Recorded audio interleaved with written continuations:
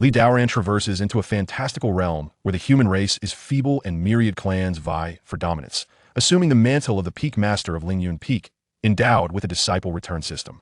By bestowing opportunities upon his disciples, he can attain returns of 100-fold. You have granted your disciple a returning essence pill, triggering a 100-fold return. You have acquired a heavenly Dao sacred essence pill. You have conferred upon your disciple the demon-slaying sword technique, triggering a 1,000-fold return. You have obtained the sacred grade technique, 8 Desolations Demon-Slaying Sword technique. You have gifted your disciple the celestial artifact, Azure Lotus Celestial Sword, triggering a 100-fold return. You have acquired the ultimate celestial artifact, 9 Heavens Azure Lotus Sword. The ultimate celestial artifacts, the elixir of immortality and the grand Dao divine pill, which others covet, are casually bestowed upon his disciples by Li Daoran. Utilizing the system, Li Daoran effortlessly constructs an immortal sect that will endure through the ages. When myriad clans launch a massive assault on the human race, seeking to enslave them, the sword's sovereign Minghua, the celestial emperor Hongshun, the demon-slaying Saint Emperor, one after another, colossal emperors, shaking the heavens and the earth, emerge. Li Daoran, relying solely on himself and his sect, gazes down upon the heavens and the earth, suppressing all myriad clans. Chapter 1. Lingyun Sword Peak. Year 189,145 of the Great Wilderness, April 9th. The Peak Master Ling Shuzi has fallen. As the chief disciple of Lingyun Peak, Li Daoran, in accordance with sect regulations, ascends to become the new generation's Peak Master. Within the ancient and elegant hall of Lingyun Peak, Li Daoran heaved a long sigh, setting aside the chronicles of Lingyun Peak, his gaze regaining clarity as thoughts began to stir within him. I never anticipated that an unexpected incident would transport me to a fantastical world, and inexplicably, I become the fallen master of Lingyun Peak, truly astonishing. Alas, it seems the situation is rather dire. It turns out that just a day prior, the original Li Daoran succumbed to old wounds from battles against the demon race, collapsing before the hall, and upon awakening, he became a time traveler from Earth. Since that day, the process of merging memories has left Li Daoran in a state of confusion. As he finally awakens and completes the chronicles of Lingyun Peak, he gains a rough understanding of his sect and the world around him. The realm he inhabits is called the Great Wilderness Domain, a world teeming with myriad races, akin to the fantastical realms depicted in novels. The law of the land is one of survival of the fittest, where the weak are preyed upon by the strong. Herein, the human race does not reign supreme, but is in fact exceedingly weak, viewed as mere sustenance by other races, struggling to survive under the yoke of myriad clans. It was not until 189,000 years ago that the fate of humanity began to shift, as the first great emperor, the Shihuang Celestial Emperor, emerged. He traversed the ages, suppressing all clans, looking down upon the heavens and earth, and established the 9 cauldrons to safeguard millions of humans. Under his leadership, the human race finally broke free from the shackles of enslavement by myriad clans. To preserve the legacy of humanity, the Shihuang Celestial Emperor founded the National Academy, uniting all human cultivators to resist the myriad clans. Thus, the once disjointed human race gradually formed a semblance of unity, a year later heralded as the Year of Rebirth. After over 100,000 years of development, the National Academy became the common sacred ground of the human race, with no less than 3,000 sects under its aegis, among which Lingyun Peak is one. Within the National Academy, Lingyun Peak has established its own lineage, perpetuating its legacy through the ages. Its illustrious ancestry can be traced back to 30,000 years ago. The founding master, pure June Sword ancestor, emerged in the year 148,600 of the Great Wilderness Era, subduing countless alien races, becoming an elder of the National Academy, and subsequently founding Lingyun Sword Peak, laying its foundation. At that time, Lingyun Peak was considered a prestigious sect within the National Academy, boasting the pure June Sword ancestor, a formidable being of the celestial realm, attracting numerous human sword cultivators. For a time, it held sway over all sword cultivators, successfully ascending to one of the 36 upper peaks of the National Academy. Unfortunately, fortunes do not last forever, and after its glory, the sect gradually declined. Following the demise of the pure June ancestor, only a handful of cultivators broke through to the celestial realm within a millennium, leading to a gradual depletion of talent, relegating it to a third-rate sect within the National Academy. Time swiftly passed, and nearly 10,000 years later, this generation of Lingyun Peak finally showed signs of improvement. The Peak Master Ling Shuzi, with his keen insight, gradually revitalized the sect, allowing it to regain some footing. What further filled him with pride was that his chief disciple, Li Daoran, was a prodigious talent. After joining Lingyun Peak, he reached the 10th level of Qi refinement at the tender age of 13, successfully establishing his foundation the following year, and by 18, he broke through to the divine awakening realm, achieving the mystical mirror by the age of 25. Just as Lingyun Peak seemed poised for resurgence, an unforeseen calamity shattered this prospect. In the year 189,142 of the Great Wilderness, the demon race allied with the beast race, launching a massive assault with an army of 1,000,000. In an instant, the land was left in ruins, with bodies strewn across the battlefield, and the flames of war engulfed all human cities.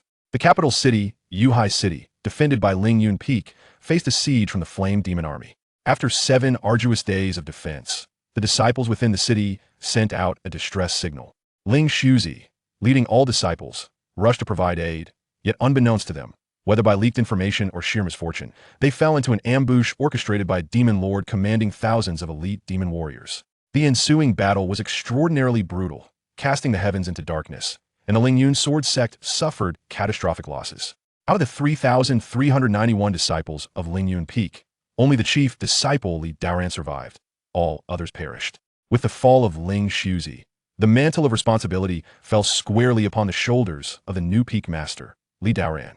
Alas, while others traverse other worlds, enjoying a life of luxury, I find myself destined to be devoured by alien races until naught remains of my bones.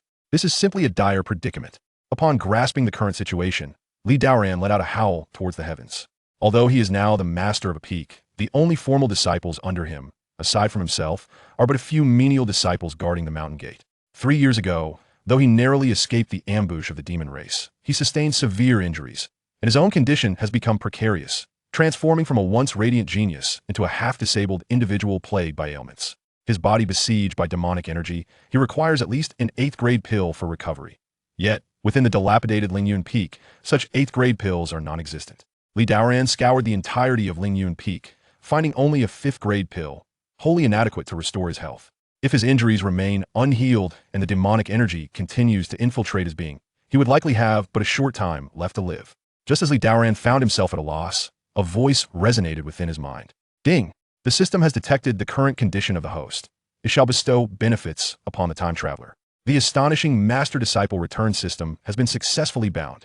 The host may obtain the system's maximum 100-fold return through bestowing law techniques, cultivation, or items upon disciples.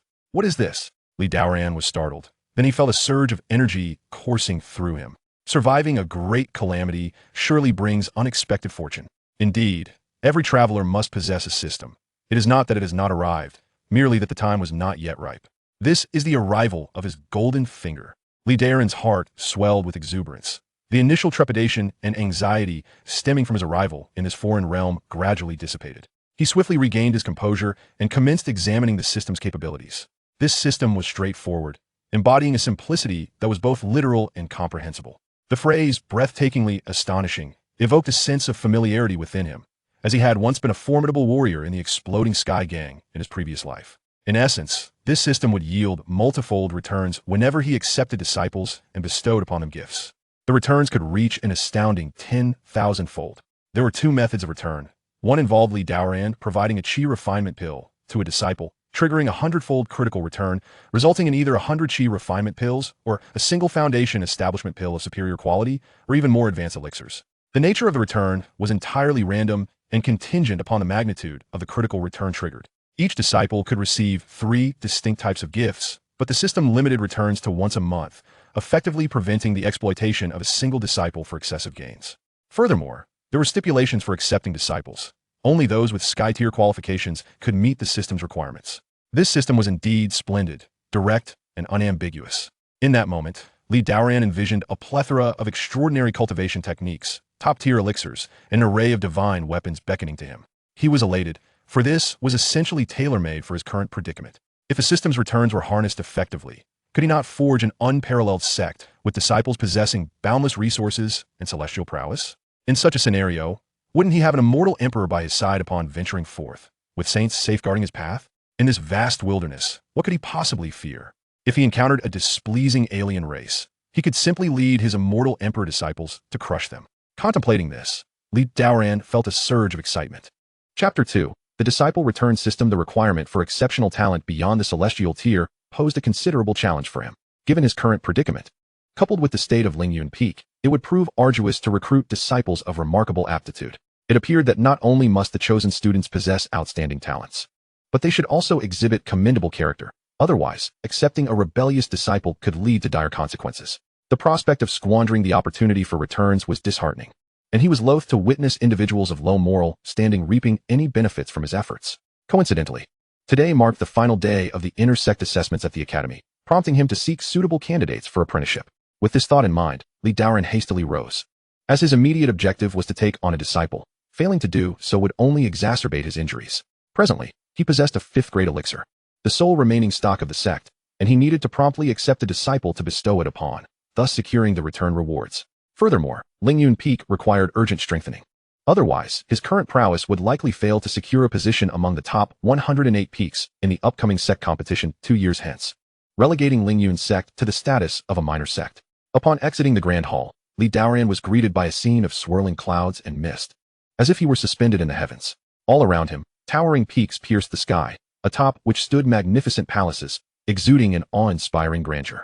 Countless waterfalls cascaded down the cliffs, resembling myriad jade dragons converging in the valley below to form a sinuous river. Each principal peak housed its own lineage. In the center of these mountains, shrouded in ethereal mist, loomed an enormous peak, bisected at its midpoint, adorned with colossal palaces that stood imperiously, exuding an aura of ancient majesty. This was the sacred ground of humanity, the Academy of Statecraft. Daoran beheld this celestial scene with astonishment.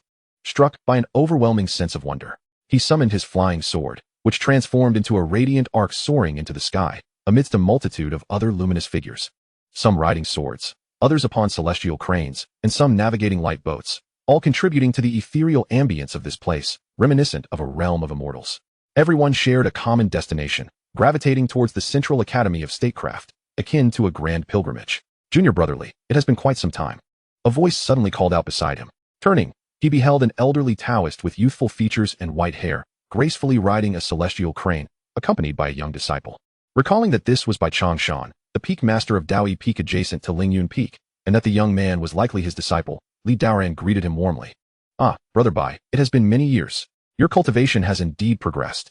The elder laughed heartily, his joy evident. "Junior brother, you possess keen insight. I have recently broken through to the 6th Calamity realm. However, I have not seen you leave Lingyun Peak in years. What brings you to the academy today?" Daoran smiled. "I have been recuperating in the mountains all these years, but today I intend to visit the Holy Academy to seek out some disciples." "Oh, are you planning to accept disciples? Has your injury healed?" Bai Changshan inquired with a smile. "Brother, you jest. My injuries have not improved. I merely wish to see if there are suitable candidates to inherit the legacy of my Lingyun Sword sect," Daoran replied with a bittersweet smile. "May you find exceptional disciples to revitalize the Lingyun Sword sect," Bai Changshan remarked with a hint of melancholy. Since the incident at Lingyun Peak 3 years prior, he had seldom seen Daoran venture forth, and upon observing his current aura, it was evident that his injuries had not only persisted but worsened. It seemed he could not endure for long, and this quest for disciples was likely to ensure the continuity of Lingyun Peak's legacy. What a pity for such a talent. The once thriving peak now finds itself in such a state, Bai Changshan mused, reflecting on the thousands who once populated Lingyun Peak, now reduced to Daoran alone. A formidable challenge to restore its former glory. In the past, the two peaks maintained a cordial relationship, and he shared close ties with several elders of Lingyun Peak. Observing Daoran's resolve to rise rather than succumb to despair brought him a measure of comfort. "Brother, I must visit the Flame Hall. Perhaps we can gather again in the future to discuss our cultivation journeys," Bai Changshan offered courteously. With that, he and Daoran took flight in opposite directions. After some time, Bai Changshan's disciple inquired, "Master, why do you treat that Daoran of Lingyun Peak with such deference? He is merely a half-invalid now, likely to expire soon." The disciple, perplexed by his master's respect towards Daoran, could not fathom the rationale. 3 years ago, such treatment would have been understandable. But now he is gravely injured. Without high-grade elixirs to prolong his life, he is unlikely to last many more years. Bai Changshan smiled knowingly, his expression inscrutable. "My dear disciple, you are unaware that although Lingyun Peak has fallen, it was once one of the 36 esteemed peaks of the Academy. It is wise to cultivate friendships. One never knows when such connections may yield future benefits." The disciple remained unconvinced, pondering that while sects rise and fall, the solitary existence of Daoran likely precluded any chance of resurgence. "That depends on his fate. It is beyond our concern," Bai Changshan sighed, shaking his head. Time passed swiftly, and soon Daoran arrived at his destination, the Holy Academy. Within a vast plaza, countless young men and women congregated, a throng numbering in the thousands. These were the outer disciples of the academy, sent by various kingdoms, cities, and noble families, all over the age of 13, ready to participate in the annual assessments. Successful candidates would gain entry into the inner sect of 3,000 peaks. At the center of the plaza stood a towering platform, upon which hung a colossal mirror, radiating sacred light that shimmered in waves, accompanied by a resonant hum. This was the Haotian mirror, a treasure of humanity capable of revealing destiny.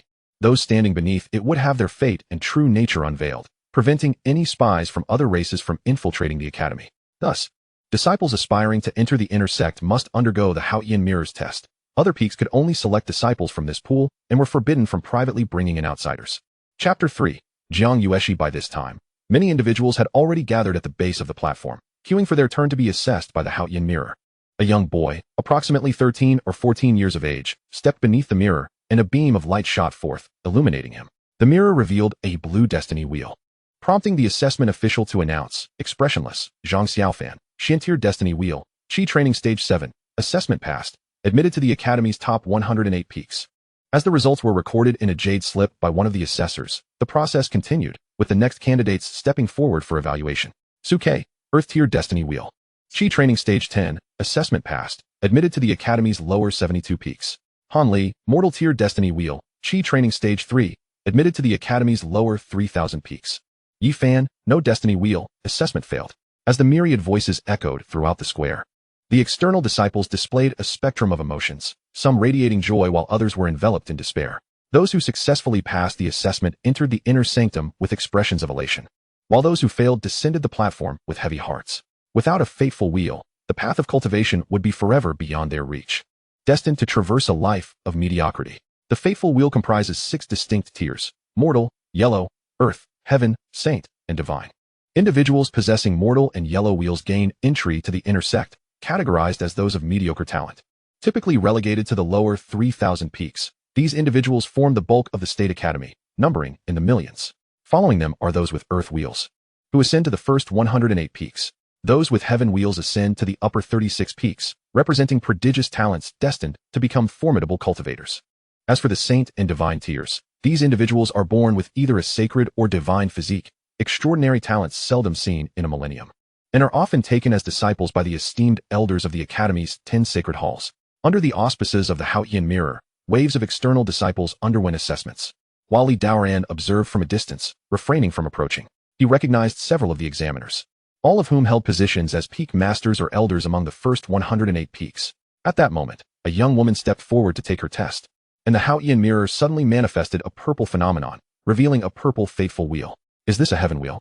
The examining elder initially wore a look of astonishment, which gradually transformed into calmness. However, as the purple wheel began to show cracks and disintegrate into nothingness, it became evident that, while it was indeed a heaven wheel, it was rendered useless.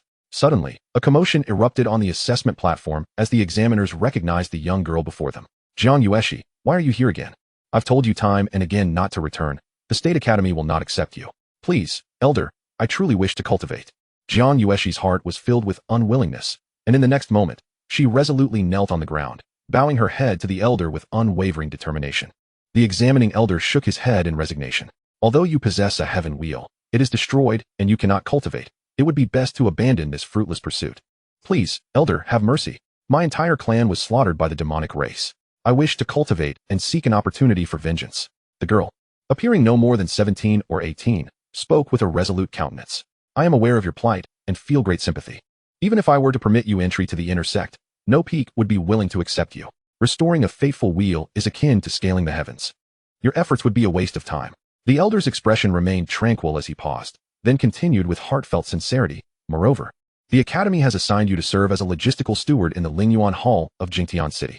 You can fulfill your duties there and contribute to the resistance against the myriad races. I only wish to cultivate and avenge my family. Jiang Yueshi implored. I beseech the elder to grant me entry to the inner sect. Otherwise, I shall remain here on my knees. Jiang Yueshi was resolute, fully aware of the elder's valid points, yet unable to relinquish her obsession with becoming stronger. Then proceed as you wish. There is no need to force such a defiance against fate. My actions are for your own good. The elder shook his head, sweeping his long sleeves, and disregarded her. Had her heaven will been intact, he would have gladly taken her as a disciple, but alas, it was deemed a failure. Restoring a faithful wheel requires rare medicinal pills of at least the 8th grade, and such resources are exceedingly scarce. Allowing her into the inner sect would be a waste of her time. it was unlikely that anyone would ever take her as a disciple in this life. The other elders appeared to be aware of the situation, offering no words of consolation. Each year, a few failed candidates with destroyed fateful wheels were turned away. While some had once entered the inner sect, they typically languished in the Holy Academy, squandering their lives until old age. Thus, it would be better for her to serve as a logistical steward in Jingtian City, where she could at least live without worry. As for whether she could find the opportunity to restore her wheel, that depended on her own destiny. Furthermore, those who entered the inner sect received monthly resources for cultivation. Providing resources to those unable to cultivate would be a waste. In these times of decline for humanity, every resource is exceedingly precious and cannot be squandered on the unworthy. Among the crowd of external disciples, many recognized Jiang Yueshi and shook their heads in pity. Isn't that Jiang Yueshi? Such a tragic tale. I heard that 3 years ago. Her entire clan was annihilated during the demonic invasion, and she alone survived, only to have her fateful wheel corrupted by demonic energy. Indeed, she has returned for testing every year, yet each time she is denied entry to the academy. What a pity for one who was once a prodigy. Reduced to this state, observing her kneeling there proved futile. With a destroyed fateful wheel, even the great sects would likely be powerless to assist. The murmurs reached Jiang Yueshi's ears like daggers, piercing her heart and leaving her pale. Yet she remained steadfast, kneeling resolutely. They spoke the truth, given her current state. Without a significant investment of resources and pills, she could not cultivate. Such resources were only available to the top-tier elders or sect leaders within the inner sect. No one else could provide them. However, the major peaks had no need for someone with her destroyed heaven wheel, and thus, none were willing to waste resources on her. Jiang Yueshi was acutely aware of this reality, yet she found herself with no other path. Without joining the State Academy, she could never become powerful enough to avenge her parents. Her only recourse was to move the academy with her sincerity, which is why for the past 3 years, during each assessment, she would kneel for 3 days and nights, hoping for an elder to take pity on her and accept her as a disciple. This year was her last chance. External disciples who failed to join the inner sect within 3 years would be expelled from the academy. If that happened, her dreams of becoming strong would be utterly extinguished. Thus, she had resolved that she would not rise from her knees, even if it cost her life. At that moment, Daoran, observing from the sidelines, regarded Jiang Yueshi's determined countenance with newfound interest. A destroyed heaven wheel? Yet, it still qualifies as a heaven wheel. Perhaps it aligns with the system's requirements. Such an individual could prove to be the perfect disciple I seek. Daoran felt a stirring of desire. Normally, those with genuine heaven-tier talent would be beyond his reach, destined for the upper 36 peaks. Thus, this girl represented an exceptional opportunity for him. Moreover, seeing her steadfast spirit and recognizing a shared plight, Daoran felt a twinge of compassion. Silence. The next candidate, an examining elder, waved his hand, bringing an end to the commotion and announcing the next individual to be tested. Wait. A voice suddenly interrupted. Daoran gracefully ascended the platform, standing confidently. It's Daoran from Lingyun Peak. Long time no see. One of the examining elders greeted him with a cupped fist. Brother Mingxian, it has indeed been a while. You remain as spirited as ever, Daoran replied with a smile, exchanging greetings with several familiar peers. At this moment, a peculiar voice cut through the air. Who do I see but the esteemed Master Li of Lingyun Peak? What winds have blown you here? One of the evaluators, upon recognizing Daoran, remarked with a smile that failed to reach his eyes, Master Li, should you not be recuperating in the sanctity of Lingyun Peak instead of meddling in the affairs of the Sacred Academy's evaluations? His tone was laced with a hint of derision. Chapter 4. This individual shall be mine from Lingyun Peak. Upon discerning the elder's features, Daoran's mind raced. Quickly recalling who this person was, Elder Mo Jiangwei from Holing Peak. It appeared they had some unresolved animosity 3 years prior. During the competition among the 108 peaks, he had been defeated by Daoran in a single strike, thus engendering a lasting enmity between their peaks. There is no need for Brother Mo to worry, Daoran replied with a slight furrow of his brow, his demeanor frosty. I merely feared for Master Li's health. Should he collapse here, it would certainly disrupt the evaluation of our outer disciples, Mo Jiangwei retorted sarcastically. His words elicited a wave of awkwardness among the nearby evaluators. While Mo Jiangwei spoke a truth, it was ill-mannered to voice it so openly. Sensing the tension, the esteemed Master Mingxian hastily intervened. Brother Li, do forgive us. We were unaware of your purpose in halting us. Daoran pondered for a moment. He had not come to engage in verbal sparring. He turned and pointed to the kneeling Jiang Xia, proclaiming, given that this individual possesses a celestial-grade fate wheel, she ought to pass the evaluation. Why do you all impede her progress? At this declaration, Jiang Xia, who had been kneeling, froze in disbelief. Quickly looking up to see a young man clad in a flowing white feather robe, his finger directed at her. A flicker of hope ignited within her. Had an inner sect elder finally shown her some compassion? In that instant, she felt as though she had grasped a lifeline. The figure before her shining like the sun, illuminating her previously desolate spirit. Master Li, with all due respect, Although she possesses a celestial-grade fate wheel, it has been destroyed. How can someone like her pass the evaluation? Mo Jiangwei interjected with a feigned smile. Brother Mo, you seem mistaken. The Academy has not stipulated that those with destroyed fate wheels are barred from entry, Li Daoran countered, his tone tinged with cold amusement. While the Academy may lack a formal decree, it is an unspoken understanding that admitting such individuals would squander our resources. Mo Jiangwei glared at Li Daoran, his contempt palpable. Were it another sect advocating for her, perhaps he would show leniency. However, Lingyun Sword Sect has yet to settle the score for that strike 4 years ago. And now that Lingyun Peak has fallen from grace, you are determined to trample it further, he thought, relishing the prospect of revenge. Then I shall ensure she passes the evaluation today. Li Daoran stepped forward, locking eyes with Mo Jiangwei defiantly. Do you wish to violate the Academy's principles?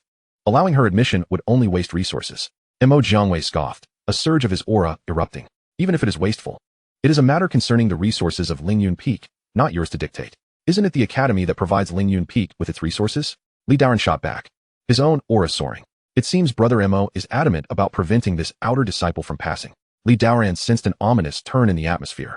It appeared Mo Jiangwei was intent on creating obstacles, yet he remained undaunted. Indeed, my refusal stands firm, Mo Jiangwei asserted resolutely. The surrounding air grew frigid as the tension escalated. The onlooking elders began to murmur amongst themselves. Brother Mo is correct. Such a ruined fate wheel should not be admitted to the Academy, one elder echoed. Allowing such a candidate to pass would disrupt our Academy's mission.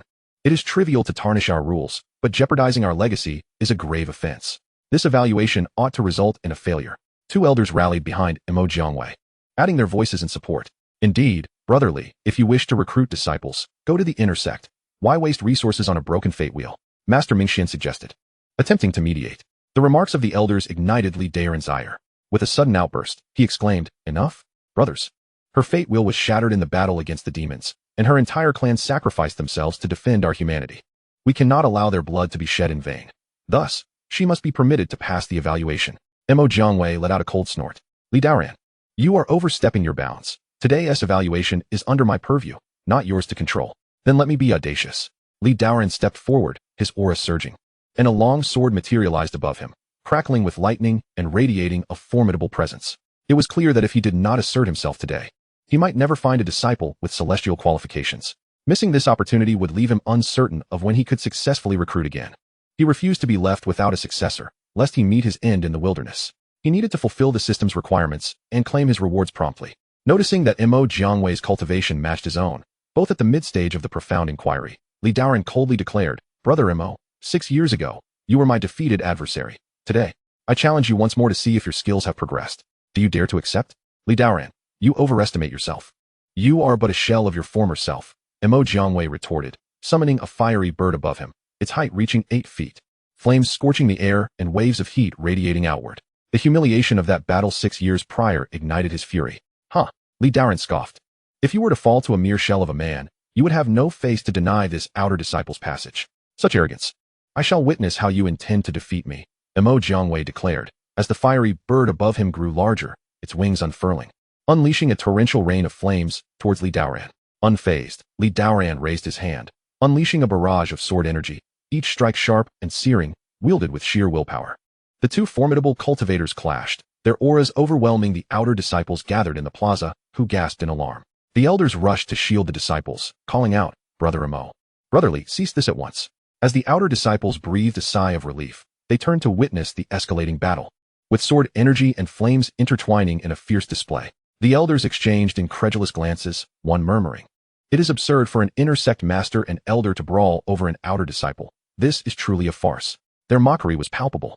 Oblivious to Jiang Xie's significance to Li Daoran, viewing the conflict as nothing short of a spectacle, as Li Daoran and Mo Jiangwei showed no signs of relenting. The elders exchanged glances, deliberating, should we intervene? Which side shall we support? Naturally, Brother Mo. He hails from Lingyun Peak, a power to be reckoned with, while Brother Li's Lingyun Peak has already fallen from grace. Just as the elders concluded their discussion, they suddenly witnessed Mo Jiangwei emit a muffled groan, plummeting from the sky and crashing to the ground, blood trickling from his mouth. After struggling for a time, he could not rise. The elders were taken aback. Turning to see Li Daoran standing triumphantly, surrounded by swirling sword energy, his attire unblemished by dust. Instantly, the entire assembly was engulfed in astonishment, particularly the elders from the other peaks who were well aware of Li Daoran's injuries. The fact that he could still triumph over Mo Jiangwei left them utterly bewildered. You have actually reached the realm of enlightened sword heart. Mo Jiangwei lay on the ground, his complexion ashen, gazing up at Li Daoran with eyes filled with both envy and fear. Coughing up blood, he remarked, I never expected that despite suffering severe injuries and a decline in your cultivation over the years, you would achieve the enlightened sword heart. I concede my defeat with utmost respect. The enlightened sword heart is not merely a level of cultivation. It signifies a profound comprehension of the sword path. Those who can grasp the enlightened sword heart are destined to become supreme masters of the sword. Junior brotherly, consider this disciple's assessment passed. I have already registered it. You may take her back to Lingyun Peak. Upon witnessing Mo Jiangwei's defeat, the esteemed Master Mingxian quickly seized the opportunity, stepping forward with calculated intent. Since Li Daoran had intervened for this disciple, it was evident he wished to bring her to Lingyun Peak. This was fortuitous, as he harbored no grievances against Li Daoran, allowing him to smoothly navigate the situation and extend a favor. Though the heavenly tier talent was commendable, even such a defective life would be of little use under his tutelage. It seemed that Li Daoran was perhaps running out of time, hastily seeking someone to inherit the legacy of Lingyun Peak, which was truly lamentable. Master Mingxian shook his head, contemplating thus. Li Daoran let out a cold snort, casting a glance at Master Mingxian without uttering a word. He then turned, sweeping his long sleeves gracefully as he approached Jiang Yueshi. In moments like this, one must showcase their strength, for only then can others regard you with esteem. His previous full-force strike had drained much of his spiritual energy, leaving him exceptionally weak. Nevertheless, Li Daoran exerted all his effort to suppress his injuries, ensuring they did not manifest. He had to maintain this facade. Revealing any weakness would render his efforts futile. Chapter 5. The elixir not of this world. Jiang Yueshi watched as the ethereal figure approached her, akin to a savior, eliciting feelings of both joy and trepidation. Thank you, Elder, for your generosity, she expressed with profound gratitude. She had witnessed Li Daoran's prowess earlier. He was undoubtedly a formidable practitioner within the inner sanctum of the academy. If she could become his disciple, she would surely learn unparalleled techniques to eradicate the demonic tribes of the great wilderness and avenge her parents. I beseech you, Elder, to accept me as your disciple. If you agree, I, Yueshi, vow to eternally follow by your side to repay your immense kindness. Jiang Yueshi hastily bowed her head in reverence. Indeed, Li Daoran observed the young woman before him. Although her life had been destroyed, she refused to succumb to her fate, demonstrating remarkable resilience. She was undoubtedly a worthy candidate as a disciple, prompting a satisfied nod from him. I am Li Daoran, the master of the Lingyun Sword Peak among the 108 peaks of the National Academy. Jiang Yueshi, do you wish to join my fold? His calm voice resonated in her ears, akin to a celestial melody. Jiang Yueshi's heart trembled with excitement, and she promptly bowed her head in gratitude. I, your disciple. Jiang Yueshi, pay my respects to my master. In that moment, overwhelming exhilaration coursed through her. The nightmare that had plagued her for over 3 years had finally been dispelled. She had thought herself forever estranged from the path of cultivation until this man descended like a deity, transforming her despair into tears of joy that streamed down her cheeks. Seeing this, Li Daoran expressed his encouragement. From now on, you shall be the chief disciple of Lingyun Sword Peak. As a disciple of our sect, the only rule you must adhere to is to respect your master and honor the teachings. Do you understand? Jiang Yueshi nodded earnestly, raising her hand with unwavering determination to swear an oath to the heavens. I understand, master. I shall never defy your teachings. Should I do so? May I be struck down by lightning and forever denied rebirth. In that instant, she finally felt a sense of belonging. Li Daoran laughed heartily, channeling a surge of spiritual energy to lift Jiang Yueshi. Rise, for in our human race, outside of heaven, earth, sovereign, parents, and masters, there is no need for you to kneel. Do you remember this? I shall obey your command, master, Jiang Yueshi replied, her eyes brimming with tears of gratitude. As Jiang Yueshi's words fell, a notification echoed in Li Daoran's mind. Detected successful disciple acceptance. Analyzing disciple qualifications. Disciple qualification, heavenly tier, meets system requirements. Congratulations, host. On successfully binding with disciple Jiang Yueshi, Li Daoran burst into laughter, realizing that even the shattered life wheel of heavenly tier met the system's criteria, vindicating his arduous efforts. He finally had his first bound disciple. Could he now proceed to reap the rewards? Li Daoran felt a surge of excitement. Yet he maintained his composure as he glanced at Jiang Yueshi, clearing his throat before speaking. Disciple, I sense you bear hidden injuries. I possess no treasures of great worth. But here is a recovery pill, which shall serve as your initiation gift. With that, Li Daoran generously produced a pill from his storage ring and presented it before Jiang Yueshi. Though impoverished, he felt the need to maintain appearances. The onlookers gasped in unison upon seeing the pill he offered. Wow, it's actually a recovery pill. I heard from my father that it is worth several tens of thousands of spiritual stones. Master Li is truly generous. Ah, how envious. I wish to join Master Li's fold. How disheartening. I wish Elder Li had favored me instead. This is a mid-grade 5th tier pill. Master Li is indeed willing to part with it. Is the foundation of Lingyun Peak so abundant? I thought it had long since declined. If junior brother Li possesses such pills, why not use them for his own recovery instead of giving them to a newly accepted disciple? How baffling. The elders overseeing the assessments were particularly astonished, exclaiming in disbelief. Such fifth-tier pills were akin to life-saving elixirs, and among them, not all could claim to possess such invaluable treasures. The fact that one was casually bestowed upon a newly accepted disciple was nothing short of astonishing. Jiang Yueshi was equally flabbergasted, staring at the pill extended by her master, unsure of how to respond, especially upon hearing the comments of those around her. Realizing the pill's considerable worth, she felt a surge of trepidation. Master, this is far too precious. I cannot accept it. Moreover, my injuries can be tended to with lower-tier pills. There is no need to waste such a rare elixir. Jiang Yueshi hesitated to reach out for it. Knowing her hidden injuries were minor, but the cracks in her life could not be mended with mere healing pills. Li Daoran, hearing her refusal, felt a tinge of dissatisfaction. If you do not accept it, my own life may soon be forfeit, he retorted coldly. I just stated that disciples of our sect must not defy their master. Those who do will be expelled from the sect. I command you to take it. You shall take it, without further hesitation. This declaration left Jiang Yueshi momentarily stunned. Having just entered the fold, her master endowed her with such a precious elixir. It was indeed an extraordinary gesture. In an instant, she felt overwhelmed with emotion, grateful to encounter such a remarkable master, deeming herself extraordinarily fortunate. Thank you, master. Jiang Yueshi expressed with heartfelt appreciation as she accepted the pill. Under Li Daoran's guidance, she consumed the recovery pill. It melted in her mouth, and in an instant, she felt a warm sensation enveloping her body. As she gradually healed her hidden injuries, Li Daoran's mind resonated with the system's notifications. Ding! Congratulations, host, for granting disciple Jiang Yueshi a 5th-tier recovery pill, triggering a 10,000-fold critical return. Acquired 1 9th-tier Heavenly Yuan Revitalization Pill. Anomalies detected in return triggering. 10,000-fold critical return 1.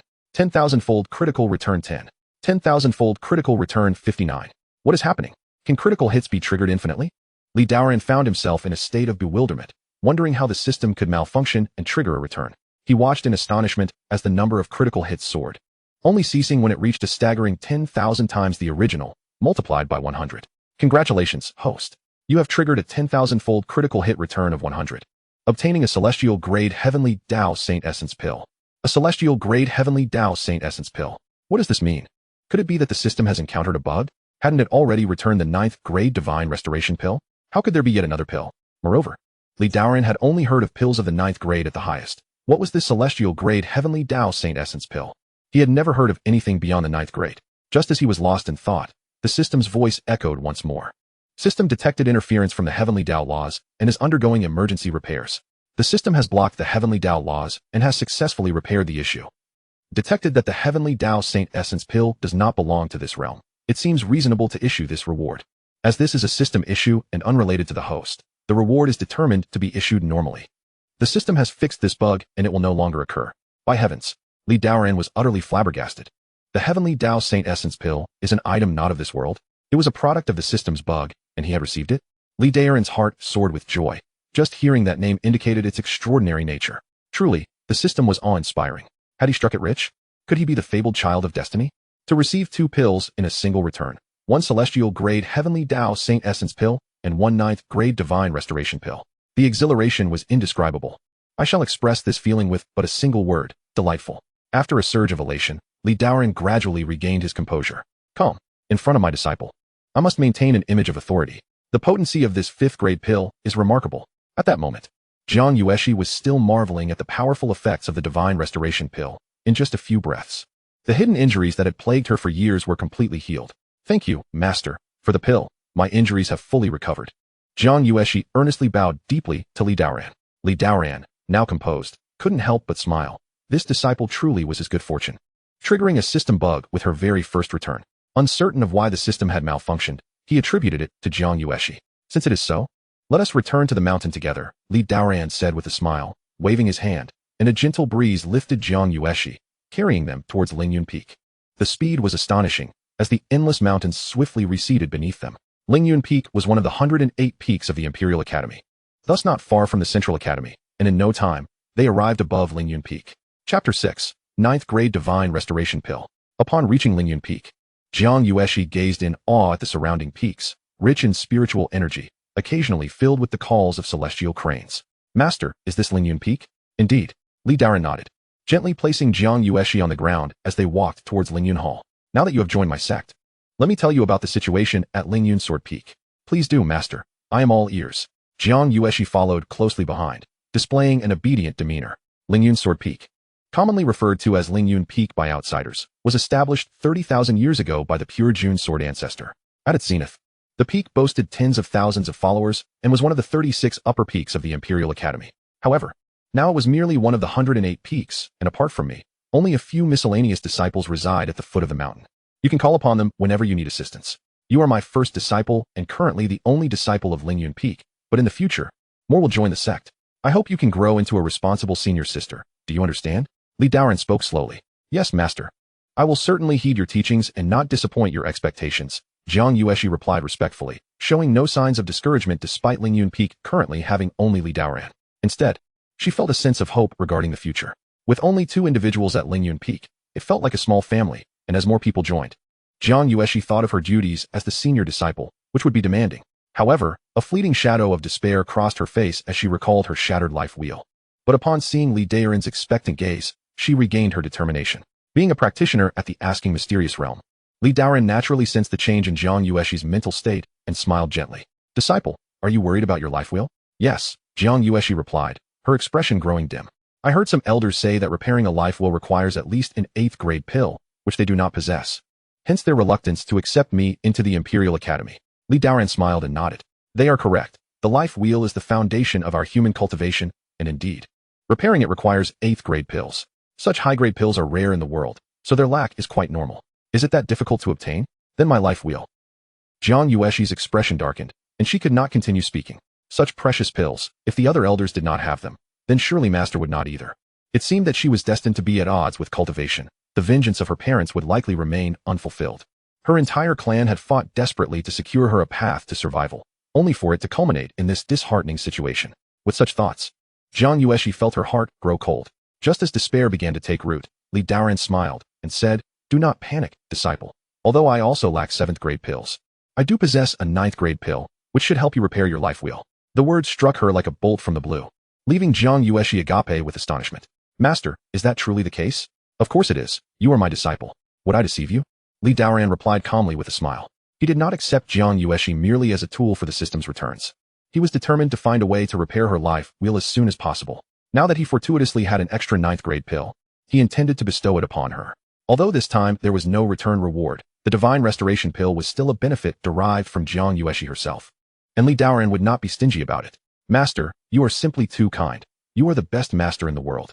Jiang Yueshi, still just a 16-year-old girl, felt her eyes glisten with unshed tears upon hearing Li Daoran's words. She spoke with a tone imbued with youthful innocence, revealing a long-lost smile on her cherubic face. It was evident how overjoyed she was. Since her family had been slaughtered by the demon clan, she had not smiled in such a long time. She would never forget the past 3 years of torment, with her life well destroyed, the disdain and ridicule she endured, making her feel as though she had descended into hell, forever deprived of sunlight. Now, upon hearing that her master could provide her with a 9th grade pill, her spirits soared as if the clouds had parted to reveal a clear sky. Come, take this pill, Li Daoran said, revealing the Divine Restoration Pill as it materialized in his palm. This time, Jiang Yueshi did not hesitate. Her master's words echoed in her mind, especially since this pill was crucial for her life wheel, filling her with an intense desire. She excitedly accepted the heavenly origin Rejuvenation Pill, still somewhat incredulous. Yet, the pill in her hand was indeed a 9th grade elixir. Her master had not deceived her. She could already sense the immense celestial energy that the pill contained. Such a potion could only be described as a heavenly elixir, and it was likely that very few within the entire Imperial Academy could produce something of this caliber. Instantly, Jiang Yueshi felt her eyes welling with tears, her throat tightening. A mist had formed in her gaze. What merit had she to possess such a supreme celestial pill? Her master, who could have used it himself, chose to bestow it upon her. This was an immeasurable favor. Li Daoran gently ruffled her hair. All right, quickly take the elixir. Remember, this matter must not be disclosed to others, lest it incite unnecessary troubles. Jiang Yueshi obediently nodded, and under her master's watchful gaze, she trembled as she swallowed the pill. The moment it entered her mouth, she felt an overwhelming surge of medicinal power coursing through her meridians, causing the surrounding celestial energies to stir. Her life wheel, which had been marred by countless cracks, rapidly healed under this influx of energy, restoring itself to pristine condition. Overcome with joy, Jiang Yueshi was soon met with an even more astonishing sight. The originally purple life will begin to transform, radiating beams of golden light.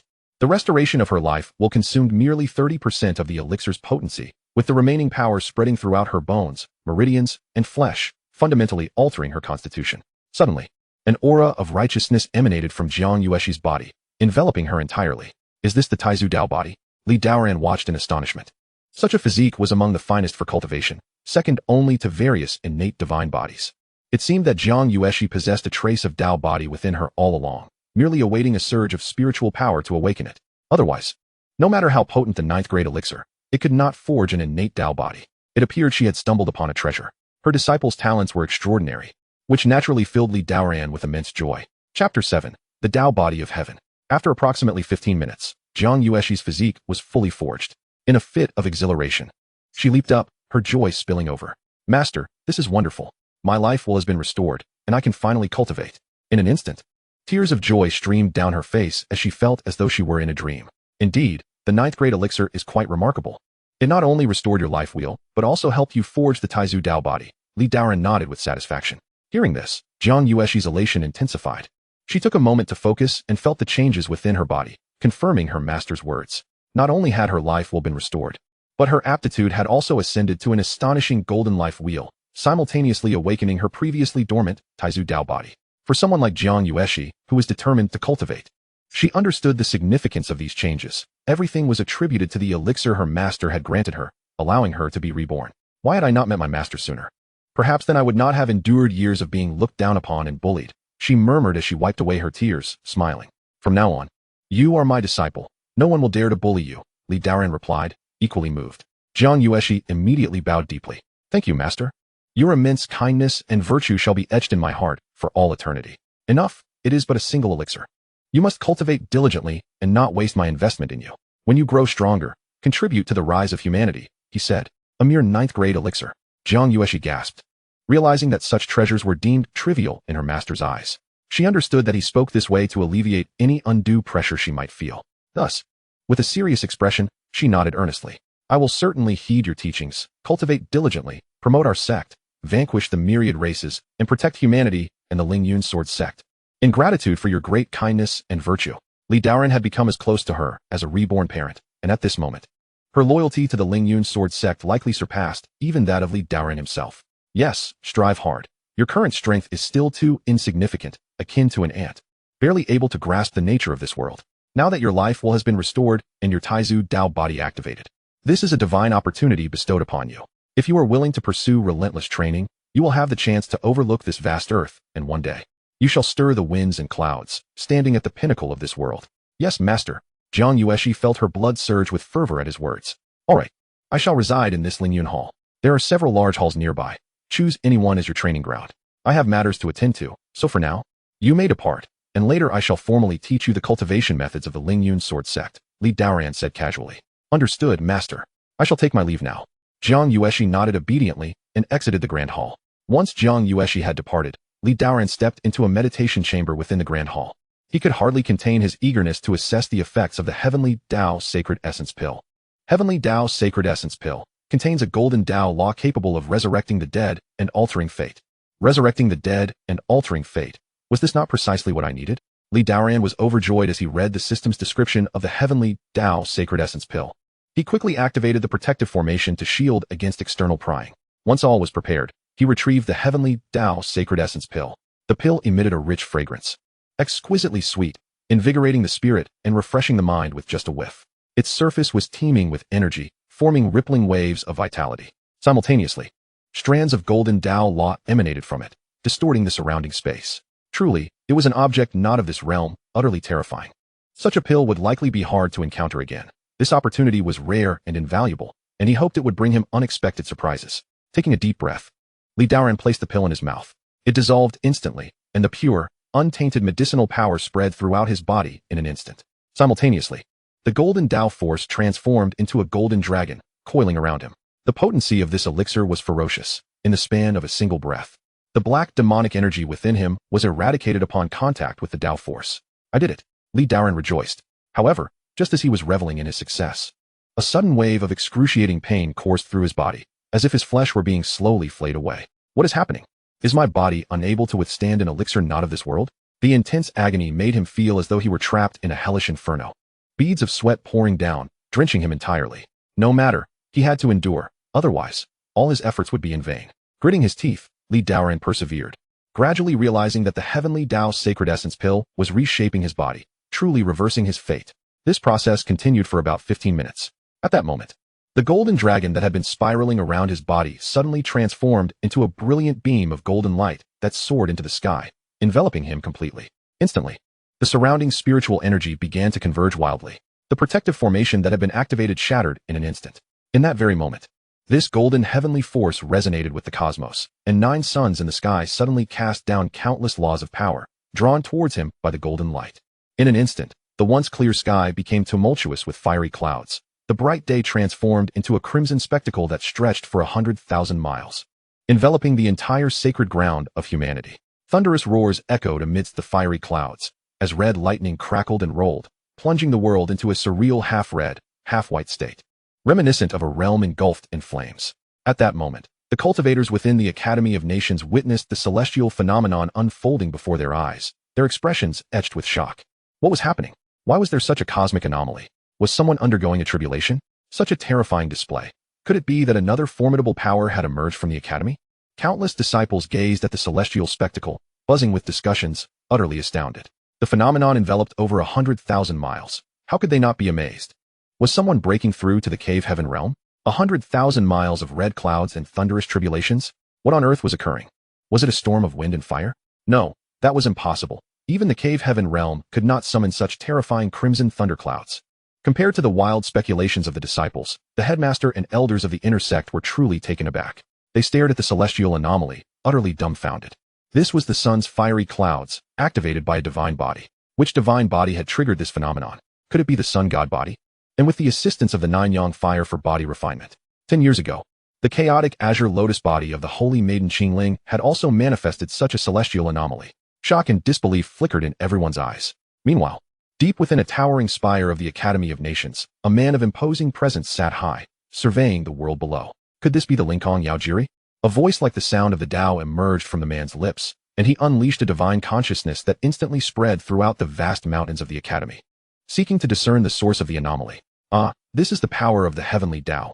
It has even obstructed my divine senses. The man murmured to himself, acknowledging that even he, powerful as he was, could not peer into the mysteries of the Heavenly Tao, and thus withdrew his divine awareness. It seems our humanity is on the brink of giving rise to another formidable power, splendid. The splendor of our humanity, may the heavens bless us. The previously calm man expressed a hint of joy in his words. In an instant, countless individuals soared into the sky, eager to uncover the source of the anomaly. However, their divine senses were entirely shrouded by the power of the Heavenly Tao, rendering them incapable of probing further. After a quarter of an hour, the phenomenon dissipated, and a youth clad in a white robe stepped forth from the doors. This individual was none other than Daoran. He opened his eyes, radiating brilliance, his aura soaring to the heavens. Without employing divine senses, he felt as though the entire world had transformed. Every scent in the air was distinctly discernible to him. Is this the body of the Heavenly Tao? Daoran gazed at his hands, free of any blemish, as pure and smooth as white jade. A perfection that seemed beyond human. Standing there, Daoran released his divine sense, encompassing the entire vicinity of the Lingyun Hall, extending outwards in all directions. Where it had previously reached only 3 or 4 kilometers, it now extended a full 10 kilometers, and the spiritual energy within him had expanded exponentially. Daoran felt that if he were to engage in a contest with Mo Jiangwei, his formidable physical prowess would enable him to easily defeat him. The Heavenly Dao Sacred Yuan Pill not only healed his injuries, but bestowed upon him the transcendent body of the Heavenly Tao. Yet this was not his greatest gain. His life had transformed into a staircase of the Heavenly Tao, with the first step ablaze with boundless flames.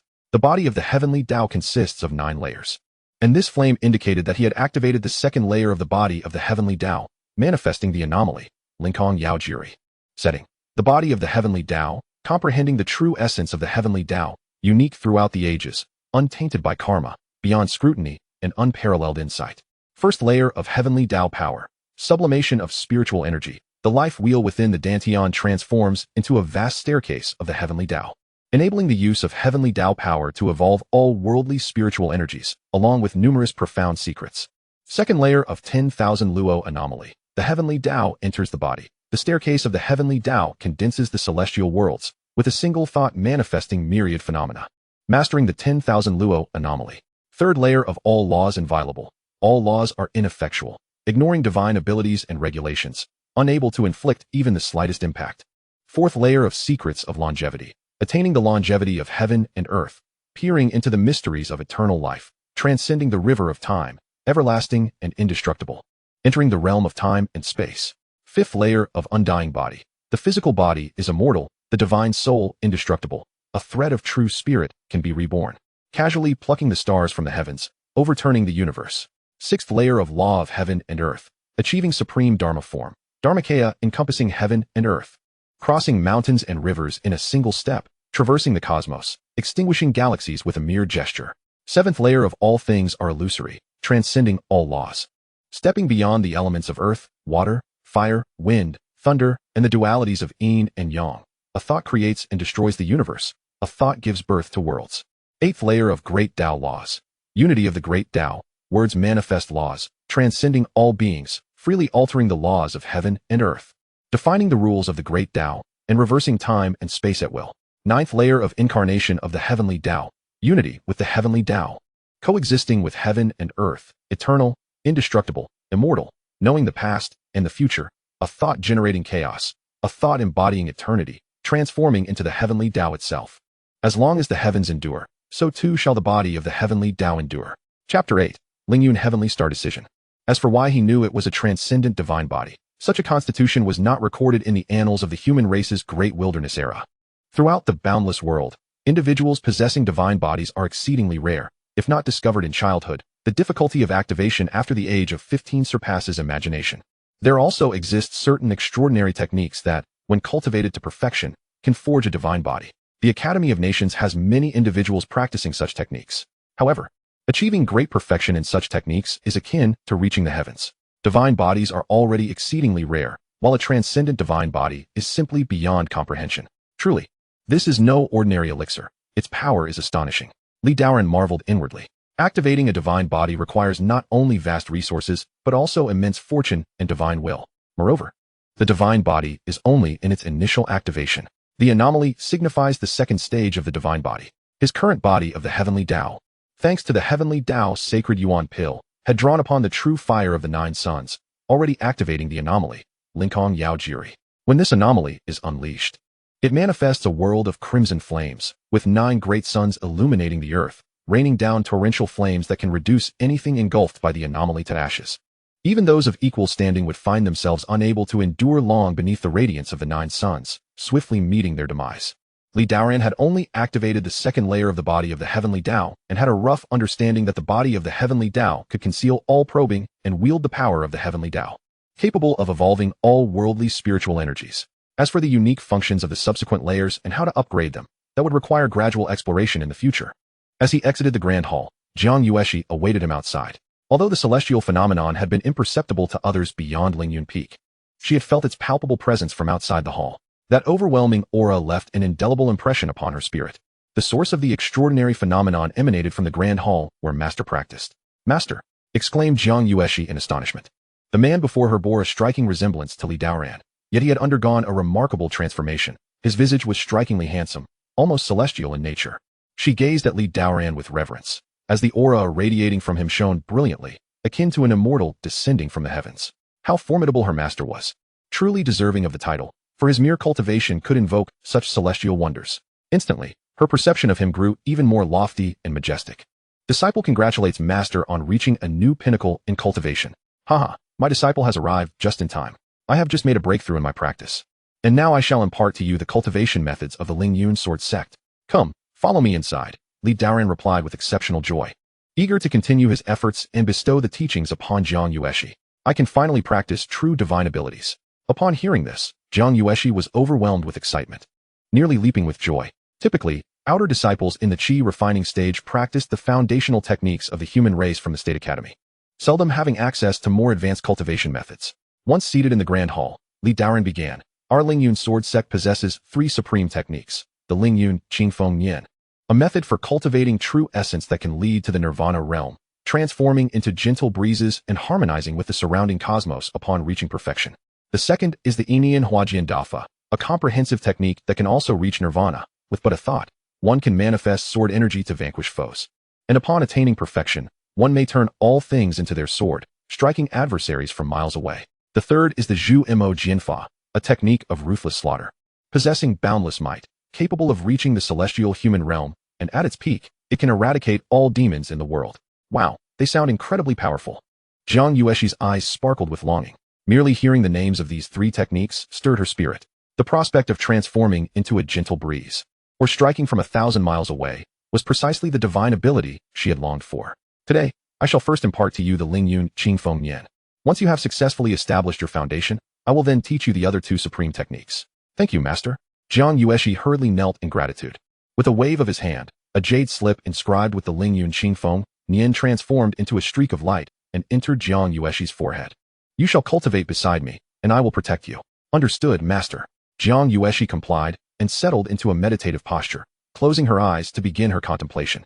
She focused on stabilizing her life wheel and drawing energy into her body. Under Li Daoran's guidance, a gentle breeze soon radiated from her as the center. It appeared as though she possessed an innate familiarity with the cultivation process. With merely a nudge from him, she grasped the intricacies completely. Her aura began to ascend steadily. Qi refining stage 1. Qi refining stage 2. Qi refining stage 4. Remarkable. Truly worthy of the Taizu Dao body. Your cultivation talent is indeed extraordinary. Achieving the first layer in merely a breath, Li Daoran could not help but exclaim in awe. Her cultivation aptitude surpassed his own by a considerable margin. He had been considered a prodigy in his previous life, yet even he had taken a cup of tea's worth of time to master the Lingyun Qinglian. As he marveled at her talent, a voice from the system interrupted. Host grants disciple Jiang Yuexi the Lingyun Qinglian, triggering 1,000-fold critical return. Acquired the heavenly grade mid-tier technique, Lingyun Tianqingju. Li Daoran inhaled sharply, astonished that the originally earthly grade Lingyun Qinglian had transformed into a heavenly grade technique. Elation surged within him. Heavenly grade techniques were among the pinnacle of the great wilderness domain, with the Lingyun Sword Sect only barely qualifying the Zhu-Mo-Jian as a low-tier heavenly grade technique. The founder of the Lingyun Sword Sect, Pure Jun Sword Ancestor, had established his reputation through the Zhu-Mo-Jianfa. This underscored its tremendous power. Having first acquired the heavenly Dao body and now a heavenly grade technique, it seemed he had truly defied fate.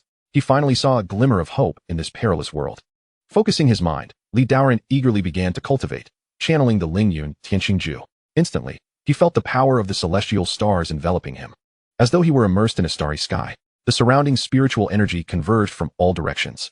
Li Daoran voraciously absorbed it, his speed of refining spiritual energy increasing manifold. In merely half a breath, the stellar energy around him flickered, and he advanced to the second layer of the Lingyun Tianqingju. With the heavenly Dao body bestowing him extraordinary comprehension and aptitude, he swiftly ascended to the third layer, then the fourth, and continued through to the eighth layer. It was only when an invisible wave of energy erupted from his body that he finally opened his eyes languidly. I have broken through. I am now at the pinnacle of the Wuxian realm. With a bit more time, I shall advance to the great practitioner of the Six Calamities realm. Below the Qi refining stage of the Six Calamities, all were considered low-tier cultivators. From Six Calamities to Nirvana, one entered the ranks of mid-tier practitioners, serving as the backbone of humanity against demons. Higher levels of cultivation represented the mightiest among the human race. The Lingyun Tianqingju corresponds to the 36 heavenly stars, consisting of 36 layers. At this moment, Li Daoran had already reached the 9th layer, having spent merely 2 hours on it, while earlier layers were relatively easier to cultivate.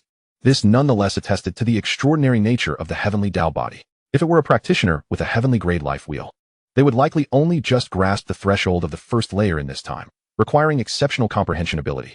Li Daoran retracted his aura and observed Jiang Yuexi, who had also completed her cultivation, her eyes wide with admiration.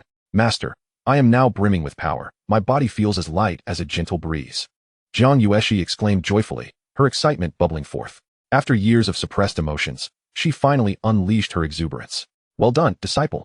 In just a few hours, you have reached the second layer of the Lingyun Qinglian, attaining Qi refining stage 6, Li Daoran remarked, nodding in satisfaction as he noted her impressive progress. It seemed her exceptional aptitude was further enhanced by the lingering effects of the Tianyuan Huishan, all thanks to the elixir bestowed by Master. Without you, there would be no Yuexi today. However, no matter how talented I become, I can never compare to Master. The fluctuations of spiritual energy surrounding you during your practice were simply overwhelming. I am but a fraction of your prowess, Jiang Yuexi said, beaming with admiration. Gazing at the striking young man before her, to Jiang Yuexi, Li Daoran appeared as an insurmountable mountain, one she could only look up to. Haha, my disciple need not envy. With diligent practice, you too shall reach such heights in the future. Li Daoran laughed heartily, filled with joy. He was merely a youth in his 20s, and faced with the adulation of such a captivating girl, he could not help but feel a sense of quiet delight within. Currently, there remains but one opportunity for the transmission of power. It would be prudent to use it today. Chapter 9. The Transmission of Power. Without hesitation, Li Daoran gazed at Jiang Yueshi with eyes alight with fervor. Should fortune favor him this time, yielding a return of 1-fold or even 10-fold, he might seize the chance to ascend to the 6th calamity realm today. Thus, with a beaming smile, he addressed her. Disciple, follow me into the inner chamber. There is an important matter to attend to. Entering the inner chamber, Jiang Yueshi regarded her master's radiant gaze, harboring a flicker of doubt. Why did he look at her with such intensity? It made her feel somewhat uneasy. Moreover, he was treating her with such kindness. Could it be that he harbored feelings for her? At this thought, her cheeks flushed crimson, and her heart raced. Yet, she swiftly shook her head, dismissing the notion. How could a master of such caliber possibly take notice of someone as insignificant as herself? Surely, she was overthinking it. Observing Li Daoran rise, she bit her lip nervously and timidly followed him into the inner chamber. It was no wonder she found her thoughts wandering. Li Daoran's earlier gaze had been excessively fervent, akin to that of a treasure seeker. This was pivotal to his potential breakthrough into the 6th calamity realm. Turning to his blushing disciple, he felt a twinge of confusion. Was this perhaps a remnant of her initial training? Yet, he dismissed the thought and spoke leisurely. Disciple, while the effects of the Tianyuan Rejuvenation Pill have yet to fully dissipate, I shall impart my power to you, aiding you in swiftly refining its potency. Jiang Yueshi froze, her teeth clenched. What? Impart my power? Upon hearing her master's calm declaration, her already flushed cheeks deepened in hue. It seemed she had misinterpreted the situation. Sighing in relief, she felt a strange mix of fortune and disappointment. However, the realization that she was to receive such an extraordinary boon left her utterly astonished, questioning whether she had misheard. The transmission of power was a profound practice whereby a master would directly transfer their refined spiritual energy into another's body. Few in this world would willingly engage in such an act, sharing the fruits of their arduous cultivation. Yet, her master was prepared to bestow this upon her. What manner of master had she taken on? Today marked merely her first day of apprenticeship, and already he gifted her an exceptional pill and offered to impart his power. Was this customary for a master to invest so much in a disciple? Jiang Yueshi was deeply moved. Throughout her life, aside from her departed family, no one had ever shown her such kindness. Her eyes brimmed with tears once more. Master, you are too kind. Do not mention it. You are my only disciple, and such actions are to be expected. Yet, Jiang Yueshi could not suppress her soft protest. Why do you linger? Prepare yourself and sit cross-legged, Li Daoran gently chided. Upon hearing his words, Jiang Yueshi hastily complied, loosening her waist sash. What are you doing? Li Daoran exclaimed, his eyes wide with surprise. Master, I am removing my clothes. Jiang Yueshi replied shyly. Why do you need to undress for the transmission? He inquired, perplexed. Isn't it customary to do so? I heard it facilitates the process, preventing any adverse reactions, she said innocently, her bright eyes wide. Where did you hear such nonsense? I read it in a novel. Jiang Yueshi chirped, her expression earnest. Those are mere fanciful tales, Li Daoran said, his expression darkening. To think such absurd literature existed in this world was astonishing. It seemed the girl had been quite misled. Is it not true? Jiang Yueshi's cheeks reddened again, feeling utterly embarrassed and wishing for a hole to hide in. Clearing his throat, Li Daoran interrupted her thoughts, speaking slowly. Very well, my disciple, you need only focus your mind and settle your energy within your dantian. At his words, Jiang Yueshi promptly closed her eyes. She felt a pair of large hands press against her back, sending tingles through her body, stirring her mind. What was she thinking? The transmission was beginning. She needed to concentrate. Upon hearing Li Daoran's command, she quickly stilled her thoughts and began to sense her dantian. In the next moment, an exceedingly pure and dense aura of spiritual energy enveloped her entirely. As she absorbed the vast, ethereal power flowing into her body, Jiang Yueshi was taken aback. Was this truly her master's spiritual energy? It felt overwhelming, with Li Daoran having achieved the pinnacle of the Wuxuan realm, augmented by the heavenly Dao physique. His energy bore traces of divine might, something ordinary mortals could scarcely comprehend. Had he not consciously restrained his power, she might have perished from the sheer magnitude of it upon contact. Even so, Jiang Yueshi felt as though she were a solitary leaf adrift in a tempest, at risk of being consumed by the surging waves of energy. Disciple, quickly gather your focus and channel the Lingyun Qingfeng technique to refine the power I have transmitted to you. Li Daoran's voice, resonating like the sound of the cosmos, pierced through her reverie, jolting her back to attention. Jiang Yueshi cast aside her distractions, dedicating herself to the slow refinement of the unending stream of spiritual energy. Gradually, she began to feel an indescribable pain coursing through her body. What was this pain compared to her desire for strength? She would endure anything. Gritting her teeth, she silently bore the discomfort. With a resounding crash, her cultivation soared to the 7th layer of qi refinement. Alas, this pace is far too slow. Though she had advanced a layer in a brief span, it paled in comparison to the vast energy being transmitted by Li Daoran. The refinement was lagging woefully behind. It appeared she must push her limits further. Contemplating this, Li Daoran slightly augmented the flow of energy. Jiang Yueshi sat on the ground, her entire being flushed with crimson as she gritted her teeth in determination. Gradually, her refining speed increased, yet it still failed to match the influx of energy. Soon, an abundance of unrefined power began to accumulate within her life wheel. The energy swelled, filling her life wheel to the brim, and she realized that if this continued, she risked an explosion from the excess energy. Master, the energy. Slow down, I cannot bear it. Jiang Yueshi gasped, her voice frail amidst the pain. Fear not, my disciple. Endure just a little longer, for this energy will also aid in tempering your body. Li Daoran reassured her, continuing to channel power into her, while simultaneously monitoring the state of her life wheel. After all, being a Tian physique, she could withstand more than she realized. The more I transmit, the greater the return will be. Jiang Yueshi's face flushed, her voice barely a whisper. Master, I cannot continue the refinement. Are we not cultivators of the human race in the great wasteland? We do not entertain thoughts of defeat. Remember, only through enduring hardship can one become exceptional. I perceive that you have yet to reach your limits. Continue to persevere, Li Daoran urged, his tone resolute. Chapter 10. The transmission of power indeed risks the path of madness. Master, my body is in such agony. If you wish to grow stronger, you must endure a little longer. Master, I can't bear it any longer. With a startled cry, Jiang Yueshi's garments could no longer withstand the onslaught of the surging spiritual energy and spontaneously tore apart. The sound of fabric ripping echoed as her white and red dress fluttered chaotically, scattering into the air. In that moment, the attire Jiang Yueshi had intended to shed was completely obliterated, revealing her fair and tender skin in its entirety. Hiss! Li Daoran inhaled sharply, feeling a jolt throughout his body as he nearly lost control over his transmission of spiritual energy. The scene before him was undeniably provocative, especially under such circumstances, leaving him utterly astounded. It seemed that the disciple had spoken true. The transmission of power indeed necessitated disrobing, lest one risk succumbing to madness. He had barely managed to avert a reversal of his own spiritual energy moments prior, realizing that the act of imparting power was fraught with peril. Jiang Yueshi gasped, sensing an unusual sensation coursing through her body, as if her master's hands had made intimate contact with her back. Instantly, her exquisite visage flushed with a deep crimson, the embarrassment overwhelming her. Continue to refine your spiritual energy, my disciple, and do not allow external distractions to sway you. Li Daoran promptly interjected, striving to restore her focus. As moments ticked by, after several complete cycles of energy, Jiang Yueshi felt the pain gradually dissipate, replaced by an overwhelming sense of euphoria, as if she were bathing in an expansive sea of spiritual power. Her cultivation soared rapidly, 7th layer of qi refinement, 8th layer, 9th layer, until she finally broke through to the foundation establishment stage. Only then did Li Daoran gently withdraw his energy. In that instant, Jiang Yueshi felt as if she had emerged from a tempestuous ocean onto solid ground.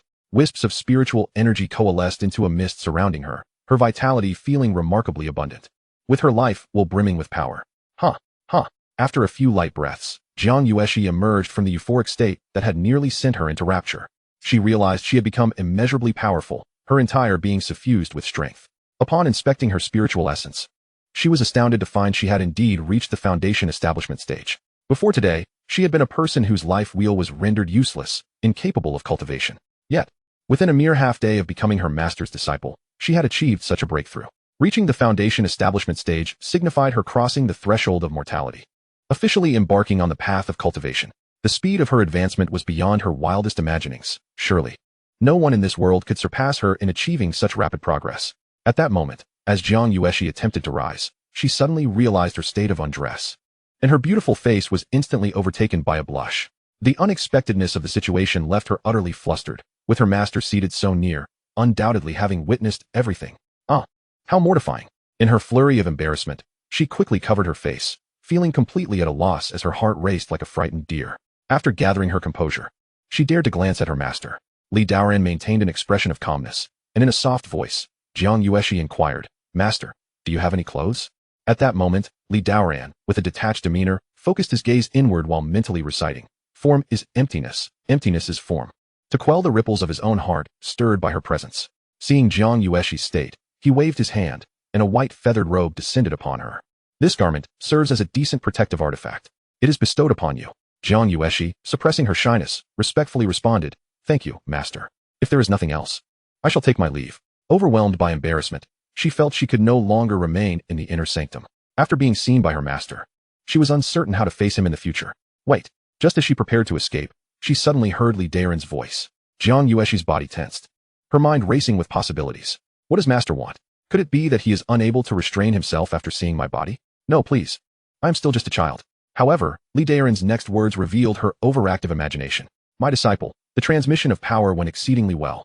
You have reached the foundation establishment stage. From now on, I will impart power to you once a month. Once a month? Jiang Yuexi was taken aback. Would this mean she would have to endure the loss of her garments in front of her master each month? Her cheeks flushed anew. Then, another thought struck her. Such transmissions were derived from her master's painstaking cultivation. Would this not adversely affect him? Unable to hold back, she asked, Master, will imparting your power to me not impact your own cultivation? You need not worry about this. I have my own sense of balance. Your current cultivation is still too weak to ensure your safety. Although you are safe within the academy, you will eventually need to undertake tasks outside, where dangers abound. I cannot always be at your side, so imparting power to you monthly is the most prudent course. Li Daoran smiled gently before continuing. Moreover, do you not wish to grow stronger swiftly to avenge your family?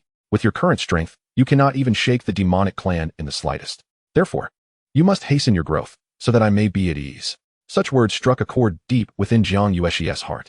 She gazed earnestly at Li Daoran, her voice thick with emotion. Master, you are too kind to me. As she spoke, tears streamed down her cheeks. The immense grace and kindness of her master felt insurmountable, and she feared she could never repay such a debt. Though she had expressed her gratitude countless times, no words could adequately convey her feelings. Some sentiments, she knew, must remain etched within her heart.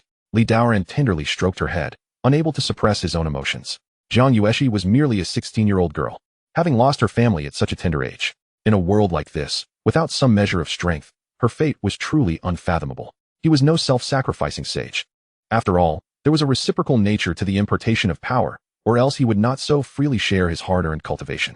Particularly in a world rife with peril, where strength commanded respect, no one would willingly transfer their hard-won prowess to another, not even to a son or a beloved partner. Very well. You should return and consolidate your cultivation. I feel compelled to practice for a time. Tomorrow, I shall take you to the Hall of Flames to register your identity. Understood. Master, I take my leave. Jiang Yuexi bowed respectfully before departing. At that moment, a notification echoed in Li Daoran's mind. Congratulations to the host for imparting 10 days of cultivation to disciple Jiang Yuexi, triggering a 100-fold return and receiving 1,000 days of cultivation. In that instant, Li Daoran's spiritual energy surged dramatically. Waves of power radiated from him as he broke through to the 6th calamity realm. Initially, the second step remained somewhat nebulous, yet it has now become exceedingly refined.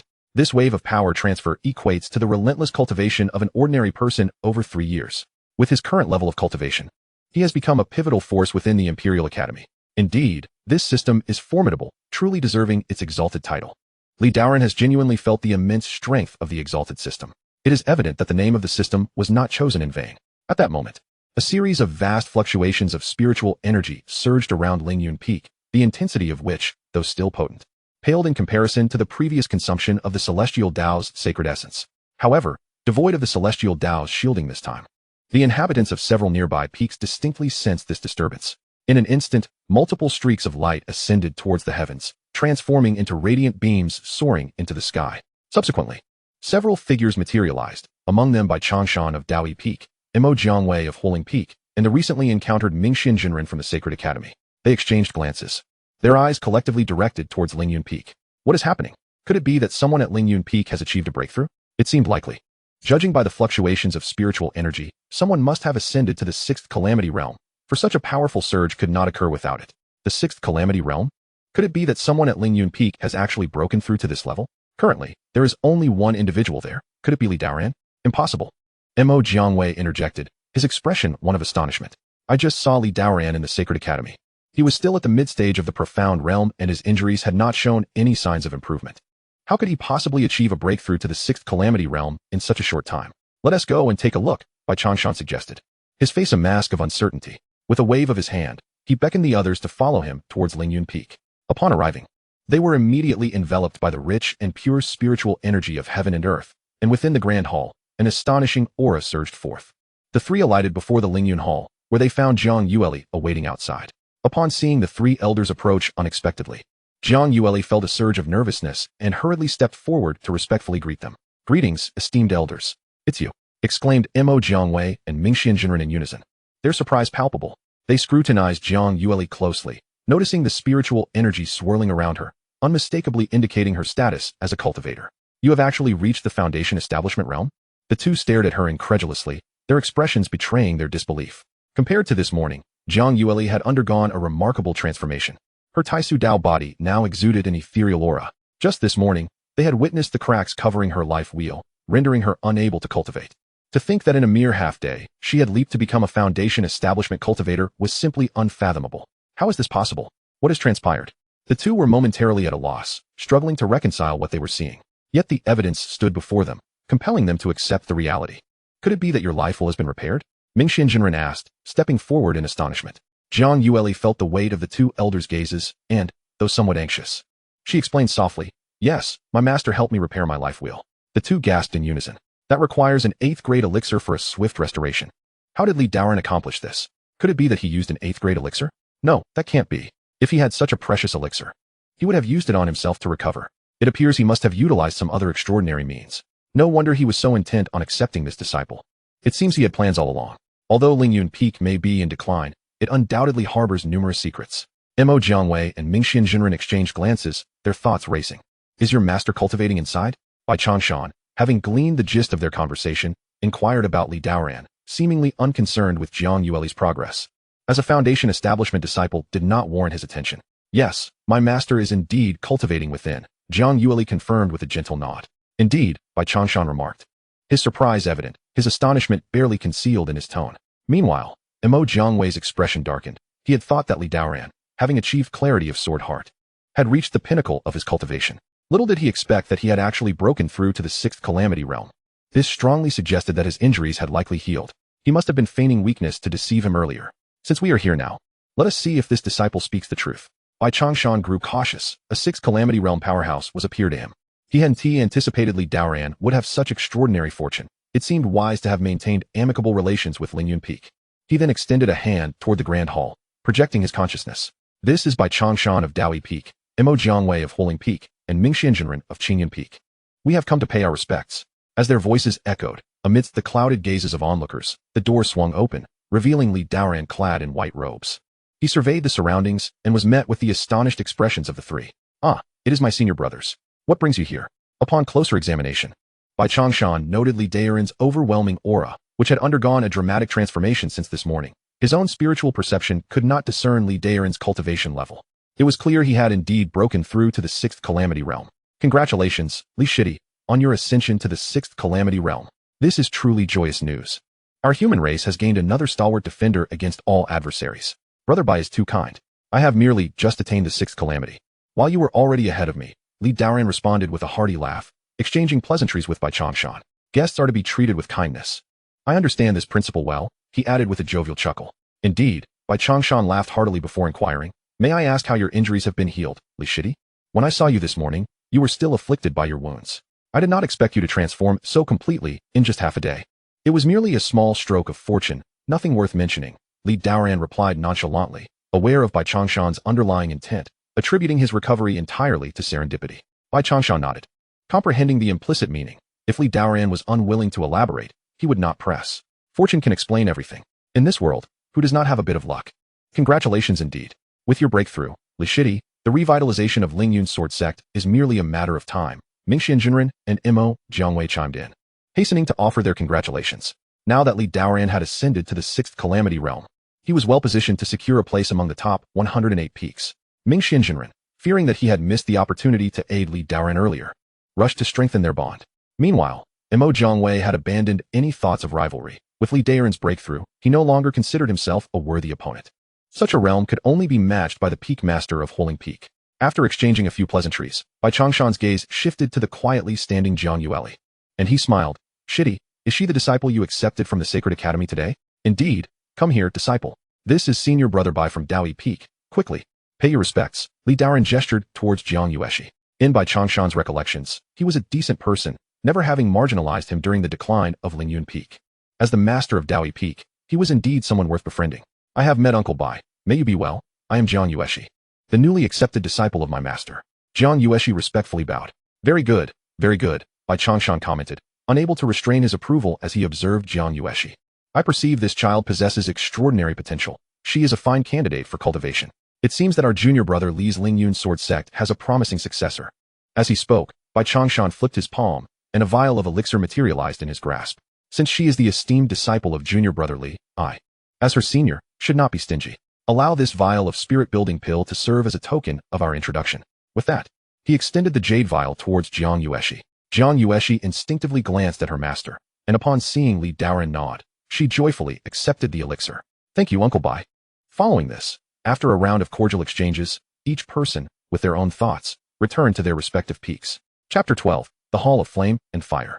The next day, Li Daoran and Jiang Yueshi soared through the skies on their swords, heading towards the Hall of Flame and Fire. At this moment, the sun had just risen. The clouds curling gracefully and auspicious clouds floated by, with sunlight cascading down upon the mountain's summit. Amidst the sea of clouds and surrounding mountains stood a grand and archaic hall, as if it were floating atop the clouds, exuding a sense of sanctity and solemnity. The bronze hall of flame and fire radiated golden light, illuminating the cloud sea, an exceedingly dazzling sight. In the center of the hall's plaza stood a colossal statue, the first immortal emperor of humanity, the one who established the Imperial Academy, the awe-inspiring Emperor Shi. Despite having endured the ravages of millennia, the statue of Emperor Shi retained an ancient majesty, soaring high above, instilling a sense of reverence in those who beheld it. This place is the Hall of Flame and Fire, a repository of the human race's heritage. Leading Jiang Yueshi to the registration desk, Li Daoran addressed a young steward within the hall. Steward, I bring my disciple to register her identity. Following the proper protocol, the steward inquired, name? Jiang Yueshi. Age? 16. Peak? Lingyun Sword Peak.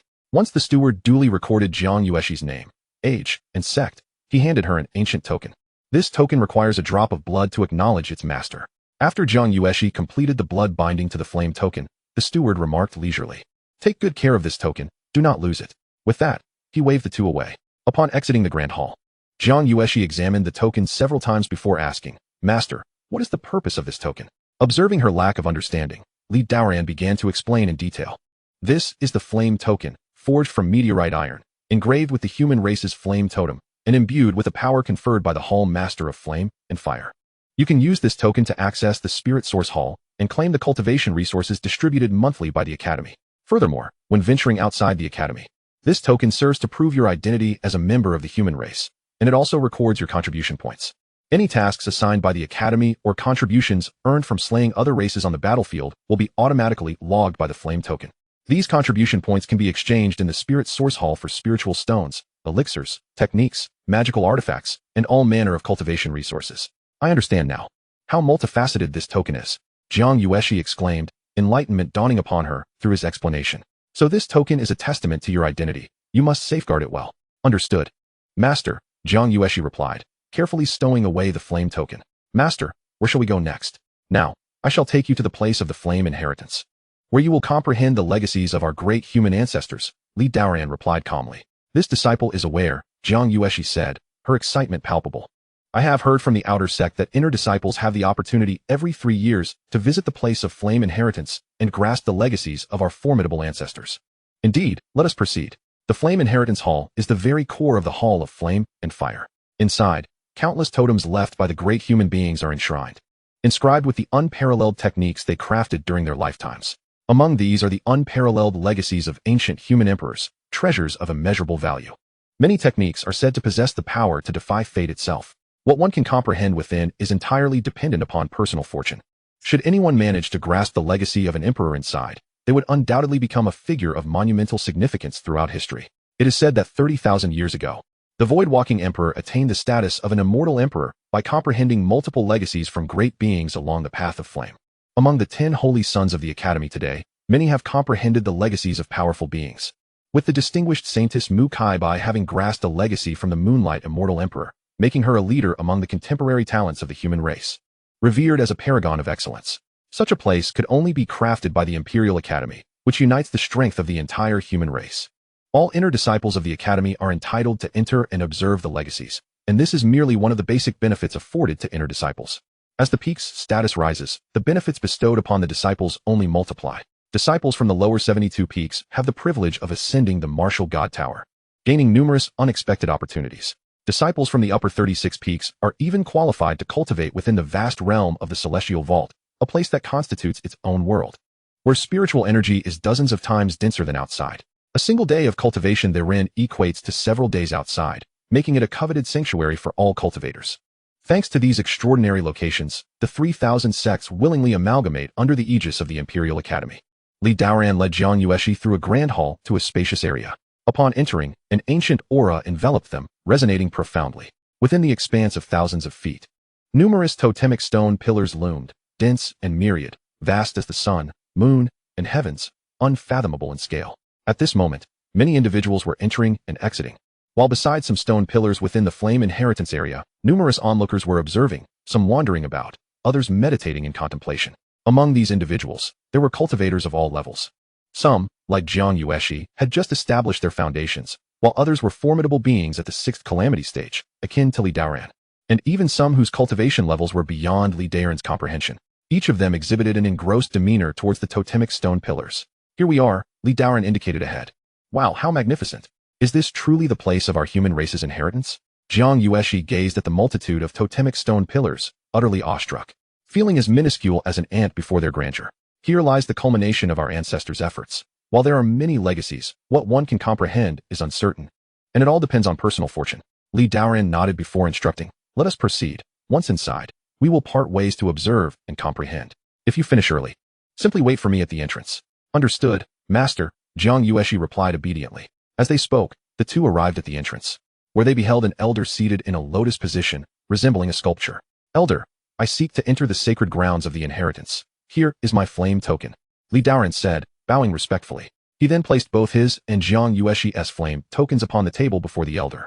The elders of the flame hall were akin to living fossils of the human race. The old man raised his head slightly, casting a glance at Li Daoran, his murky eyes suddenly glimmering with a spark of light. Without uttering a word, he released a wave of consciousness that swept over the flame tokens on the table, granting the two permission to enter the sacred grounds. After advising Jiang Yueshi on several precautions, they parted ways, one to the left and the other to the right. Li Daoran leisurely approached the nearest totemic stone pillar. The pillar was adorned with intricate inscriptions, ancient seal characters, profound symbols, and various diagrams of human visualization. Immersed in a particular passage, he began to scrutinize it. Although he had visited the sacred grounds a few times before, he had never managed to penetrate the mysteries of the inscriptions adorning these pillars. However, this time, bolstered by the extraordinary comprehension abilities granted by his heavenly Dao body, he grasped the meaning of the text in an instant. It was a method of qi refinement. Yet, it was merely of the Xian rank, lacking in elevation. Thus, he bypassed it. Turning his gaze to the adjacent symbols, he discerned that they merely constituted a rudimentary formation, which failed to pique his interest. In a fleeting moment, leveraging the formidable perceptive prowess of his heavenly Dao body, Li Daoran uncovered elements on the stone pillar that had eluded him previously. With a mere brush of his consciousness, he could sense the residual auras left behind by each individual who had inscribed their legacy. The stronger the cultivator, the more potent the lingering essence. Utilizing these impressions of the founders embedded within the words, Li Daoran swiftly commenced his selection process. Several hours passed as he examined countless totemic stone pillars. Yet none yielded what he sought. While traversing amongst the pillars, he suddenly found a series of patterns that captivated his attention. The aura emanating from this visualization was profoundly ancient, distinctly different from the energies radiating from the other inheritances present. The designs upon it were robust and naturally formed. Chapter 13. The Map of Heaven and Earth. Li Daoran decided to shut his eyes, extending his hand to touch the patterns on the pillar, allowing his mind to delve into its depths. In the next moment, a sequence of images flashed before him like a rapid slideshow, pulling him into a realm of illusion.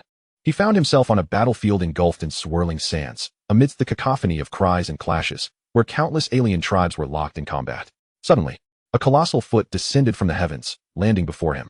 This foot was devoid of flesh, composed solely of bone, starkly white. The soul of this skeletal giantess foot towered over Li Daoran's entire form. The bones of the giant were etched with mysterious patterns, reminiscent of totemic designs, belonging to an unknown race. Gradually, more skeletal giants began to rise from the ground, adorned with decaying flesh, their skulls flickering with ghostly flames, forming an imposing army of bones. Not far away, an immense beast emerged, its form obscuring the sky, exuding an aura capable of sweeping across the land with arrogance. Then, beings resembling humans, with dual wings, the winged clan, soared through the air, their figures as swift as lightning, their wings unfurling, unleashing a tempestuous wind. Countless three-eyed demons, towering at 8 feet, erupted with infernal flames, their central eye wide open, emanating a dark aura that pierced the depths of the abyss. Amidst the chaotic slaughter of these tribes, a golden light suddenly descended from the heavens, revealing the silhouette of a figure akin to a deity descending upon the earth, imposing its will upon all. Upon his emergence, all eyes from the alien races turned toward him. With a grand sweep of his hand, a vast map of mountains and rivers descended with cataclysmic force, suppressing all in its path. In an instant, the heavens and earth collapsed, and the cosmos flipped upside down. Was it possible that all these apparitions of alien races were annihilated by this great being who left behind the visualization? What an extraordinary method. The sheer power to obliterate countless alien foes in a heartbeat left Li Daoran in awe. Such a divine ability, capable of turning the tides in an instant, was irresistibly enticing. His eyes sparkled with determination as he finally discovered the treasure he had been seeking. Immersing himself within it, Li Daoran hurriedly began to comprehend this series of visualizations. The patterns manifested by that man radiated with incomprehensible brilliance, gradually solidifying within his heart. As time trickled by, 2 more hours elapsed. Then, a voice resonated throughout the sacred space. I am the celestial Emperor Haoyan, having left the map of heaven and earth for the fortunate ones to comprehend after 94,000 years in the great wilderness. Those who inherit this must suppress myriad races and exalt my might. Li Daoran abruptly opened his eyes, a peculiar light shining within them, brimming with excitement.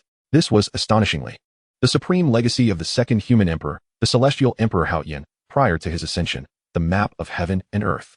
This technique was divided into 9 tiers. Attaining the 9th tier in its entirety would allow one to dominate all things in the world.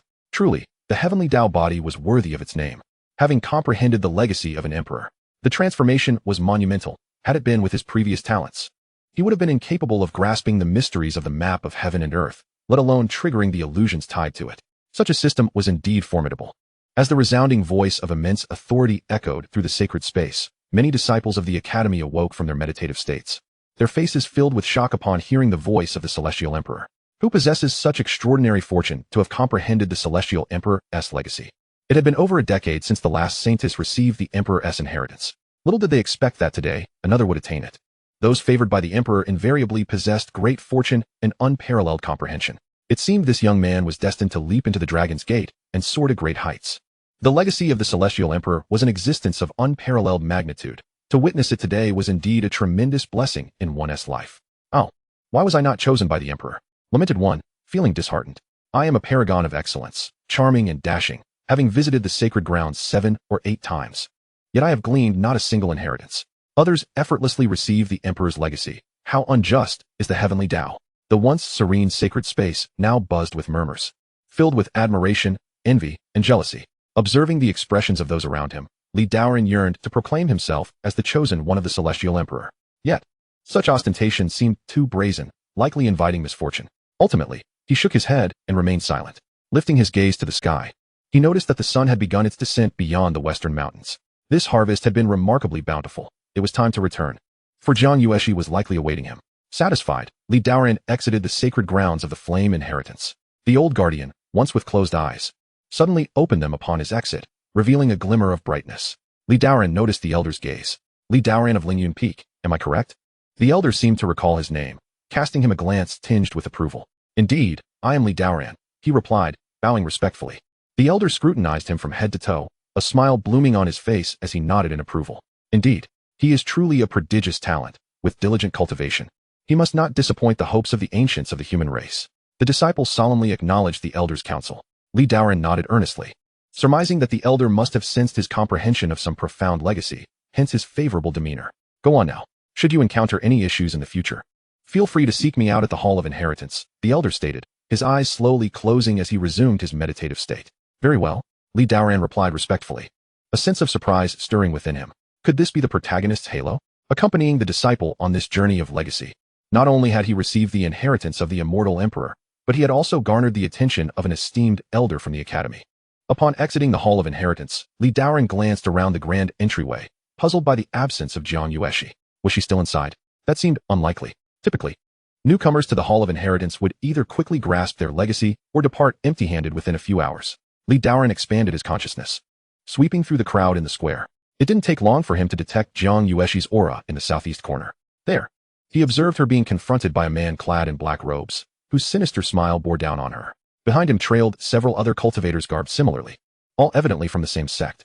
A crowd of onlookers had gathered not far away. Frowning slightly, Li Daoran strode purposefully towards Jiang Yueshi. Master, you're finally out.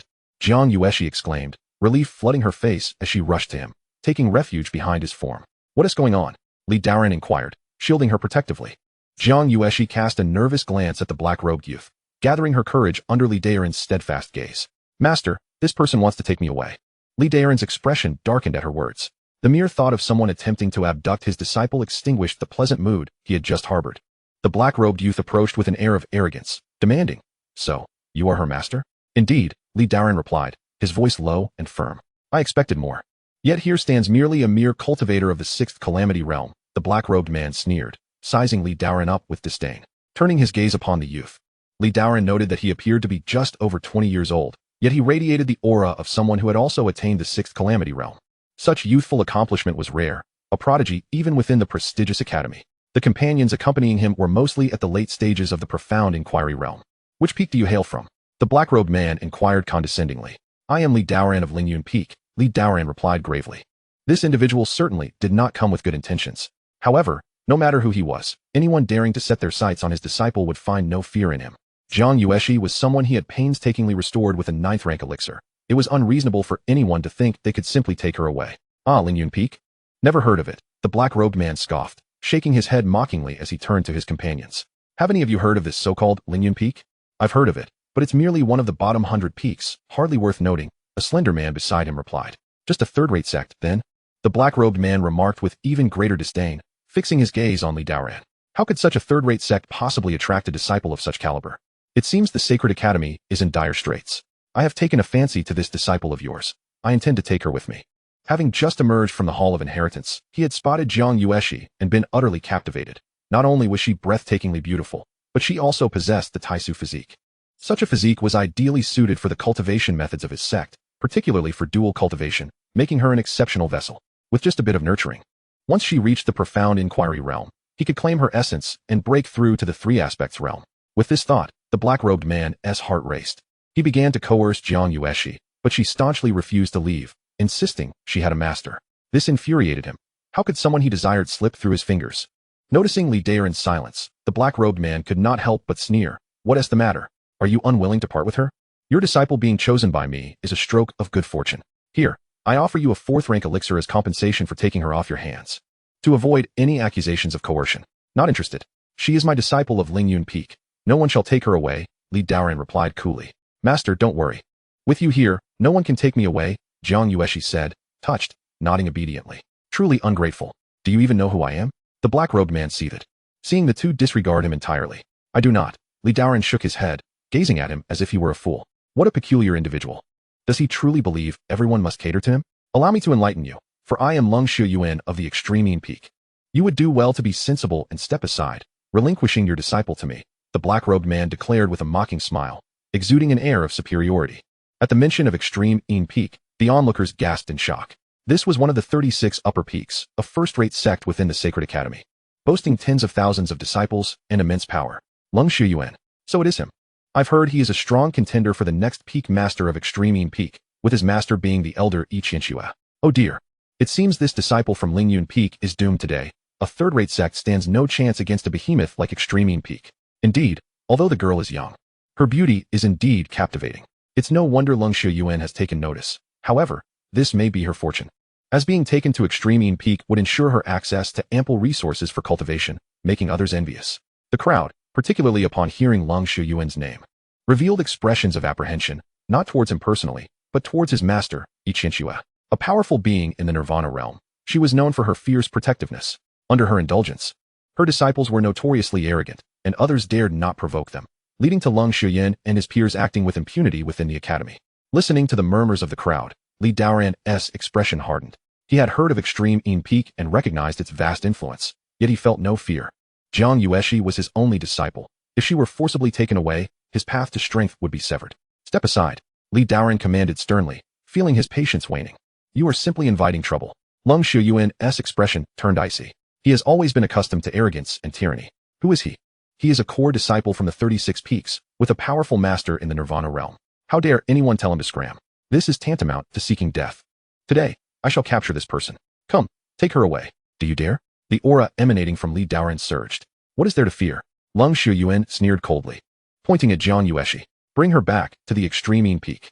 With a wave of his hand, several men accompanying him moved forward, encircling Jiang Yueshi, intent on forcibly taking her away. Little girl, let me tell you, following me will bring you boundless benefits. Perhaps one day, I can assist you in stepping into the Nirvana realm. I refuse. I want to follow my master. Jiang Yueshi struggled to break free, rejecting him. Do not be so hasty in your refusal. Not only will I aid your cultivation, but I can also introduce you to the utmost pleasures of the mortal realm. By then, you won't even remember who your master is. Haha. Lung Shuyuan continued to gaze at Jiang Yueshi with a grin. Li Daoran's expression grew increasingly frigid. These individuals were utterly lawless, daring enough to abduct someone in front of the Hall of Fire. Such legendary second-generation heirs seem to exist in every world, relying on their substantial backing to act so unscrupulously, bullying others. He did not expect to find such individuals in a world where humanity was already in decline. Perhaps this is where the inherent flaws of humanity lie. With more of such people, it is indeed strange that humanity does not find itself in a weaker position. Glaring coldly at these parasitic humans, Li Daoran contemplated that once he became powerful enough to control the academy, he would send all these infighting individuals to be fodder for the myriad races, to prevent a single drop of rat droppings from spoiling the entire pot. You, such a person, would not dare to flaunt your might before me if it were not for your master's support, Li Daoran scoffed. You seek death. Lung Shuyuan's expression changed dramatically, a murderous intent surging in his eyes. Seeing that Li Daoran was completely disregarding him, he became furious. Today, not only will I take your disciple, but I will also render you incapacitated. Is that so? Then come and try it. And see whether you incapacitate me or I incapacitate you. Li Daoran snorted coldly. Suddenly, his aura transformed. With a thought, the wind in the air morphed into a blade of sword energy, slashing down from the sky. I possess a sword that can cut down all in the world. The Lingyun Sword Sect follows a path of soaring upwards, unimpeded. Any enemy that obstructs him will be cleaved by his sword. This is the way of cultivation of the Lingyun Sword Sect. A fierce sword intent surged skyward, targeting the few who surrounded Jiang Yueshi. The disciples from extreme Peak felt a powerful gust of wind rush past them, and before they could react, they were instantly pierced through the right hand by the sharp sword energy. Blood splattered, and they screamed in agony as they were sent flying. This was already him showing mercy. Had it not been for the academy, Li Daoran would have undoubtedly slain these individuals on the spot. Within the academy, disciples were allowed to engage in combat, and the various peaks encouraged their disciples to fight and train. After all, the wilderness was fraught with peril. Humanity must contend with both heaven and man to grow stronger and survive. However, while combat is permitted, taking lives is not allowed. At that moment, the surroundings fell into a deathly silence. Everyone stared incredulously at those lying on the ground. Simultaneously, they could not help but inwardly exclaim that this Li Daoran from Lingyun Peak was utterly oblivious to the gravity of the situation. Did he not know the power of extreme Peak within the academy? How dare he injure a disciple from extreme Peak? Was he courting death? At this moment, Mo Jiangwei, who was passing by the Hall of Fire, also paused to watch, utterly astonished. He knew Li Daoran was arrogant, but he never anticipated such reckless arrogance. These individuals were all cultivators at the asking the profound realm, and yet they were so easily overpowered. Li Daoran's strength was indeed formidable. What surprised him even more was Li Daoran's prowess. He knew Li Daoran had only recently entered the 6th catastrophe realm. Yet he could defeat 4 opponents of comparable cultivation in a single blow, truly terrifying. Li Daoran turned to shield Jiang Yueshi, coldly regarding Lung Shuyuan. Hiding behind him, Jiang Yueshi looked up at his broad back, a wave of warmth surging in her heart. This feeling of being protected was something she had not experienced since the passing of her family. How dare you injure a disciple of extreme Peak? You are simply courting death. Lung Shuyuan glared furiously at the 4 individuals lying on the ground. Li Daoran chuckled coldly. So what if they were injured? Daring to snatch my disciple. Today you shall learn that some individuals are beyond your reach. Chapter 15, Suppressing You. You shall pay for this. Today, you will understand that there are differences even within the 6th catastrophe realm. Lung Shuyuan's fury was palpable. Li Daoran's sword intent had indeed taken him by surprise. However, he too was of the 6th catastrophe realm, and he did not believe he was weaker than others. Clenching his fists tightly, a wave of sinister energy erupted from him. Senior brother, please incapacitate this person and avenge us. One of the men lying on the ground urged, his face flushed with anger. Lung Shuyuan nodded in acknowledgement, his cold gaze fixed on Li Daoran. At this moment, he had already developed a murderous intent. Were it not for the academy's presence, he would have torn this person to shreds. Clenching his fists tightly, he gathered his spiritual power around them. In the next moment, his figure vanished from the spot, transforming into a mass of black energy that surged toward Li Daoran. Li Daoran showed no fear. A tempest surrounded him as he charged toward the black energy. In the square, the two clashed immediately. Lung Shuyuan, fists clenched, violently retreated 100 steps, his fists aching from the impact of the collision. In contrast, Li Daoran remained firmly in place, his figure unyielding, his white garments billowing. He was a body of heavenly principles, his physical form extraordinarily robust, far beyond that of an ordinary person. Again, Lung Shuyuan's eyes revealed a hint of trepidation, yet he continued to roar, launching his fists forward. Waves of fist energy shattered the air, emitting a primal roar. Bang! Bang! Once again, they collided. A powerful shockwave spread from the center of the clash. This time, many cultivators standing 100 meters away were pushed back repeatedly. Both of these individuals were incredibly strong, undoubtedly among the most elite within the early stages of the sixth catastrophe realm. Numerous onlookers observed the battle with gleaming eyes. Li Daoran's gaze was piercing as he bellowed. Congeal. Sword intent erupted, the winds howling. His thoughts manifested as a grand sword technique, conjuring dozens of strands of sword energy that intertwined to form a dragon. The sword dragon spanned several meters in length, composed of numerous strands of sword energy. At this moment, Lung Shuyuan's earlier bravado had vanished entirely, replaced by a growing seriousness. After the earlier exchanges, he could distinctly feel the terrifying prowess of the man opposite him. Such exquisite control of sword energy. This had reached the realm of sword heart clarity. Watching the sword energy coalescing into a dragon in midair, the spectators gasped in astonishment.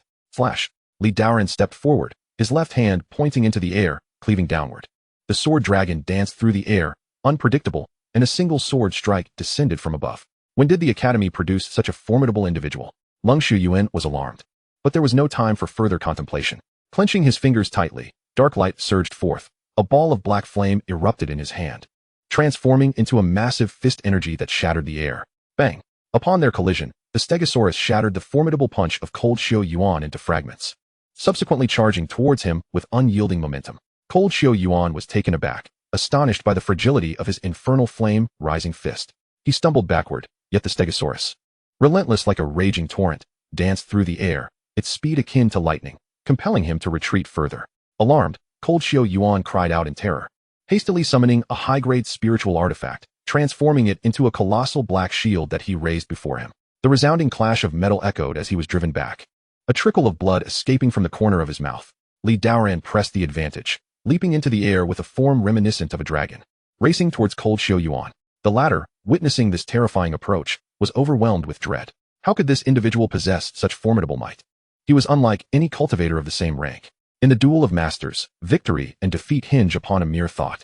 In that moment, Cold Xiao Yuan felt acutely outmatched by Li Daoran, and a twinge of regret washed over him. What do you intend to do? I am a disciple of the Grand Elder of the Extreme Sect. Dare you to harm me, and my master shall not let you go unscathed, he shouted, hoping to intimidate Li Daoran with the name of the Extreme Peak. Simultaneously, he channeled all his spiritual energy into the high-grade artifact, erecting an immense shield enveloping him. Unfazed, Li Daoran scoffed, declaring, "Since you dare to lay your hands on my disciple, today, I shall suppress you here, that you may comprehend the consequences." He bore the same mindset as during the last encounter at the Sacred Learning Hall. Only by subduing others and demonstrating his prowess would they refrain from treading upon him. Observing Cold Xiao Yuan's protective shield, Li Daoran waved his hand, unleashing a torrent of spiritual energy that coalesced into a magnificent map of mountains and rivers. Suddenly, towering peaks and vast rivers materialized, intertwining into an immense tableau radiating an enigmatic brilliance. In an instant, the very fabric of reality seemed to shift, and the sun and moon dimmed. The vast map of mountains and rivers descended with overwhelming force. The entire realm quaked violently, unable to withstand such power. Seizing this opportunity, Li Daoran sought to test the might of the cosmic mountain and river diagram. If I am not mistaken, could this be the cosmic mountain and river diagram? He pondered, recognizing its terrifying capabilities. Gasps of astonishment filled the air as onlookers recoiled in fear, wary of being caught in the impending storm. They had not anticipated that Li Daoran possessed such extraordinary fortune, capable of comprehending a legacy of this caliber, a skill revered even among celestial emperors. Suppress him. With a fierce command from Li Daoran, the mountain and river diagram, imbued with immense power, loomed ominously over Cold Xiao Yuan. The latter was paralyzed with shock, his body trembling uncontrollably as he struggled to devise a strategy for defense. If this continued, he would surely sustain grievous injuries. Who dares to suppress my disciple? Just as the cosmic mountain and river diagram was about to descend upon Cold Xiao Yuan, a thunderous voice erupted from the void, accompanied by a sinister black banner soaring through the air, shrouded in turbulent black clouds. A cataclysmic force burst forth from within. At the moment it collided with the cosmic mountain and river diagram, it shattered it effortlessly. This was the Wujihai Black Soul banner, wielded by Yi Qianxue. As gasps of disbelief echoed around, a radiant figure descended like a streak of lightning, revealing a middle-aged man with a chilling demeanor. Silence enveloped the crowd as they recognized him as Yi Qianxue, an elder of the extreme sect. Master, Cold Xiao Yuan, still trembling, rushed forward. His voice filled with emotion. Useless wretch, you only bring me disgrace, Qianxue coldly retorted. Master, you must stand up for me. This man not only seeks to suppress me, but also insults you. Cold Xiao Yuan shouted, tears brimming in his eyes as he quickly sought to cast blame. Qianxue, aware of his disciple's character, ignored him entirely, focusing his icy gaze on Li Daoran. The oppressive aura of the Nirvana realm radiated from him, causing those nearby to struggle for breath. His eyes were piercing, filled with contempt. So, you are the one intent on suppressing my disciple? Indeed, that is I. Li Daoran replied, feeling the weight of Qianxue's pressure constricting his chest, rendering him momentarily immobile. Yet, he maintained his composure. Chapter 16, The Grand Elder. Qianxue surveyed the fallen disciple of the extreme sect, his long sleeves sweeping with a commanding presence. I care not for the reasons behind your conflict, but your audacity is remarkable, daring to injure a disciple of the extreme peak. For every injury, I shall cripple a limb. Thus, I shall now render you limbless, that you may understand the consequences of harming my disciple. As he spoke, without waiting for Li Daoran's response, the black banner flipped in the air, unleashing 4 tendrils of black energy imbued with a palpable aura of death, hurtling towards him. What appeared to be a simple strike left Li Daoran with an overwhelming sense of impending doom, momentarily rendering him at a loss.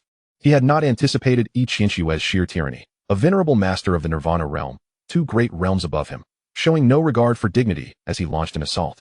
Merely the pressure of the Nirvana realm's divine consciousness locked him down, leaving Li Daoran utterly immobilized. Was this the might of a Nirvana realm powerhouse? Faced with such a figure, he felt utterly powerless to resist. Could it be that his recently healed injuries were to be in vain? Li Daoran's heart raced. Witnessing the black energy approaching, and his internal spiritual energy surged forth as the heavenly Dao's might. In an instant, a wave of energy erupted from him.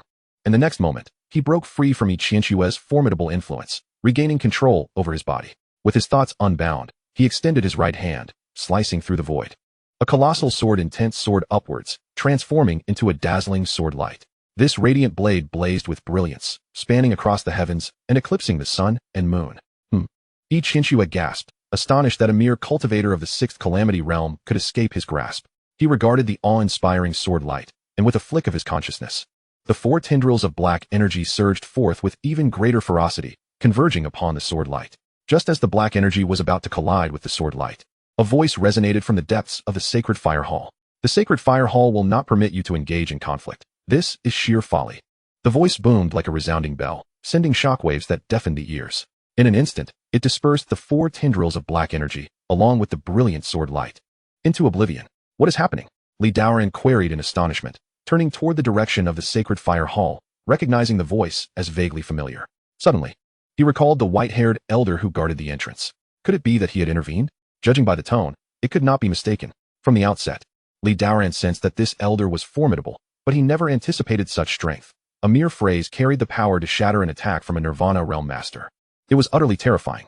Bear in mind that the Nirvana realm cultivators had transcended the tribulations of wind, fire, and thunder, elevating themselves beyond the realm of mere mortals, belonging to those capable of living for millennia. To effortlessly dismantle an assault from such a being with mere words indicated a cultivation level at least at the celestial being stage, and more plausibly, that of an immortal, indestructible true saint. It was indeed the Grand Elder of the Sacred Fire Hall who had intervened. As the sound reverberated, the crowd was momentarily awestruck. Zhang Yueshi, upon seeing her master unscathed, was overwhelmed with joy and tears, tightly grasping Li Daoran's sleeve. Master, she whispered, her voice trembling, I was so frightened just now. I thought I would never see you again. Li Daoran gently caressed her head, reassuring her, it's all right, it's all right.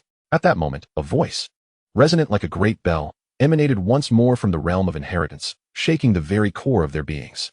Do not fear, my disciple. I shall always be by your side. Li Daoran comforted her with a warm gaze. It is entirely normal for disputes to arise among the younger generation. Qianxue, as a practitioner of the Nirvana realm, how dare you contravene the Academy's rules and recklessly strike a junior? Such audacity is utterly shameless. Punishment is warranted. The voice echoed like the decree of the Dao, commanding respect and fear. Qianxue's failure to properly discipline her disciples resulted in her being sentenced to guard the city of Shocking Heaven for 3 years. She would not be allowed to return to the Academy until she had slain an adversary of equal rank. Upon hearing this, Qianxue's previously calm demeanor was shaken.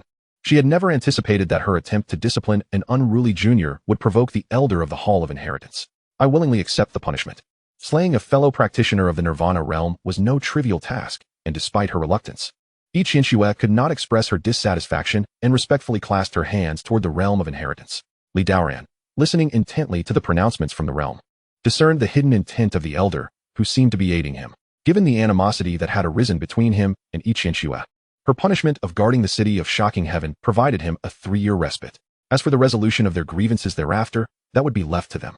Understanding this implication, Li Daoran felt a surge of gratitude toward the elder, realizing that his recent comprehension of the immortal emperor's legacy had garnered this newfound regard. Enough. Disperse at once and refrain from further provoking trouble. Otherwise, you shall face severe consequences, the elder's voice declared coldly from the realm of inheritance. Let us return to the mountain. Li Daoran gestured grandly, enveloping Jiang Yueshi in his spiritual energy as they soared toward Lingyun Peak on their swords. Looking at the departing figures of the two, Long Shuyuan felt a deep humiliation and resentment, turning to Yiqianxue with indignation. Master, are we simply letting them go? Yiqianxue shot him a glare, her voice icy. Fool, do you not feel sufficiently embarrassed? Do you wish for me to provoke Elder Imo? But master, you do not understand. That girl possesses the Taizu Dao body, an exceptional physique for dual cultivation. She can cultivate the Ice Jade In Kuei technique to perfection, which pairs perfectly with my Yang Sun Bright decision, allowing me to swiftly break through to the 3-phase realm or even nirvana. This would give me a significant advantage in the upcoming contest for the position of sect leader. Long Shuyuan persisted, still unwilling to relent. Today was not merely a reckless act on his part. The Taizu Dao body was of paramount importance to him. Being of the Yang Sun body, having a Taizu Dao body as a dual cultivation partner would harmonize Yin and Yang, propelling his cultivation to unprecedented heights. Oh, the Taizu Dao body. Yiqianxue's eyes sparkled with interest. She had been too hurried earlier to pay attention to Jiang Yueshi's physique. Now, realizing it was the Taizu Dao body, she found herself intrigued. Now, this is interesting. If my disciple can rapidly advance to the 3-phase realm, the opportunity to control the extreme Yin Peak will be significantly enhanced. Moreover, they are from the Lingyun Sword Sect, which I am somewhat familiar with. 3 years ago, during that great battle, many sects suffered losses. And it was said that the Lingyun Sword Sect was left with just a young boy as their leader, presumably that very lad. A fallen sect without a strong backing was exceedingly easy to deal with. However, recalling the elder's 3-year punishment, she recognized the underlying message. He was not a fool. After a moment's contemplation, she concluded, let us return and discuss this further. Yes, master. Seeing his master's expression, Long Shuyuan felt a surge of excitement. He could not help but think maliciously. A mere Lingyun Sword Sect dares to oppose me? Just wait. As the people from the extreme Yin Peak departed, the spectators in the square gradually dispersed. The audacity of the Lingyun Sword Sect had left them utterly astonished. They had not anticipated that a waning sect would dare to confront the extreme Yin Peak. Had it not been for the elder's intervention, the outcome would have been disastrous. Chapter 17. The urgent need to enhance power. Upon returning to Lingyun Peak, Jiang Yueshi bit her lip, a look of guilt upon her face as she addressed Li Daoran. Master, I am so sorry. It is all my fault for causing you trouble. She felt as if she were a harbinger of misfortune. Whoever treated her kindly seemed to meet with calamity. Her parents had been killed by the demonic clan while trying to protect her, and now she had inadvertently drawn her master into conflict with such a formidable figure. Li Daoran regarded her with a tranquil smile. You need not blame yourself. This world is inherently cruel, where the weak are preyed upon by the strong. Your vulnerability invites others to take advantage. It is not your fault. But I feel utterly useless, unable to assist you and instead bringing you trouble, Jiang Yueshi lamented, her spirits low and filled with self-reproach. My dear disciple, you have done remarkably well, Li Daoran reassured her, gently ruffling her hair and offering a smile of approval. In this world, we must rely on ourselves. If you diligently cultivate and strengthen your power, no one will dare to bully us. Yes, Jiang Yueshi nodded obediently, allowing her master to stroke her head, relishing this affection, feeling as though all her anxieties had been healed in that moment. I will heed your words and cultivate diligently to protect you in the future. Now that is the spirit of a good disciple, Li Daoran commended her before inquiring. By the way, my dear disciple, did you gain any insights during your time in the Hall of Inheritance today? Indeed. I was just about to share that with you, Jiang Yueshi exclaimed, her excitement evident as her previously somber countenance transformed into a radiant smile. Li Daoran observed her exuberance with keen interest, smiling as he asked, It seems you have reaped great rewards from your experience in the realm of inheritance. Yes indeed. Jiang Yueshi nodded eagerly. Oh, do tell me more. I may struggle to articulate it. Let me show you instead. With that, Jiang Yueshi strode confidently to the center of the hall. With a delicate gesture, she summoned an ice flower to bloom in her palm, cold air swirling around her. Then, with a swift motion, she transformed into a fleeting shadow, spinning gracefully through the hall like a dancer, her speed nearly spectral. With each step she took, an ice crystal doppelganger was left in her wake. Suddenly, each of these ice crystal figures erupted in a violent explosion, sending countless shards of ice scattering, causing the temperature of the entire hall to plummet, as if they had entered a realm of extreme cold. In the next moment, Jiang Yueshi halted beside Li Daoran, her face beaming with joy. Master, this technique is called the Ice Dance Mirage technique. It is a low-grade heavenly technique of movement that I comprehended before the totem of a senior in the celestial realm. Very good, Li Daoran replied, his approval evident. Li Daoran nodded in approval, remarking on Jiang Yueshi's commendable capacity for comprehension. It was indeed rare to witness someone gleaning insights during their inaugural foray into the realm of inheritance. Hee, I believe this set of techniques is particularly suited to me. Jiang Yueshi exclaimed joyfully. Indeed, this technique not only boasts remarkable speed, nearly imperceptible to the naked eye, but also exhibits formidable lethality. Initially, Li Daoran contemplated bestowing the Qian Kuan Shan, he too, upon Jiang Yueshi during their next return. Yet he lamented that the insights acquired in the realm of inheritance were indelibly inscribed upon one's soul and could not be imparted to others. Thus, he dismissed that thought. Well then, time is of the essence. You should descend and devote yourself to your cultivation, he instructed. Understood, Master, Jiang Yueshi replied obediently as she exited the grand hall. Li Daoran settled into a lotus position within the hall, commencing his practice of the Lingyun Tianxingju. The events of the day weighed heavily upon his mind. This world was fraught not only with dangers from myriad races, but also with incessant scheming and conflict within the human race. His current strength was woefully inadequate to safeguard those around him, let alone ensure his own longevity in this tumultuous realm. This realization ignited a fervent determination within him to grow stronger. Moreover, the audacity of Yi Qianxue to belittle him would not go unpunished. He vowed to make her pay back manifold. At present, he had ascended to the 6th calamity realm, which was further subdivided into 6 tiers, the spirit power realm, the true essence realm, the Yuan Gang realm, the Yin Yang realm, the golden core realm, and the all laws returning to one realm. Surpassing the all laws returning to one led to the 3 calamities realm, which presented 3 significant tribulations, the wind calamity, the fire calamity, and the thunder calamity. Surmounting these tribulations would grant him entry into the nirvana realm, transcending mortal confines and becoming a true powerhouse. Only by reaching this pinnacle could one be regarded as a formidable force in this world. Now that his quota for returns had been exhausted, he was left to await the next month's opportunity. It seemed prudent to recruit more disciples. Otherwise, the returns would be insufficient. In the days to come, he would have to rely solely on his own cultivation. Fortunately, having activated the body of Heavenly Dao, his training speed was unparalleled. 7 days later, on a crisp morning, Li Daoran emerged from Lingyun Peak. After several days of diligent practice, he had solidified his realm and advanced the Lingyun Tianxingju to the 18th layer. His progress had surpassed the midpoint, and he felt confident that within a month, he would achieve perfection in the technique. Meanwhile, Jiang Yueshi, having undergone her recent ordeal, had been diligently sequestered in her chamber, emerging only when summoned. Today, Li Daoran made his way to the Lingyuan Hall to collect the resources allocated to their sect by the Academy. Every 3 months, the Academy of State distributes cultivation resources to each sect, including elixirs, spirit stones, and spiritual herbs. This was also the reason the Academy's disciples willingly fought for humanity. However, there were stipulations. Each sect must complete the Academy's monthly tasks and achieve a certain contribution value to qualify for resource distribution. Li Daoran felt fortunate that their recent task appeared to have been completed, meeting the requisite standards. Upon arriving at the Lingyuan Hall, he found numerous sects already in receipt of their allocations, departing with expressions of satisfaction. He encountered a few acquaintances, exchanged greetings, and then took his place in line. Next, Lingyun Peak called out an attendant from within the hall. When it was Li Daoran's turn, he presented the fire inheritance token. After a brief examination, the young attendant's eyes flickered with a barely perceptible strangeness before he casually tossed a storage pouch toward Li Daoran, stating flatly, "Everything is here." Li Daoran accepted the storage pouch and immersed his consciousness within to verify the contents. Shortly thereafter, he sensed something amiss. The resources within the pouch, spirit stones, elixirs, and other materials, were nearly half of what they should have been. What is the meaning of this? Why does my Lingyun Peak only receive 2 individuals' worth? He inquired, perplexed. Could the distributing attendant have made an error? Li Daoran's brow furrowed as he glanced at the young attendant, filled with confusion. Hurry and take your leave after collecting. The young attendant urged impatiently, noticing Li Daoran's hesitation. Li Daoran remained steadfast, his voice calm, yet firm. Why have the resources diminished so significantly this month? Has there been a mistake on your part? Impossible. The sect distributes resources according to established regulations, the young attendant retorted sharply, his expression cold as he glared at Li Daoran. Leave now, and do not disrupt others from collecting their resources. Wait, Li Daoran replied, his demeanor unflinching. I am not causing a disturbance. If you believe there is no discrepancy, you may verify it yourself. With that, he placed the storage pouch on the table before the young attendant, maintaining a relatively cordial tone. Surprised by Li Daoran's insistence, The young attendant reluctantly picked up the pouch and feigned a thorough examination. Indeed, there are 1,000 medium-grade spirit stones, 500 chi spirit pills, 200 foundation spirit pills, 50 spiritual herbs, and several spirit birds, he counted aloud.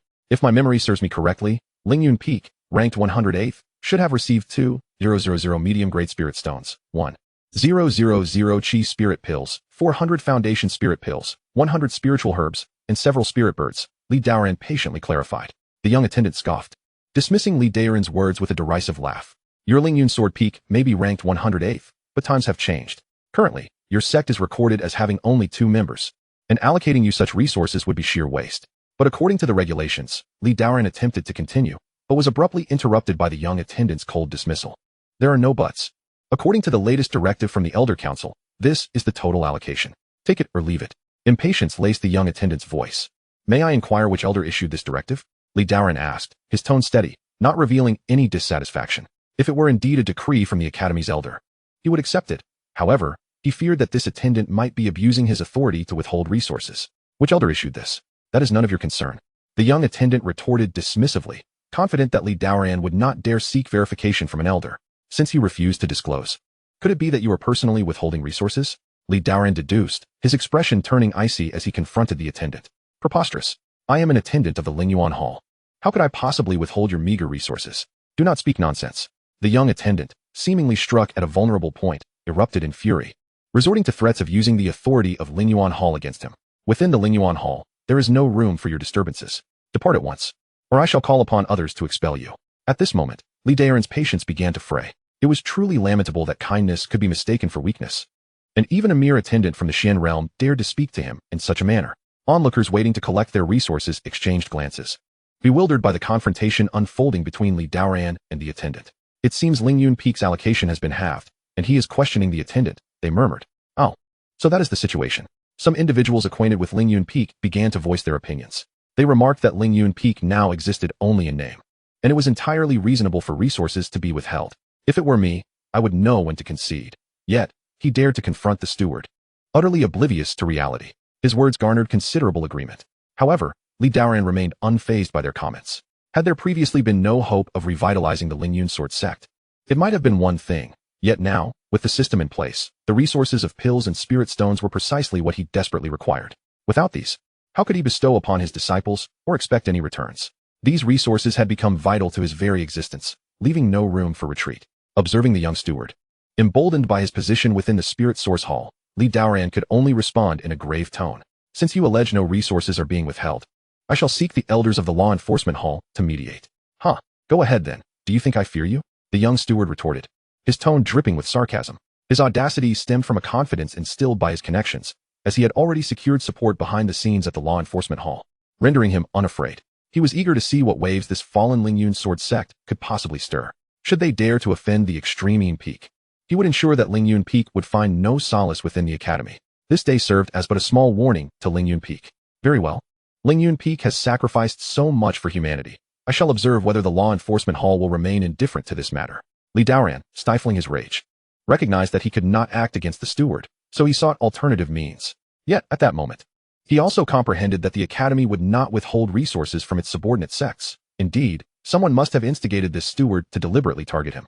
For a mere steward of the profound inquiry realm would not dare to act so brazenly otherwise. Feel free to try. I shall await your return. The young steward coldly scoffed, exuding an air of impunity. Gritting his teeth, Li Daoran turned to head toward the law enforcement hall when a sudden voice interjected. What is all this commotion? An elderly man clad in gray robes strode forth with purpose.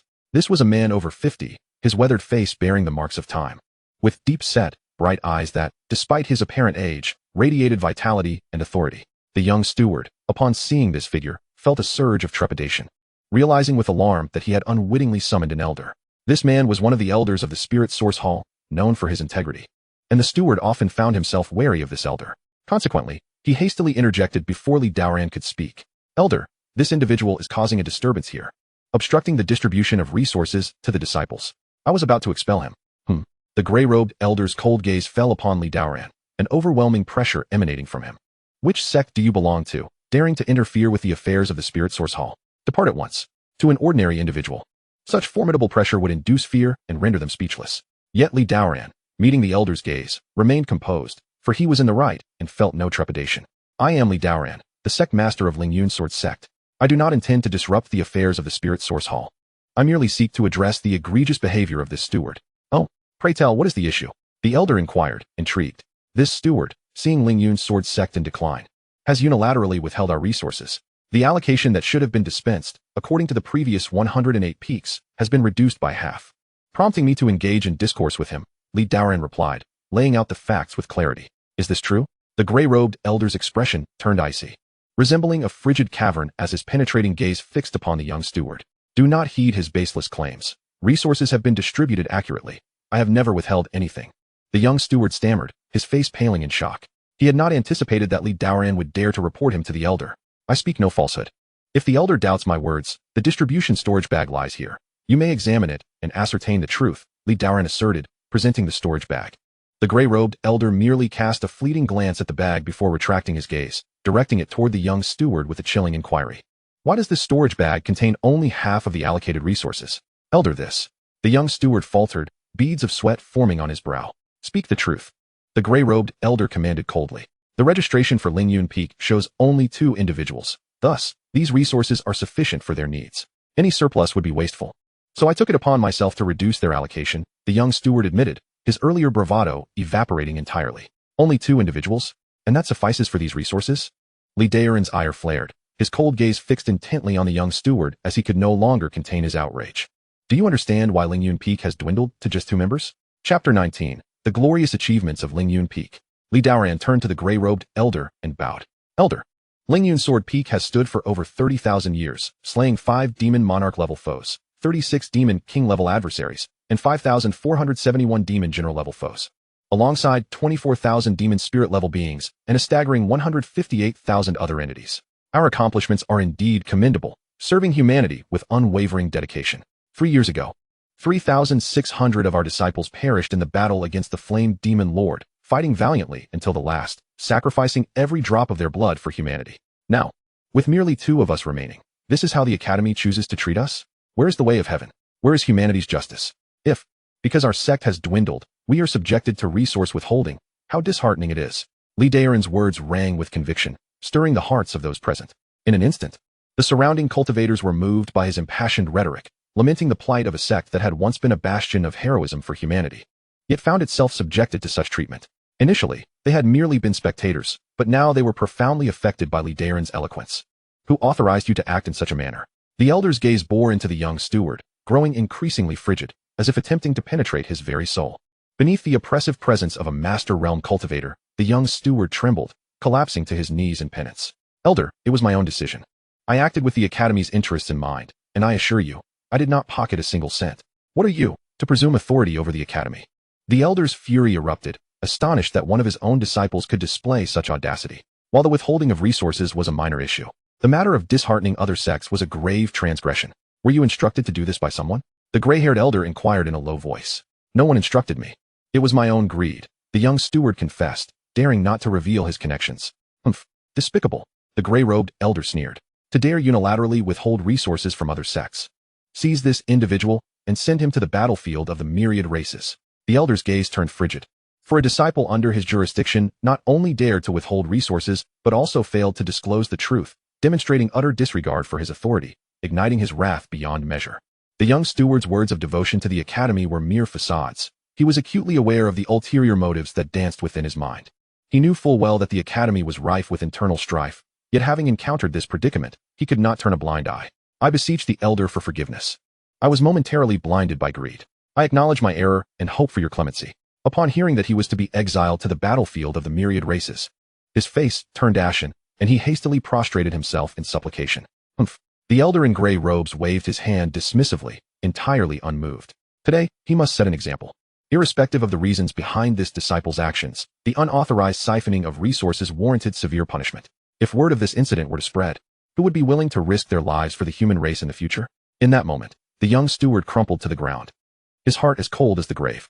Being exiled to the battlefield of the myriad races was tantamount to a death sentence. Regret surged within him. He should never have succumbed to avarice for a 5th-tier elixir. He had initially assumed that the small Lingyun Peak would be easily manipulated, allowing him to procure a 5th-tier elixir while also garnering the favor of an elder from the Gene Peak. However, He did not foresee that Li Daoran from Lingyun Peak would dare to act so boldly, coincidentally encountering the elder on his rounds, resulting in his immediate capture. Now, it was far too late for remorse. The surrounding onlookers also changed countenance upon hearing about the battlefield of the myriad races. This place, true to its name, was a slaughterhouse for countless races, fraught with peril. A steward of the profound realm like him would be little more than cannon fodder, likely to go and never return. Yet, even in this dire circumstance, none present felt pity for him. What had transpired today could easily befall others, and in the future, should their sects decline, they too might face similar fates. They felt that the young steward had brought this upon himself. The elder in gray tossed the storage bag, originally meant for Lingyun Peak, to Li Daoran, his demeanor grave. Today, I shall act on your behalf. Not for any other reason than that your Lingyun sword sect is a beacon of hope for humanity. Should such an incident occur again, you may come to me. Thank you, elder, for upholding justice for your disciple. Li Daoran expressed his gratitude with a respectful bow. Had the elder not intervened today, he would have been at a loss for how to proceed. Observing the young steward's brazen demeanor as he mentioned the law enforcement hall, it was clear that he had some form of assurance there.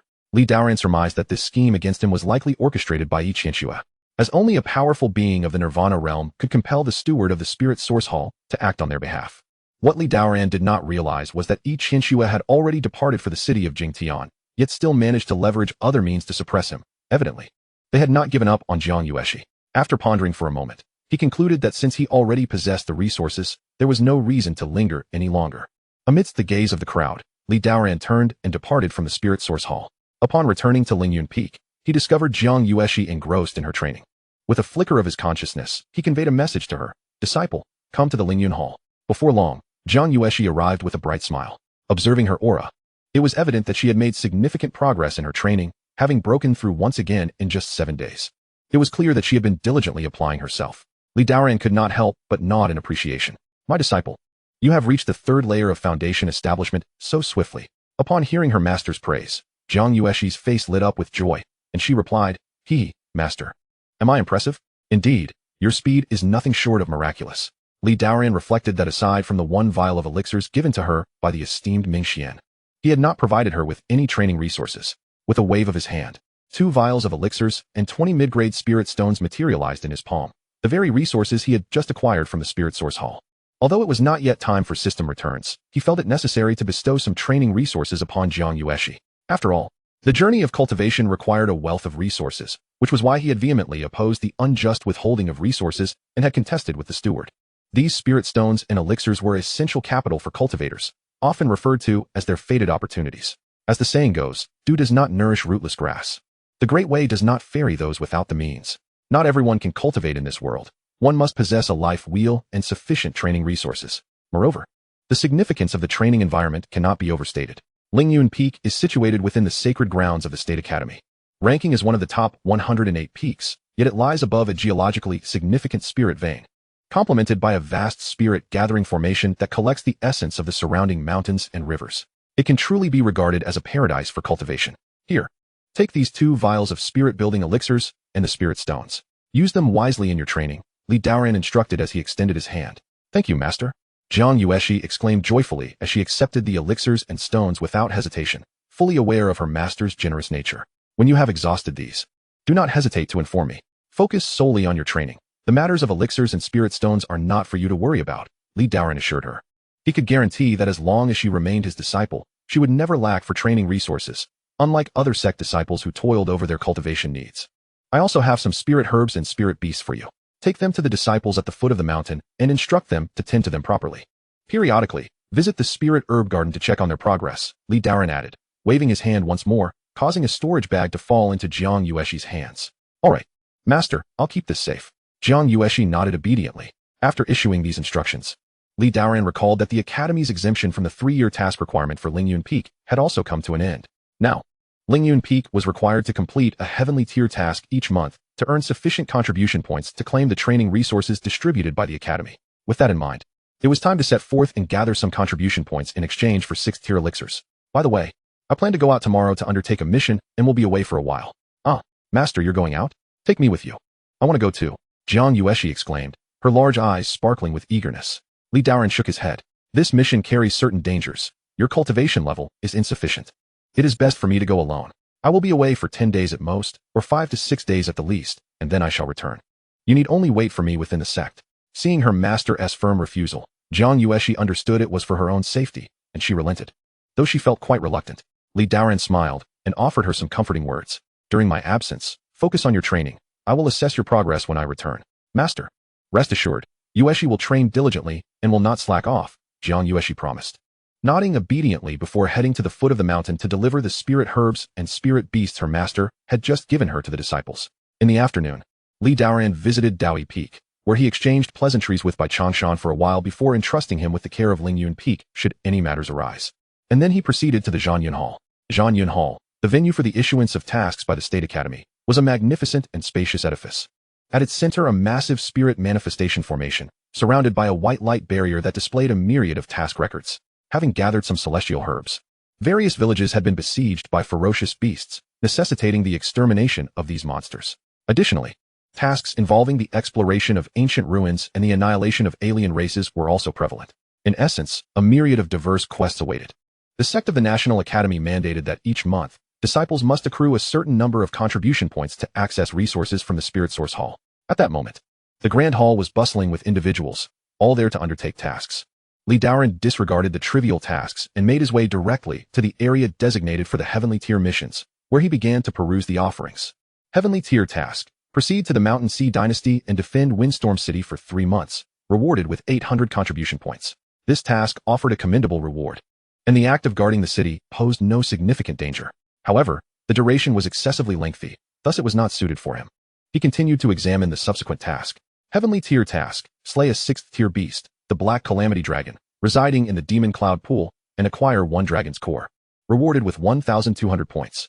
This task indeed promised substantial contribution points, yet the Black Calamity Dragon was a formidable 6th tier beast, equivalent to a human cultivator in the 6th Calamity realm.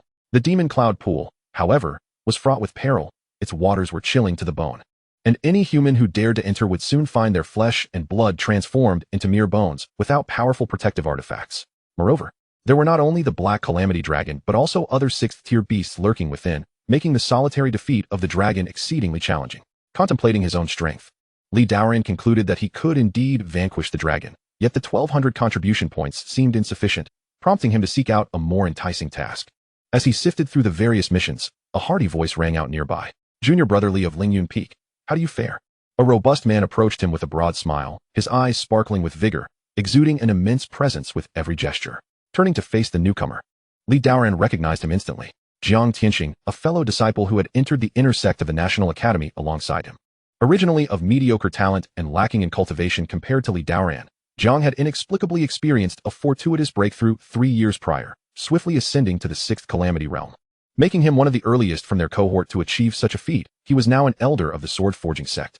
Although they had entered the sect at the same time, Li Daoran did not share a close relationship with him. Elder Brother Jiang, it is a pleasure to see you, Li Daoran replied with a smile and a respectful gesture. I heard from Elder Brother Bai that you have not only recovered from your injuries, but have also broken through to the 6th Calamity realm. It is indeed a cause for celebration. Jiang Tianxing exclaimed warmly upon their meeting. To think Elder Brother Jiang is so well informed.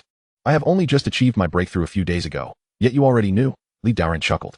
Haha, I ran into Elder Brother Bai a couple of days ago, and he mentioned it to me. I had planned to visit you after some time, but fortuitously encountered you here. What a coincidence. Jiang Tianxing laughed heartily, then inquired. Might Junior Brother Li be here to accept a task today? Indeed, I intend to undertake a heavenly tier task, Li Daoran nodded. Jiang Tianxing's expression brightened. What a stroke of luck. Just yesterday, I came across a heavenly tier task that offers quite a generous amount of contribution points, requiring 2 individuals to complete it. Would you be interested in joining me? Chapter 21, The Falling Star of the 9 Heavens. The Academy occasionally had special tasks that necessitated collaborative efforts. Li Daoran pondered, slightly puzzled as to why Jiang Tianxing had chosen him for this task. Logically, he could select from the numerous elders of the sword-forging peak, many of whom were in the 6th Calamity realm and thus more suited for such endeavors. He cautiously inquired, May I ask why you have chosen me for this task? Elder Brother, I have just recently stepped into the 6th Calamity realm and my foundation remains rather shallow. Haha, Junior Brother Li is too modest.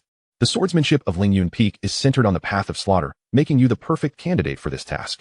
Moreover, most of my fellow disciples have gone to defend the Sea Guard City. Upon hearing about you from Elder Brother Bai a few days ago, I thought of you. Jiang Tianxing explained leisurely. Upon hearing this, Li Daoran felt somewhat reassured and curiously asked, I see. What task do you have in mind?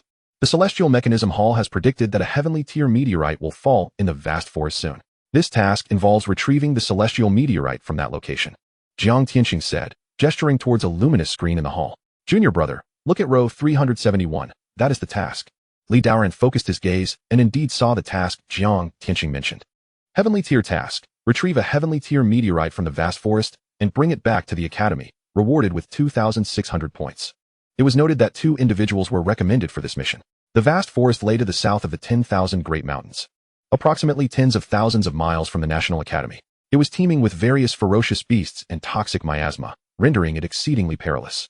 The celestial meteorite was a remarkable treasure, having descended from the heavens above. Its impact is catastrophic as a world-ending calamity, leaving cities in ruins and lives lost. Even the most powerful cultivators would meet their demise beneath its fall. The meteorite represented one of the most terrifying natural disasters in the Great Wilderness region. Yet it was also a divine gift from the heavens. Much like an unmined gem, it held unforeseen treasures within. It contained vast amounts of heavenly and earthly spiritual energy, which could rapidly enhance one's cultivation when absorbed. Additionally, the meteorite was rumored to conceal extraordinary treasures, perhaps a precious elixir for longevity, rare materials, innate artifacts, or even a supreme cultivation technique. Each descent of a meteorite inevitably attracted the covetous eyes of nearby beasts, prompting the academy to dispatch disciples to retrieve it, making the task inherently perilous. However, the dangers were accompanied by substantial benefits. Not only could one obtain a significant number of contribution points, but the lower-tier meteorites that accompanied the celestial fall also contained numerous treasures, which did not need to be surrendered to the academy and could be kept for oneself. Recalling his memories, Li Daoran recognized the origins of the meteorite. What say you, junior brotherly? Are you willing to join me in this endeavor? Jiang Tianxing inquired. Contemplating the myriad benefits, Li Daoran found himself somewhat tempted. After all, the contribution points were indeed substantial, 2,600 points. Yet, the thought of splitting the points with another dampened his enthusiasm. He preferred to operate independently, and regarding Jiang Tianxing, he felt uncertain about the intentions behind his invitation. After a moment of deliberation, Li Daoran replied solemnly, I appreciate elder brother Jiang's kind offer. Junior brotherly, truly reconsider. The meteorite contains many treasures. If you are not interested in this task, we can always seek another one, Jiang Tianxing urged once more.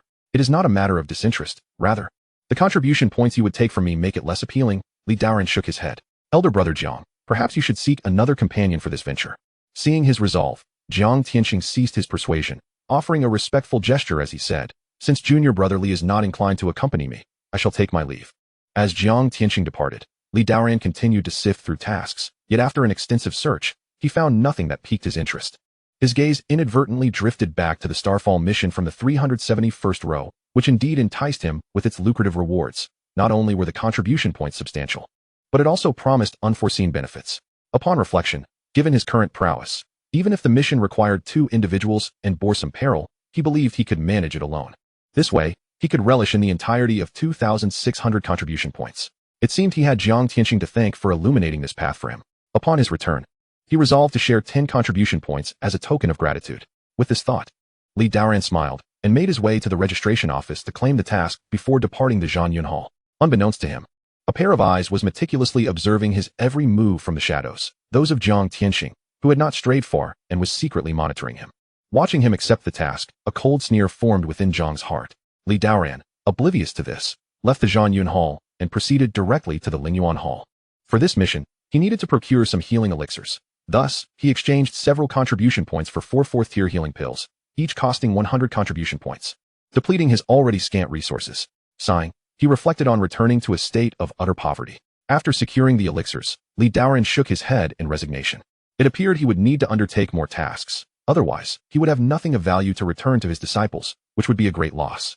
Upon returning to Lingyun Peak, he provided guidance to Jiang Yueshi in her training before engaging in his own cultivation for the night. Chapter 22. The Vast Forest.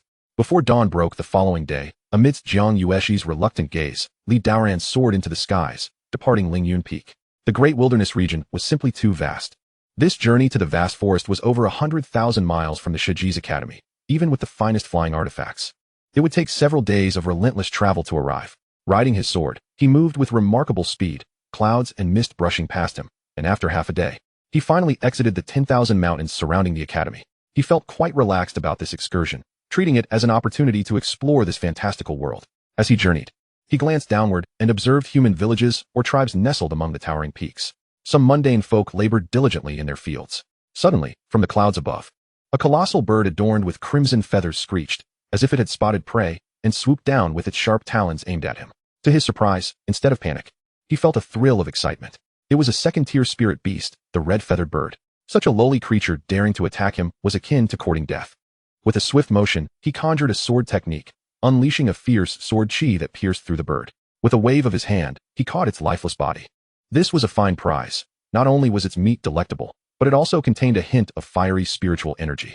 The Academy prized such spirit beasts as sustenance, and Daoran had long coveted it.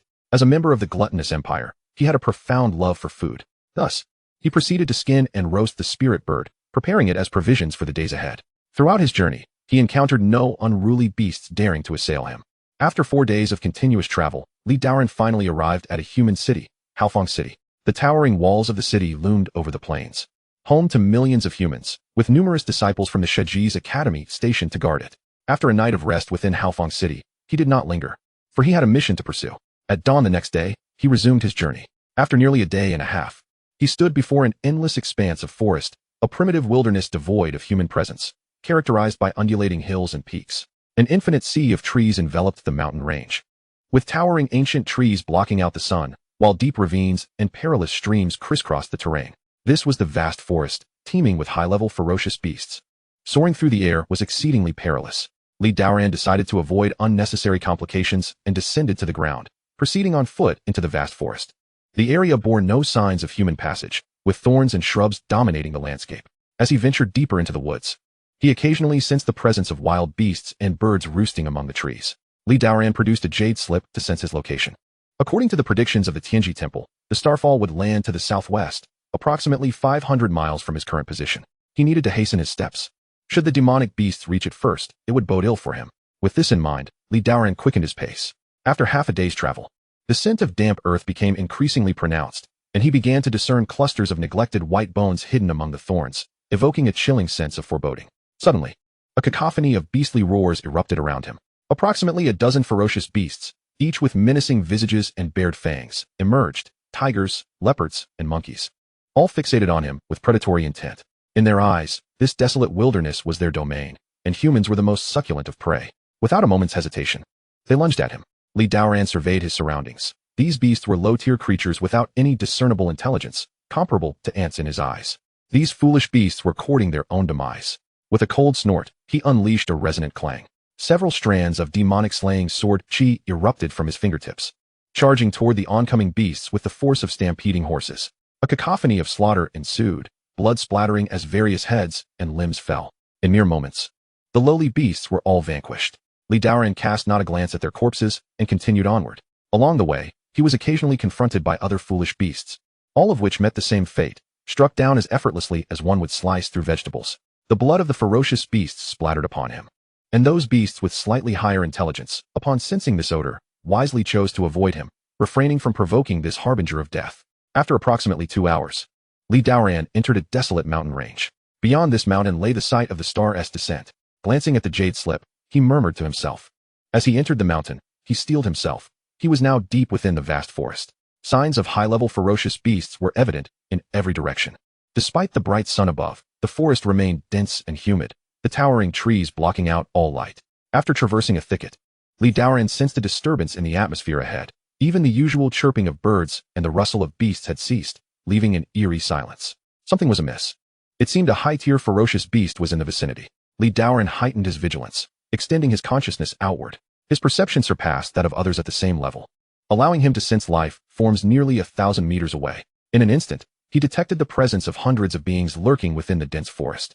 It was the magma-scale beast. Daoran gasped in astonishment. The 4th-tier demon beast, the demon-scale beast, was already known to him. Although this ferocious creature is not of high rank, it instills terror in those who hear its name, for these beasts live in packs.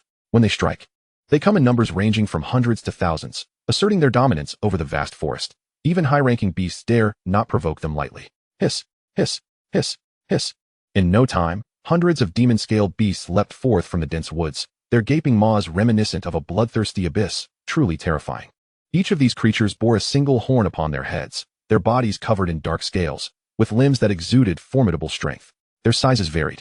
Most were akin to tigers, while the largest could rival a rhinoceros. With a chilling hiss, the multitude of demon-scale beasts, under the lead of their alpha, unleashed a haunting roar, propelled by a fierce wind as they charged towards him. Come forth. Daoran maintained an air of calm as he regarded these oblivious beasts, his entire being radiating with a luminous sword aura.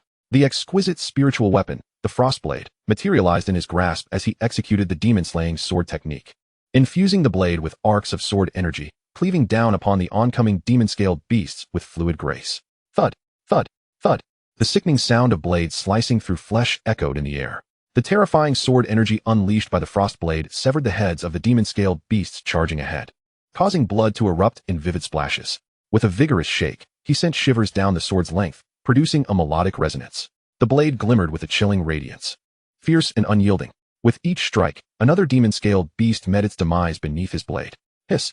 As one of the demon-scaled beasts shrieked in agony, Daoran, after dispatching another, pointed his left hand, channeling his intent into a beam of sword light that shot towards a lurking beast behind him. Thud! The horned lizard's head exploded, showering the area in a crimson downpour. In mere moments, nearly 10 of the creatures had fallen to his effortless strikes. The remaining demon-scaled beasts, sensing the terror of the individual before them, began to falter. Suddenly, piercing shrieks, more ferocious than the others, rang out. A beast, larger than a rhinoceros, surged forth from the horde, bellowing with tremendous force. Daoran quickly recognized it as the leader of the pack. To capture the thief, one must first capture the king. Slaying this leader would render the rest of the horde insignificant. His gaze turned icy as he activated his sword intent. A beam of sword energy, stretching dozens of yards, shot forth like a thunderbolt towards the ferocious beast. Thud! A massive gash cleaved through the scales of the leader, blood gushing forth. The beast howled in despair, its horn thrusting towards him in retaliation. Daoran did not flinch, his eyes as cold as steel. Such a fourth-tier beast could not inflict harm upon him. With the Frostblade poised before him, he gripped it tightly with both hands, unleashing a surge of demon-slaying sword energy. With a tremendous roar, the blade severed the horn atop the beast's head, and without losing momentum, it decapitated the creature, leaving its head to tumble to the ground. With the leader now slain, the remaining demon-scaled beasts were swiftly vanquished by Daoran's relentless onslaught. He had initially intended to harvest the horns of these creatures, as they were excellent materials for forging. But the overwhelming stench of blood would surely attract other ferocious beasts, wasting his precious time. Thus, he only extracted the horn from the leader before hastily departing the area, eager to traverse the mountain range towards the site of the starfall. Not long after, a sudden tempest swept through the forest, stirring dust and debris. A gargantuan ferocious bird flapped its wings overhead, its massive form, akin to a prehistoric behemoth, obscuring the sun. It appeared to be the seventh-tier beast, the celestial darkbird. Amidst the flourishing trees, Daoran gazed up at the shadow above, catching a glimpse of the monstrous bird, which loomed like a mountain. The celestial bird soared above the very location of the impending starfall. A seventh-tier demon beast, a formidable adversary indeed. Should he wait for its departure or devise a means to slay it? In that moment, Daoran found himself in a quandary. Hiss hiss. Yet, while he was still reeling in awe, the colossal bird suddenly emitted a mournful cry. Its voice resonated across the heavens, as though it had encountered a source of unimaginable terror, frantically flapping its wings and whipping up a howling wind that snapped branches and uprooted trees in its wake. What in the world? Daoran looked skyward to witness a sphere of light, brighter than the sun, streaking down from the heavens like a comet, trailing a long tail of flames, tearing through the sky at an astonishing velocity. The overwhelming force seemed poised to obliterate the very earth itself, even from several miles away. Daoran felt the shockwave wash over him. The starfall had indeed arrived. Daoran stared in astonishment at the fiery glow above, murmuring to himself. The colossal bird beat its wings desperately, attempting to flee the area, but alas, no matter how swift it was, it could not outpace the celestial body descending from the ninth sky. In the blink of an eye, the blazing starfall descended upon the forest, crashing down upon the giant bird with a resounding impact. The wails of the bird echoed thunderously. In an instant, its massive form ignited like a firestorm, meteors piercing through its body, reducing it to mere ashes. Then, Daoran felt the ground quake violently, as though the earth itself had suffered a cataclysm. The various ferocious beasts within the jungle roared and took to the skies in frantic flight. The fiery starfall blazed with an infernal brilliance, descending with apocalyptic might. Boom, boom. The cacophony of explosive sounds, intermingled with the cries of dying beasts, surged from the distance, until, in an instant, this world fell eerily silent as if it had been annihilated. It is said that wherever the starfall lands, it wreaks havoc and destruction. Even the mightiest cultivators cannot escape its wrath. Just moments ago, he had felt utterly helpless against the seventh-tier beast, the celestial darkbird. Yet it had been utterly obliterated by the starfall, leaving Daoran elated beyond measure. Such fortuitous luck. With great delight, he hastened towards the site of the starfall, wishing fervently for additional legs to carry him swiftly. In no time, he traversed dozens of miles, drawing closer to the starfall, where the scene ahead grew increasingly chaotic. The surrounding trees lay in ruins, scattered and splintered. Suddenly, a series of roars echoed from ahead. It seemed that other ferocious beasts had arrived ahead of him. The sound sent a chill down Daoran's spine as he swiftly moved towards the source. Roar! Ack! The sounds intensified, filling Daoran with trepidation. Upon arrival, he beheld two ferocious beasts engaged in a fierce struggle. One was a four-armed giant ape, standing 8 feet tall, incessantly pounding its chest and emitting thunderous roars, while the other, a black flame tiger, growled incessantly in combat with it. Not far from this clash lay a colossal pit, its earth charred and thick with acrid smoke. It was evidently the site of the starfall's impact. Indeed, these two beasts were vying for the remnants of the starfall. How fortuitous! Observing the fierce battle from the mountainside, one can sit back and reap the benefits as a fisherman. Daoran concealed himself behind a large rock, holding his breath as he meticulously observed the clash before him. For wealth, men perish. For sustenance, birds meet their demise. The colossal ape and the black tiger exchanged blows, seemingly willing to risk their lives for the coveted fallen star. The four-armed giant ape possessed immense strength, each strike akin to a 1,000-pound hammer, resonating with thunderous roars as it battered the black flame tiger, leaving it bloodied and battered. Conversely, the black flame tiger moved with astonishing speed, its sharp claws stained with the giant ape's flesh, baring its teeth and roaring ferociously, exuding an aura of ferocity. As time passed, the intensity of the conflict escalated, and the giant ape bore a multitude of gruesome bite marks, a sight that was truly harrowing. The black flame tiger fared even worse, with no part of its body unscathed, blood streaming profusely, revealing stark, white bones. Witnessing both ferocious beasts gravely wounded, Daoran could not suppress a smile. Now was the moment for Old Six to strike. In an instant, Daoran transformed into a gust of wind and surged forth. His long sword emitted a brilliant sword light as it cleaved towards the giant four-armed ape, while simultaneously, his intent manifested as sword energy that shot towards the black flame tiger. The giant ape was utterly oblivious to the impending attack, the sword light piercing through its chest and causing its massive body to collapse like a kite severed from its string, crashing to the ground. Blood flowed profusely from the fallen giant ape, its life extinguished. The black flame tiger met a similar fate, its head pierced by the sword energy, thus meeting its demise. Truly, such gains with no effort expended. Daoran could not help but burst into laughter as he approached the center of the pit, marveling at the easily attainable fallen stars. To his astonishment, he discovered 2 stones at the very center, conspicuously large, resembling bowls from afar, indistinguishable from ordinary stones. To his delight, there lay 2 fallen stars, both of heavenly grade. Upon closer inspection, he saw that both stars shimmered with a purple hue, and he could not help but exclaim. The Academy's task required the submission of just 1 fallen star to complete the mission. Thus, the remaining star was his for the taking. Heavenly grade fallen stars were treasures of the world.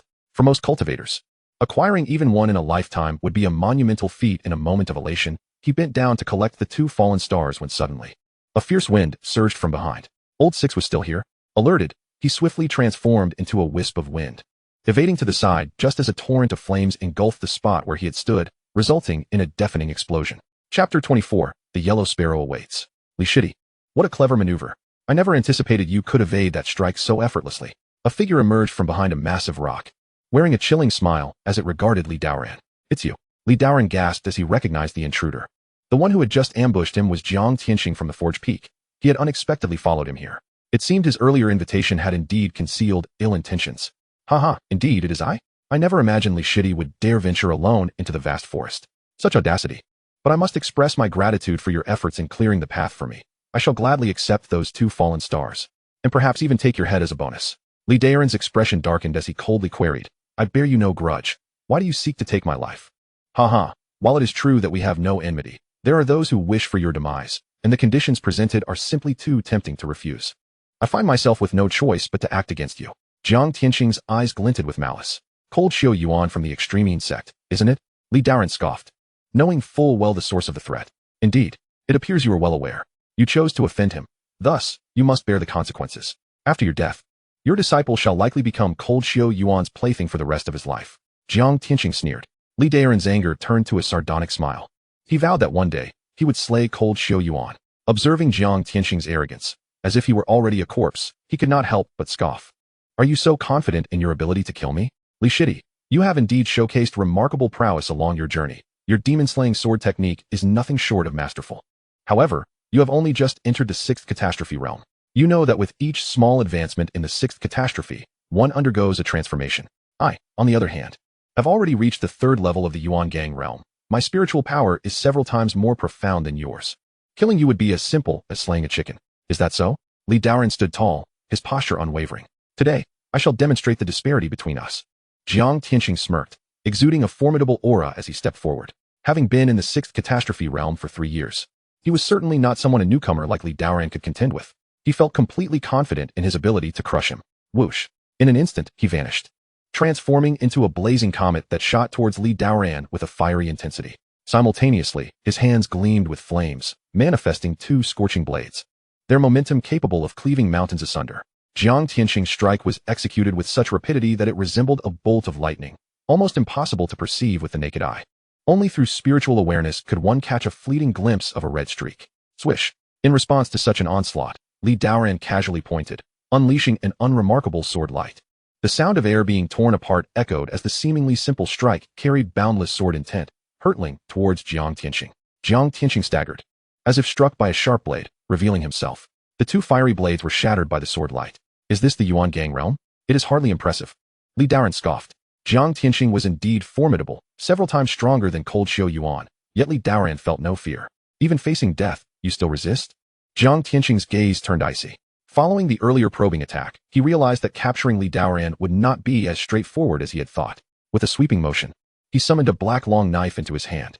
He raised the blade before his chest and delivered a downward strike, unleashing a blade of darkness that tore through the air, accompanied by a swirling black tempest aimed at Li Daoran. At the same time, his figure dissipated into flames, vanishing from view. In the next moment, he reappeared behind Li Daoran, swinging his long knife once more. The black blade surged forth. This was the soul-taming blade technique. Even a mere brush with it would inflict severe harm upon the spirit and wither the flesh. Sizzle. The 2 dark blade lights were enigmatic and unpredictable. Li Daoran pointed into the void, directing a demon-slaying sword energy to confront the black blade light, shattering it. While the second attack, he chose not to meet head-on. Activating the Lingyun Qingfeng incantation, he transformed into a wisp of pure wind, dissipating into nothingness. The terrifying black blade light struck a nearby massive rock, shattering it into fragments. Swish. Transformed into a gentle breeze, Li Daoran unleashed multiple sword energies, glimmering with a chilling light, materializing out of thin air. However, Jiang Tianqing was exceptionally swift, appearing in another direction and effortlessly shattering the incoming sword energies with a flick of his long knife. Li Shidi, is this truly all you can muster? It seems today, you cannot escape death. With a chilling sneer, Jiang Tianqing's body radiated a brilliant crimson glow, as boundless spiritual power surged into the black blade he wielded, akin to a tempest unleashed. Boom. Countless visible black souls materialized upon the darkened blade's surface, exuding an eerie and sinister aura reminiscent of the underworld. These black souls coalesced into corporeal forms, transforming into figures brandishing fiery blades. Each spectral entity seemed to possess an unimaginable weight, distorting the very fabric of space around them. These were the souls of his vanquished foes, released from the soul-binding blade. Any ordinary practitioner of the 6 calamities would undoubtedly struggle to withstand such overwhelming might. Whoosh. Several souls, imbued with the essence of the abyss, lunged at Li Daoran like venomous serpents. Chapter 25. Soaring to the 9th sun. The Divine Prison Soul-Binding Blade. Jiang Tianqing's gaze was frigid as he bellowed. Yet, in the next moment, an unforeseen event unfolded. From the tips of Li Daoran's fingers burst forth a resplendent golden light, coalescing into multiple strands of sword energy. This golden radiance, akin to the purest form of spiritual power newly birthed in the world, harbored not a trace of impurity. It resonated with the distant echoes of dragon roars. This was the power of the heavenly Dao. Within each strand of sword energy lay the subtle laws of the Dao itself. The heavenly Dao body transcended the realms of existence, representing the pinnacle of divine corporeality. When cultivated to its utmost limits, it could recreate the heavens, command chaos, and embody the Dao. Although Li Daoran's mastery of the heavenly Dao body was in its nascent stages, it was not to be underestimated. Clang, clang. The clash of black souls against the sword energy suffused with the heavenly Daos might rang out like the sound of metal striking metal. To Jiang Tianqing's astonishment, the black souls did not penetrate the sword energy. Rather, they were suppressed by it. Futile. With an icy gaze, Li Daoran surveyed the world with disdain. You seek death. Jiang Tianqing's eyes widened, his face a mask of murderous intent.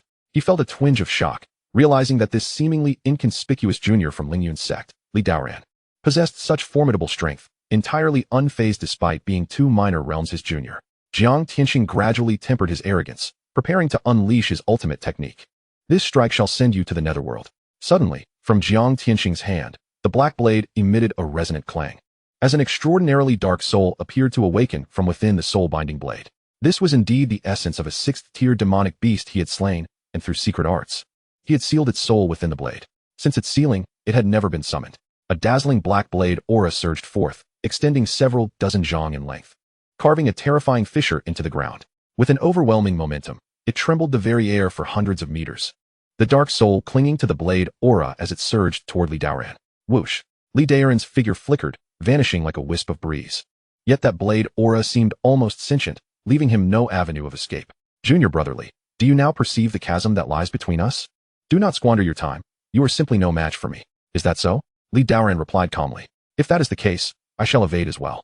The power of the heavenly Dao surges within me, and golden light radiates from my entire being. He stood resolute as the blade aura swept toward him. Clang! The blade aura collided with an impenetrable force, producing a sound akin to iron clashing against iron. Li Daoran stood firm amidst the tumult. The might of the heavenly Dao body proved incredibly resilient, rendering such a powerful blade aura as mere featherlight against him. Oh, he is still alive. A flicker of surprise crossed Jiang Tianqing's eyes. He had not anticipated that such a terrifying strike would not only fail to slay Li Daoran, but seemingly leave him unscathed. You spoke of wanting to kill me, yet you lack the qualifications. Now, it is my turn, Li Daoran sneered. While Jiang Tianqing was indeed stronger, his means were insufficient to extinguish Li Daoran's life. With a decisive step forward, Jiang Tianqing unleashed an explosive surge of power, his body enveloped in radiant golden light. Soaring to the ninth sun, the manifestation of the heavenly Dao body unfolded dramatically. In an instant, the heavens and earth shifted, with 9 blazing suns ascending into the sky, heralding the arrival of a fiery realm. They cast down torrents of searing golden light, enveloping the surrounding landscape for miles. In this moment, mountains crumbled, and the stars and moon trembled. This is an omen. You truly possess a divine body? Now it makes sense. How could you withstand a strike from my soul-binding blade? The phenomenon that enveloped the 10,000 great mountains days prior was indeed triggered by you. Jiang Tianqing's face paled in astonishment.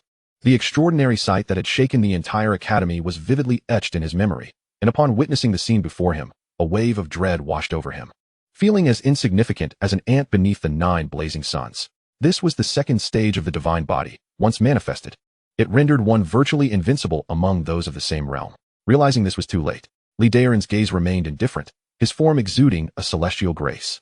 As his voice resonated, a dazzling cascade of golden light descended from the 9 suns, tearing through the heavens, stirring the winds and clouds, and rushing toward Jiang Tianqing.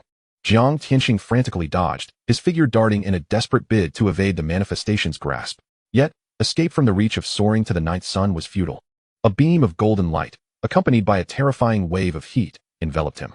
Seeing no way out, Jiang Tianqing activated a crimson shield to protect himself. Fiery torrents surged forth, relentlessly assailing him. In mere moments, Jiang Tianqing could no longer withstand the onslaught. The crimson shield began to crack. He felt searing waves of heat lapping at his flesh and soul through the fissures. Junior brotherly, I beg you, grant me mercy. I was blind to the mountain's majesty, foolishly allowing greed to cloud my judgment and turn against you. Please let me pass. Jiang Tianqing's piercing cries echoed with desperation. Humph. Li Daoran scoffed, his gaze sharp as a blade, chilling to the bone. When you sought to take my life, did you ever consider sparing me? If you spare me, I can persuade Lingyun to cease his enmity with you, thus eliminating a great adversary. I bear no grudge against you. It was merely a matter of interests. If you kill me, I shall harbor no thoughts of vengeance in the future. Jiang Tianqing trembled, his voice frantic.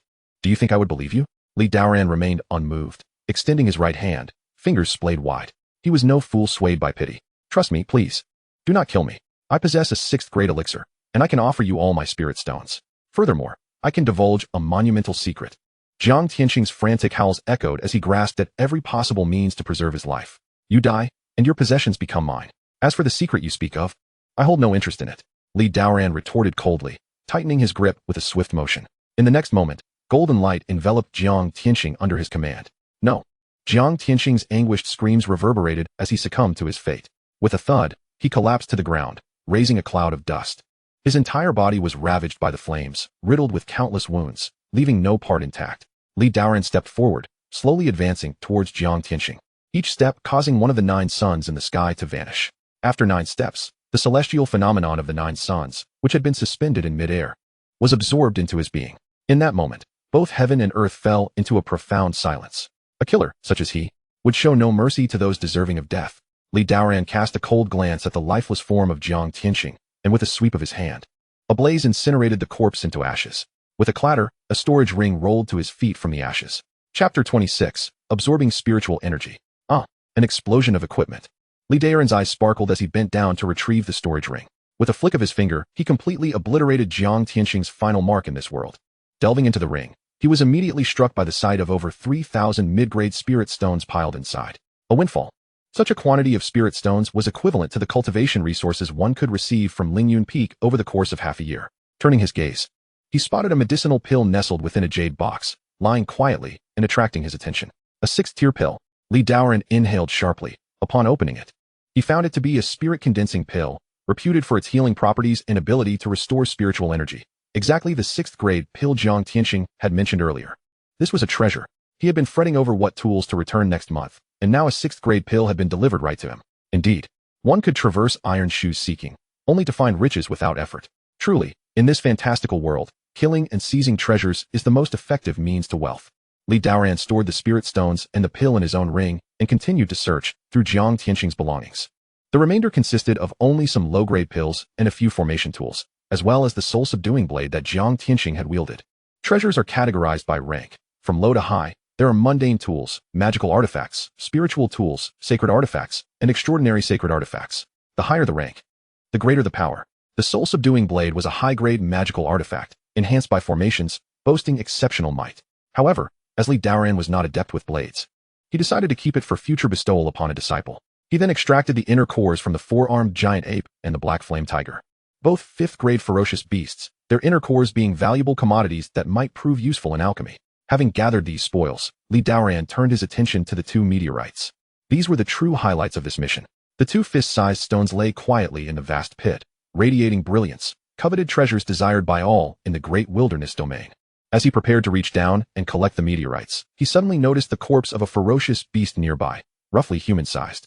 Its body covered in scales that could change color, blending seamlessly with the surrounding sand and stone. If one were not close, it would be nearly impossible to detect. Could this beast have been crushed by the meteorite upon its descent? Li Daoran observed that half the corpse bore signs of having been scorched by the meteorite's flames. He pondered this peculiar beast, which had managed to retain its form even under the cataclysmic force of the meteorite's arrival. With a thought, he intended to extract the inner core from this beast, but after searching extensively, he found not a core, but rather a jade slip. This jade slip, with its black and white hues, appeared exceedingly ordinary. After immersing his spiritual energy into it and meticulously examining it for some time, he found nothing remarkable. Reluctantly, he tossed it into his storage ring and turned his attention back to the meteorites. The meteorites were oval-shaped, displaying a purple hue, shimmering with an elusive glow. Li Daoran held both meteorites in his hands. Aside from a slight difference in shape, they were identical. He casually selected one to place in his storage ring, as this one must be submitted to the academy to fulfill his mission, while he would keep the other for himself. Cradling it in his palm, he could feel waves of warmth emanating from the meteorite. So, this is what an extraterrestrial meteorite feels like. Indeed, it is extraordinary. Li Daoran scrutinized the stone, perceiving the exceptionally pure spiritual energy within, accompanied by delicate purple patterns that flowed across its surface. The ethereal glow emanated from the patterns as they intertwined and collided. The patterns were intriguingly mystical, naturally woven together to form lines of the laws of heaven and earth. By utilizing spiritual energy to probe the patterns, one could discern the treasures contained within the meteorite. Li Daoran activated the Lingyun celestial star art, enveloping the meteorite in a shroud of spiritual energy and delving deep into its patterns, slowly uncovering its contents. After several cycles of exploration, Li Daoran sighed deeply. The meteorite contained no rare materials or cultivation techniques, merely a reservoir of spiritual energy. What a pity. He shook his head. Celestial meteorites are rare and precious. And while he had the fortune to obtain this one, the next opportunity was uncertain. Despite his disappointment, he did not underestimate the meteorite in his grasp. The spiritual energy contained within, if fully absorbed, could sustain him for years of arduous cultivation. This was precisely what he needed, an expedient means to elevate his cultivation. Glancing at the wound on his chest, Li Daoran retrieved 2 4th-grade recovery pills, intending to heal while absorbing the spiritual energy from the meteorite. Settling into a meditative position, he grasped the meteorite in his hands. In an instant, he felt the flow of energy throughout his body, entering a profound state of enlightenment.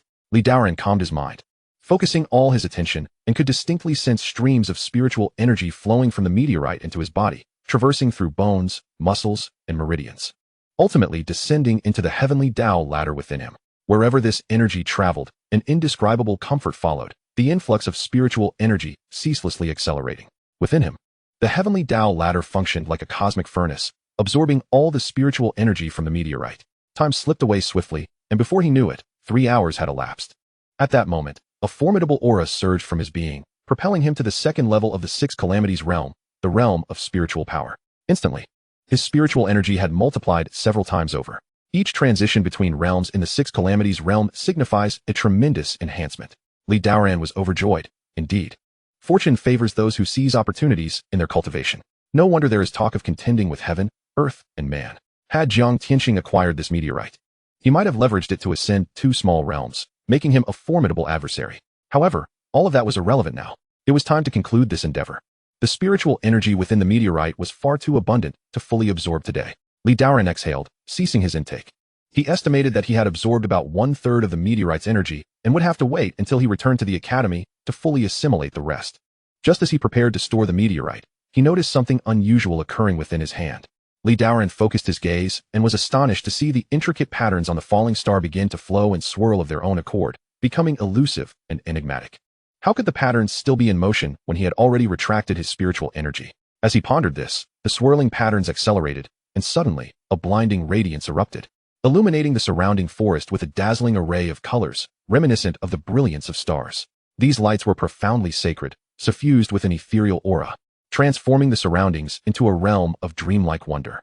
Captivated by this extraordinary spectacle, Daoran held his breath, his heart racing with anticipation. Could it be that within this falling star lay a hidden treasure he had failed to detect? Chapter 27. The Overwhelming Hand of Darkness. Daoran scrutinized the falling star, a sense of eager expectation swelling within him. After a brief moment of resplendent light, a profound silence enveloped the scene, yet the patterns continued their mesmerizing dance. Suddenly, a torrent of white light surged forth from the star. Daoran could scarcely comprehend what it was before the beam shot directly into his brow. Instantly, he felt as though his mind had been struck by lightning. His body jolted, and he sensed an unfamiliar presence in his consciousness. The celestial star formation. Delving into his thoughts, Daoran recognized that this technique was bestowed upon him by the very light from the falling star. It was a top-tier celestial formation, capable of conjuring the celestial star formation to protect him, its defenses as steadfast as the mountains. At this revelation, Daoran could no longer contain his exhilaration. His heart raced with fervor. A formation of such caliber, far surpassing the level of the Lingyun celestial art he had previously mastered, exceeded his expectations. He had initially assumed the star contained nothing more than a residue of spiritual energy, only to discover a hidden realm within. Daoran laughed heartily.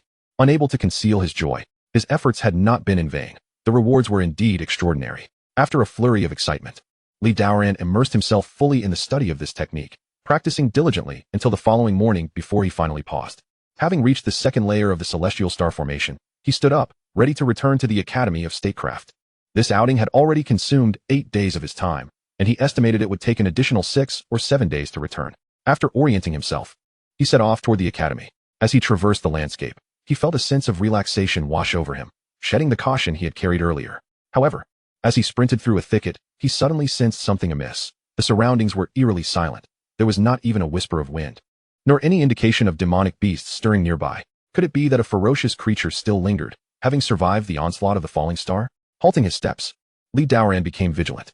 At that moment, a faint, inexplicable tremor emanated from his storage ring. Curiosity piqued. He opened the ring to investigate and found a black jade slip emanating a faint, ghostly glow, capturing his attention. What could this mean? He quickly retrieved it, realizing that this jade slip was one he had acquired from the fierce bird. At the time, it had seemed unremarkable, but now it appeared to pulse with some unseen summoning force, its ghostly light flickering with a blinding intensity. Could this be another treasure? With this thought in mind, Daoran once again delved into the slip, but soon discovered a disconcerting message within. Target, southwest, dilapidated temple, eliminate. This was the script of the demon race. The simplicity of the message sent a jolt of shock through Daoran. This was not a treasure, but rather a communication slip used by the demon army. Had he not faced the demon race 3 years prior, he would not have recognized the script inscribed upon it. Could that fierce bird have been of the demon race? It bore the communication slip, yet was accidentally struck down by the falling star from the heavens. Piecing together these clues, Daoran quickly discerned the situation. A shiver ran down his spine. No wonder the other beasts had been reduced to ash by the star's flames, while the body of this bird remained intact.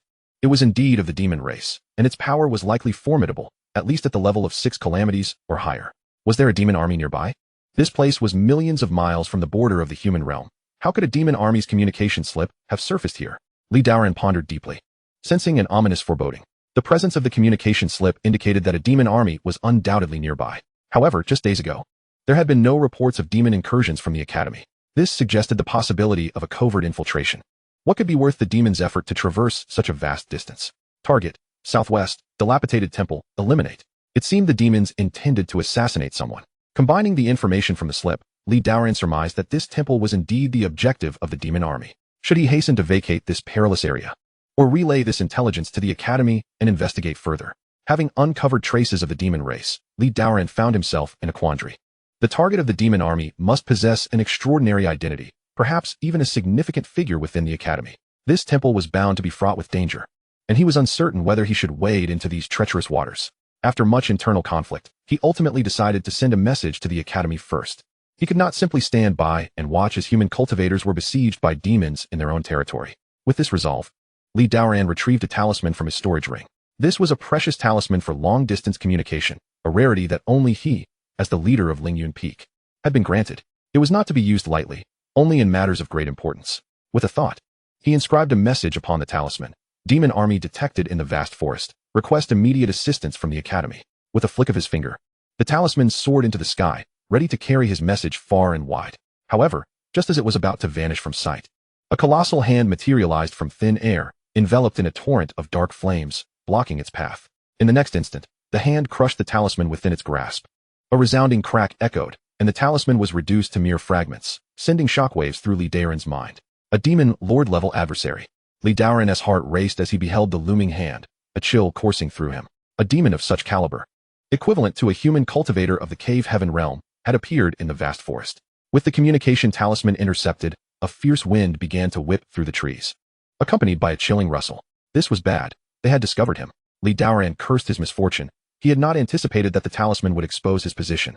Seizing the moment before the demons arrived, he prepared to retreat into the underbrush. Yet, he suddenly recalled the demon jade slip in his hand and halted. The slip had reacted just moments ago, likely summoned by that demon lord. Holding the slip, a clever idea took root in Li Daoran's mind. His current celestial energy was the purest form of spiritual power in existence. And if the demons also harnessed spiritual energy for cultivation, perhaps he could mimic their aura. With this thought in mind, Li Daoran resolved to give it a try. He directly erased the information contained within the demonic clan's jade slip, simultaneously replacing the original message with the directive to eliminate the target located to the north, utilizing the aura of the demon clan that lingered upon it. After conducting a thorough inspection with his divine sense, he found that the newly inscribed message bore no distinction from the demon clan's aura, making it nearly impossible even for him to discern its authenticity.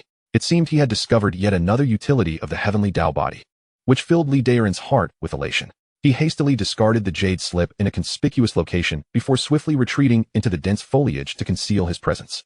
Not long after his departure, a legion of nearly invisible demon troops surged forth with alarming speed. Their forms were almost imperceptible, with only the rustling of leaves underfoot betraying their presence.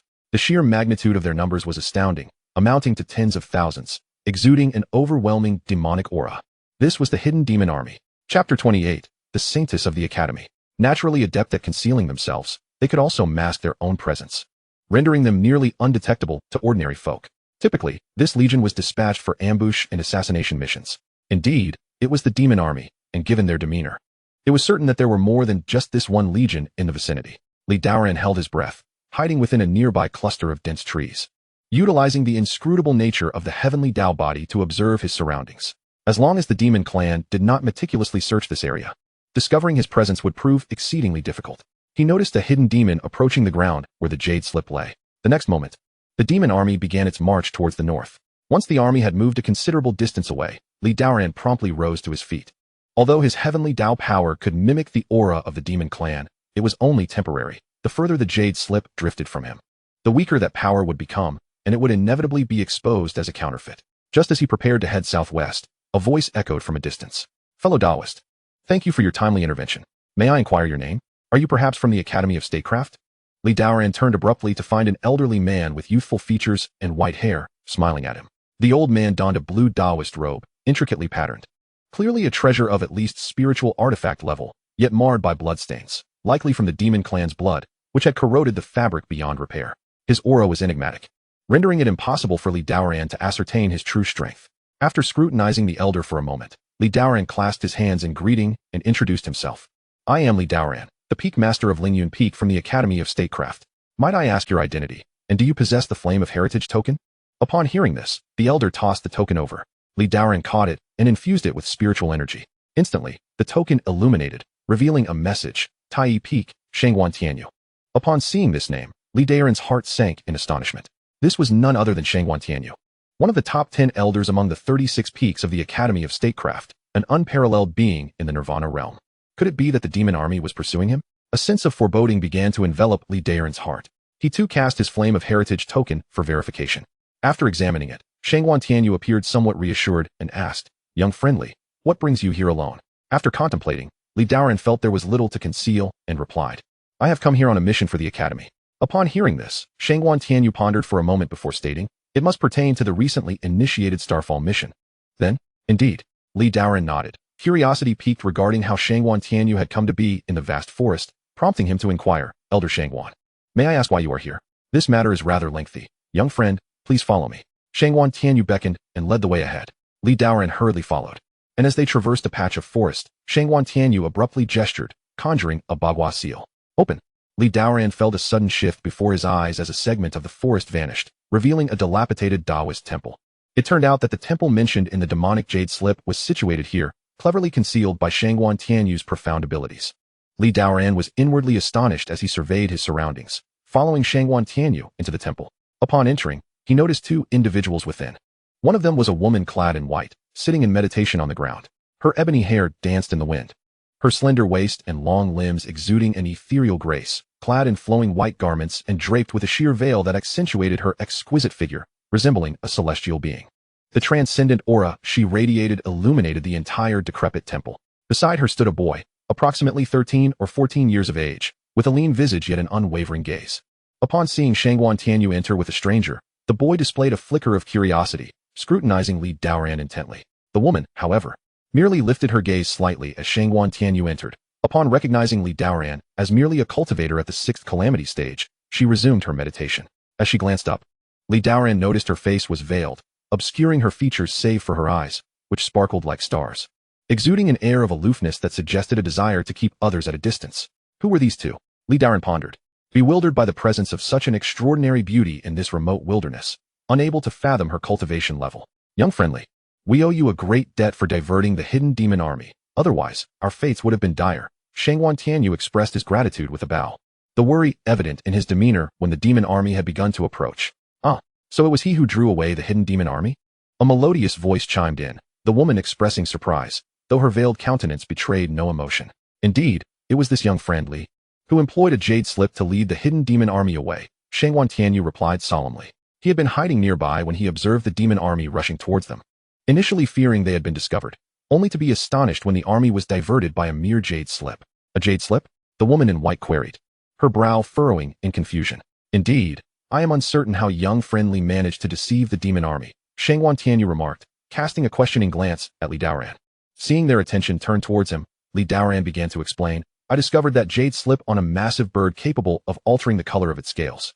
It appears to be a communication token of the demon clan. Conveniently, I possess a technique that allows me to transform spiritual energy into the aura of the demon clan, enabling me to temporarily deceive them.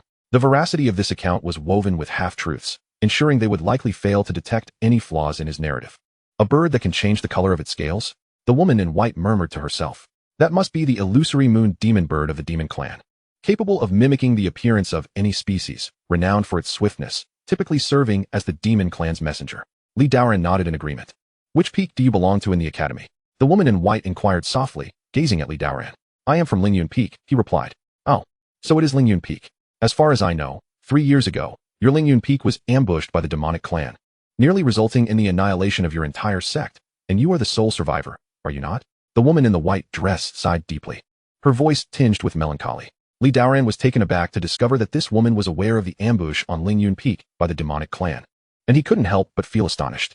Turning to gaze at the woman, he noted her extraordinary poise and unfathomable cultivation, indicating she must be a person of significant standing within the academy. Curiously, he inquired, May I ask how to address you, esteemed one? The woman in white pondered for a moment before slowly replying, I am Mu Kai Bai. So it is she, one of the holy maidens of the academy. A rare celestial physique, renowned among the human race as an unparalleled prodigy. She is the object of admiration for virtually all young male cultivators within the academy. For few can resist her allure. Mu Kai Bai maintained a calm demeanor, awaiting the gasp of astonishment from Li Daoran upon hearing her name, along with the fervent gleam in his eyes. After all, every encounter with young male cultivators invariably elicited such reactions, revealing their rather pedestrian inclinations. It is no wonder, considering that standing opposite them is the exceptional Mu Kai Bai, a beauty that captivates all. Meanwhile, the bystander, Shangwan Tianyuan, quietly observed, eager to witness Li Daoran's response. However, after a brief pause, Li Daoran remained motionless, his expression clear and devoid of the expected awe. The two exchanged puzzled glances, noting Li Daoran standing there, his brow slightly furrowed. This fellow is rather unique. Mu Kai Bai mused silently to herself. Chapter 29. The Truth Behind the Destruction of Lingyun Sword Peak. At that moment, Li Daoran was entirely absorbed in contemplation. He glanced at Mu Kai Bai, then cast a sidelong look at the boy beside her. A celestial physique. A holy maiden of the 10 great sacred halls. A prodigy of the human race with the potential to ascend to the immortal realm. These accolades collectively warranted the demonic clan's concerted efforts to eliminate her. It seems that the demonic army was likely mobilized specifically for her. Meanwhile, the jade slip he had discarded would soon be discovered, and the demonic clan would undoubtedly return, making his situation perilous. Having encountered a holy maiden, Li Daoran offered a slight bow and eagerly asked, "Might I inquire if the demonic army led by that demon king is here to slay you?" Mu Kai Bai was taken aback by such a question after waiting for so long. Yet, she quickly regained her composure and replied serenely, "They are not here to kill me. They are here to kill him." She gestured towards the boy who had remained silent at her side. Upon being pointed at, the boy smiled shyly, revealing a set of pearly white teeth. "What? It is actually him?" Li Daoran was utterly astonished. The target of the demonic clan was not Mu Kai Bai, but rather this young lad. What made him worthy of such a massive military mobilization? Li Daoran scrutinized the boy, whose cultivation appeared to be merely at the 10th level of Qi training, seemingly unremarkable, leaving him perplexed. Could there be some unique quality he had yet to uncover? Noticing his expression, Shangwan Tianyuan spoke up to clarify his doubts. "Do not underestimate this lad. Mu Kai Bai and I were stationed at Tianjian City when a celestial physique was suddenly detected within the city. It is this child. He possesses the annihilating demon physique, a power cultivated to counter the demonic clan, inherently possessing a restraining force against them." A celestial physique? Li Daoran gasped in astonishment. This seemingly ordinary boy was, in fact, a celestial physique, and moreover, an annihilating demon physique, one of the 10 great celestial physiques. He couldn't help but marvel inwardly. As Li Daoran continued to express his amazement, Shangwan Tianyuan elaborated, "The annihilating demon physique is of paramount importance to our human race. Thus, the Holy Maiden and I intended to secretly escort him back to the academy. However, for some unknown reason, the demonic clan somehow learned of the annihilating demon physique, and the demon emperor utilized great powers to open a domain gate, transporting hidden demonic forces within mere millions of miles to intercept this boy. The Holy Maiden and I fought our way here, protecting him, and have been trapped by the demonic army for several days, while others have perished." "I see." Li Daoran suddenly comprehended the gravity of the situation. Realizing he had unwittingly become entangled in a grand conspiracy, the demonic clan had dispatched thousands of elite troops solely to eliminate a mere teenager. Li Daoran couldn't help but be struck by the audacity of their endeavor. Clearly, these demons were prepared to face death. And now that they had penetrated deep into human territory, even if they managed to kill the boy, they would likely not escape unscathed, as the academy would inevitably eradicate them upon learning of their actions. However, Li Daoran found himself perplexed. Given the magnitude of this situation, the academy should have dispatched reinforcements long ago, yet the absence of any news was bewildering. Thus, he inquired, "Elder, Holy Maiden, did you not relay information to the academy?" "We did send a message, but there has been no response. It seems it was intercepted." Shangwan Tianyuan sighed in resignation. "Intercepted? How could that happen? Is there a traitor among the academy?" Li Daoran's heart raced at the thought, connecting it to the revelation of the annihilating demon physique. Indeed, the demonic clan's awareness of the annihilating demon physique must have originated from a spy embedded within our ranks. Mu Kai Bai nodded in agreement. Li Daoran's hair stood on end. No wonder they had been besieged by the demonic clan in the vast forest for over 10 days without any sign of rescue from the academy. Their message had likely been intercepted by the traitor, leaving no one aware of their plight. Mu Kai Bai glanced at Li Daoran, contemplating whether to speak, but hesitated momentarily. Ultimately, recalling that the demonic army had been lured away by him, she deemed him trustworthy.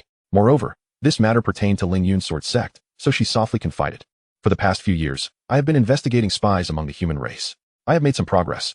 3 years ago, when your Lingyun Peak was attacked by the demonic clan, it was due to someone leaking your location to them." Upon hearing this, Li Daoran gasped in shock. This was a monumental secret. It turned out that the destruction of Lingyun Peak was far from simple. There had been interference from a spy of the demonic clan. Li Daoran's mind raced with fear, realizing that the traitor must hold a very high position among the humans, as it would be impossible for them to possess such extensive knowledge of human secrets. After some thought, he felt a sense of confusion. He could not fathom how the demonic clan schemes had come to bear upon Lingyun Peak. After all, Lingyun Peak was merely one of the 108 peaks of the academy, with its most powerful member being his master, Ling Shuzi, who was only at the three-phase realm, hardly significant enough to draw the attention of the demonic clan. There were countless such peaks within the academy, and the fall of Lingyun Peak would not shake the foundation of the academy. Unable to understand, Li Daoran posed the question. Why would they target Lingyun Peak? Surely it does not warrant such attention from them. You speak true. Lingyun Peak is indeed not a cause for concern for the demonic clan. However, that spy among them coveted a treasure of your sect, initially planning to eliminate all of you and claim it for themselves. Yet, having revealed a hint of their presence, I managed to trace it back, and they have since gone into hiding, refraining from acting impulsively. Mu Kai-bai explained languidly. A treasure? What could Lingyun Peak possibly possess? Li Daoran was even more puzzled. The only remaining and most precious fifth-grade elixir was recently bestowed upon Jiang Yueshi. As for the other magical artifacts within the sect, they were largely obliterated during the cataclysmic battle 3 years ago, leaving behind nothing of significant value. Li Daoran was deeply intrigued. What treasures could the dilapidated Lingyun Peak possess that would entice the covetous gaze of demonic spies? The only items truly worthy of such desire were the 3 unparalleled techniques of Lingyun Peak. Yet, in the eyes of those with profound cultivation, these techniques were hardly noteworthy. Despite Lingyun Peak experiencing a slight resurgence under his master's guidance in recent years, it remained too brief a period to have amassed any substantial foundation. The peak's previous glory was a distant memory, long faded into the annals of time. Familiar with the current state of Lingyun Peak, Li Daoran could not fathom what treasures could provoke the envy of demonic spies. Nevertheless, given Mu Caibai's assertion, he had no reason to doubt her.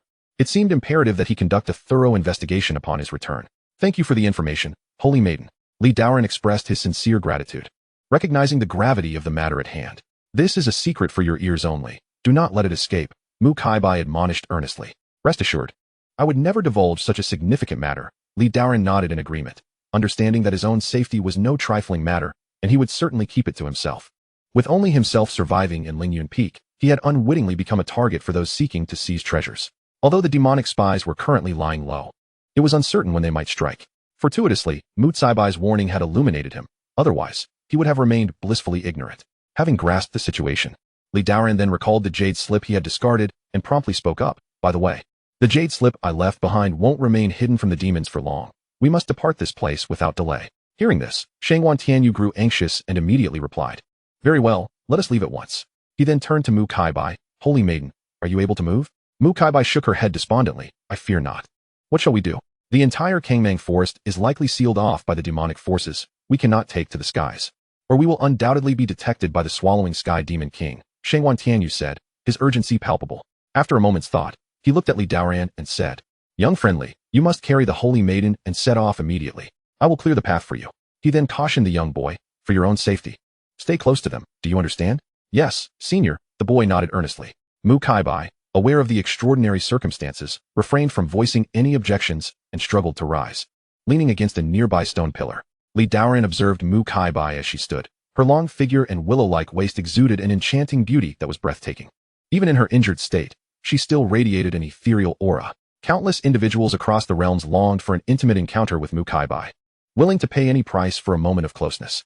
Yet, such desires remained mere fantasies. Mu Kai-bai, pure and immaculate, was renowned for her reticence, particularly when it came to close interactions with others. Were it not for the life and death situation, she would have found it nearly impossible to stand, let alone permit a man to carry her. The thought of such an event spreading would be utterly scandalous. However, Li Daoran stood rooted in place, unmoving. What is the matter? Shangwan Tianyu and Mu Kai-bai, both formidable figures, turned their gazes toward Li Daoran. Observing his furrowed brow and lack of enthusiasm toward the beauty before him, they exchanged perplexed glances. What are you waiting for? Shangwan Tianyu asked, urgency creeping into his tone. What's wrong with her? Why should I carry her? Li Daoran queried, pointing at Mu Kai-bai in confusion. He was hesitant to carry someone while also escorting a child. What if they encountered a battle? With his cultivation at merely the 6th calamity realm, the demonic forces outside were composed of elite troops, and even a single demon general would match his prowess. Meanwhile, Mu Kai-bai was at least a transcendent being of the 3rd realm. He had hoped to rely on her and Shangwan Tianyu to carve a path through the demonic horde. His reluctance was not born of unwillingness to assist Mu Kai-bai, but rather a desire to clarify the situation. Have I lost all allure? Mu Kaibai felt somewhat disheartened by his dismissive gesture, momentarily doubting her own beauty. Will it kill you to carry me for a moment? I have yet to voice any complaints, and you are already being so picky.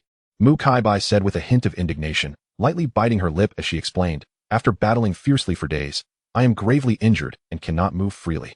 And I have exhausted all my healing elixirs. Ah, I see. Li Daoran suddenly understood. No wonder she had been seated for so long. It was to recuperate. You should have said you were injured. Mu Kaibai frowned slightly. What good would that do? Do you possess any healing elixirs? Li Daoran smiled and replied. I do have some healing elixirs. At his words, both Shangwan Tianyu and Mu Caibai's eyes brightened with anticipation. They wondered if this elixir could heal the Holy Maiden's injuries. With that, Li Daoran revealed the 6th grade spirit condensation pill he had obtained from Jiang Tianqing. Initially, he had intended to bestow it upon Jiang Yueshi. But in this life and death moment, he had no choice but to present it. Shangwan Tianyu's face lit up with joy upon seeing the elixir. The 6th grade spirit condensation pill. Holy Maiden, you are saved. Mu Kaibai stared at the elixir in Li Daoran's hand, momentarily lost in thought. For high-level cultivators, such elixirs were not particularly remarkable. Yet for someone at the 6th calamity realm, it might very well represent all their savings. She was acutely aware of its value. However, the fact that he so casually offered it was surprising. Under different circumstances, Mu Kaibai would not have allowed herself to be moved by a 6th grade elixir. As the Holy Maiden of the State Academy, she could procure such items herself. But now, in her injured state and with no options left, this elixir was akin to a lifeline. While it might not fully heal her injuries, it could restore a significant portion of her strength. And with the unknown dangers ahead, what would she do if he kept this precious elixir for himself? You would give me such a precious elixir? Why not keep it for yourself? Mu Kaibai asked softly. Not at all. Li Daoran shook his head, speaking with nonchalance. You should consume it quickly. He was not being extravagant. Mu Kaibai had revealed to him the truth behind Lingyun Peak's demise, and this was his way of repaying her. Mu Kaibai bit her silver teeth. Unable to suppress her words, we may soon find ourselves in a fierce battle against the demons. Your cultivation is low, making it difficult for you to protect yourself. Without healing elixirs, you may very well perish here. Li Daoran's expression darkened at her words. My cultivation is low. I might perish here. Do you not know how to converse? He understood that she was concerned for his safety, but the way she articulated it was rather unkind. I still have 2 4th grade elixirs. That should suffice. Although the 4th tier elixir cannot be compared to the 6th tier, it is still better than nothing. Capable of healing some non-fatal injuries and restoring spiritual energy. Saintess, this is not the time for discussion. You must quickly consume the elixir. Healing is of utmost importance. Urged Shangwan Tianyu from the side. Elder Shangwan is correct. Li Daoran nodded in agreement. Mu Kaibai cast a deep glance at him, refraining from further hesitation, and gratefully clasped her hands in thanks. Thank you for your elixir. After receiving the elixir, she softly added, please wait for me a moment. I need to cultivate to heal. Very well. Saintess, please be swift. The demon race may return at any moment. Shangwan Tianyuan nodded in affirmation. Subsequently, Mu Kaibai sat cross-legged, lifted her veil, and placed the elixir in her mouth. In that moment, Li Daoran beheld her stunning visage, a beauty that could topple kingdoms. However, he averted his gaze and turned to point at the boy, inquiring of Shangwan Tianyu, is the demon slayer body truly that formidable? The demon race is willing to expend such great effort to eliminate him? Shangwan Tianyuan affectionately ruffled the boy's hair, smiling as he replied, indeed. The demon slayer body is exceedingly powerful. Given time for him to grow, he will undoubtedly become a significant asset in our fight against the demon race.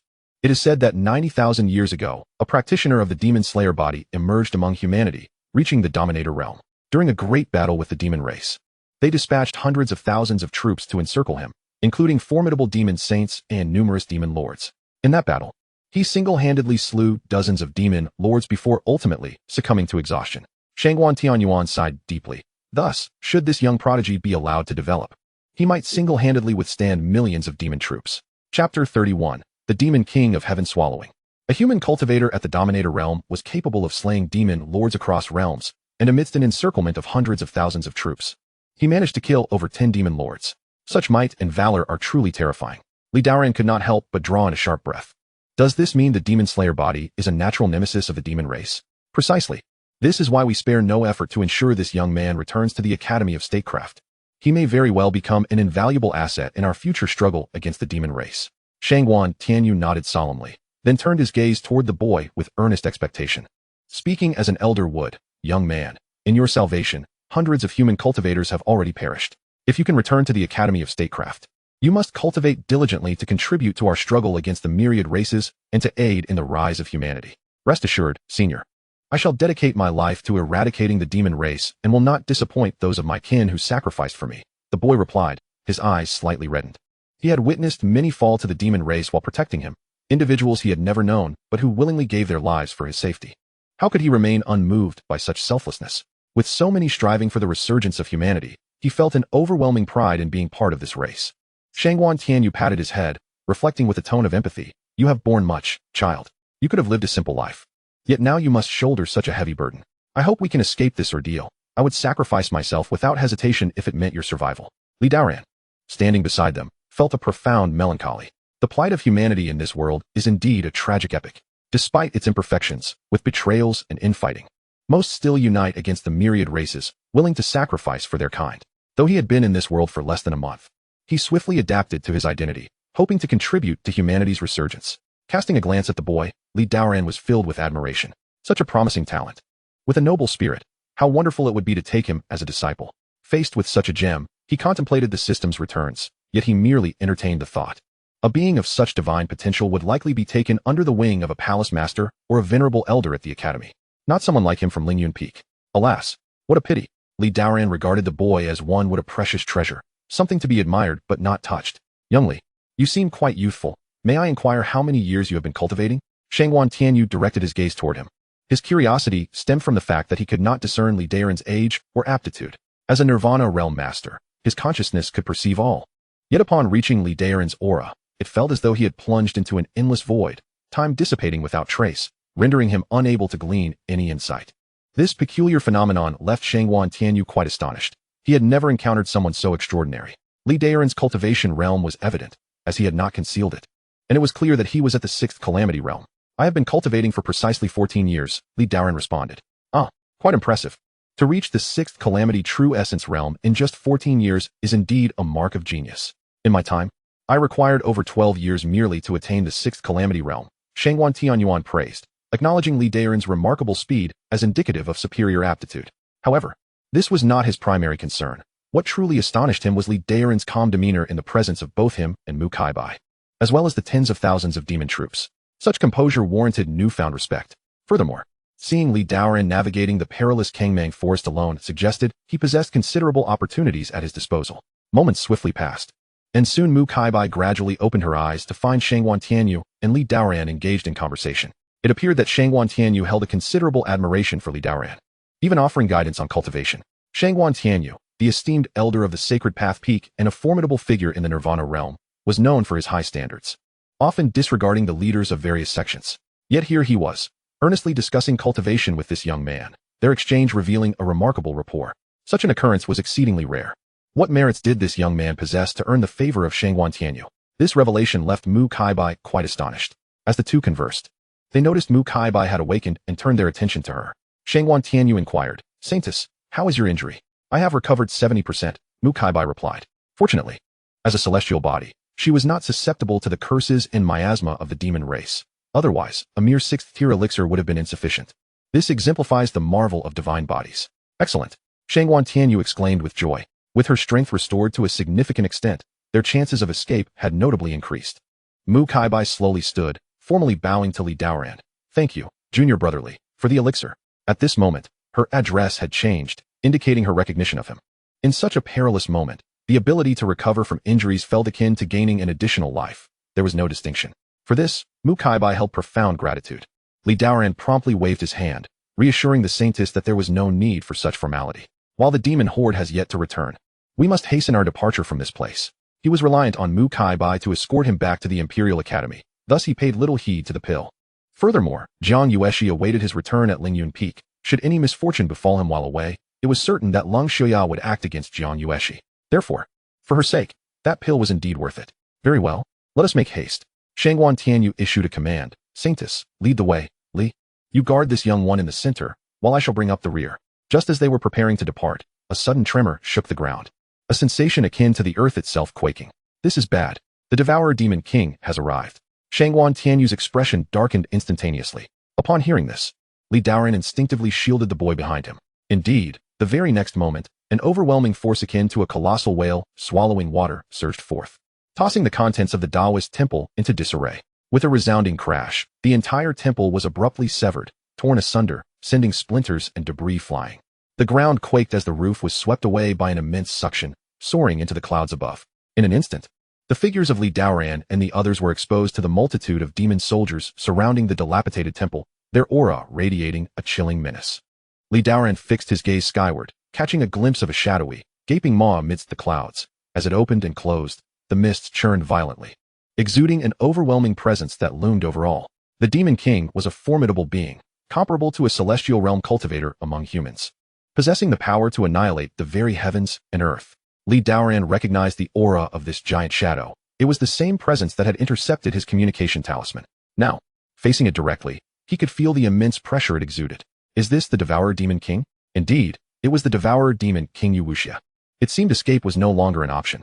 Shangguan Tianyu's countenance grew grave as he stared at the sky. Chapter 32. Wang Tung possesses imperial ambition. Mu Kaibai approached slowly. Standing shoulder to shoulder with the two men, her gaze fixed coldly upon the shadow in the sky. Since we cannot flee, we shall confront it head-on. Excellent. I have grown weary of lurking in the shadows. Allow me to engage it. Shangguan Tianyu's expression hardened, and with a swift motion, a radiant black and white mirror appeared in his hand, his prized artifact, the Inyang 8 trigrams mirror. Leave the Devourer Demon King to me, Saintess. You shall fend off the other demon soldiers. Very well, Elder Shangguan, proceed. Mu Kaibai nodded, a 7-foot-long sword materializing in her grasp, entwined with purple energy, exuding a fierce aura. I shall advance. Shangguan Tianyu bellowed, his body enveloped in flowing light as he charged forth in the blink of an eye. His speed was unparalleled, akin to an arrow piercing the clouds, as he swept through the hidden demon soldiers, toppling them to the ground in disarray. As Shangguan Tianyu emerged, the Devourer Demon King revealed his form. Towering at 9 feet, with a mane of crimson hair, he slowly opened his eyes, which glowed with a haunting red light, resembling 2 lanterns amidst a swirling mist of blood. With a sweeping gesture, a massive hand engulfed in demonic flames materialized, bearing the force of a tempest as it lunged toward Shangguan Tianyu. In that moment, the very heavens and earth seemed to change hue. With a crack, the surrounding towering trees were uprooted, instantly reduced to ashes. Yin and Yang, formless, the 8 trigrams of heaven and earth. Unfazed, Shangguan Tianyu formed a hand seal, channeling endless spiritual energy into the Inyang 8 trigrams mirror. 2 beams of light, one black and one white, spiraled in the air, coalescing into a formidable yin-yang formation.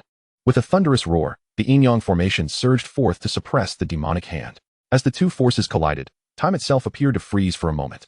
A blinding light illuminated the heavens, reaching both the celestial and the nether realms. The resulting shockwave tore the void asunder, sweeping away numerous concealed demon soldiers in its wake. A cacophony of demonic wails erupted, with any who ventured too close sent reeling by the overwhelming force. Li Daoran watched in awe as Shangguan Tianyu and Yu Wuxia's powers clashed, deeply shaken. Is this the might of the Nirvana realm? It is utterly cataclysmic. It was his first time witnessing a confrontation between Nirvana realm cultivators, and he felt that even a slight proximity would likely result in harm from the ensuing battle's aftermath. As the 2 powerful figures clashed, a series of thunderous booms echoed through the air.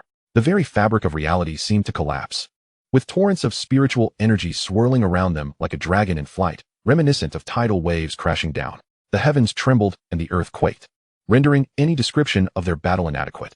As the battlefield shifted, countless mountains and vegetation were reduced to dust, the 2 combatants resembling ancient war gods in their relentless destruction. Meanwhile, the hidden demon army charged toward the temple, exuding an aura of inexorable slaughter.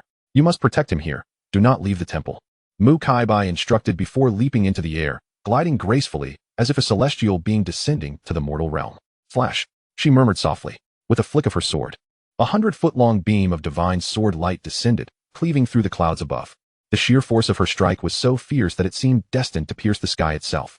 The front line of several dozen demon soldiers was obliterated in an instant, reduced to ash, leaving behind a chasm hundreds of feet deep in the ground. Li Daoran was left utterly astounded. The majestic sword energy. This is the legacy of the majestic immortal emperor. Each swing of her sword carried the formidable power of the heavens, capable of vanquishing all demons. Clearly, Mu Kaibai had mastered the majestic sword energy to perfection, her swordsmanship reaching a state of clarity, almost achieving the pinnacle of unity between heart and blade. At her tender age, such an accomplishment was truly remarkable. Observing her composed demeanor and effortless grace, it was evident she was a being of celestial lineage. Li Daoran marveled internally, his eyes wide with wonder.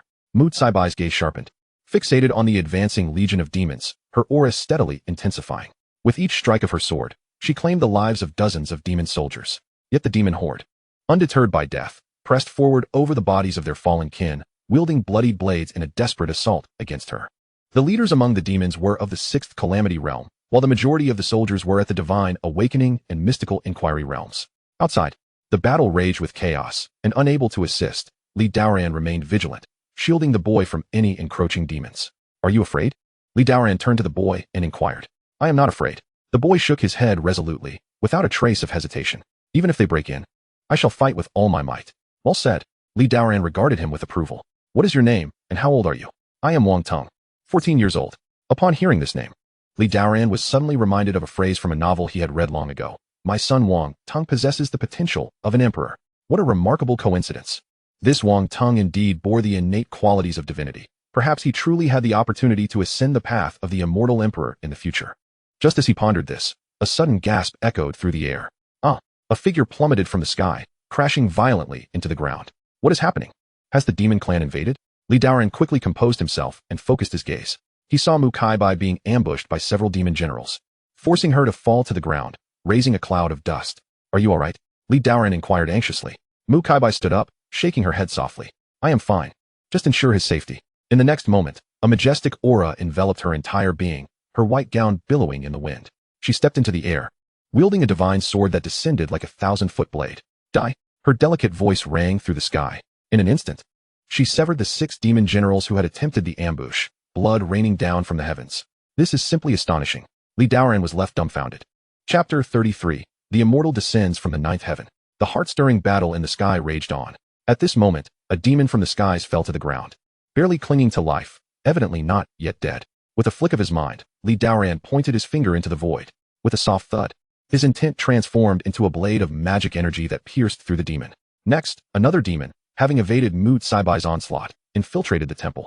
This demon was of the demon spirit level, equivalent to the human realm's inquiry into the profound. Mu Kaibai, having just noticed, prepared to strike it down with her sword. At that moment, Daoran's intent moved once more. His thoughts manifested into several blades of magic energy that obliterated the demon's spirit into fragments before it could act. Mu Kaibai, witnessing his decisive strike, was somewhat astonished. This was a demon spirit, and she had not anticipated that Daoran, at merely the second realm of the 6 calamities, could slay it in a single blow. Moreover, this was a demon, whose physical form was innately robust. Typically, individuals of the same cultivation realm among humans were no match for them. Even those at the next higher realm of the 6 calamities would likely struggle to dispatch a demon spirit with ease. Yet now, Daoran had accomplished this effortlessly. Initially, she had harbored concerns about his lower cultivation level posing a threat to his life, but it now seemed her worries were unfounded. "Very well. I will leave the incoming demons to you." Mu Saibai's melodious voice resonated. "Understood." Daoran nodded, unleashing his mind to conjure dozens of sword energies that encircled Wang Tung. Shielding him, he then gestured with his finger, locking onto a demon general stealthily advancing. The demon general, seeing that Mu Kaibai was unaware of his presence, transformed into a wisp of black mist and lunged towards Daoran, brandishing a blood-red blade imbued with the aura of death. However, before he could strike, a blade of energy sent him flying several dozen meters, crashing forcefully against a wall and spewing forth a mist of blood. Yet, the demon general suffered no significant injury. Daoran's blade had been deflected by a black shield formed around the demon's body. With a cold glint in his eyes, Daoran summoned a series of sword energies, transforming them into a rainbow that shot forth. Accompanied by a touch of golden heavenly power, the sounds of piercing through the shield echoed. The sword energies, infused with heavenly might, effortlessly shattered the demon general's defenses, reducing him to mere fragments. Each time a stray demon breached the temple, he met them with a swift blade of light, dispatching them. As time passed, Daoran sensed an increasing number of demons evading Mu Saibai's detection and entering the temple. His spiritual energy was rapidly depleting. Outside the temple, the corpses of demons had accumulated into a mountain, numbering in the thousands, the air thick with the stench of blood. The ground bore the scars of Mu Saibai's divine sword, pockmarked and ravaged. Within the temple, the bodies of numerous demons lay scattered, some at the divine revelation level, others at the inquiry into the profound, and even 5 corpses of the 6 calamities, all slain by sword energies piercing their skulls. Despite the significant losses incurred by the demon clan, they continued to surge forth without pause, as if there were no end in sight. The battle persisted until midnight. During this time, Mu Kaibai had been forced back several times, her white garments now stained with blood, her delicate arms marred by several cuts. Her long hair cascaded chaotically over her shoulders, and her spiritual energy was nearly exhausted. The nearby forest had been flattened by the chaos of battle. Meanwhile, the conflict between Shangguan Tianyu and Yu Wuxia raged more fiercely, as rifts in space erupted, the very fabric of reality shattering in waves. revealing gaping black voids from which countless spatial storms surged. "Ah!" Li Daoran roared, positioning himself in front of a demon poised to ambush Wang Tong. He took the blow from the demon's blade directly into his left shoulder. The crimson blade sank deep, the demonic flames clinging to it searing his shoulder and sending waves of excruciating pain coursing through him. Fortunately, this was merely a demon of the inquiry into the profound. Had its cultivation been any higher, the flames alone could have reduced his body and spirit to ashes. "Die!" Li Daoran bellowed, retaliating with a blade of magic energy imbued with immense heavenly power, slaying the ambushing demon. Wang Tong rushed over upon witnessing his injury. "Senior, you are hurt." "It is nothing." Li Daoran gritted his teeth, pulling the blade from his shoulder, blood spurting forth. "Senior, perhaps you should disregard me." Wang Tang's eyes glistened with tears as he spoke, unable to suppress his sorrow. "What nonsense are you saying? You must survive." Li Daoran shot him a fierce glance. Mu Kaibai and Shangwan Tianyu were still battling fiercely to protect Wang Tong. How could he abandon him? Although he found himself somewhat constrained in his abilities while guarding Wang Tong, he would never forsake him. "But senior, you will be in great danger." Wang Tong's eyes reddened, trembling as he spoke. "There is no but. You simply need to stay by my side," Li Daoran stated firmly. He dispatched a demon spirit within the temple before retrieving a fourth-tier recovery pill from his storage ring and swallowing it. His spiritual energy had dwindled to nearly half, necessitating the use of the pill. Only one remained. Mu Kaibai, noticing his injury from the sky, felt an acute sense of urgency. With a fierce glare directed at the horde of demons rushing towards her, she exclaimed, "Celestial beings descend from the heavens." The extraordinary phenomenon was set into motion, and suddenly, the heavens and earth were engulfed in a tempest. Countless beams of golden light cascaded down, enveloping the entire Taoist temple. Within that radiant glow, ethereal figures resembling immortals could be faintly discerned descending from the nine heavens. These spectral beings hovered majestically in the sky, exuding an awe-inspiring presence that rendered onlookers unable to meet their gaze. Some wielded long swords, others brandished massive axes, and still others held sacred pagodas, all radiating an overwhelming celestial power. The invading demons were mercilessly annihilated by these apparitions. Li Daoran, witnessing this extraordinary spectacle, realized that it was Mu Kaibai who had activated the manifestation of her celestial body, a feat that must have drained her considerable spiritual energy. Indeed, in the next moment, Mu Kaibai staggered and fell beside him. Chapter 34, A Desperate Struggle. Her veil had fallen away, revealing an unparalleled beauty that could topple kingdoms. Though her complexion was somewhat pale, upon landing, she turned to Li Daoran with concern, inquiring about his injuries. "How are you faring? Are you gravely wounded?" "Nothing serious. I took a recovery pill moments ago," Li Daoran replied, shaking his head with a faint smile. Mu Kaibai gazed at him, a flicker of guilt crossing her features. "You should not have been embroiled in this conflict. There is no question of involvement. I was on a mission nearby and was bound to encounter you," Li Daoran stated calmly. Had he not encountered the three of them, he might have chosen to avoid the fray. For he was no saint and had his own life to consider. As it stood, he could not escape alone, and thus had to fight his way through alongside them. Noticing Mu Kaibai's pallid visage, he produced the remaining recovery pill from his possession. "I have another recovery pill. You should take it. Keep it for yourself." Mu Kaibai shook her head, feigning indifference. "A fourth-tier pill is of little use to me." "How proud." Li Daoran chuckled wryly, withdrawing the pill and respecting her wishes, fully aware of her underlying concern about running out of life-saving pills. Meanwhile, the demon army outside had become ensnared by the celestial manifestation, and for the time being, they could not breach the temple, providing the two with a brief respite. "I wonder how Elder Shangwan is faring," Mu Kaibai mused, casting her gaze towards the distant battle between Shangwan Tianyu and Yu Wuxia, her expression tinged with worry. The fierce combat had caused the very fabric of space to warp, and the fluctuations of spiritual energy nearby were erratic. Having expended much of her own energy, Mu Kaibai could not ascertain the situation there. Just as she finished speaking, a resounding explosion erupted from that direction. Boom, boom. Moments later, the tumult subsided, and Shangwan Tianyu, resembling a shooting star, streaked through the sky towards the temple. Close behind him was a crimson figure who, upon seeing Shangwan Tianyu enter the celestial manifestation, refrained from pursuing further, opting instead to observe from afar. After all, the army had already encircled the temple, leaving those within with no means of escape. How long can this phenomenon last? Upon landing, Shangwan Tianyu inquired of Mu Kaibai. "Approximately 15 minutes, she replied. "Then we must devise a plan to leave here swiftly. We cannot afford to dawdle," he said, his expression urgent. "What options do we have?" "The entire Kangmang forest is sealed off. Our only chance lies in breaking through," Mu Kaibai explained. Hearing this, Shangwan Tianyu's countenance dimmed slightly. Escaping from the throngs of demons was no simple task, yet there appeared to be no alternative. After glancing at the others, he pondered momentarily before declaring, "Very well. The Saintess will protect Li Xiaoyu as they break through, while I shall remain behind to hold them off." Li Daoran, perplexed, asked, "Elder Shangwan, why not escape with us?" Shangguan Tianyu shook his head, a bitter smile gracing his lips. If I do not hold back you wuxia, we will stand no chance of escaping Kangmang Forest. By remaining, I enhance our odds, however slight. But Elder Shangguan, you may. Li Daoran's voice trailed off. Understanding all too well the grim fate that awaited Shangguan Tianyu alone against such a multitude of demons, compounded by the threat of Yu Wuxia, survival seemed improbable. Shangguan Tianyu remained silent, instead loosening his garments to reveal a ghastly wound before Li Daoran. A massive gash stretched from his shoulder across his chest, extending to his back, exposing sinew and bone. Above the wound, a black flame flickered ominously. Intricate runes surrounded the flame, preventing it from inflicting further harm. The devouring flame of the abyss. Li Daoran gasped, recognizing it as the innate fire of the devouring demon king. Most who came into contact with it would perish instantly. Even a small ember could turn rivers into barren wastelands. He could hardly believe that Yu Wuxia had resorted to using his life force. It was evident their earlier confrontation had reached a critical juncture. Yet, for Shangguan Tianyu to endure such a wound and remain alive was nothing short of miraculous. Shangguan Tianyu lowered his garments, speaking gravely. I have been afflicted by Yu Wuxia's devouring flame, which I have temporarily contained with my spiritual powers. However, this is merely a stopgap. It will not be long before the flame consumes me. I see, Li Daoran whispered, realizing why Shangguan Tianyu had chosen to stay behind. How much longer can you hold out? Perhaps 1 hour. After that, the flame will erupt, and I shall perish here, Shangguan Tianyu replied. Li Daoran locked eyes with him. With such injuries, who can save you?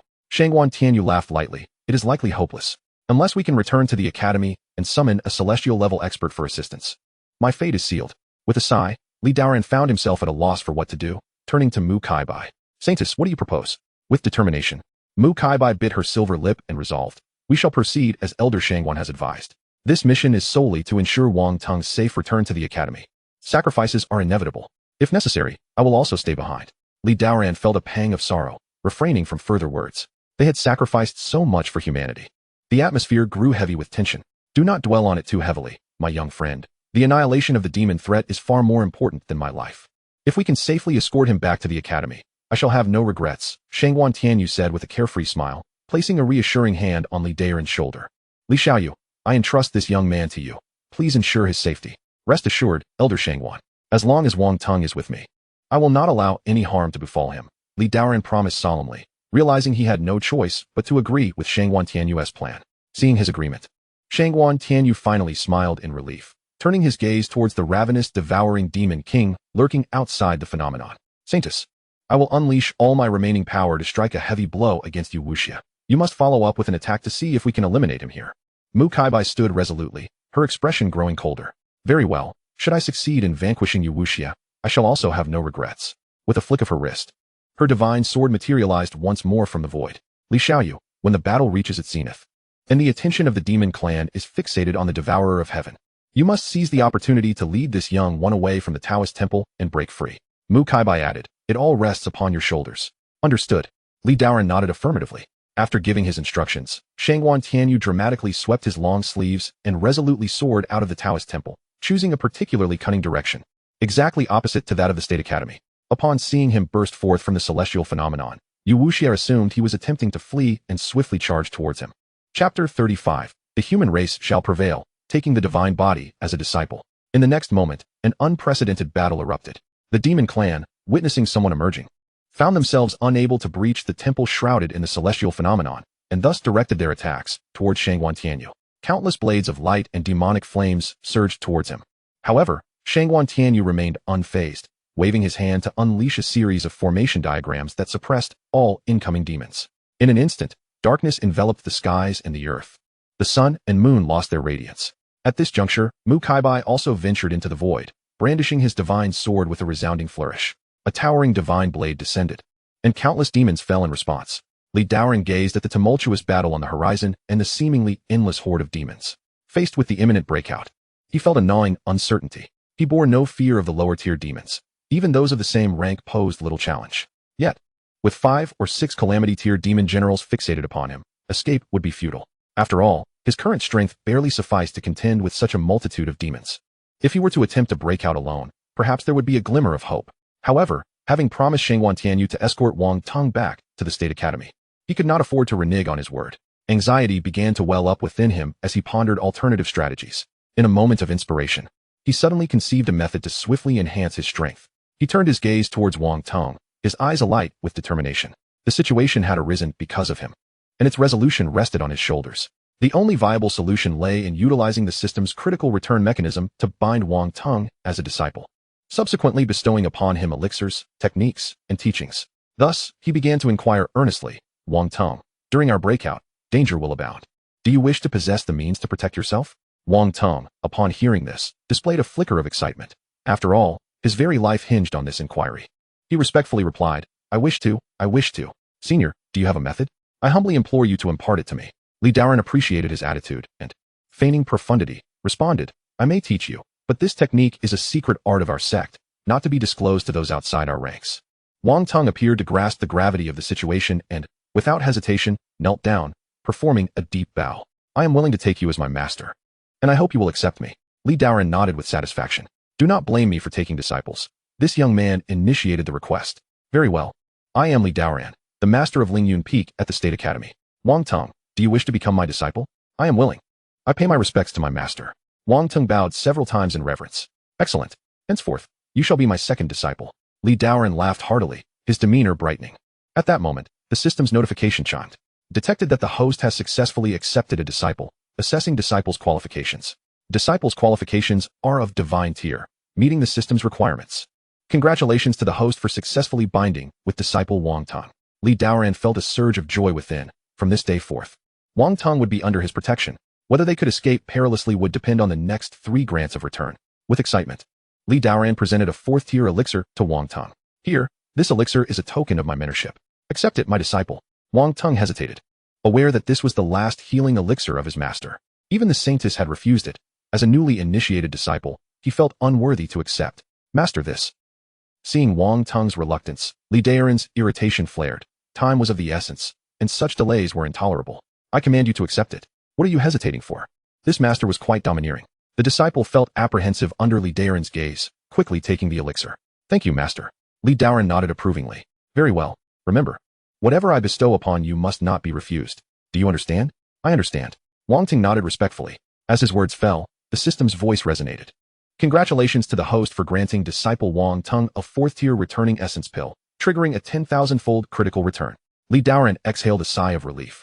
A 10,000-fold return promised splendid rewards. Just as he conferred the return upon Wang Tong, the battle nearby shifted dramatically. The devourer of heaven transformed into an immense cloud of inky darkness, enveloping the entire space and exuding an aura reminiscent of hellish realms, gradually coalescing into a gargantuan abyssal maw. As this maw opened, a torrent of devouring force surged forth. In an instant, the entire world, including the sun, moon, stars, mountains, rivers, and even the spiritual energies of heaven and earth, were consumed. This manifestation of the devourer of heaven firmly suppressed Shangguan Tianyu. Yet, rather than panic, Shangguan Tianyu's heart swelled with joy upon witnessing Yu Wuxia unleash his life essence. This was a pivotal moment. Success or failure hinged on this singular act. The 10 absolute limitless 8 trigrams formation. With his eyes ablaze with brilliance, Shangguan Tianyu's aura surged dramatically, as boundless spiritual energy poured into the yin-yang 8 trigrams mirror in his grasp. As the influx of energy intensified, his body began to crack. Yet he paid it no heed, relentlessly absorbing the surrounding spiritual energies. Just as his form threatened to disintegrate, a colossal 8 trigrams formation crystallized, radiating a dazzling light that illuminated the night sky. Die! Shangguan Tianyu bellowed, expending his final reserves of spiritual power to bring the 8 trigrams down with overwhelming force. With each descent, it bore the weight of the world, causing the very fabric of space to shatter. The 8 trigrams descended with astonishing speed, swiftly arriving above Yu Wuxia's monstrous maw.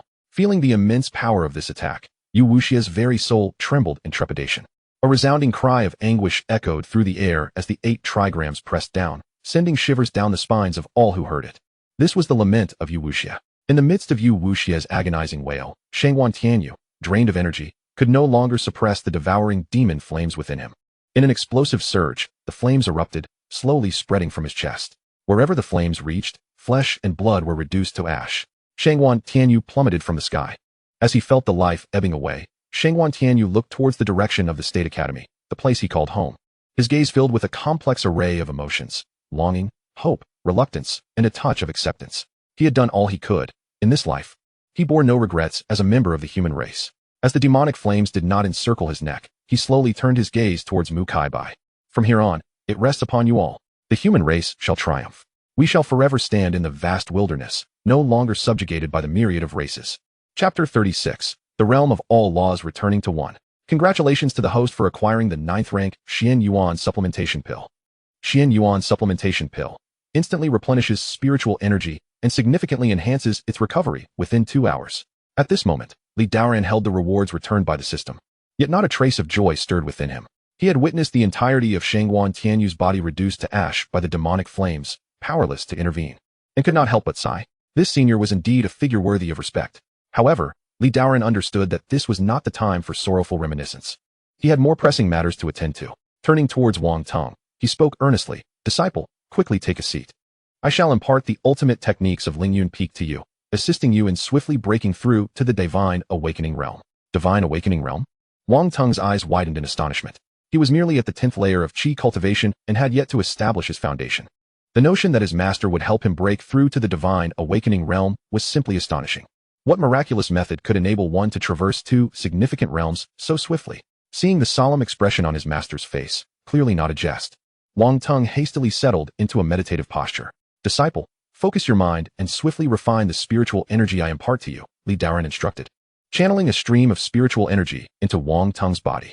Wang Tong, upon hearing this, quickly gathered his focus. In the next instant, he felt a vast and pure spiritual energy surge like an ocean into his being, compelling him to operate his cultivation method and begin the refinement process.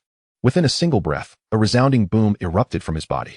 In that moment, his cultivation directly broke through to the foundation establishment stage. Truly, as a natural divine body, the speed of his energy refinement was nothing short of terrifying.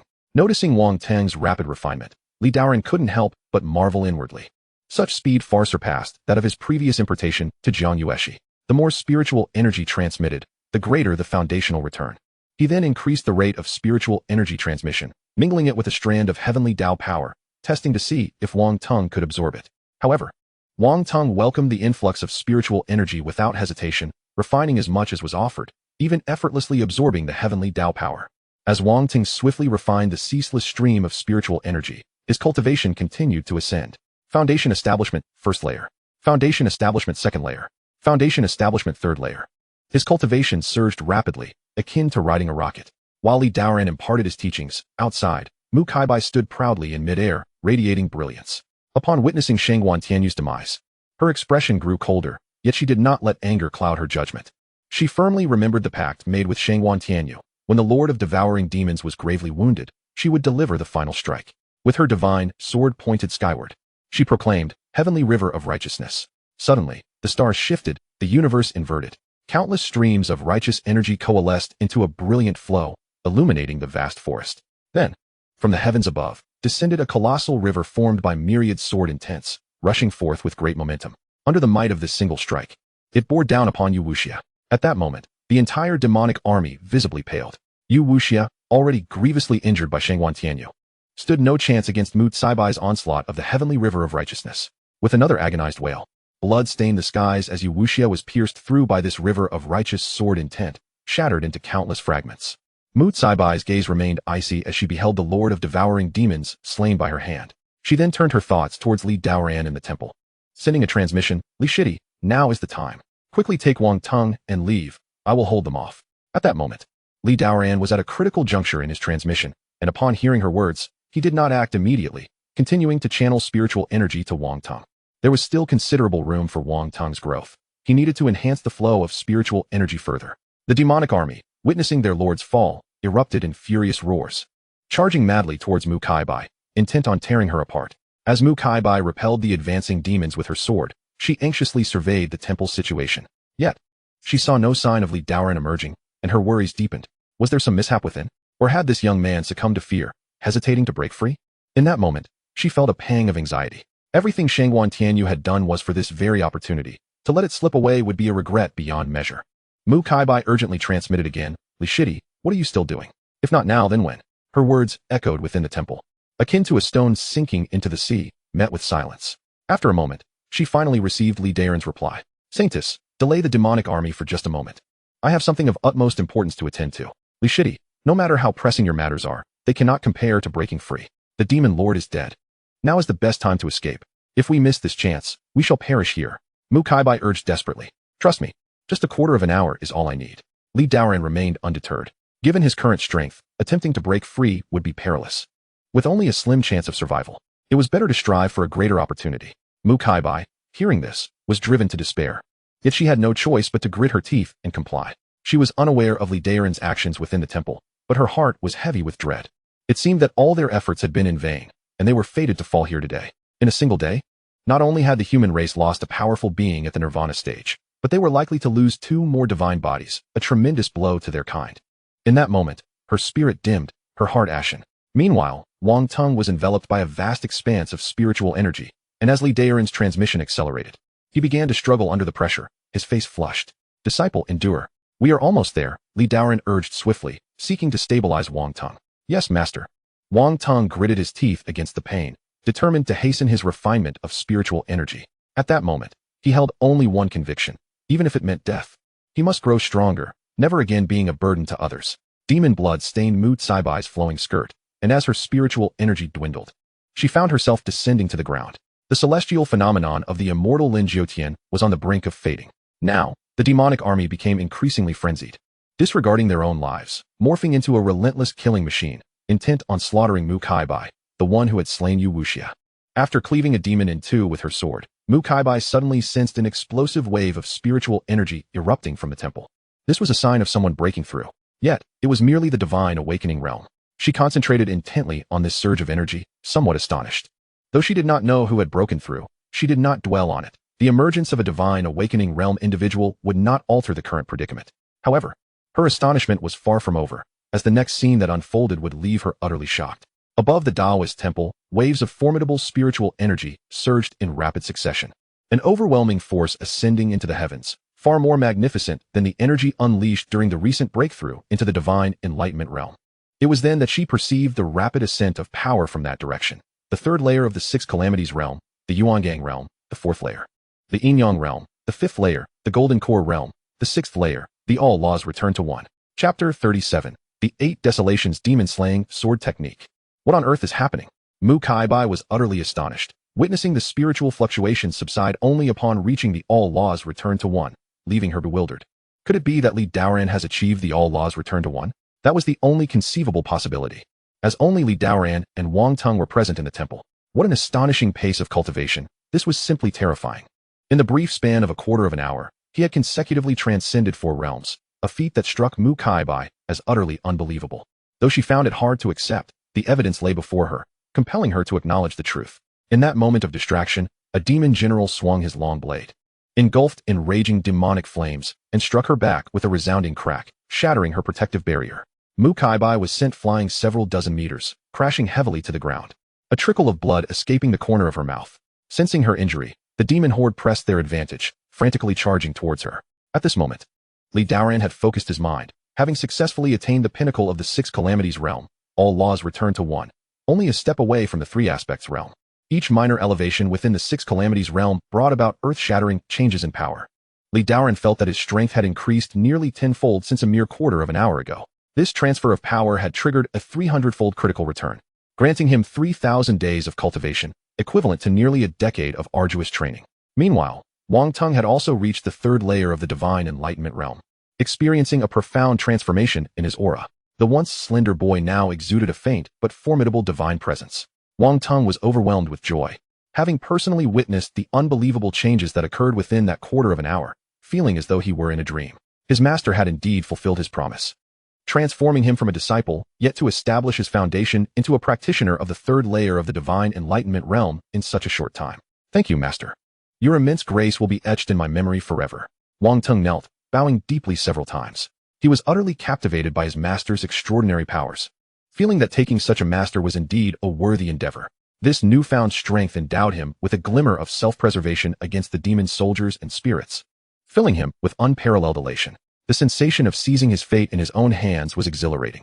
Yet, all of this was bestowed upon him by his master. Wang Tung gazed at Li Daoran with newfound reverence. As your master, it is my duty to guide you, Li Daoran replied with a nod of satisfaction, calmly stating, next, I shall impart to you a technique for vanquishing foes, the demon-slaying sword technique. Commit it to memory, for it will serve you well against the demon horde. Yes, master. Wang Tung nodded excitedly. With a wave of his hand, Li Daoran infused a jade tablet into Wang Tung's brow. Under Li Daoran's guidance, Wang Tung quickly mastered the first layer of the demon-slaying sword technique, his spiritual energy manifesting as pure demon-slaying power, now capable of transcending a major realm to vanquish the demons. While Wang Tung was still practicing the second layer of the demon-slaying sword technique, Li Daoran heard the system's prompt. Host grants disciple Wang Tung the Earth-rank superior demon-slaying sword technique, triggering a 10,000-fold critical return. Obtain the holy rank initial 8 Desolations Demon-Slaying Sword technique. The 8 Desolations Demon-Slaying Sword technique, once a mere low-tier technique, had astonishingly ascended to the ranks of a holy technique, an echelon reserved for legends. Li Daoran was elated upon receiving this news. Indeed, his decision to remain for the system's return had proven fortuitous. He had upgraded from a mere bird gun to a cannon. Given a little more time to fully comprehend the 8 Desolations Demon-Slaying Sword technique, his combat prowess would multiply exponentially. Li Daoran promptly settled into a meditative posture, immersing himself in the cultivation of the 8 Desolations Demon-Slaying Sword technique, oblivious to the grand battle unfolding outside, as if the world beyond had no bearing on him. An immense reservoir of spiritual energy swirled chaotically around him, gradually elevating his understanding of the sword. Meanwhile, outside the temple, rivers of blood flowed, the ground littered with corpses. The bodies of demons had accumulated into a great mountain. Amongst this carnage stood an unparalleled figure, Mu Kaibai, radiating divine light. A fierce aura enveloped her, resembling a celestial warrior. With each swing of her divine sword, several demons fell. As she fought, she occasionally cast glances toward the direction of the temple. Yet no sign of activity emerged from within. Gradually, her spiritual energy waned, approaching exhaustion. Some demons began to encircle her, closing in for the kill. After slaying another demon, Mu Kaibai staggered, a demon's blade slicing into her arm, the blade embedding itself 3 inches deep. Blood sprayed into the air. Li Shidi, if you do not emerge soon, I may not endure much longer. At this moment, her only hope rested upon Li Daoran. As her voice resonated within the temple, the celestial phenomenon of Xianxian Ling Jiutian dissipated entirely. Kill, kill, kill. Upon witnessing the disappearance of the phenomenon, countless demons surged forth, storming toward the temple like a tidal wave. In their eyes, the absence of the protective phenomenon rendered the temple an easy target, ripe for slaughter. Realizing her power was nearly extinguished, Mu Kaibai could do little but rely on her formidable body to fend off the demons. The horde was now free to charge toward the temple, poised to eliminate the two within. It was a lamentable fate for a demon-slaying divine body, and for her particularly unique junior brother, who would no longer have the chance to return to the Academy of Statecraft. Overwhelmed by despair, Mu Kaibai reflected on many familiar faces, her heart heavy with regret. The person she cared for most was her master, Murong Mingyue, the head of the immortal martial hall at the Academy of Statecraft. In her master's eyes, she represented the hope of her generation, the one most likely to ascend to the realm of immortals, perhaps even to conquer the path of the immortal sovereign. Yet now, all of that lay in ruin, and a tide of guilt washed over her for failing her master's expectations. Master, I am so sorry. Your disciple has let you down and can no longer contribute to humanity. As dozens of demon generals approached her, engulfed in infernal flames, Mu Kaibai slowly closed her eyes, 2 tears cascading down her exquisite cheeks. Chapter 38, Ruling the World. 1 tear fell for the valiant ancestors of humanity who fought valiantly, sacrificing their lives to protect the entire race, which allowed for the current state of humanity. Another tear fell, shed for the uncertain future of humanity. She harbored profound concerns for the fate of her kind, uncertain whether they would continue to be enslaved by countless races or rise resolutely to stand atop the vast wilderness.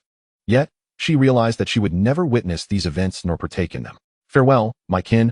I, Mu Kaibai, can no longer fight alongside you. Despite the overwhelming reluctance weighing upon her, it coalesced into 2 crystalline tears, imbued with her boundless hopes for humanity. Just as the long blades wielded by the 10 demon generals, imbued with the essence of the Abyssal Reaper, were about to descend, a swift whoosh echoed. A chorus of sword cries erupted, as countless strands of sword energy, infused with an overwhelming sword intent, pierced through the 10 demon generals with the force of a battering ram. Their bodies crumbled like paper, instantly pulverized. In an instant, demon blood stained the azure sky. Yet, this was not the end. The next moment, a thunderous roar reverberated. A colossal image of a grand map of heaven and earth appeared above Mu Kaibai's head. Majestic mountains and rivers adorned the map, with waterfalls cascading and palatial structures rising amidst the cries of celestial beasts, conjuring a scene reminiscent of a celestial paradise. However, this seemingly beautiful map bore the weight of an overwhelming might that threatened to engulf the 8 directions, pressing downwards. In that moment, even the heavens and earth trembled. It seemed poised to obliterate all, to revert the world to its primordial state. Wherever it passed, countless peaks and trees were reduced to dust. The very fabric of space was rent asunder, a vast chasm gaping open, from which a chilling wind blew forth, sending shivers down the spine. The demon horde below gazed up at the descending map of heaven and earth, which loomed over them, and the sheer might of it left them breathless. A cacophony of wails and cries arose. The demon army, numbering in the thousands, engulfed by the map's annihilating force, was crushed into mere pulp. The scene resembled a hellish nightmare. Mu-Kai-Bai, sensing the extraordinary events unfolding around her, slowly opened her eyes. What met her gaze left her utterly astonished. The landscape was ravaged, vast stretches of land reduced to scorched earth, while the surrounding demons were devoid of life, leaving nothing behind. Could it be that the reinforcements from the academy had arrived? Mu-Kai-Bai found it hard to believe, scanning her surroundings but discovering no other figures of her kin. Could it be Li Shidi? She quickly turned her gaze toward the direction of the Taoist temple. There, the temple was entirely besieged by the demon horde. The air filled with the sounds of battle cries. Just as the demons were about to breach the temple, a figure emerged from within. It was none other than Li Daoran. He stepped forth as if he were a sovereign descending upon the world. Radiant golden light enveloped him, as countless crimson clouds swirled behind him. With a single step, a colossal sun manifested, hovering above his head. With another step, his presence shook the heavens. Another sun appeared in the sky. The demon army before him, witnessing Li Daoran's godlike demeanor, instinctively recoiled. Step by step, after 9 strides, 9 suns blazed above him, showering the area with an abundance of searing golden light. The celestial phenomenon of the 9 suns had manifested. In that moment, the space surrounding Li Daoran felt as though the realm of purgatory had descended, engulfing all in intense heat. Kill! Roared the demon army. Their singular focus was to slay the demon-slaying divine body, and they intended to trample anyone in their path. In an instant, the lower-ranked demons charging into the fiery domain were incinerated to ashes by the golden light. Yet, despite this, they continued their frenzied assault toward Li Daoran. Li Daoran's expression remained stern as he advanced, unfazed, with Wang Teng following closely at his side, making their way toward Mu-Kai-Bai. The demons that managed to evade the searing onslaught of the 9 suns were swiftly dispatched by the surrounding sword energy of the 8 directions demon-slaying. Meanwhile, Wang Teng occasionally unleashed his longsword, wielding sword energy imbued with the power to vanquish demons, cleaving lesser demons in half with ease. At this moment, his divine body was already showcasing its formidable prowess. Step by step, he advanced, rendering the surrounding demons powerless to approach. The celestial phenomenon of the 9 suns was indeed extraordinary. It seemed Li Shidi was also a divine body. As Mu-Kai-Bai beheld this ethereal figure approaching her, her heart was filled with unexplainable awe. Are you all right? Li Daoran's calm voice reached her ears. Mu-Kai-Bai, momentarily dazed, shook her head, then nodded. Having resigned herself to her fate, she was astonished to find herself still alive. I'm fine, just completely drained of spiritual energy. Her gaze fixed upon Li Daoran. She had never anticipated his entrance in such a grand manner, akin to a hero descending from the heavens. Observing the aura emanating from him, she was once again struck with astonishment. He had indeed reached the pinnacle of the 6th catastrophe realm, unifying all laws into one. This revelation left her utterly astounded. In just a brief quarter of an hour, he had ascended 4 minor realms. How was such a feat achievable? The 6th catastrophe realm required years of arduous cultivation to progress through even a single minor realm. As for her, endowed with the supreme divine physique in the path of the immortals, it had taken her 3 to 4 years to ascend from the 2nd layer of the 6th catastrophe realm to the perfect unification of all laws. Thanks to the vast resources her master, the Lord of the Martial God Hall, had provided. Yet, here was Li Daoran, achieving such a monumental leap in a mere quarter of an hour. This was utterly astonishing. What sort of divine body could possibly allow for such a miraculous cultivation speed? For a moment, Mu-Kai-Bai found it hard to fathom. Li Shidi, how did you accomplish this? Li Daoran offered a serene smile, carrying an air of mystery. It's merely a result of fortunate coincidences, nothing of great significance. His current strength had indeed increased at least 15-fold compared to before. His spiritual energy was exceptionally robust. And particularly after reaching the state of unification of all laws, his comprehension of the sword path had deepened significantly. The realm of sword heart clarity was nearing its own perfection, and he was but a step away from matching Mu-Kai-Bai's sword path. Li Daoran was confident that if Jiang Tianxing were to return now, he would not even need to employ the celestial phenomenon of the 9 suns. A single sword strike would suffice to vanquish him. He understood that a quarter of an hour equated to years of hard work for others. And while Mu-Kai-Bai's astonishment was entirely justified, he found himself at a loss as to how to explain this matter, opting instead to attribute it to fortuitous circumstances. He certainly could not divulge to Mu-Kai-Bai that he was a time traveler endowed with a powerful system. Such an explanation would likely be beyond her comprehension. Noticing his reluctance to elaborate, Mu-Kai-Bai bit her lip, refraining from pressing further. Her previous inquiry had indeed been somewhat abrupt. Anyone possessing such extraordinary fortune would naturally be reticent to share it with outsiders. She then turned her attention to Wang Teng, who had attained the 3rd layer of the divine awakening realm, and couldn't he help but ask, And what of this young man? Chapter 39, The Proud Saintess. Wang Teng appeared exceedingly exhilarated. He had just personally slain several demon soldiers and had yet to recover from his excitement. Just moments ago, he had been perceived as nothing more than an ant in the eyes of these demons, yet now he could vanquish them. It felt like a dream. In response to Mu Caibai's inquiry, he eagerly explained. Your Holiness, said the elder, these gifts are bestowed upon the disciples by the master. The master? Mu Caibai inquired. A hint of confusion gracing her expression. Li Daoran chuckled awkwardly and replied, Wang Teng has already taken me as his mentor.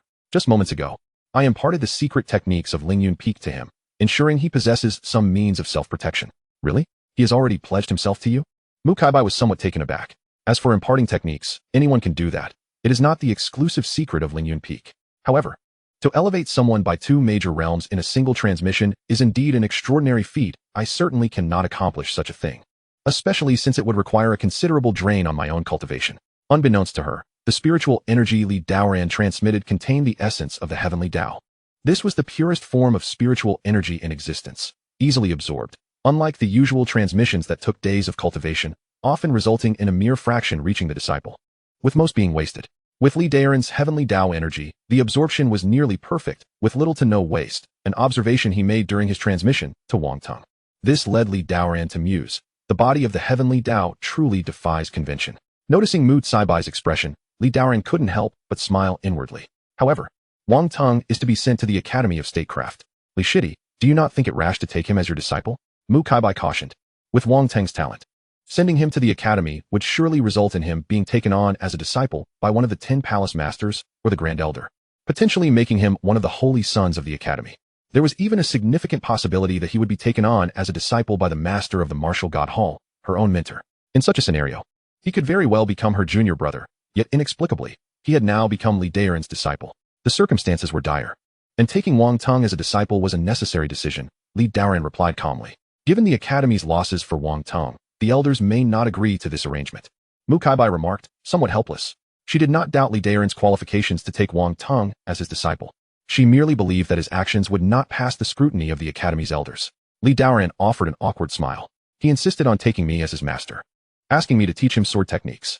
The die is cast. Now that he has become my disciple, he is a student of Lingyun Peak, and the elders of the academy will have no recourse. Indeed, Wang Teng affirmed, nodding resolutely. I have pledged myself to my master and will not seek another. I am forever a disciple of the Lingyun Sword Sect. Mu Caibai felt a tinge of embarrassment upon hearing Wang Teng's declaration. After contemplating for a moment, she said, very well, since this lad has already taken you as his master, we must proceed as such. It is futile to discuss it further, as whether we can return to the academy is still uncertain. Mu Caibai continued, if you, Li Shidi, can safely escort Wang Teng back to the academy, you may inform my master in the Xinwu Hall that I have consented to let Wang Teng join Lingyun Peak. She will certainly agree. If Wang Teng can indeed return to the academy alive, it will be entirely thanks to your efforts. And accepting him as a disciple would not be out of the question. Li Daoran was overjoyed by this news and quickly cupped his hands in gratitude. Thank you, Your Holiness. To take on a disciple with the body of a demon slayer was a source of immense delight for him, and he failed to perceive the hidden implications in Mu Caibai's words. With his current strength, he felt confident that he could unleash an extraordinary spectacle to break through the encirclement with Wang Teng, ensuring their escape. Turning to Mu Caibai, he gently inquired, Your Holiness, how is your injury? Can you still move? Mu Caibai attempted to lift the divine sword, only to find her fingers utterly devoid of strength. She shook her head despondently. I fear it is not possible. Must I carry you again? Li Daoran blurted out. How dare you? Mu Caibai's cheeks flushed, a rare display of shyness surfacing as she shot him an indignant glare. Do you hold me in such disdain? Though she thought this, her tone shifted as she continued. You need not concern yourself with me. My spiritual energy is depleted. I would only hinder you. Focus on leading Wang Teng to safety. Her words were resolute, devoid of hesitation. With Li Daoran having the opportunity to return Wang Teng to the academy, at least her mission would be deemed a success. Having brought back a demon slayer for the human race, she felt a sense of fulfillment. Li Daoran shook his head. Your Holiness, why do you say such things? Would you have me abandon you? Shidi, do not act impulsively. The demon slayer is paramount. I would only be a burden to you now, if you carry me. We may both fail to escape the vast forest, Mu Caibai replied, torn between gratitude and helplessness, yet still resolute in her refusal. Li Daoran was about to speak when Mu Caibai interrupted him. Seeing his stubbornness, she felt a pang of urgency. Gazing intently into his eyes, she spoke softly, Shidi, we must prioritize the greater good. Your intentions are etched in my heart, but I cannot accompany you. What intentions? Li Daoran scratched his head, perplexed. Can you allow me to finish my words? He looked at Mu Kaibai and had to admit that she was indeed an extraordinary woman, reminiscent of Shangguan Tianyu, earning his deep respect. Thus, he chose to remain silent, flipping his hand to reveal a pill that materialized in his palm. It was the 9th rank Xian Yuan Restoration Pill that had just been returned by the system to save a hero of the human race. Li Daoran deemed this pill more than worthy. Moreover, Mu Kaibai had agreed to let Wang Teng join Lingyun Peak. Every occurrence has its cause and effect. Since this pill had been returned from Wang Teng, what harm could there be in gifting it to Mu Kaibai? Besides, he had a plan that required her assistance. Your Holiness, take this pill. It should swiftly restore your injuries and spiritual energy. Li Daoran extended the 9th rank Xian Yuan Restoration Pill towards Mu Kaibai, speaking calmly. Li Shidi. This. Mu Kaibai gazed at the pill in his hand, utterly astounded. As the holy maiden of the academy, she was well versed in the ways of the world and recognized the 9th rank Xian Yuan Restoration Pill at a glance. If the earlier 6th rank pill was a rare treasure, this 9th rank pill was a legendary rarity. Now, Li Daoran was offering it so readily for her use. What a grand gesture. What immense kindness. It nearly overwhelmed her senses. Mu Kaibai raised her gaze, her eyes locking onto Li Daoran's, feeling deeply touched. Shidi, this is far too precious. I cannot accept it. She bit her lip, refraining from reaching out to take it. Such a high-grade pill was exceedingly valuable. As long as one had even a breath left, they could be resurrected in an instant, essentially serving as a second life for cultivators. The saint need not be so concerned. This elixir pales in comparison to your life. Li Daoran spoke with an air of nonchalance. This was not mere bravado. In his eyes, such potions were as accessible as the air he breathed, with opportunities to acquire them presenting themselves monthly. While he was indifferent to the matter, his words struck a chord within Mu Kaibai, causing her eyes to glisten with unshed tears. Such a rare elixir was likely scarce even for her master, let alone one to be gifted to another. Turning to gaze at Li Daoran, she could not fathom his motives. Her tears were reserved solely for the human race. Yet his actions stirred emotions within her that threatened to overflow. Stop being so tedious, Li Daoran remarked, noticing her reluctance to accept the elixir. He promptly extended it toward her lips. I refuse, Mu Kaibai declared, her lips pursed defiantly. How can you be so stubborn? Li Daoran retorted, a hint of irritation creeping into his voice, as if he were the one beseeching her to accept his offering. You may take it or leave it. Let me be clear, had I not other plans, I would not bother with this at all. Mu Kaibai huffed softly and inquired, what other plans do you have? Surely, you merely wish to coax me into consuming this elixir. Li Daoran glanced at her, feeling a slight embarrassment. Was it common for beautiful women to be so self-absorbed? Nonetheless, he felt compelled to share his thoughts with her. The gift of this elixir is not to save you, but rather because we must not only return to the Academy of Statecraft today, but also ensure that the invading demonic forces meet their demise here. I wish to make it known that the realm of humanity is not to be trifled with, that they cannot come and go as they please. Thus, I require you to recover swiftly, so that these demons may not return. His tone was resolute and commanding, igniting a fire within Mu Kaibai's eyes, stirring her blood. There is a great battle awaiting us. Take this elixir without delay, so we may fight side by side and vanquish these demons. Seeing her wavering, Li Daoran urged her on. It felt akin to coaxing a reluctant child, an arduous task. He understood her concerns. Firstly, she feared that should they encounter unexpected peril during their escape, possessing a 9th-grade elixir would provide a safety net. Secondly, the elixir was indeed precious. And given that they had only just met, their relationship hardly warranted such intimacy. She feared that accepting it would leave her indebted to him. Very well, I, Mu Kaibai, shall fight alongside you until the ends of the earth, she declared, nodding resolutely this time. With that, her lips parted slightly. What are you doing? You really want me to feed you? Li Daoran blinked, momentarily taken aback. It was only then that he noticed the playful glare in her eyes.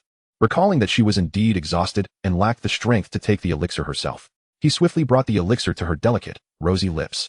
Instantly, a blush crept onto Mu Kaibai's fair face as she felt his hand brush against her lips, sending a tingling sensation through her.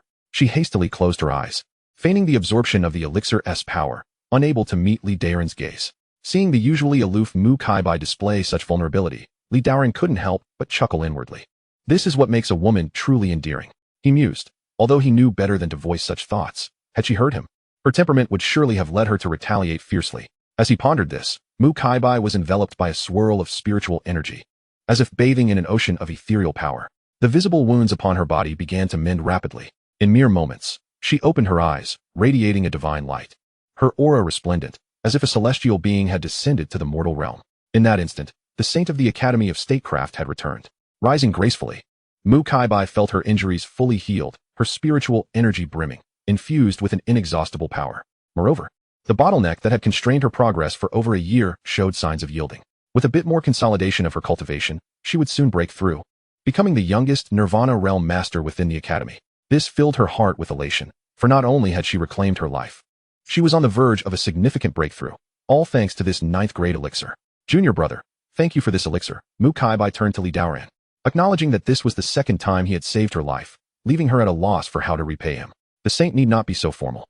We are in the same boat now, and it is only right that we support one another, Li Daoran replied with a calm smile. Despite his reassurances, Mu Kaibai vowed to remember his immense kindness for a lifetime. With a respectful bow, she summoned another divine sword into her grasp with a wave of her left hand.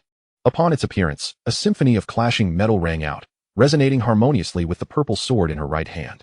Junior brother, I see that you lack a suitable weapon. If you do not mind, I would like to bestow this sword upon you, she offered, extending the azure blade toward him. Li Daoran stood momentarily stunned, examining the sword she presented. It gleamed azure, measuring about 3 feet in length, adorned with vibrant hues and powerful, mysterious patterns that radiated an imposing sword intent. Soaring toward the heavens, it was evidently a remarkable artifact. He understood that this sword was Mu Caibai's way of repaying him for the elixir. How could I refuse such a gift from the saint? He replied decisively, given that a fierce battle awaited them. He would not decline the offer of such a formidable weapon. As he accepted the azure sword, he asked, what is its name? This sword is known as the 9 Heavens Azure Rainbow Sword, which I acquired from an ancient relic, Mu Kaibai stated solemnly. There was one detail she withheld. The 9 Heavens Azure Rainbow Sword was a pair with her 9 Heavens Purple Frost Sword, once wielded by a pair of sword cultivators in a profound relationship. The dual swords, one yin and one yang, possessed unimaginable power when united. A splendid sword. As he held it, Li Daoran could distinctly feel the soaring sword intent emanating from the weapon, a power befitting only a sacred artifact. To receive such a treasure was not merely a stroke of luck. Mu Kaibai was indeed generous in her own right. Thank you, saint, he expressed with a respectful gesture. Mu Kaibai regarded him with a keen glance, then cast her eyes back to the 9 Heavens Azure Rainbow Sword. A flicker of something unusual crossing her features as she whispered, Junior brother, I hope you will utilize it well. Rest assured, I shall not let this sword go to waste, Li Daoran replied, his thoughts entirely consumed by the azure sword, oblivious to the emotions Mu Kaibai had revealed. Now that Mu Kaibai had regained her full strength, and he possessed a sacred artifact, it was evident that the end was nigh for the invading demonic forces. Li Daoran surveyed his surroundings, his eyes ablaze with a murderous intent. Saint, let us now eradicate these demons, making it clear that those who dare to threaten humanity shall meet their demise. Agreed. Let us slay them with fervor, Mu Kaibai declared, her battle spirit surging forth. Soaring directly into the vast sky, with a swift flick of his divine sword, a dazzling beam of sword light, several thousand zhang in length, descended with unparalleled force. In an instant, mountains and rivers cleaved apart, and the void was rent asunder. Countless demons perished beneath the divine might of this single strike. Li Daoran left the extraordinary phenomenon of the 9 suns in the sky to guard Wang Tong, while he stepped forward. The boundless earth seemed scarcely able to bear the weight of his steps, trembling ever so slightly. This was merely the first step. Thud, thud, thud. With each subsequent step, the earth quaked more violently, until the very ground within a radius of several miles trembled as if an earthquake had occurred. Countless demons were left in stunned silence, witnessing this godlike figure charging directly into their encirclement. As Li Daoran advanced, an enormous map of the universe unfolded behind him. The landscape inverted, resembling the heavens themselves collapsing. Wherever he tread, the weaker demons were crushed to ashes. Hiss. Some of the demon generals, possessing formidable physiques, narrowly evaded the onslaught of the universe map, roaring fiercely as they swung their long knives, emanating a sinister red glow aimed at him. Ever since their lord had fallen, these demons had realized the dire shift in their fortunes, especially after Mu Caibai's injuries had healed, plunging them into despair. Among them, the highest cultivation level was merely that of a demon general, equivalent to a human of the 6th calamity realm. At this moment, they clung to the desperate hope of slaying Li Daoran and disrupting the 9 suns in the sky phenomenon, thus allowing them to eliminate the annihilating divine body. With this thought, an increasing number of demon troops surged towards Li Daoran. In an instant, the skies and earth were filled with demon armies, completely encircling him without an escape. Various sword lights and demonic flames rained down upon him in a frenzied assault. Come on! Li Daoran stood defiantly in the air, unafraid of the thousands of demons charging toward him. 8 directions, demon extermination, sword domain. Infusing his spiritual energy into the 9 Heavens Azure Rainbow Sword, it emitted a resounding song of the sword, unleashing the recently mastered 8 directions demon extermination sword technique, culminating in a devastating strike. A beam of sword light soared from the divine sword, intertwining in the sky, swiftly forming an octagonal starburst. As the starburst emerged, it radiated a resplendent brilliance, buzzing with the sound of countless sword chimes, and a torrential rain of swords cascaded from the heavens, abruptly forming a sword domain. Countless sword lights pierced through the sky within this domain, mercilessly shredding the encircled demon army into fragments. Blood mist billowed, and the wails of demons echoed throughout. What a delight! Daoran howled to the heavens, reveling in the sheer joy of battle, this unrestrained and grandiose conflict igniting his blood. The 8 Directions Demon Extermination Sword technique, indeed a sacred-level skill, combined with the 9 Heavens Azure Rainbow Sword, unleashed unparalleled might. This single strike obliterated nearly 1,000 demons, including several of demon general caliber. Yet, despite this, thousands of demons continued to swarm around him, undeterred by the prospect of death, frantically rushing towards him.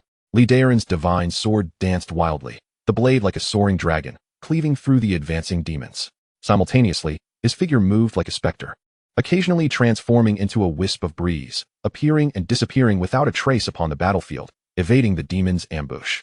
However, the gathering demons multiplied, an inexhaustible tide.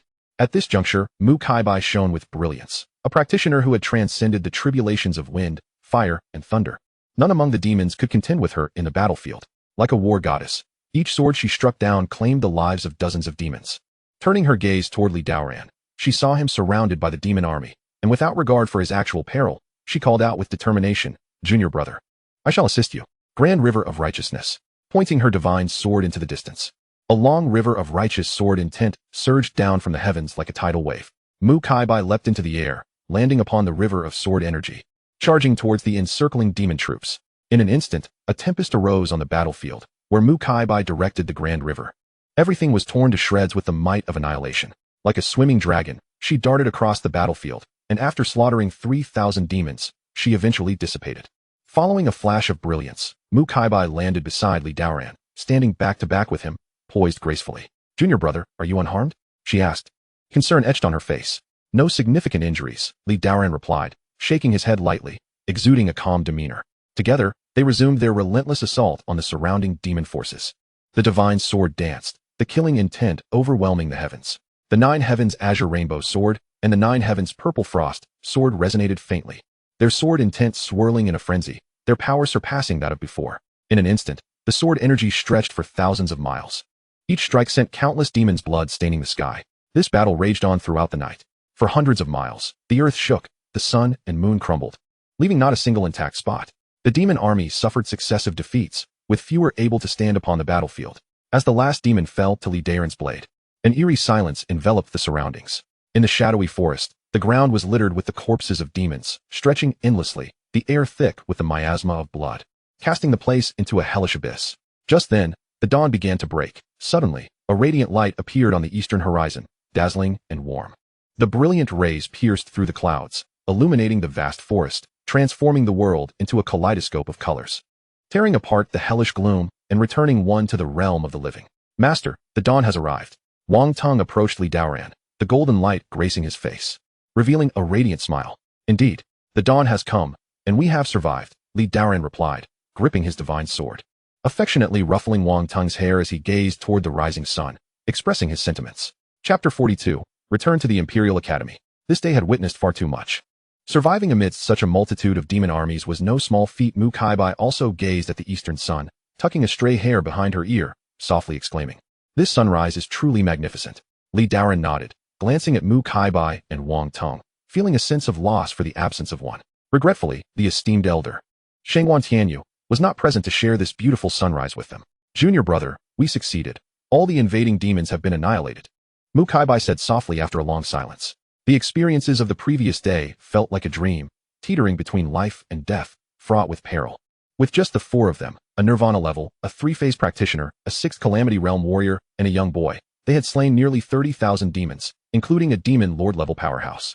Such an astonishing achievement, if spoken of, would likely be met with disbelief. Even Mu Kaibai found it hard to fathom, yet they had indeed accomplished it. And the greatest credit for all this belonged to the man standing before them. Mu Kaibai's gaze was fixed upon Daoran, who remained as tranquil as still water, betraying not a hint of disturbance. She could not help but marvel at the extraordinary nature of this individual. Throughout her life, she had never encountered someone so uniquely remarkable. Turning her attention to the rising sun on the horizon, she felt a profound sense of rebirth, as if she had emerged anew from the ashes of calamity, leading to a monumental shift in her mental state. Almost immediately, her cultivation began to soar, and in the next moment, a vast array of spiritual energy converged, breaking through the heavens. The entire expansive forest resonated with a formidable power swirling above. An overwhelming influx of spiritual energy surged into her body, causing her to emanate an astonishing aura. Boom! With a resounding wave of energy, Mu Kaibai broke through her bottleneck, reaching the nirvana realm. She slowly opened her eyes, vibrant with vitality, enveloped in an ethereal presence akin to that of a celestial being. Congratulations, Saintess, on your remarkable advancement. Our human race gains another practitioner in the nirvana realm, Li Daoran remarked, observing Mu Kaibai's unexpected breakthrough following the fierce battle. Mu Kaibai, of similar age to him, had indeed proven herself as a renowned prodigy of the human race. I owe my success to you, junior brother. It was the precious 9th grade elixir you gifted me that enabled my breakthrough. Mu Kaibai expressed her heartfelt gratitude, her eyes brimming with sincerity. Indeed, the elixir had played a pivotal role in her advancement. Otherwise, she might have needed to endure another year of arduous training to surpass her limitations. Li Daoran smiled, opting not to dwell on the matter of the elixir but instead said, since the demonic forces have been entirely vanquished, it is time for us to return to the academy. Nodding in agreement, Mu Kaibai responded, and the three of them soared into the sky. As they distanced themselves from the vast forest, Li Daoran cast a lingering glance back before heading eastward. Days later, the higher-ups of the academy received word that the demonic army in the vast forest had been eradicated, and Mu Kaibai was set to return with the demon-slaying divine body. After 6 days of travel, the three arrived at the majestic mountain range housing the academy. Before them lay the celestial mountains and paradises, with palatial structures in view, accompanied by the harmonious calls of various spiritual birds and beasts. Numerous disciples of the academy floated through the air, each exuding an aura of vigor and vitality, embodying the essence of celestial students. Gazing upon the scene, Li Daoran felt a sense of relief wash over him. This place was undoubtedly the safest haven for humanity, guarded by countless powerful beings, and home to one of humanity's supreme treasures, the Emperor's Cauldron, ensuring that even a full-scale assault from the demonic race would likely falter. Now that they had returned to the academy, he could not help but marvel at the blessing of having a sanctuary. Their mission had spanned over 10 days, rife with treachery and fierce battles, akin to a dance with death. Yet, despite the perils faced, they had reaped significant rewards. Not only achieving a substantial enhancement in cultivation, but also acquiring a disciple bound to the divine body, a truly unexpected gain. Master, is this truly the holy ground of humanity? Wang Tong, experiencing the wonders of the academy for the first time, gazed around in awe, his curiosity unrestrained. Throughout the journey, he had been like an inquisitive child, asking incessant questions, to which Li Daoran patiently responded. Indeed, this is the academy, extending for thousands of miles, encompassing over 3,000 sects within. Are these all disciples of the academy? Wang Tong inquired, pointing at the airborne students. Yes, millions of human cultivators reside here.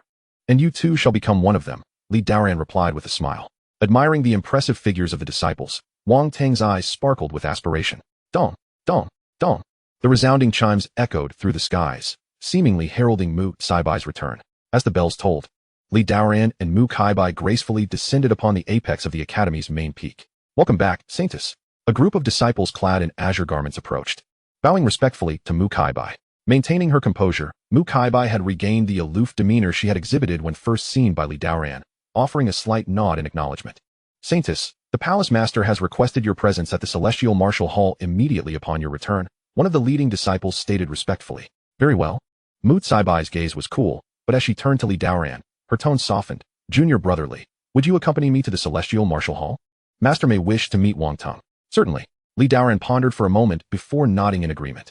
The matter of Wang Tong's induction into Lingyun Peak is significant. It cannot be underestimated. The elders of the academy will surely wish to meet him. It is fortuitous that we can settle this matter alongside Mu Kaibai. Rest assured, since I have promised you, I shall not go back on my word. I will report the matter to Master truthfully. That is excellent. I appreciate your assistance, Saintess. Hearing Mu Kaibai's assurance, Li Daoran felt relieved. Let us proceed swiftly. Master awaits us.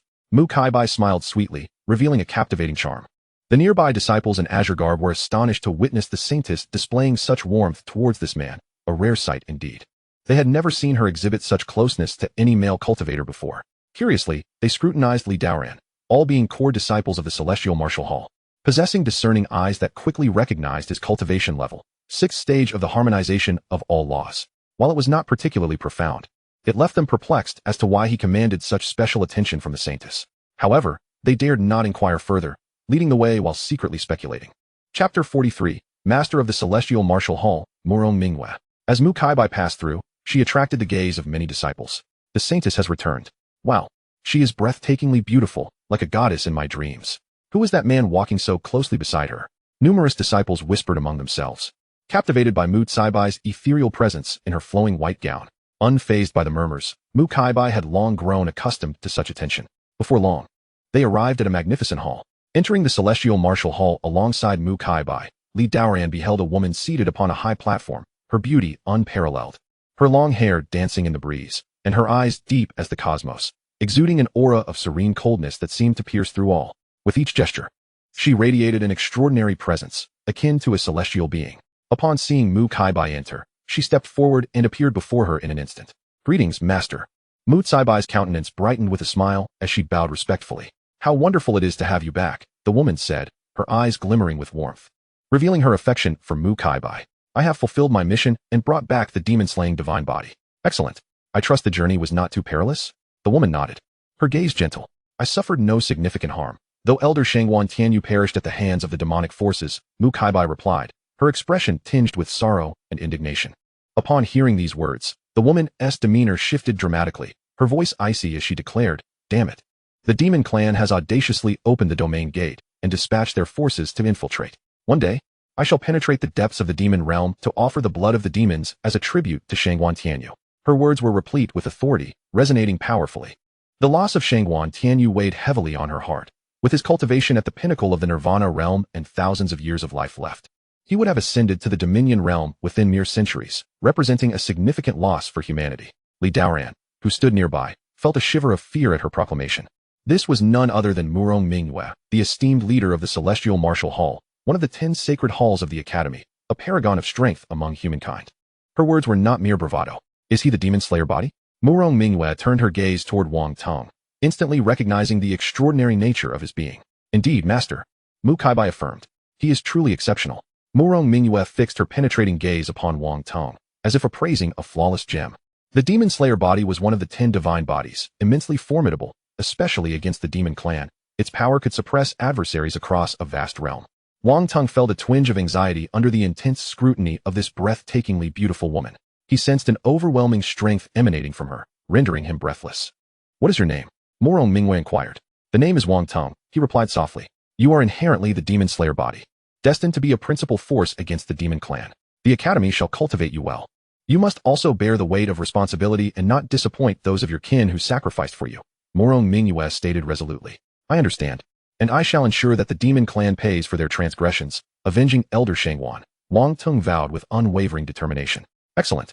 Murong Mingyue nodded in approval, momentarily averting her gaze from Wang Tong to address Li Daoran. Noticing her attention on him, Mu Caibai quickly interjected, "Master, this is Li Daoran. Thanks to his efforts, I was able to return safely to the Academy." Li Daoran, now aware of Murong Mingyue's gaze upon him, hurriedly bowed in respect. Disciple Li Daoran of Lingyun Peak pays respects to the Hall Master. Lingyun Peak. "Indeed, I have heard of your commendable contributions during this journey. Otherwise, they might have been besieged by the demon clan in the vast forest," she acknowledged. "It is merely a duty as a member of humanity," Li Daoran replied calmly. Murong Mingyue regarded him with a look of appreciation. "Since you have rendered great service in this endeavor, a reward is in order. Speak, what do you desire? I shall grant it." Without hesitation, Li Daoran proclaimed, "I wish for Wang Tong to become a disciple of Lingyun Peak." Murong Mingyue was taken aback, not expecting such a request. After a moment of contemplation, she replied seriously, "Do you understand that he is the demon slayer body?" "I do," Li Daoran affirmed. "Are you aware of the significance of the demon slayer body to humanity?" "I am." "Then why do you dare to make such a request?" Murong Mingyue's expression grew grave. After a brief pause, she continued, "Reconsider your request. Apart from this, I can grant you anything else. I seek no other reward. I only wish for Wang Tong to be my disciple, and I hope the Hall Master will consider my plea," Li Daoran insisted earnestly. "It is not that I refuse. But you currently possess merely the 6th Calamity Realm cultivation and lack the qualifications to be the master of the demon slayer body," Murong Mingyue replied coolly, a hint of displeasure in her demeanor, as her immense pressure inadvertently radiated. Seeing this, Mu Caibai stepped forward and softly said, "Master, please do not be angry. Wang Tong has already acknowledged Li Shidi as his master on the journey, and Li Shidi gifted him a 9th grade elixir, saving my life. Otherwise, both Wang Tong and I might not have returned." "Is that so?" Murong Mingyue expressed her surprise, her tone softening slightly. "You managed to acquire a 9th grade elixir? You were willing to part with it to save my disciple?" "It was a stroke of fortune, and when I learned that the saintess was injured, I could not stand by idly, so I gifted it to her," Li Daoran stated calmly. Fortunately, Mu Caibai had spoken up, for he had struggled to breathe under Murong Mingyue's earlier pressure. At that moment, Mu Kaibai also conveyed to Murong Mingyue the events that transpired in the vast forest, detailing how they had vanquished all the demon clan members before returning to the academy. Murong Mingyue's eyes brightened upon hearing this. She had not anticipated that a sixth Calamity Realm individual could wield such prowess, capable of slaying thousands of elite demons. Especially when she learned that Li Daoran was also a divine body, her astonishment deepened. Though his cultivation was not high, he was still somewhat qualified to take Wang Teng as a disciple. After pondering for a moment, Murong Mingyue declared, "In light of your saving my disciple, and since Kaibai has already promised, I shall not go back on my word. Wang Teng may become a disciple of Lingyun Peak." "Thank you, Home Master," Li Daoran exclaimed joyfully, bowing deeply in gratitude. As soon as he finished speaking, several streaks of light pierced through the air, landing before the grand hall. 3 figures, 2 men and 1 woman, radiated an astonishing aura as they entered. "Where's the demon slayer body? Let me see him," boomed a burly middle-aged man, striding boldly into the hall. The other 2 followed closely behind, eagerly surveying their surroundings. "Greetings, Elder Xing, Elder Meng, Elder Yun," Mu Kaibai greeted, bowing respectfully upon seeing them. The trio merely nodded slightly in acknowledgement before their piercing gazes swept over the other 2 present. Li Daoran felt a shiver course through him as their scrutinizing eyes met his. He marveled inwardly at their formidable strength, rivaling that of Murong Mingyue. Their gaze quickly shifted to Wang Teng. "Is it him?" "Indeed, Elder Xing," Mu Kaibai replied softly, astonished that she had inadvertently attracted the attention of the elders from the other 3 great halls. The burly man was Xing Kai, the Grand Elder of the Martial God Hall, while the elder beside him was Yun Xianyang from the Cloud Slashing Hall, and the woman was Meng Bingfan, the Grand Elder of the Spirit Source Hall. Xing Kai laughed heartily, extending his hands to pat Wang Teng, examining him closely. This sudden action startled Wang Teng, leaving him immobilized. After a moment, Xing Kai's eyes sparkled with excitement, nodding in approval as he exclaimed, "Remarkable, truly remarkable. Your bones are as strong as gold and stone. Your vitality burns like a volcano, and your physique is as flawless as jade. At merely 14 years of age, you have already reached the 3rd level of the divine awakening realm. I have never encountered such extraordinary talent. You are indeed the demon slayer body." His words overflowed with enthusiasm. Fortunately, he had bypassed Li Daoran. Had he known about Li Daoran's unique celestial body, he would have likely been left utterly astonished. "Haha, this demon slayer body, my esteemed brothers and sisters, do not compete with me. This child's physique is most suited for my martial god hall." Xing Kai regarded Wang Teng as one might a precious treasure, seemingly wanting to claim him for himself. "How audacious! Why should the martial god hall claim this child? He is destined for my Slaying Cloud Hall," remarked Elder Yun Xianyang from the Slaying Cloud Hall, his tone icy. "My esteemed brothers, your words are misguided. The Spirit Source Hall has yet to enroll a disciple with a divine physique. The Hall Master has entrusted me with the task of bringing this child into our fold. I earnestly hope you will assist in this matter." Elder Meng Bingfan of the Spirit Source Hall interjected, shaking his head. "Humph, do not invoke that old relic, Li Changsheng, to intimidate me. If he desires this child, let him come personally," retorted Xing Kai with a snort, his tone brimming with irritation.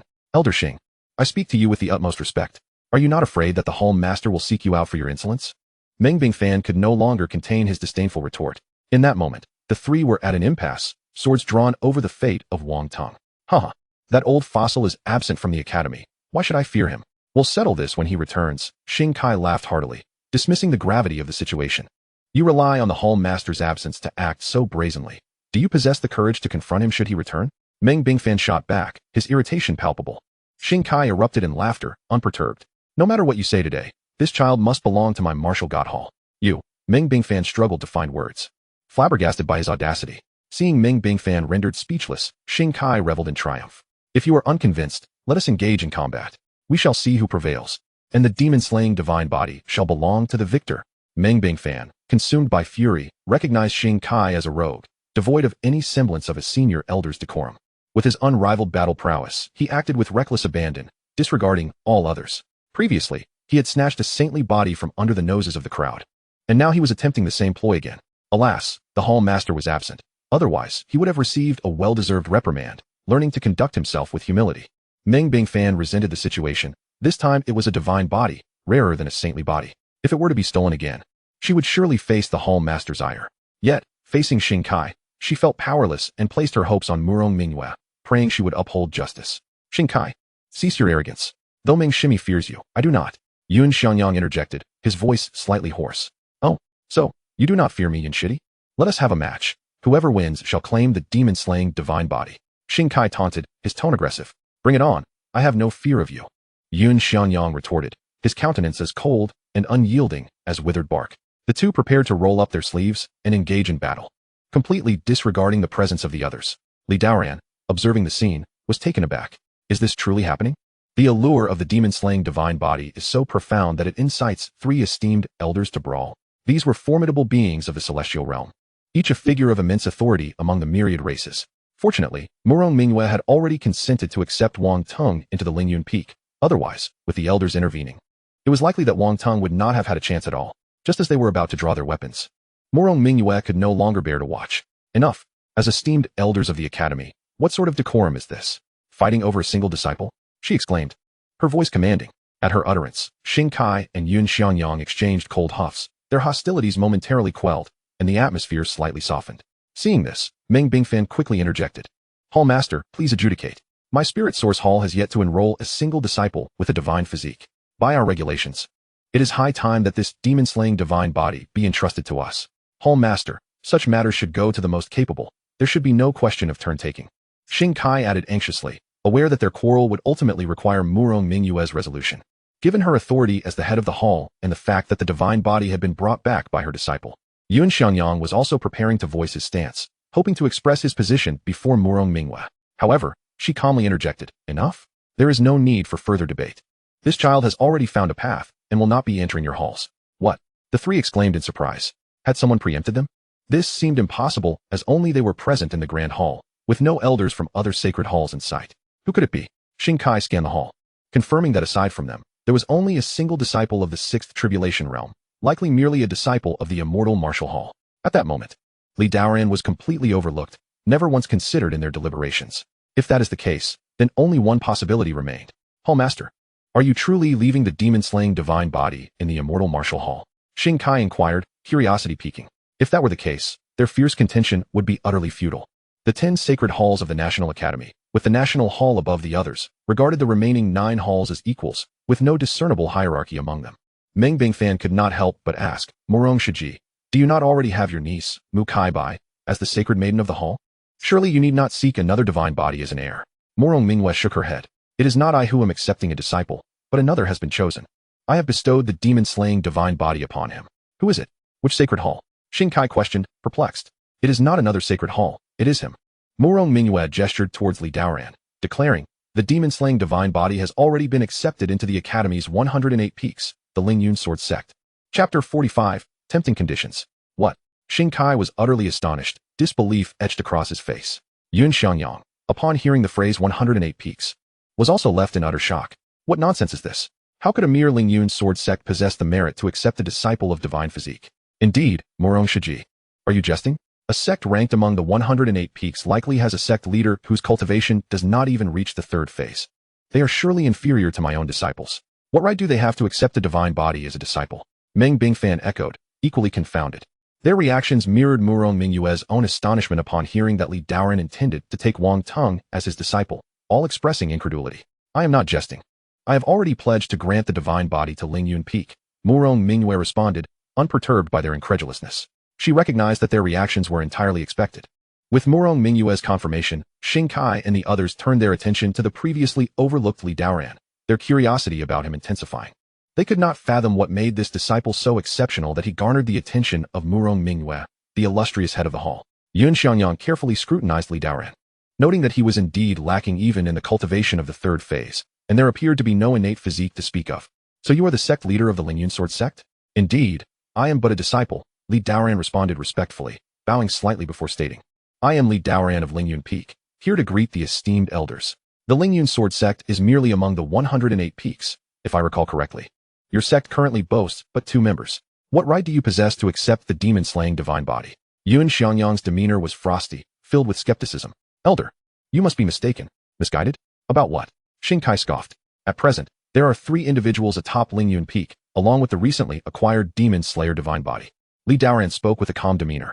Observing his attitude, Xing Kai's expression darkened. He had not anticipated that this disciple of the 6th Calamity Realm would be so unappreciative. And the aura emanating from him could not help but intensify. Are you truly resolute in claiming the demon slayer divine body for your sect? Indeed, Li Daoran replied, unflinching in the face of overwhelming pressure. Wang Teng has already performed the formal vow of apprenticeship. He is now a member of the Lingyun Sword Sect. He believed in the law of cause and effect, knowing that his escape from the vast forest had been facilitated by the system's return from Wang Teng. Now that he had taken Wang Teng as his disciple, he could not allow anyone to snatch him away, not even if that person was the Grand Elder of the Academy. Furthermore, with Murong Mingyue's agreement, he was confident she, as a palace master, would not go back on her word. The Demon Slayer divine body concerns the future of humanity. What can a mere cultivator of the sixth calamity realm teach him? A flicker of disdain crossed Yin Xiangyang's eyes. Li Daoran replied earnestly, "Our Lingyun Sword sect has once produced a being of the celestial realm. There is no need for the elder to worry. I am determined to cultivate Wang Teng into a formidable force beyond the celestial realm." What audacity! You, a mere cultivator of the sixth calamity realm, claim you can produce a disciple of the celestial realm? That is utterly laughable. Do you understand the difficulties involved in reaching the celestial realm?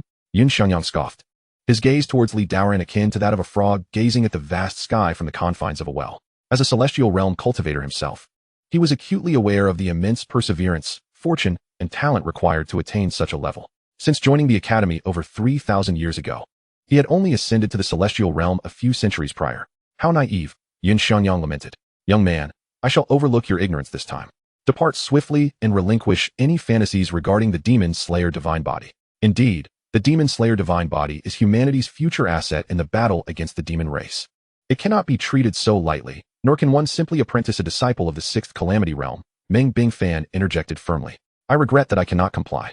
As long as Wang Teng is a disciple of Lingyun Peak, he shall remain so for life, Li Daoran said with a serious countenance. The atmosphere in the hall turned solemn. Haha, you have quite the stubborn streak, reminiscent of my younger self. Xingkai suddenly laughed heartily. Admiring Li Daoran's unwavering stance in the face of the Grand Elders, his demeanor calm and fearless. Yet he could not refrain from advising, young man. The significance of the Demon Slayer divine body is immense. It will undoubtedly become a target for the demon race. With your current cultivation, it may be beyond your capability to protect him, and you might even attract the demon's attention yourself. We are looking out for your best interests. Li Daoran shook his head, remaining unmoved. Seeing his persistence, Xingkai continued, how about this? Relinquish the Demon Slayer divine body to me today, and I will allow you to choose 10 disciples of heavenly aptitude from the Holy Academy as compensation, along with 10 fifth-grade elixirs and 50,000 mid-grade spirit stones. What do you say? He was quite astute. Unlike Yun Xiangyang and Meng Bingfan, who pressured the disciple, he understood that to persuade someone to relinquish the divine body, one must offer substantial benefits. 10 disciples of heavenly aptitude, coupled with such an abundance of spirit stones and elixirs, who could resist such an offer? Upon hearing this, Li Daoran's eyes glimmered with intrigue. He was indeed tempted. If he could secure 10 disciples of heavenly aptitude and 10 fifth-grade elixirs at this moment, he could utilize the system to achieve a significant return, potentially enhancing his own strength dramatically. The other two elders, witnessing Xingkai's proposal, cursed inwardly. You cunning Xingkai. I thought you only knew how to resolve matters through brute force. I never imagined you could be so shrewd. Seeing Li Daoran's interest piqued, Yun Xiangyang quickly interjected. Young man, do not heed his words. If you hand over the divine body to me, I will not only allow you to select 10 disciples from the Holy Academy, but I will also grant you 10 sixth-grade elixirs and 100,000 mid-grade spirit stones. He doubled the offer, making it all the more enticing. Meng Bingfan followed suit, declaring, I too will not only grant you the opportunity to select 10 disciples from the Holy Academy, but will also make these 10 disciples the stewards of the Spirit Source Palace, along with 10 seventh-grade elixirs and 100,000 mid-grade spirit stones. What do you think? Her words left the other two elders astonished. The Spirit Source Palace was indeed affluent, beyond their reach. Is it a competition now? Xingkai glared at the two, displeased. Xing Shixiao, do not look at me like that. Whoever presents an offer that captivates the young man will claim the divine body, Meng Bingfan chuckled, relishing the moment as she finally had an edge over Xingkai. Young man, how will you choose? As long as you relinquish the divine body to me, I assure you, the elixirs and spirit stones will not be lacking, Yun Xiangyang urged. Meanwhile, Mu Kaibai observed the three elders vying for Wang Teng, rendered speechless. She wished to speak up, but noticed Murong nearby refraining from intervening, so she remained a silent observer, eager to see Li Daoran's decision. At this moment, Li Daoran felt somewhat bewildered. The prospect of freely selecting 10 disciples to become stewards of the Spirit Source Palace, along with 2 seventh-grade elixirs, heavens. The stakes were rising with each elder's offer, and he found himself genuinely tempted. Yet, despite his intrigue, he did not respond immediately. Instead, he turned to Wang Teng. Seeking his thoughts, understanding the look directed at him, Wang Teng spoke. Master, you have given me this life. I wish to remain by your side to repay your kindness. Hearing this, Li Daoran's fleeting thoughts of yielding extinguished. He nodded at Wang Teng, realizing that while agreeing to the elders would yield numerous benefits, he could not be short-sighted for the sake of immediate gain. Furthermore, A divine body could not be compared to 10 disciples of heavenly aptitude and some elixirs and spirit stones. Disciples of heavenly aptitude could be found again. But the divine body was a rare treasure. Should he relinquish it now? Who knew if such an opportunity would arise again? Moreover, nurturing the divine body would be a significant boon to him. In the future, revitalizing the sect with the divine body in place would undoubtedly attract countless human cultivators. His aspirations were grand. He did not merely wish to restore Lingyun Sword Sect to one of the 36 peaks of the academy, but to elevate it into a super sect, cultivating numerous high-level cultivators using the system's returns. In time, with one person per sect, they would suppress all races, allowing humanity to stand atop the myriad beings. With these thoughts, Daoran shook his head and declared, I appreciate the elder's goodwill, but my decision is firm. The demon slayer divine body shall not be relinquished. You truly infuriate me. The three elders, having exhausted their persuasive efforts and threats, found themselves vexed and irate. Were it not for Murong Mingyue's decree regarding this matter, they would have undoubtedly subdued this audacious young man. The three individuals exchanged resigned glances, and before Murong Mingyue, they felt it inappropriate to forcibly seize the opportunity, thus placing their hopes once more upon her. Yun Xiangyang was the first to speak. Master, do you truly intend to entrust the demon-slaying divine body to this lad? With his cultivation level, he is utterly incapable of withstanding the relentless assaults of the demon race. Indeed, Master, another chimed in, ordinary individuals cannot guarantee the protection of the demon-slaying divine body. Only we, the cultivators of the celestial realm, are the most suitable candidates to safeguard it. Murong Mingyue smiled gently and replied nonchalantly, do not underestimate this young man. He has slain thousands of elite demons in the vast forest to bring back the demon-slaying divine body, including dozens of demons of his own tier. Otherwise, how could I bestow the divine body upon him? Oh, is that so? Xing Kai exclaimed, astonished. A mere cultivator at the 6th calamity level managed to slay thousands of elite demons? This is simply unfathomable.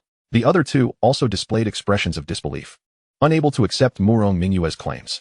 At that moment, Mu Kai stepped forward and softly said, Elders, what the master says is indeed true. I, along with Junior Brother Li, have slain nearly 30,000 demons along the way, and Junior Brother Li contributed significantly. Without him, I fear I would not have returned. Seeing Mu Kai's earnest demeanor, the three couldn't help but believe her to some extent. Yet, they remained reluctant to relinquish the divine body. Even so, entrusting the demon-slaying divine body, which is of such paramount importance to our race, to him still leaves me uneasy, Yun Xiangyang remarked. Enough. Let there be no further contention. I have made my decision regarding this matter, Murong Mingyue declared with a wave of her hand, ascending to the high seat in the hall. If you three are still apprehensive, how about we establish a 10-year pact? What do you mean by that? Xing Kai inquired, intrigued. Now that the demon-slaying divine body has been entrusted to Lingyun Peak, if he does not break through to the 3 phases realm within 10 years, I shall summon this disciple back and leave his future in your hands. The three were overjoyed at this proposition. 10 years to ascend from the 3rd layer of divine awakening to the 3 phases realm? Even our most outstanding disciples would find this a formidable challenge, they thought. In fact, Mu Kai by herself was a prime example, having only reached the 3 phases realm after a decade at the Immortal Martial Hall, despite being a divine body who consumed countless resources and efforts of the Sacred Hall to barely achieve it. The resources available at Lingyun Peak, being merely one of the 108 peaks of the Academy, were likely less than 1,000th of what the Sacred Hall could provide, making it nearly impossible for a divine body disciple to advance to the 3 phases realm within 10 years. What say you? 10 years is but a fleeting moment for you. Surely you can afford to wait. Murong Mingyue spoke softly, her tone seemingly negotiable, yet unmistakably authoritative. Chapter 47. Return to Lingyun Peak. In light of this, the trio found it hard to refuse. Observing Murong Mingyue's demeanor, they realized that today they would not be able to take the demon-slaying divine body away. Xing Kai, Yin Xiangyang, and Meng Bingfan exchanged glances, and in unison proclaimed, Very well, we shall abide by the Master's arrangement. Seeing their agreement, Murong Mingyue turned to Daoran and asked, What do you think? Are you willing to comply? After a moment of contemplation, Daoran, assured by the system in his possession, felt confident in elevating Wang Teng to the 3 phases realm within the decade. He nodded and replied, I am willing. Excellent. Murong Mingyue fixed her intense gaze upon him. I have given you this opportunity. Should you fail to cultivate Wang Teng into a 3 phases realm cultivator within 10 years, I will have him seek another master. Do not hold me to my word if you falter. I understand, Master, Daoran replied respectfully. The significance of the demon-slaying divine body to humanity was immense, and should he fail to elevate Wang Teng within the allotted time, he could not blame others for taking him away. Very well, now that this matter is settled, you may all withdraw, Murong Mingyue said, gradually closing her eyes and entering a meditative state. Young man, cherish this opportunity. I shall return for you in 10 years. With the matter resolved, Xing Kai spoke no more. After bidding farewell to Murong Mingyue, he turned to leave. During this time, ensure the safety of the demon-slaying divine body and do not allow any unforeseen incidents. Otherwise, I shall hold you accountable. Following suit, Yun Xianyang and Meng Bingfan exchanged glances before departing as well. Li Daoran maintained a calm demeanor, remaining silent while internally scoffing. Perhaps by then, you won't have the chance to seek me out. Junior brother, let us go. I will see you out, Mu Kai-bai said softly as she approached. All right. Li Daoran nodded, beckoning Wang Tung to follow as they exited the immortal martial hall. Upon reaching outside, Mu Kai-bai's exquisite features bore a hint of regret. She had initially promised Li Daoran that Wang Tung would join Lingyun Peak, yet unforeseen circumstances had arisen. I apologize, junior brother. I did not anticipate the other elders would come to seize Wang Tung. It is of no consequence. The promise made by the saintess has been fulfilled. And as for the unexpected, it cannot be laid at your feet, Li Daoran replied, shaking his head dismissively. Moreover, Wang Tung remains with me at Lingyun Peak. So the saintess's word has been honored. Hearing this, Mu Kai-bai inquired, do you have confidence in cultivating Wang Tung to the three phases realm within the next decade? Li Daoran smiled reassuringly. There is no need for concern, saintess. This matter should pose no issue. As long as Wang Tung remained on Lingyun Peak, no one could take him away. Li Daoran held firm confidence in this regard. After all, I possess a remarkable system. What is there to fear? Observing the resolute confidence in Li Daoran's eyes, Mu Kai-bai felt a sense of relief. While the three elders did not believe Li Daoran capable of elevating Wang Tung to the three phases realm within 10 years, she had witnessed his prowess before. Given his assertions, she believed he could indeed accomplish it. Saintess, if there is nothing further, I shall take my leave, Li Daoran said, clasping his hands together. At this moment, he was eager to return to Lingyun Peak, where Jiang Yueshi must have been waiting for him. Very well. I shall visit you at Lingyun Peak when time allows, Mu Kai-bai nodded in agreement. Then I shall await your arrival at Lingyun Peak. And extend my congratulations on your esteemed presence, he concluded, taking to the skies on his sword with Wang Tung in tow. As Mu Kai-bai watched Li Daoran's retreating figure, her gaze became somewhat lost in thought. This disciple from Lingyun Peak was shrouded in many mysteries that she could not decipher.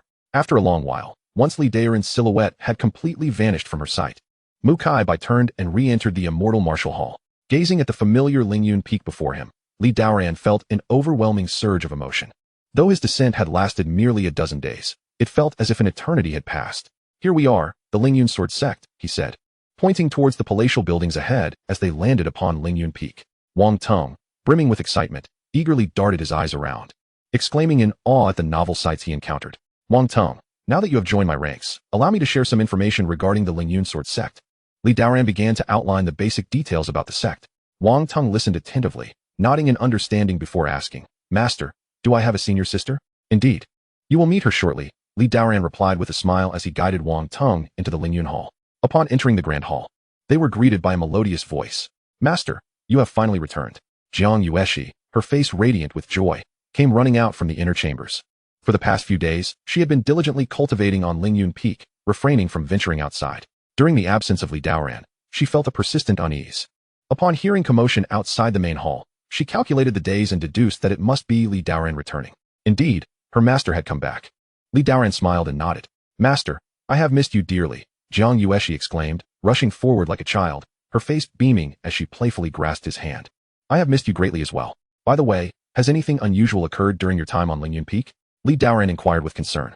Master, everything has been as usual. Nothing out of the ordinary has happened, Jiang Yueshi replied. Li Daoran felt a slight relief.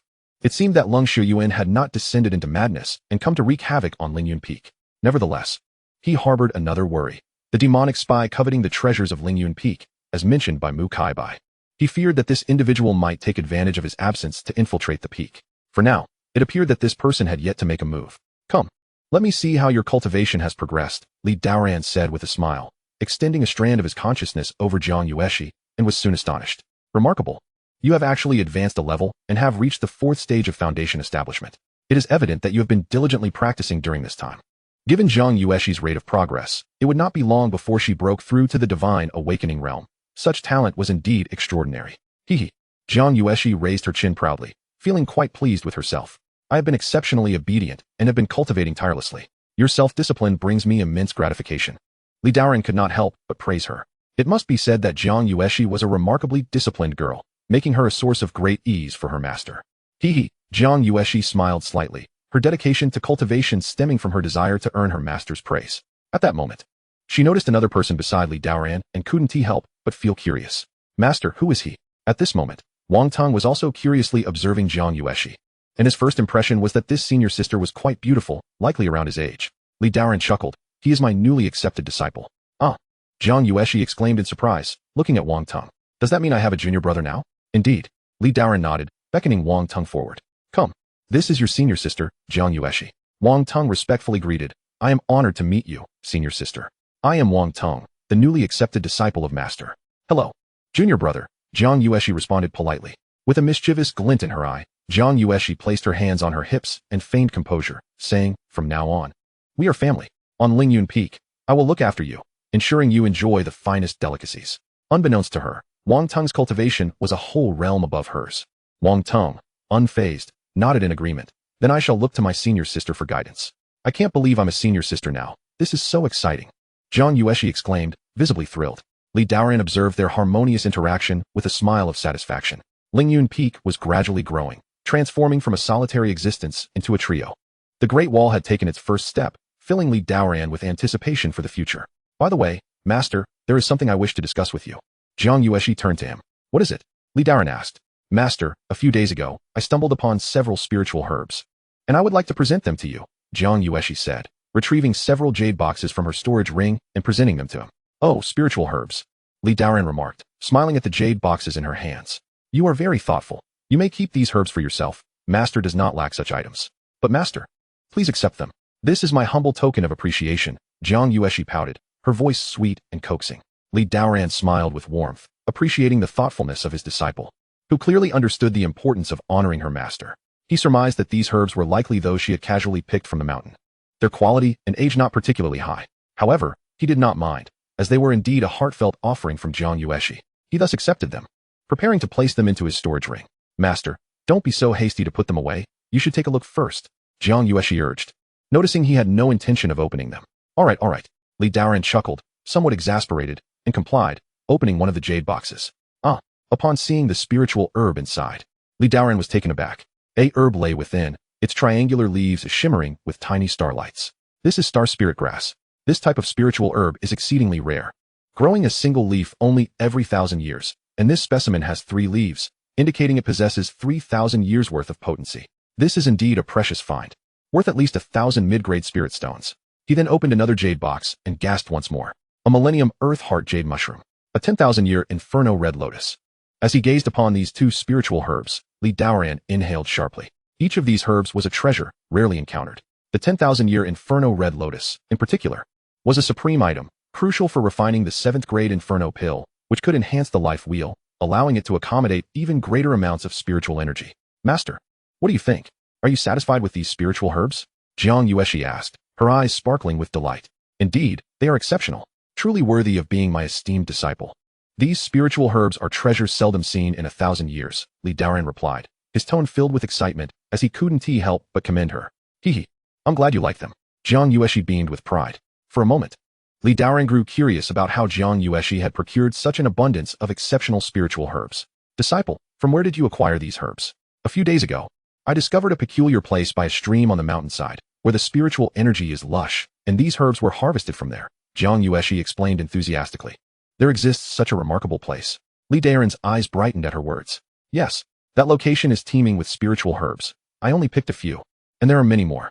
The realization that Lingyun Peak harbored such a treasure trove intrigued Li Daoran, prompting him to wonder what made the place so special that it could nurture such exquisite spiritual herbs. Disciple, lead me to this place so I may see it for myself. Of course, Master, follow me. Jiang Yueshi nodded eagerly, leading the way. Once outside the main hall, she summoned a flying sword and soared into the air. Li Daoran followed closely behind, with Wang Tong by his side. Before long, the trio traversed through the clouds, winding their way to a mountainside, where the air was filled with the sounds of birds and the fragrance of flowers, surrounded by towering trees, with the occasional sight of cranes soaring across the sky and the gentle sound of water flowing nearby. Jiang Yueshi landed gracefully on the ground, her excitement palpable. Master, this is the place. I discovered those spiritual herbs right here. Li Daoran surveyed the surroundings, clearly sensing that the spiritual energy in this location was indeed denser than in others. Behind the thicket, a concealed stream emerged, adorned by a cascading waterfall that descended gracefully. Under the sun's radiant embrace, a breathtaking rainbow materialized. Adjacent to the waterfall, a meadow shimmered with ethereal mist, surrounded by a vibrant array of spiritual herbs. Indeed, this was a place of exceptional feng shui. Li Daoran approached in astonishment, discovering hundreds of rare medicinal plants flourishing in abundance. These herbs, having absorbed an ample amount of spiritual energy, thrived with vitality, some of which were over a century old. Among them were even certain herbs whose names eluded him. What a treasure trove this was! Li Daoran felt a surge of excitement. The sheer quantity of these herbs defied valuation. Disciple, how did you stumble upon this place? He inquired curiously. Well, a few days ago, I found it challenging to practice the ice dance phantom technique in the main hall. So I ventured to the mountain stream to refine my skills and inadvertently discovered this location, his disciple replied. Excellent work, dear disciple, Li Daoran exclaimed with hearty laughter. To fortuitously uncover such a hidden gem was truly a stroke of fate. One could hardly deny that Jiang Yueshi was indeed his lucky star. While this location seemed only modestly tucked away on the mountainside, it would likely remain undiscovered unless one actively sought it out. Despite having spent over a decade at Lingyun Peak, he had never heard of such a treasure-laden site. However, Li Daoran's curiosity was piqued. What could have given rise to such dense spiritual energy in this area? There must be some underlying reason. It could not have materialized without cause. As he surveyed the surroundings, he found nothing particularly remarkable, eventually directing his gaze toward the waterfall. The water cascaded down from the mountaintop, producing a soothing sound. Yet it appeared to be ordinary water, devoid of any spiritual essence. At first glance, nothing seemed amiss. Li Daoran extended his spiritual sense, attempting to penetrate the waterfall, but was swiftly met with an unseen barrier. Something stirs within, he thought, startled by the obstruction. It seemed highly probable that the source of this spiritual energy emanated from behind the waterfall. Chapter 49. A hidden paradise. It appeared necessary to investigate further, to uncover what lay behind the waterfall. With that thought, Li Daoran ascended into the air, prompting curious glances from Jiang Yueshi. Master, where are you going? She asked. You two remain here. I shall check behind the waterfall to ascertain whether the abundant spiritual energy originates from within, he instructed, transforming into a gust of wind as he slipped through the waterfall's veil.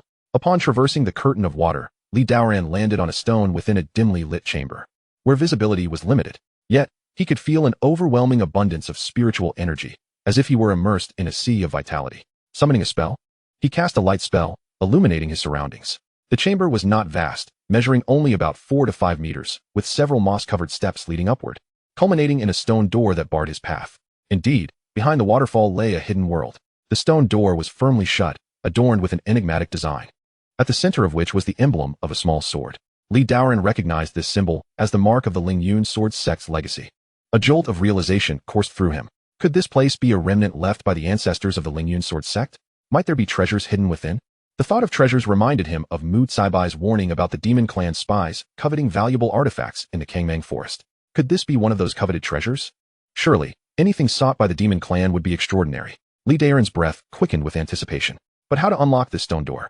It was evident that the door was sealed with a barrier against spiritual senses, and brute force would be futile. He scrutinized the small sword emblem, contemplating his next move. He decided to attempt the Lingyun Qingfeng technique, reasoning that the door must be opened with something akin to the Lingyun Sword Sect's essence. With this in mind, he pointed his right hand and channeled his spiritual energy into the small sword. Instantly, the sword responded to his energy, glowing with a radiant light. Elated by this initial success, he intensified the flow of energy. The sword, now illuminated, began to brighten further, at one point glowing brightly along 2/3 of its length. However, just as it reached that point, a crisp sound rang out, and the light gradually faded away. What is happening? Li Daoran pondered, perplexed. Was it truly unopenable? Reluctantly, he resumed channeling his energy into the sword, yet each attempt yielded the same result. The sword would illuminate 2/3 before dimming once more. After several attempts, he was left to wonder whether his cultivation level was insufficient or if his mastery of the Lingyun Qingfeng technique was lacking. Faced with the treasure so tantalizingly close yet unattainable, Li Daoran felt a profound sense of frustration. He gazed at the door and tried several other methods, but none proved effective. Reluctantly, he resolved to retreat for now, intending to return once his cultivation was more formidable. Emerging from the waterfall, he was met by Jiang Yueshi and Wang Tong, who approached eagerly. Master, did you make any discoveries inside? Jiang Yueshi asked, her curiosity piqued. Nothing of note. Li Daoran shook his head, aware of the gravity of the situation. It was best that fewer people were aware of this discovery. They needed to conceal this location promptly to prevent it from falling into the wrong hands. This matter concerning the spiritual herbs is exceedingly precious. You two may know, but do not speak of it to others, he instructed gravely. Understood, master. They both replied in unison, acknowledging the seriousness of his demeanor. Although their cultivation levels were not high, they understood the adage that in the vast wilderness, possessing treasures could lead to peril. Li Daoran nodded, though still feeling somewhat uneasy. He retrieved a formation jade slip from his storage ring and placed one in each of the 4 cardinal directions. With a swift hand gesture, he invoked the celestial star formation. Instantly, countless star energies descended from the void, forming a radiant array that enveloped the surrounding spiritual herbs, gradually rendering them invisible. This formation, acquired from the Starfall realm, was perfectly suited to defend this place from celestial birds and spirit beasts that might inadvertently damage the herbs. With the formation in place, Li Daoran felt a measure of relief. He then handed a jade slip to Jiang Yueshi, saying, "Yueshi, take this slip. You shall be responsible for managing the spiritual herbs here in the future." "Of course, Master," Jiang Yueshi replied earnestly, nodding in acknowledgement of the significant responsibility bestowed upon her. "Now let us return. Yueshi, take Wang Tong along to familiarize him with Lingyun Peak," Li Daoran concluded, transforming into a streak of light as he departed. "Junior brother, follow me," Jiang Yueshi greeted, and led Wang Tong on a leisurely stroll around Lingyun Peak. Upon returning to Lingyun Hall, Li Daoran made his way directly to the scripture pavilion. With such an abundance of extraordinary spiritual herbs at his disposal, it seemed prudent to learn the art of alchemy. The Spirit Source Hall permitted exchanges for only 5th-tier pills, while 6th-tier ones were entirely out of reach. To obtain higher-grade pills, one had to either enlist the services of skilled alchemists or resort to self-practice. In the Great Wilderness domain, although all were devoted to cultivation, auxiliary professions commanded significant respect. These included alchemists, weapon refiners, array masters, and talisman masters, with alchemists being the most sought after. On the 36 peaks of the academy, there existed a sect known as the Tianding Alchemy Sect, renowned for its alchemical prowess. Most of the pills within the academy were crafted by this sect. Alchemists can concoct a variety of miraculous pills, significantly enhancing the cultivation speed for practitioners, making them more valuable than spirit stones. Cultivators possess a finite lifespan and are not immortal. For instance, Li Daoran, at the 6th Calamity Realm, could live for 500 years, with longevity increasing alongside cultivation level. As one approaches the end of their lifespan, the desire for exquisite spiritual herbs or life-prolonging pills becomes paramount. Such pills are exceedingly rare. Furthermore, conflicts among cultivators in the Great Wilderness domain frequently arise, necessitating pills for healing and restoring spiritual energy. The higher the quality of the pills, the more challenging they are to produce, and the more esteemed the alchemist. After all, no cultivator dares to claim they can do without an alchemist. Like cultivation, alchemy demands innate talent. To become an alchemist, one requires not only exceptional comprehension and temperament, but also vast wealth. The process of alchemy involves countless trials and training, consuming an immense quantity of spiritual herbs and rare materials. Without substantial resources, a sect cannot sustain alchemists, making them akin to prodigies among cultivators, exceedingly rare. Chapter 50, 7th Tier Fiery Pill. Li Daoran's intent to concoct pills stemmed from the desire to provide higher quality pills for his disciples in the future. As the greater the pill's tier, the more substantial the rewards. As the sect's population grows, the demand for pills will be immense. Thus, with a plethora of spiritual herbs at hand, learning alchemy now seemed fortuitous. Resolute, he picked up a tome entitled True Understanding of Alchemy and began to peruse it with great interest. Although this text contained only the most fundamental alchemical techniques, the wealth of knowledge it encompassed was vast. Apart from some straightforward recipes and methods, most of the content detailed information about spiritual herbs. Li Daoran devoted several hours to memorizing the material, and now, if he were to revisit the spiritual herb garden by the waterfall, he believed he could identify the herbs he previously could not name. In the evening, Jiang Yueshi and Wang Tong returned, and he had become quite familiar with Lingyun Peak. After dinner, Li Daoran summoned the two to the training room, imparting the Lingyun breeze technique to Wang Tong. With remarkable comprehension, Wang Tong swiftly cultivated the technique to the 3rd level, truly a prodigy among prodigies, with astonishing aptitude for cultivation. He then guided the two in their training until midnight, at which point they concluded their sessions and dispersed. The following morning, Li Daoran headed to the cloud-cutting hall, submitting the heavenly grade Starfall to complete his task and earning 600 contribution points. Coupled with the thousands of demon clans he had slain, his contribution points had amassed to nearly 90,000, a truly considerable fortune. He then proceeded to the Spirit Source Hall, spending 500 contribution points to exchange for alchemical materials, acquiring 5 each of the Flame Cold Tears, Purple Fire Blossoms, and Wind Fire Spiritual Fruits, which were supplementary materials for the Fiery Pill and the Red Lotus Pill. Subsequently, he expended around 20,000 contribution points to acquire 10 6th-tier Forgetting Dust Pills, intended to expedite cultivation speed, along with some high-quality magical artifacts meant as gifts for his 2 disciples. Once these errands were completed, Li Daoran returned to Lingyun Peak and entered the alchemical chamber. The Lingyun Sword Sect, having once been among the 36 peaks, was well equipped with various alchemical apparatuses. The True Understanding of Alchemy documented 3 fundamental recipes: the Qi Condensing Pill, Blood Transformation Pill, and Body Refining Pill. These foundational recipes were perfect for Li Daoran to practice his skills, as the materials were quite common and plentiful in the herb garden of Lingyun Peak. Within the alchemical chamber stood a furnace, 6 feet tall, tapering at the top. Daoran harnessed the power of the heavenly Dao, transforming it into golden flames to ignite the furnace. Despite his lack of prior experience in alchemy, he felt confident as he was not attempting to concoct any miraculous elixirs this time. Following the steps outlined in the recipe, he meticulously added the materials for the qi condensing pill. As the flames danced, the spiritual herbs gradually transformed into a vibrant green liquid. After an hour, the pill was complete. Upon opening the furnace, an enchanting aroma flooded the chamber.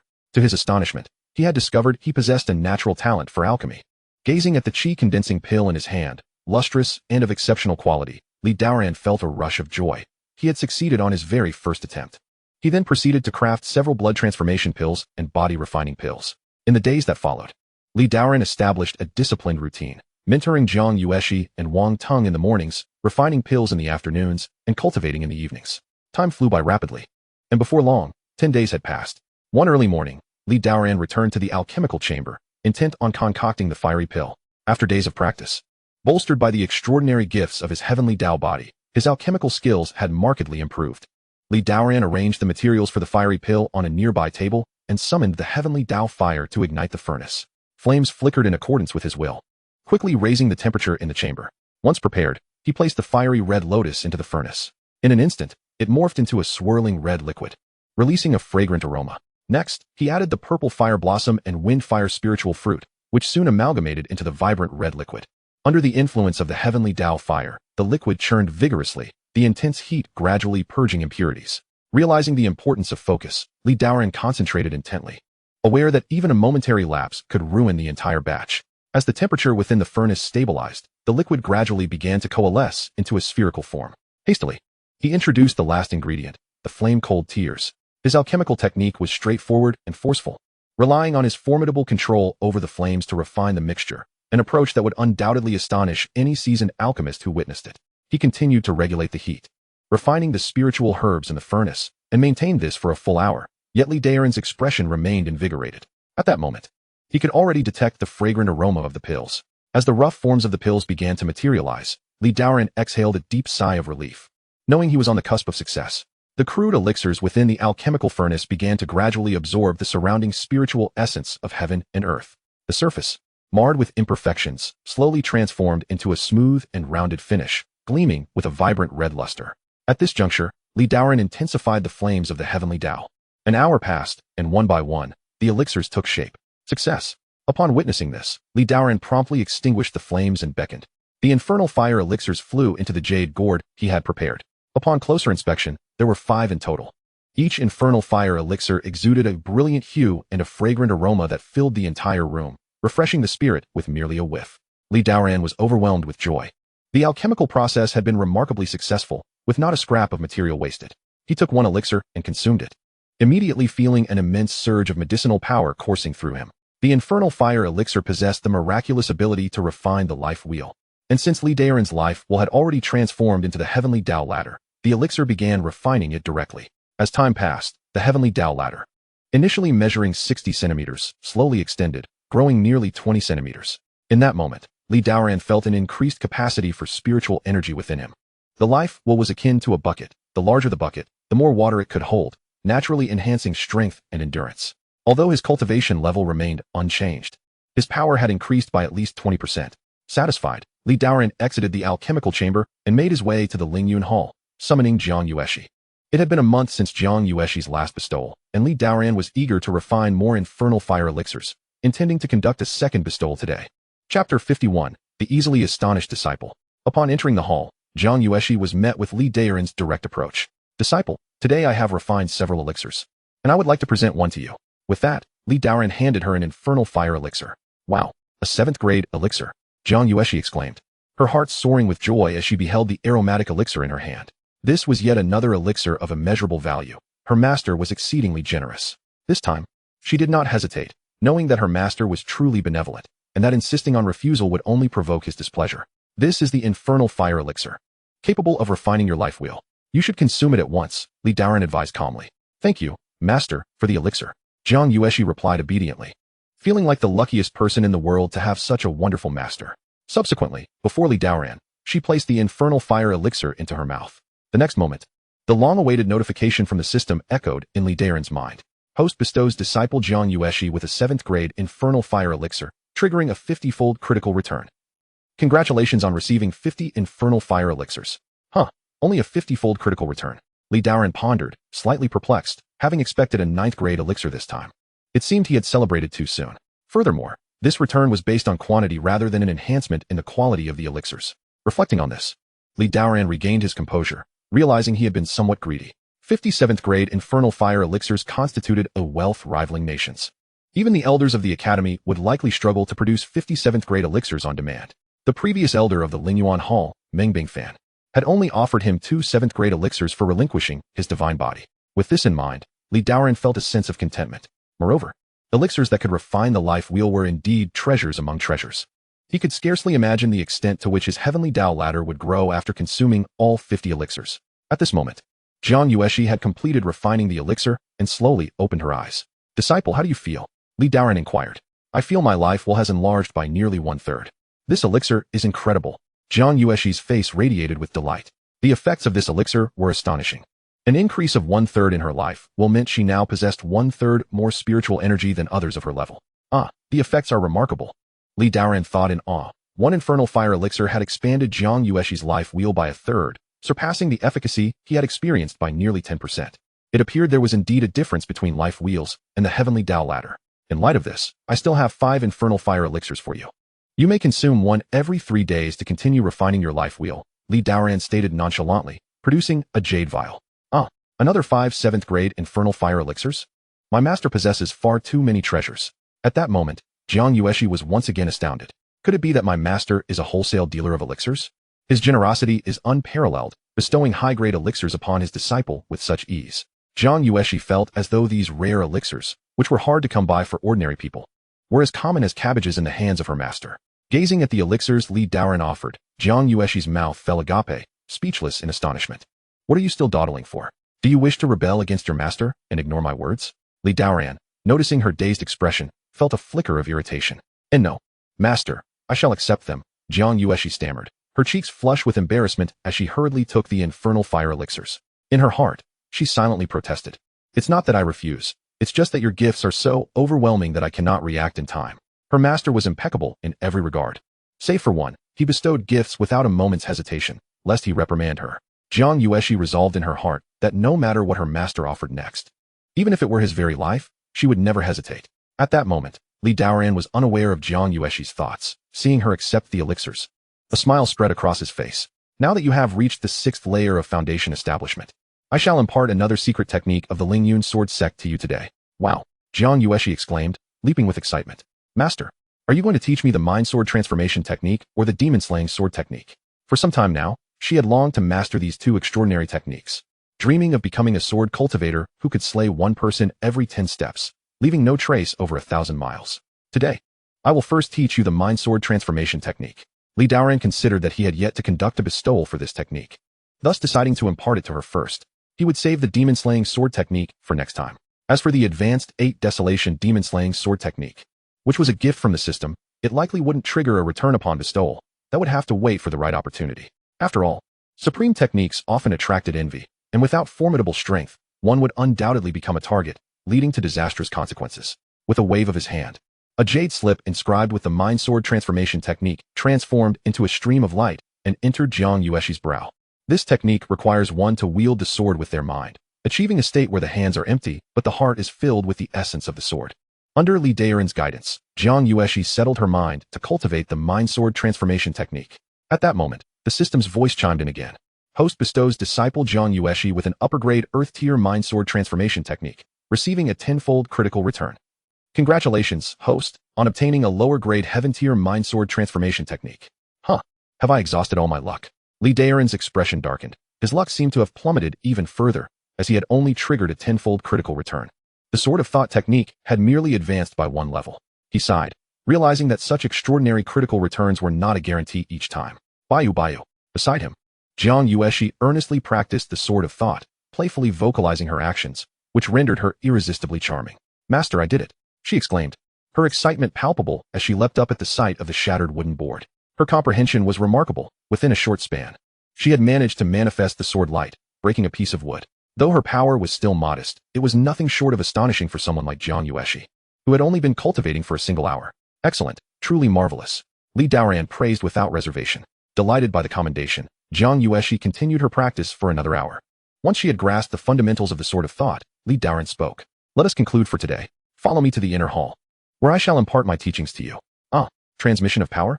Does that mean I will have to suffer another wardrobe malfunction? Jiang Yueshi's cheeks flushed a delicate hue at the thought. With a mix of anticipation and trepidation, she followed Li Daoran into the inner hall. Chapter 52. The Visit of the Saintess. This session of imparting power was far smoother than the last, especially since Jiang Yueshi's fate will had been refined by the flame of Karma Dan, allowing her to accommodate more spiritual energy. Although she had yet to reach the refinement speed of the Wang Tongue divine body, her cultivation was advancing rapidly. Notably, there were no wardrobe malfunctions this time, leaving Jiang Yueshi with a hint of disappointment. Little did she know that the previous incident was due to the mundane nature of her garments. Now adorned in the mid-grade magical garment bestowed by Li Daoran, her attire was far less susceptible to the overwhelming force of spiritual energy.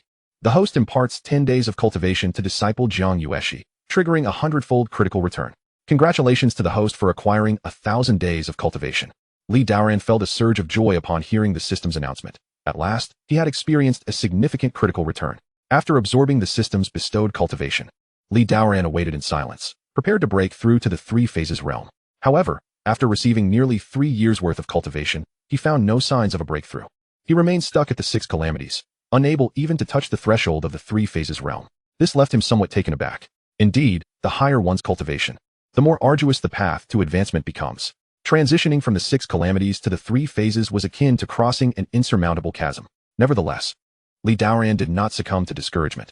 He still possessed a starfall, which contained roughly 2/3 of its spiritual energy yet to be absorbed. He believed that consuming this remaining energy should enable him to break through. With this thought, he turned to Jiang Yueshi, noticing her slightly dejected demeanor, which puzzled him.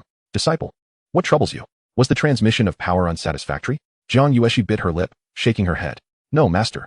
I have already advanced to the first layer of the divine enlightenment. She quickly concealed her emotions, casting a furtive glance at Li Daoran, her heart racing with embarrassment. What an embarrassing predicament. What on earth was she expecting? Surely master hadn't noticed anything amiss. She was not exhibitionistic by nature. Rather, she found the thought of being seen by her master in such a vulnerable state to be exhilarating. Very well, focus on solidifying your cultivation. Advancing too rapidly can lead to peril, Li Daoran advised with a smile. Understood, master. I take my leave. Jiang Yueshi replied obediently, nodding as she exited the grand hall. Li Daoran then retrieved the starfall, preparing to absorb its spiritual energy in hopes of achieving a breakthrough to the 3 phases realm. He first consumed a flame of Karma Dan, expanding his heavenly path by nearly 20 centimeters. This effect was slightly less than before, but he recognized this as a normal occurrence due to the repeated use of similar pills. It was unrealistic to expect limitless refinement from a singular type of elixir. After dedicating an entire afternoon, stretching into the late hours of the night, he finally absorbed all the spiritual energy from the starfall, which had now reverted to an ordinary stone. What on earth? Li Daoran mused, perplexed that he had still not broken through to the 3 phases realm. The spiritual energy from the starfall, combined with the cultivation returned from the recent transmission, should have equated to a decade of diligent training, and logically, it should have sufficed for a breakthrough. This baffled him. Unbeknownst to him, he had indeed been on the verge of breaking through. Had he not consumed that flame of Karma Dan, the larger his heavenly path became, the more spiritual energy was required for a breakthrough. With his heavenly path now significantly enlarged, each advancement would become increasingly challenging. However, this was not necessarily a negative outcome. A stronger foundation would render him more formidable compared to others within the same realm, although Jiang Yueshi, with her relatively lower cultivation, would not yet perceive this disparity. Unable to decipher the cause of his stagnation, Li Daoran decided to let things unfold naturally. If necessary, with a bit more time spent training and perhaps 2 more transmissions, he would likely achieve his goal. He popped another flame of Karma Dan into his mouth as a snack to ease his mind, and resumed his meditative state for cultivation. The following morning dawned clear and bright. In the Lingyun Peak square, Jiang Yueshi was brimming with joy. After her master had imparted the Sword of Thought technique, she had practiced diligently throughout the night. As soon as the sun rose, she eagerly pulled Wang Tongue to the square to test the fruits of her labor. Now both at the divine enlightenment stage, their powers were closely matched.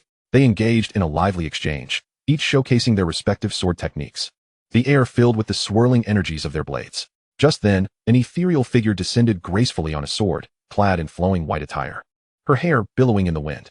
The moment she appeared, the very atmosphere around them seemed to transform, suffused with an aura of celestial elegance.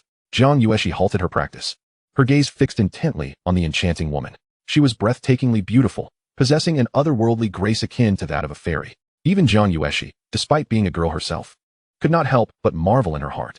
Who could she be? What brought her to Lingyun Peak? In the midst of her musings, she watched as Wang Tong approached the woman, bowing respectfully. Disciple Wang Tong, greeting the saintess. The newcomer was none other than Mu Kai-bai. Saintess? Jiang Yueshi gasped, fully aware of the significance of such a title. To be referred to as a saintess within the academy was to hold a position of great importance. She had not anticipated that her junior brother would have an acquaintance of such stature. Mu Kai-bai smiled warmly at Wang Tong, saying, "No need for excessive formalities. How have you found your time on Lingyun Peak?" "Quite well. Master and senior sister have been exceptionally kind to me," Wang Tong replied with a smile.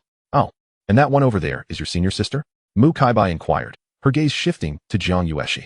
With her keen perception, she instantly discerned that Jiang Yueshi possessed the Tai Su divine body. Today, she had witnessed something remarkable.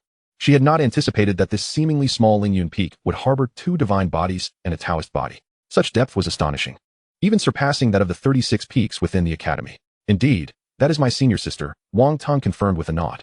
Upon witnessing this, Jiang Yueshi promptly stepped forward to pay her respects. Disciple Jiang Yueshi of Lingyun Peak pays her respects to the Holy Maiden. "Indeed, such remarkable cultivation at such a tender age is truly impressive," praised Mu Kai-bai. "All credit goes to my master's exceptional guidance," Jiang Yueshi humbly replied. Hearing this, Mu Kai-bai nodded in acknowledgement, realizing that her junior brother indeed possessed a commendable teaching ability. It is quite rare for a girl of such youth to attain the realm of divine enlightenment. It seems Wang Tong has made a wise choice in selecting her as his disciple. Chapter 53, The Transformation of Thought into Clarity. Here, this ice spirit robe shall serve as a token of our first meeting, a gift for you. With a flick of her wrist, Mu Kai-bai produced a feathered garment. This robe is a low-grade spiritual artifact, imbued with formations that emanated a chilling aura upon its reveal. Jiang Yueshi, captivated by the extraordinary garment, hesitated slightly, uncertain whether she should accept it, given her unfamiliarity with Mu Kai-bai. She turned to Wang Tong for guidance. "Sister, you may accept it," Wang Tong nodded at her, having grown quite familiar with Mu Kai-bai on their journey thus far. With this encouragement, Jiang Yueshi quickly accepted the ice spirit robe, bowing deeply in gratitude. "Thank you, Holy Maiden. Wang Tong, you too shall receive a gift. This sword heart cloak is for you." Mu Kai-bai then handed Wang Tong another low-grade spiritual artifact. Wang Tong joyfully accepted it, expressing his thanks before inquiring, "Holy Maiden, have you come to find Master?"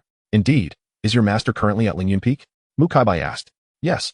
Please follow me, Holy Maiden." With that, Wang Tong and Jiang Yueshi led Mu Kai-bai toward the Lingyun Hall. At that moment, Li Daoran was engaged in meditation when he suddenly sensed a familiar aura outside the hall, prompting him to awaken from his trance. Exiting the inner hall, he beheld Mu Kai-bai following Wang Tong into the Lingyun Hall. "I pay my respects to the Holy Maiden." Li Daoran clasped his hands in greeting. "There is no need for such formality, junior brother. Simply call me Kai-bai," Mu Kai-bai replied gently as she approached. "Kai-bai, this seems rather too intimate. If her master, Murong Minghua, were to learn of this, would she not be furious?" Li Daoran thought, feeling a bit flustered at the impropriety of the address, and thus awkwardly smiled. "Junior brother, after all we've been through together, we are bound by life and death. There is no need to adhere to such formalities." Given Mu Kai-bai's words, Li Daoran could not contradict her, so he proposed a compromise. "In that case, may I call you sister?" "That would be acceptable," Mu Kai-bai smiled in approval, finding this form of address less distant than Holy Maiden. "Ah, junior brother, it seems that your cultivation has progressed in the days since we last met. It appears you might soon break through to the 3 phases realm." Mu Kai-bai observed Li Daoran with a hint of astonishment, as she felt the surge of energy within him, which seemed significantly more robust than in previous days. To the untrained eye, one might even mistake him for having already reached the 3 phases realm. Is this rate of cultivation not rather extraordinary? "Sister, you might be mistaken. I have yet to even glimpse the 3 phases realm," Li Daoran responded with a wry smile, aware that outsiders could not comprehend the struggles he faced at present. "Is that so?" "Indeed." Li Daoran nodded, deeply troubled by his inability to break through despite having amassed considerable cultivation. Mu Kai-bai, believing he was merely modestly concealing his unique qualities, chose not to press further and shifted the conversation. "Junior brother, I have come today expressly to present you with a technique I acquired from Master as a token of gratitude for your life-saving assistance." "Sister, you are being overly polite. I have already received a sacred artifact from you, and your help with Wang Tong was invaluable. I cannot possibly accept this technique." Li Daoran shook his head, feeling that accepting yet another gift would appear greedy. He believed it prudent to leave a good impression on Mu Kai-bai, especially considering her future as the head of the Immortal Martial Hall, a position of great power within the academy. Furthermore, He already possessed a sufficient number of techniques. To seek more would only dilute his efforts, leading to a lack of mastery in any. Junior brother, do not hastily refuse. I see that you wield your consciousness as a blade, and this technique enhances one's consciousness, making it perfectly suited for you. If you do not accept it, I fear I shall be unable to rest easy, Mu Kaibai continued with a smile. Oh, a technique for enhancing consciousness? Then I must thank you, sister, Li Daoran conceded. Unable to refuse her further. The technique, named Thought Transformation into Clarity, is a low-grade heavenly technique consisting of 9 levels, each level offering significant enhancement to one's consciousness. This is truly a fortuitous find, perfectly aligned with his needs. Mu Caibai's thoughtfulness in selecting this technique demonstrates her attentive nature. She truly is a person worthy of trust. Having accepted the technique, Li Daoran felt he could not simply receive without giving in return. He produced a jade vial containing 5 Flame of Calamity pills. Sister, I cannot accept this technique without offering something in return. I recently refined some Flame of Calamity pills, and I would like to present these to you. Flame of Calamity pills. Mu Kaibai gasped upon seeing the jade vial in Li Daoran's hand. Another exceptional elixir. She was well aware of the efficacy of the Flame of Calamity pills, which are capable of refining life wheels, marking them as top-tier elixirs. While 7 great elixirs could be crafted by employing the wealth she possessed, the Flame of Calamity pills were far rarer due to the scarcity of the primary ingredient. The Flame Red Lotus. Such materials are scarce and difficult to obtain, making these pills exceedingly rare. So, junior brother, you are also skilled in alchemy. No wonder you possess so many exceptional elixirs. Especially upon learning that Li Daoran had personally refined these Flame of Calamity pills, Mu Kaibai was even more astonished. Surprised to discover him to be a high-level alchemist. I only possess a superficial knowledge of alchemy, Li Daoran remarked with a smile. To be capable of refining 7 great elixirs is already indicative of a high-level alchemist. You are being overly modest, junior brother. Mu Caibai's eyes sparkled with admiration. And at that moment, Li Daoran had become a low-key alchemical master in her eyes. Li Daoran smiled serenely, wanting to clarify that he had only practiced alchemy for a mere few days, but felt that such a statement would come across as pretentious. So he refrained from voicing it. Sister, please accept these elixirs without delay. Then I shall gratefully accept your elixirs, junior brother. Mu Kaibai did not hesitate, directly taking the Flame of Calamity pills, as they were of paramount importance to cultivators. Junior brother, I have one more significant matter to discuss with you. After securing the elixirs, Mu Kaibai stated earnestly. What is it? Li Daoran inquired. This matter is of great importance. This is not a suitable place for discussion. Mu Kaibai glanced around the expansive hall, her expression serious. Then please follow me, sister. Recognizing the gravity of Mu Kaibai's demeanor, Li Daoran understood the significance of the matter at hand, and that it would be best if as few people as possible were informed, even his own disciples, to mitigate any potential danger. The more individuals privy to the knowledge, the greater the risk to them. With this understanding, he proceeded toward the inner hall. Outside, Wang Tong observed his master and the holy maiden entering the inner hall, remaining expressionless, as he was already aware of some underlying circumstances. However, beside her, Jiang Yueshi appeared somewhat perturbed, her lips pouted in a sulky manner. Just moments ago, she had witnessed her master engaged in lively conversation with the stunning saintess. Their rapport evidently transcending the ordinary. The exchange of various techniques and elixirs between them struck her as akin to the exchange of tokens of affection between lovers. For reasons unbeknownst to her, a wave of despondency surged within her. Mu Kaibai was simply too enchanting, instilling in her a faint sense of crisis. As if her master might be snatched away. Instantly, she found the ice spirit garment, gifted to her by Mu Kaibai moments prior, to be much less appealing. Chapter 54, The Timelessness of Cultivation. 2 flowers bloom, each reflecting its own branch. After leading Mu Kaibai into the inner hall, Li Daoran swiftly activated a protective formation, cloaked in brilliant white light, isolating them from prying eyes. This action only fueled Jiang Yueshi's suspicions from outside. Once Mu Kaibai settled, Li Daoran inquired solemnly. Is it the matter of the demonic spies you wish to discuss? Indeed, this matter concerns not only Wang Tong, but also the treasured artifact of your Lingyun Sword Sect. Mu Kaibai replied, her expression grave as she nodded. A few days prior, I received news from our informant embedded within the demon clan. They remain undeterred in their pursuit of Wang Tong. Furthermore, with Wang Tong now under your Lingyun Peak's tutelage, their ambitions have intensified. Li Daoran inhaled sharply. Are they unable to restrain themselves? This complicates matters further. He had anticipated a few more years of respite, hoping to strengthen his own powers before confronting them. Little did he realize that, having just discovered the treasure by the waterfall and lacking the capability to access it, the demon spies were already poised to strike. Do these spies possess such audacity? Li Daoran queried. Do they dare to act against Wang Tong within the academy? Naturally, they would not be so brazen. And even if they made a move, they could not harm Wang Tong in the academy. However, for the years to come, until Wang Tong possesses sufficient strength to defend himself, he must not leave the confines of the academy. Mu Kaibai urged. Understood, No problem, Li Daoran nodded. Keeping Wang Tong within the sacred grounds is straightforward, and with the protective array of Lingyun Peak, even a transcendent being would find it impossible to breach. Do you have any insight into when they might act? There is no definitive timeline, but they are likely to seek an opportunity in the coming years. They would never allow Wang Tong to grow in strength, Mu Kaibai stated. Then we still have some time to prepare. Even so, exercise caution. Mu Kaibai paused, then added. However, this also presents an excellent opportunity. Their actions could serve as the perfect chance for us to unearth the demon spies. When the time comes, I will likely require your cooperation, junior brother. You are right, sister. There is a saying that one can only hide from thieves for 1,000 days. But there is no such thing as 1,000 days of guarding against thieves. If we do not expose them, I fear I will find it impossible to rest. Li Daoran nodded in agreement, then asked, how do you plan for me to assist you? For now, we will act according to the circumstances. The moment they make a move, I will inform you. Additionally, Master has cast a divine sense to keep watch over Wang Tong, should any disturbance arise. She will arrive immediately, Mu Kaibai assured. All right, just let me know what is needed when the time comes, sister. This matter is critical to the survival of Lingyun Peak. And Li Daoran was determined to fully cooperate. Only by eliminating this hidden threat could he ensure the safety of his sect. With the attention of the Hall Master of the Immortal Martial Hall now upon Lingyun Peak, Li Daoran felt somewhat reassured. Now, they merely awaited the revealing of the demon spy's true colors. The two continued their conversation, exchanging insights on cultivation until half an hour later, under Jiang Yueshi's eager gaze. Li Daoran and Mu Kaibai exited the inner hall. Subsequently, Mu Kaibai returned alone to the Immortal Martial Hall. Li Daoran found himself lost in thought, watching her retreating figure. How fortunate he was to have met Mu Kaibai. Otherwise, he might have fallen victim to the machinations of the demon spies without ever realizing it. At that moment, Jiang Yueshi, observing her master gazing intently at the figure of the breathtaking beauty, mistakenly believed he was reluctant to part, causing her to feel a surge of jealousy. Pouting her little face, she asked, Master, what is your relationship with this esteemed saintess? What relationship? Why do you ask this? Could it be that this little girl is feeling jealous of my interactions with Mu Kaibai? Li Daoran was momentarily taken aback, if one were to define their relationship. Aside from having fought alongside each other, there was little else to speak of. Why do you ask so many questions, you little rascal?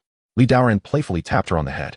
Master, I'm just curious. Please tell me, one to you? Jiang Yueshi tugged at his hand, adopting a charming demeanor. Li Daoran found himself both amused and exasperated, finally responding, what relationship could there be? It is merely the bond of fellow disciples. Oh hooray, long live Master.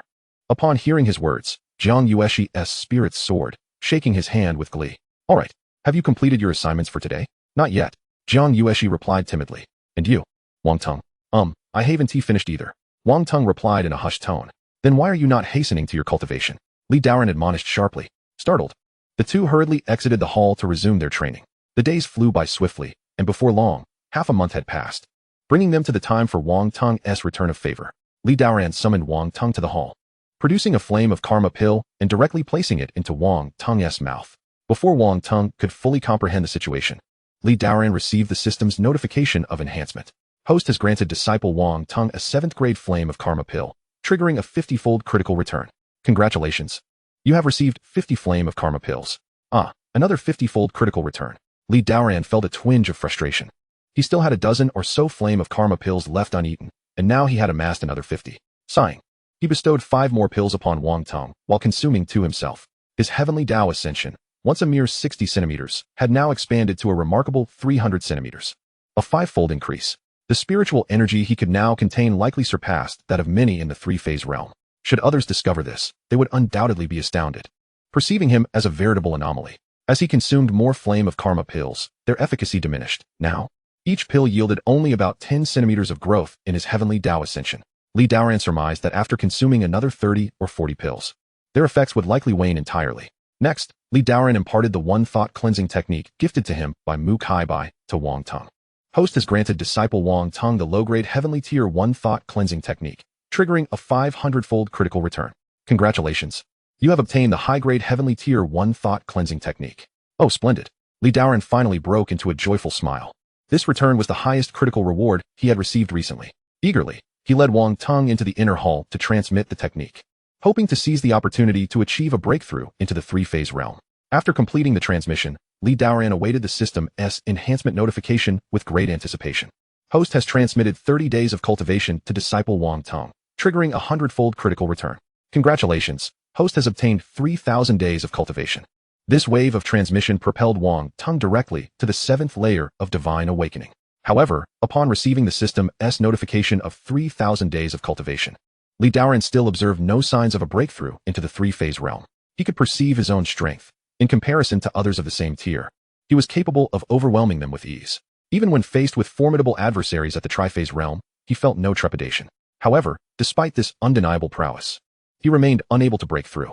This predicament deepened his frustration. He was eager to advance to the tri-phase realm, yearning to swiftly unlock the stone door beside the waterfall. Unfortunately, contrary to his hopes, the ensuing months saw him diligently practicing day after day, even acquiring nearly 30 years' worth of cultivation through returns. Yet he still could not achieve a breakthrough into the tri-phase realm. At this juncture, his heavenly Dao staircase had reached an impressive height of 600 centimeters, accommodating spiritual energy tenfold compared to others at his level, yet the Inferno pill had utterly lost its efficacy. Thus, time passed without significant progress, and a year slipped by in the blink of an eye. Chapter 55, Wealth Beyond Comparison. During these days, Lingyun Peak was remarkably tranquil. The fiendish spies made no moves, allowing Li Daoran to feel considerably at ease and focus on his cultivation. Thanks to over a year of systemic returns, he was no longer destitute. Now, he possessed 2 9th-grade elixirs, 5 8th-grade elixirs, dozens of 7th-grade elixirs, and over 100 6th-grade elixirs, with 5th and 4th-grade elixirs in abundance. He had undeniably transformed into a veritable elixir tycoon, and his alchemical skills had also seen significant improvement. He could now effortlessly concoct 8th-grade elixirs. However, the lack of suitable alchemical materials hindered his progress. Moreover, his arsenal of magical treasures had undergone a dramatic upgrade, adorned with various divine artifacts that made him appear as if the holy son of an esteemed academy had descended. Clutching a low-grade holy artifact, the 9 Heavens Azure Rainbow Sword, its sword intent swirling with boundless might, he donned a high-grade spiritual artifact, the cloud-patterned sword heart robe, which could easily deflect attacks from the tri-phase realm. Upon his head rested a mid-grade spiritual artifact, the Phoenix Wing Golden Crown, significantly enhancing his recovery speed of spiritual energy. On his feet were mid-grade spiritual artifact, cloud-treading boots, enabling him to move with the grace of a swallow, as swift as the wind and lightning. He also bore a low-grade spiritual artifact, the purple spirit jade, inscribed with a gathering formation that automatically collected surrounding heaven and earth spiritual energy, accelerating his cultivation speed. With his collection of magical treasures, the lowest being low-grade spiritual artifacts, it was likely that even the holy sons and daughters of the academy possessed far less wealth. The combined assets of the leaders of the previous 108 peaks would likely pale in comparison to his smallest possessions. Naturally, his 2 disciples, Li Daoran, ensured they lacked for nothing, equipping them entirely with high-grade artifacts. As for their cultivation techniques, after 2 years of instruction and returns, they had all undergone significant upgrades, including the Holy Grade Low-Tier 8 Desolate Demon-Slaying Sword technique, the Heaven Grade High-Tier Lingyun Celestial Star Decision, the Heaven Grade Mid-Tier Lingyun Clear Wind Mantra, the Heaven Grade High-Tier Thought Manifesting Sword technique, the Holy Grade Low-Tier Thought Transformation technique, and the Heaven Grade High-Tier Zhou Tian Stellar Array. Now, Lingyun Peak's foundation rivaled those of the top 36 peaks, all equipped with techniques above the Heaven Grade. If other sects were to learn of this, they would undoubtedly be left agape. In addition, he had amassed a significant number of talismans through systemic returns for unforeseen circumstances. One day, under a clear sky, 2 streaks of rainbow light soared through the air outside Lingyun Peak, a man and a woman. The man was handsome, with starry brows and sword-like eyes, exuding an air of elegance. The woman was breathtakingly beautiful, her figure enchanting, radiating an ethereal aura. These 2 were Jiang Yueshi and Wang Tong. Over the years, Li Daoran had entrusted them with the tasks required every 3 months at Lingyun Peak, while he himself remained in seclusion, dedicating his time to intense cultivation in pursuit of the tri-phase realm. At this moment, Jiang Yueshi and Wang Tong had just returned from completing a mission. Li Daoran had instructed them to only accept tasks from within the sacred ground, forbidding them from stepping outside the academy. After more than a year, nearly 16-year-old Jiang Yueshi had blossomed into an exquisite beauty, her cultivation having ascended to the 5th level of the profound inquiry realm. Wang Tong's progress was even more remarkable. In just over a year, he had advanced from a 10th-level Qi refinement disciple to the 6th calamity realm. This was attributable not only to their astonishing talents, but also to the endless supply of elixirs, spirit stones, and Li Daoran's monthly teachings. In comparison to their peers, still in the divine awakening realm, their heights were now unattainable for most. Looking around the entire academy, perhaps only the disciples of the elders could rival them. Especially with Jiang Yueshi's stunning beauty, she garnered the admiration of many male cultivators. Wang Tong was not without his admirers either, as several female disciples harbored secret affections for him. Junior brother, when do you think Master will emerge from seclusion? Jiang Yueshi inquired, her sword gliding through the air as she glanced at Wang Tong. Let me calculate. Wang Tong paused momentarily before replying. Master entered seclusion 20 days ago. He should emerge in about 10 days. Ah, 10 more days? It feels like an eternity since I last saw Master, Jiang Yueshi pouted, a hint of displeasure on her face. I obtained a treasure during this outing, and I was eager to present it to him, to share the amusing anecdotes from my adventures. Who knew I would have to wait so long to see him? Senior sister, do not fret. 10 days will pass swiftly. Wang Tong reassured with a smile. After years of camaraderie, he understood her deep reliance on Master. Even a brief absence would leave her yearning for his presence. As they continued their light-hearted conversation, they arrived above Lingyun Peak. Suddenly, a resounding boom echoed from the peak. The spiritual energy of heaven and earth surged violently towards Lingyun Peak, creating unusual fluctuations in the surrounding atmosphere. What is happening? Is Master about to break through? Jiang Yueshi exclaimed in surprise, fixing her gaze on the gathering spiritual energy above the Lingyun Hall. It seems so, Wang Ting nodded. We should hurry back to protect Master.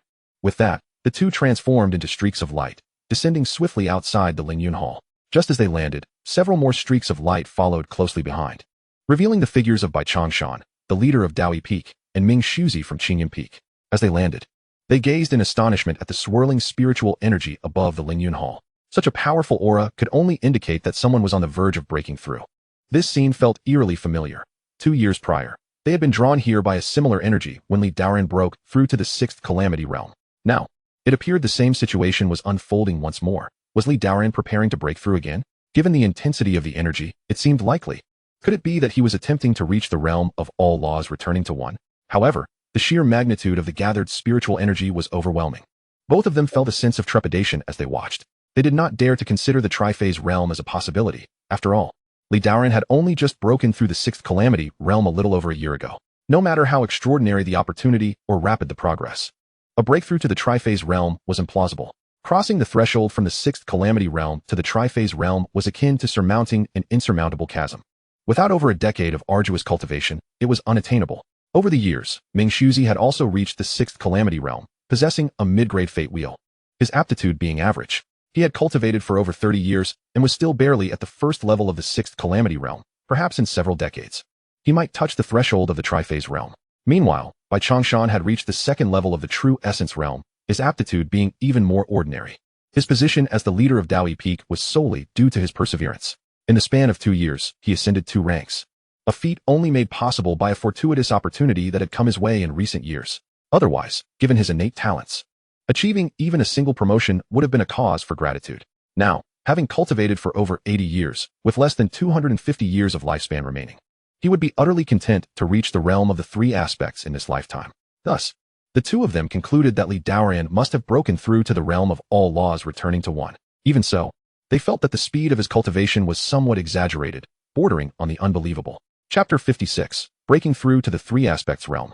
Upon encountering the 2 elders, Jiang Yueshi hastily approached Bai Changshan and the others, bowing respectfully. Bai Changshan turned his gaze and recognized one of the disciples before him. It was Jiang Yueshi, whom he had met over a year ago. The other disciple, however, appeared unfamiliar, presumably a new apprentice of Li Shidi. As his eyes scanned the two, Bai Changshan initially paid little mind, but then he noticed something amiss. Jiang Yueshi's cultivation had astonishingly reached the profound inquiry realm, leaving him utterly astonished.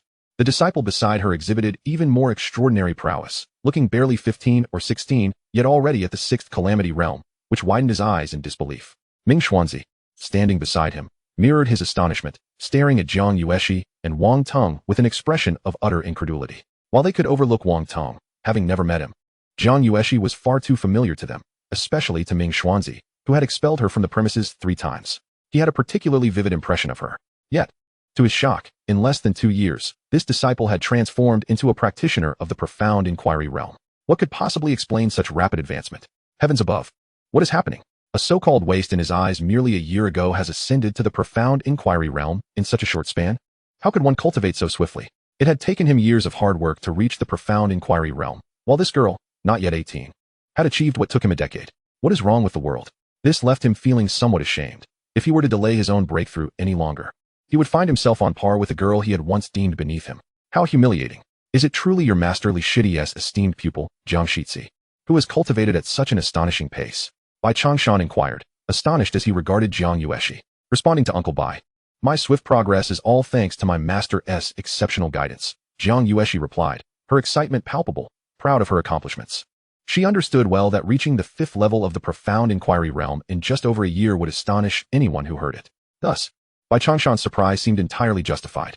As for the specifics of her cultivation, she would not divulge. Her master had instructed her to keep matters concerning elixirs confidential. Bai Changshan inhaled sharply, rendered momentarily speechless by the revelation. After some time, he recalled the purpose of their visit to Lingyun Peak. Is your master currently in seclusion within? He asked, glancing at the immense aura emanating from above the Lingyun Hall, his expression a mixture of suspicion and awe. Jiang Yueshi nodded in affirmation. Indeed, my master has been in closed-door training, striving to break through to the three aspects realm, she stated, her demeanor calm, as she considered her master's success in this endeavor a matter of course. However, to Bai Changshan and Ming Xuanzi, her words struck like a thunderclap, leaving them utterly dumbfounded.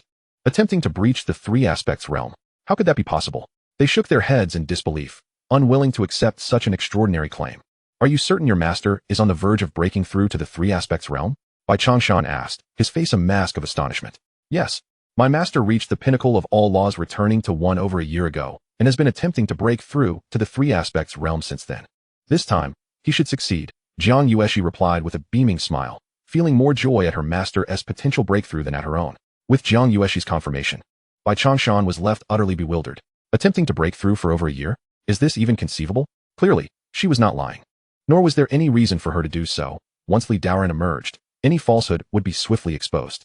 Ming Xuanzi, equally stunned, stood with his mouth agape, struggling to articulate a response. In just over a year, from the sixth calamity to the three aspects realm, they wouldn't even have dared to dream of such a feat if only they knew that Li Daoran had consumed the fiery calamity pills in abundance. Treating them like snacks, he might have already transcended to the three aspects realm, perhaps even survived a significant tribulation. This was the method of cultivation for the affluent, while poverty constrained their imagination.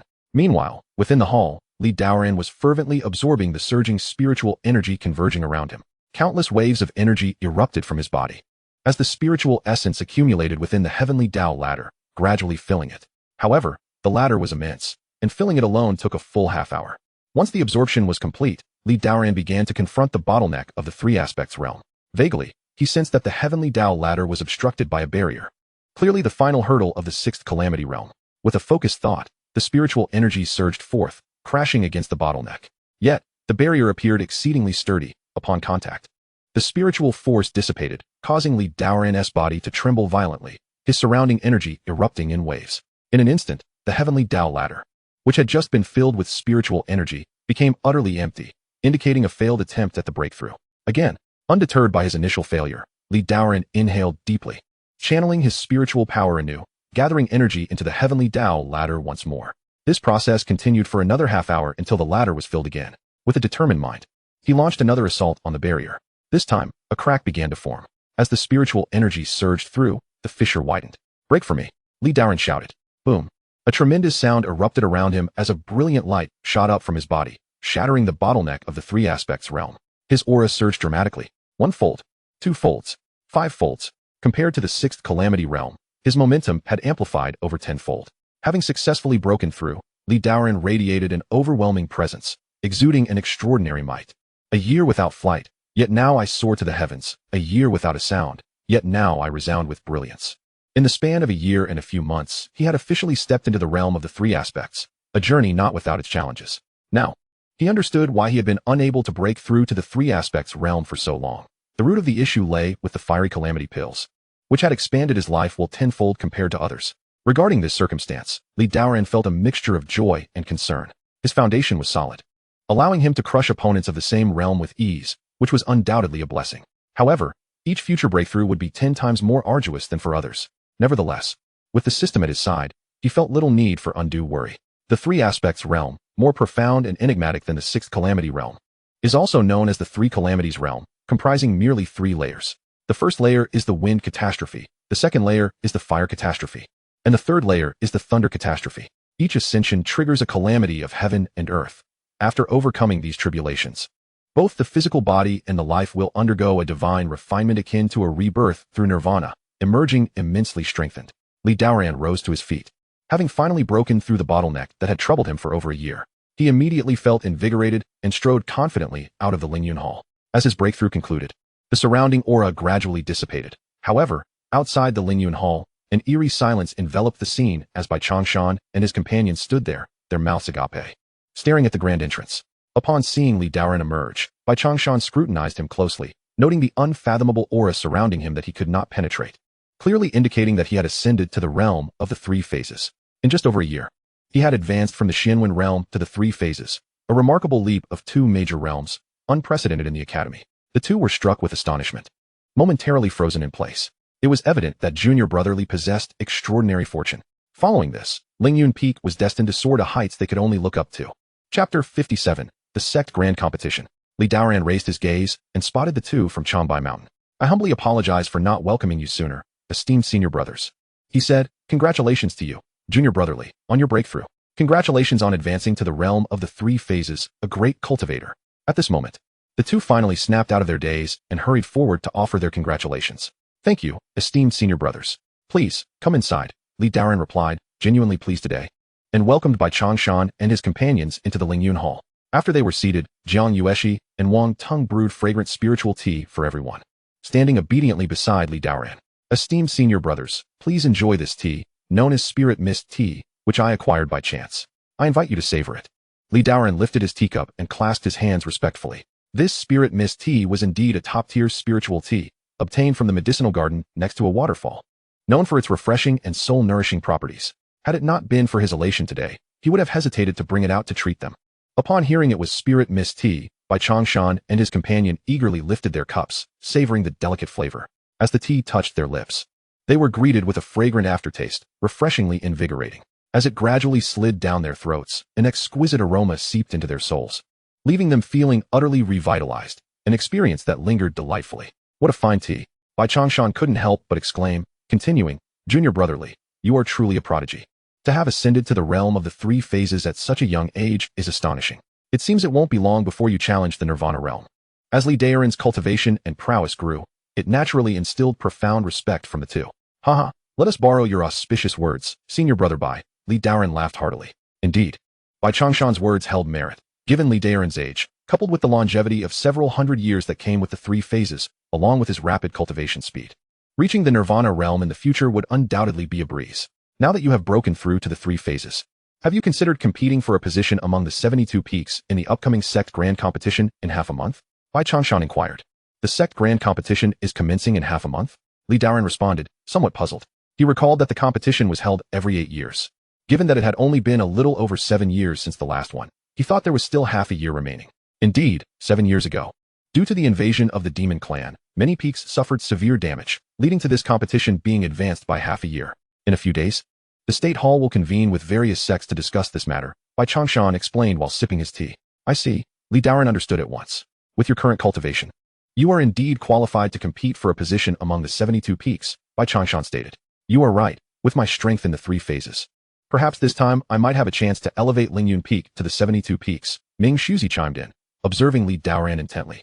He felt that Li Daoran's aura was exceptionally profound, far from that of an ordinary newly ascended cultivator in the three phases. In fact, he sensed that Li Daoran surpassed some who had already stepped into those ranks. Ming Shuzi questioned whether this was merely his own illusion.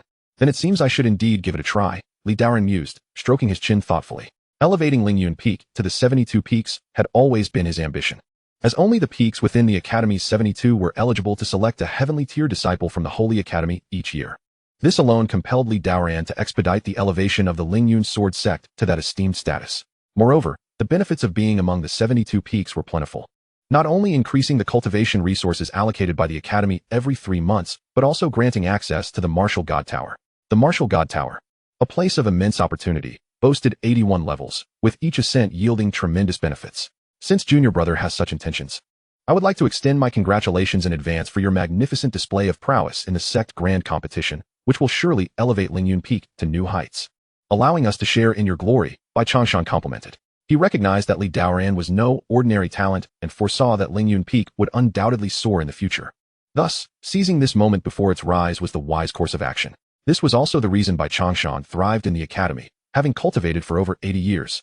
His cultivation level was modest, yet his astute understanding of human relations allowed him to navigate the social landscape adeptly. Haha, senior brother Bai. It may be premature to say such things, Li Daoran chuckled heartily, relishing the flattery. The three then delved into discussions about the Sect Grand Competition. 8 years prior, their sect ranked around 70 or 80. Now, with both of them at the 6th Calamity Realm, along with 2 elders of the same cultivation level, they aim to rank above 50 in this upcoming competition. As for ascending to the 72 peaks, such thoughts were beyond their imagination. The top-ranking sects among the 108 peaks typically boasted cultivators in the 3 phases, qualifying only those of that level to contend for a position. As the conversation flowed, they touched upon formidable competitors for the 72 peaks in the upcoming grand competition. From what I understand, there are indeed many vying for the 72 peaks this time, most of whom have recently entered the 3 phases and are on par with junior brother. However, there are 2 peaks you should pay particular attention to, Bai Changshan remarked. Oh, which 2 peaks? Li Daoran inquired with keen interest. One is the Yuhua Peak, whose peak master, Hua Tianchen, broke through to the 3 phases several years ago and is likely now at the wind catastrophe level. The other is the Tianyin Peak, where the peak master has just entered the 3 phases, but her eldest disciple, Ling Peichun, has surpassed her in just over 25 years of cultivation, achieving the 3 phases and has already passed the wind catastrophe. It is rumored she may soon face the fire catastrophe, Bai Changshan elaborated. Indeed, such a remarkable talent exists among the top 108 peaks? Li Daoran expressed his surprise. Yes, she is the daughter of an elder from their sect, possessing a congenital Dao body, hence her enrollment in Tianyin Peak, Bai Changshan clarified. I see, Li Daoran nodded, recognizing that a congenital Dao body, akin to Jiang Yuexi's physique, was second only to the sacred body and divine body, making her rapid cultivation entirely reasonable. At this moment, Ming Xuanzai also spoke up. I am aware of a sect that our junior brother should be wary of. Please, senior brother Ming, enlighten us, replied Ming Shixiao. This sect is known as Shangyun Peak, which ranked first in the sect competition 8 years ago, although they were unsuccessful in their challenge against the 72 peaks in the last competition. Their accumulation of strength over the past 8 years is not to be underestimated. They possess no fewer than 3 elders at the 3-phase realm. Indeed, junior brother Ming, you speak the truth. 8 years ago, Shangyun Peak drew a formidable opponent in the lottery, which thwarted their ascension. However, they are making a comeback this time and truly pose the greatest threat, Bai Changshan concurred. Li Daoran nodded in contemplation, expressing his caution. Thank you both for sharing this information. I am immensely grateful. While the individuals discussed were perceived by Bai Changshan and Ming Xuanzai as having already surpassed the 3-phase realm, Li Daoran felt no particular apprehension towards anyone he heard about. He believed that with his current strength, he should fear no one among those of the same realm. After some light conversation, Li Daoran presented them with some spirit mist tea as a token of gratitude. Both received the tea with great enthusiasm before returning to their respective peaks. Chapter 58, Divine Wood Cauldron. Once they departed, Jiang Yuexi approached and asked, Master, what exactly is this competition you just mentioned? This refers to the sect competition held every 8 years at the academy, where members of various sects engage in friendly contests. Aside from determining the rankings of the sects, the top 3 have the opportunity to ascend a level. Currently, our Lingyun Peak is ranked among the 108th peaks. Should we succeed this time, we will ascend to the lower 72 peaks and gain access to more cultivation resources, Li Daoran explained to Jiang Yuexi and Wang Teng. I see, Jiang Yuexi nodded, tilting her head. So, Master, do Wang Teng and I need to participate in the competition? Indeed, you both must. So dedicate yourselves to your training these days and perform well to bring glory to Lingyun Peak, Li Daoran instructed. Wow, that's wonderful, Jiang Yuexi exclaimed, her excitement palpable. I want to show them just how formidable our Lingyun Sword sect is by making them regret ever facing us. Wang Teng nodded in agreement, his eagerness evident. Such spirit. You truly are my disciples, Li Daoran chuckled with satisfaction, confident that their skills would carry them through the competition. By the way, Master, I have acquired a treasure to present to you, Jiang Yuexi announced. Oh, what treasure have you found this time? Li Daoran asked with keen interest, as Jiang Yuexi often returned with gifts from her missions. With glee, she retrieved a small cauldron from her storage ring and presented it, saying, This is the Divine Wood Cauldron, a low-grade spirit tool for alchemy that can change size. It is quite remarkable. Let me take a look, Li Daoran said. Holding the small cauldron, he infused it with a touch of spiritual energy and then cast it downwards. In an instant, the Divine Wood Cauldron expanded several dozen times, crashing to the ground with a resounding thud. Towering at 8 feet, its 4 sturdy legs firmly planted, it displayed a mesmerizing green hue adorned with various peculiar runes. Clearly extraordinary. Moreover, its ability to change size makes it incredibly convenient for transportation, occupying minimal space in a storage ring. With Li Daoran's recent focus on alchemy, he found himself in need of such a cauldron, pleasantly surprised that Jiang Yuexi had procured it for him. Very good. This is indeed a fine treasure. You are thoughtful, my disciple, he remarked with a smile as he accepted the Divine Wood Cauldron. I'm glad you like it, Master, Jiang Yuexi beamed. By the way, the Divine Wood Cauldron must be quite valuable. How did you come by it? Li Daoran inquired. He knew that a low-grade spirit tool for alchemy would typically cost at least 10,000 mid-grade spirit stones and was curious about the source of Jiang Yuexi's wealth. Master, I hope you won't be mad when I tell you. Jiang Yuexi hesitated, sticking out her tongue. Just speak freely. How could I possibly be upset with you? Li Daoran replied, stifling a laugh at her expression. Well, I'm not sure how to say it. Senior brother, Perhaps you should tell Master, Jiang Yueshi said, lowering her head in hesitation and glancing at Wang Teng. Seeing her predicament, Wang Teng sighed and said, Master, the Divine Wood Cauldron was exchanged for elixirs that sister and I obtained from a fellow cultivator. We hope you won't hold it against us. Ah, so it was procured through elixirs. That explains it. Li Daoran chuckled, bemused by their guilty demeanor. Elixirs are of little concern. After all, I have plenty. Do not fret. Bringing me such a fine treasure warrants not only my forgiveness, but also a reward for both of you, he added with a grin. Really? Thank you, Master. Jiang Yueshi exclaimed, her face lighting up with joy. She had feared that their use of elixirs would earn them a scolding. Now, not only would they avoid reprimand, but they would also be rewarded. Do you both have any elixirs left? I presume you used most of them for this Divine Wood Cauldron? Li Daoran inquired. Yes, Master. To acquire this cauldron, we used 2 6th-grade elixirs and 6 5th-grade elixirs, Jiang Yueshi replied softly. Well, it seems you didn't suffer too great a loss. Li Daoran chuckled, noting that the value of the elixirs Jiang Yueshi mentioned was comparable to that of the Divine Wood Cauldron. See, junior brother? I told you. That person wouldn't cheat us, Jiang Yueshi said with a smile. Of course, if he dared to deceive us, I would certainly seek him out for retribution. Wang Teng declared, clenching his fists. All right, I have some elixirs here for you. Take good care of them and practice diligently in the coming days. When the sect competition arrives, do not tarnish my reputation, Li Daoran said, handing them 2 jade bottles with a stern warning. Thank you, Master. Jiang Yueshi and Wang Teng received the bottles respectfully before bowing and taking their leave. 10 days later. Clang, clang, clang, clang. The treasured chaos bell of the human race resonated 9 times, echoing throughout the sacred land of humanity. The Academy summoned all 3,000 sect leaders to the Shijidi Hall, heralding the impending grand event held every 8 years. Upon arriving at the Shijidi Peak aboard his flying sword, Li Daoran found the plaza in front of the grand hall already brimming with thousands of human cultivators. From those at the Asking the Void realm to the eminent cultivators of the Cave Heaven realm, all levels of practitioners were present. Aside from a few sect leaders who could not attend and sent elders in their stead, nearly all were the leaders of their peaks, each exuding an impressive aura. They commanded disciples numbering in the hundreds, if not tens of thousands, making them formidable figures within the human realm. The plaza was abuzz with activity as the sect leaders engaged in casual conversation, discussing the upcoming sect competition. Chapter 59, The Gathering Storm. Senior Brother Jun. It seems that the top spot among the top 36 peaks will once again fall to you. How enviable. A middle-aged man remarked to a white-haired elder beside him. Haha. Senior Brother Tao, you jest. In recent years, each sect has been brimming with talented individuals, hidden dragons, and crouching tigers. I fear that this year, I may have to relinquish the top position, the elder replied with a subtle smile. Upon hearing this, a gray-robed elder beside them could no longer contain himself and spoke with a hint of indignation. You old relic, do not feign humility here. Who is unaware of the formidable prowess of your Deluo Peak? Alas, if only my junior brother, Shangwan, were still among us. I would undoubtedly urge you to contend for the coveted top position this year. Upon hearing these words, the elder surnamed Jun did not exhibit anger. Rather, a sense of nostalgia washed over his countenance. Alas, it is a pity that junior brother Shangwan perished at the hands of the demon race. He still owes me a bottle of the 1,000-year-old golden wind rain dew wine. It seems I must venture into the lands of the demons to reclaim what is mine. The elder's initial tone was tranquil, yet it shifted to one of remarkable authority. Li Daoran, who was passing by at a distance, momentarily halted his steps upon overhearing their conversation. The Shangwan they referred to must be Shangwan Tianyu. It appears these individuals are among the most elite of the academy. However, he merely cast a fleeting glance and did not linger, for the circle of these individuals was beyond his reach. His assumption was correct. These individuals were indeed the leaders of the top sects from the 36 peaks of the academy, each possessing a cultivation level at the perfected nirvana realm. The elder surnamed Jun was none other than Jun Haoran, the master of the Deluo sacred sect, ranked first among the 36 peaks, and a renowned figure of the human race in the celestial realm, having presided over the sect for several centuries. The other middle-aged man was Feng Wujia, the master of the Qinglian sect, also a mighty figure of great cultivation, while the gray-robed elder was Ling Zhonghua, the master of the Tai sect, and the senior brother of Shangwan Tianyu.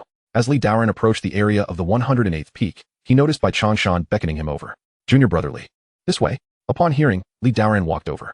Surrounding Bai Changshan were several individuals, all masters of the 108th peak, possessing varying levels of strength. Some at the 3-phase realm and others at the 6 calamities realm. Junior brothers, allow me to introduce you. This is junior brother Li from Lingyun Peak, who has just stepped into the 3-phase realm, Bai Changshan said with a smile. Greetings, junior brother Li. I am Wang Guanyu from Yunyan Peak. A middle-aged man scrutinized Li Daoran closely. Noticing their cultivation levels were comparable, his demeanor grew notably warmer. Greetings, senior brother Li. The other individuals, recognizing Li Daoran's superior cultivation, also chimed in with their greetings. In an instant, The focus of attention shifted entirely to him. Li Daoran returned their salutations and engaged in conversation. With so many formidable sects participating this time, it seems our rankings may fall behind, remarked a man of the Six Calamities realm, shaking his head. Indeed, we are likely to be excluded from the bountiful rewards of this grand competition, he added, garnering agreement from many. The primary topic of discourse was the impending sect competition, and upon learning that Li Daoran had just entered the three-phase realm yet intended to compete for a position among the lower 72 peaks, they were taken aback. Although those of the three-phase realm are eligible to contend for such positions, newcomers to this realm typically merely contribute to the spectacle without making any significant impact. Wang Guanyu, also newly entered into the three-phase realm, had not even considered the possibility of securing a position among the lower 72 peaks, believing his foundation too shallow to contend with those who had long since established themselves in the realm. Consequently, Li Daoran's demeanor prompted a subtle shift in the gazes of the others. Though they did not voice their thoughts, they privately deemed him somewhat presumptuous. Li Daoran remained unfazed, indifferent to their opinions, for his capabilities were beyond their comprehension. Senior Brother Bai, is that individual over there perhaps Hua Tianqian from Yuhua Peak? Wang Guanyu inquired, gesturing toward a middle-aged man surrounded by 7 or 8 others like stars encircling the moon.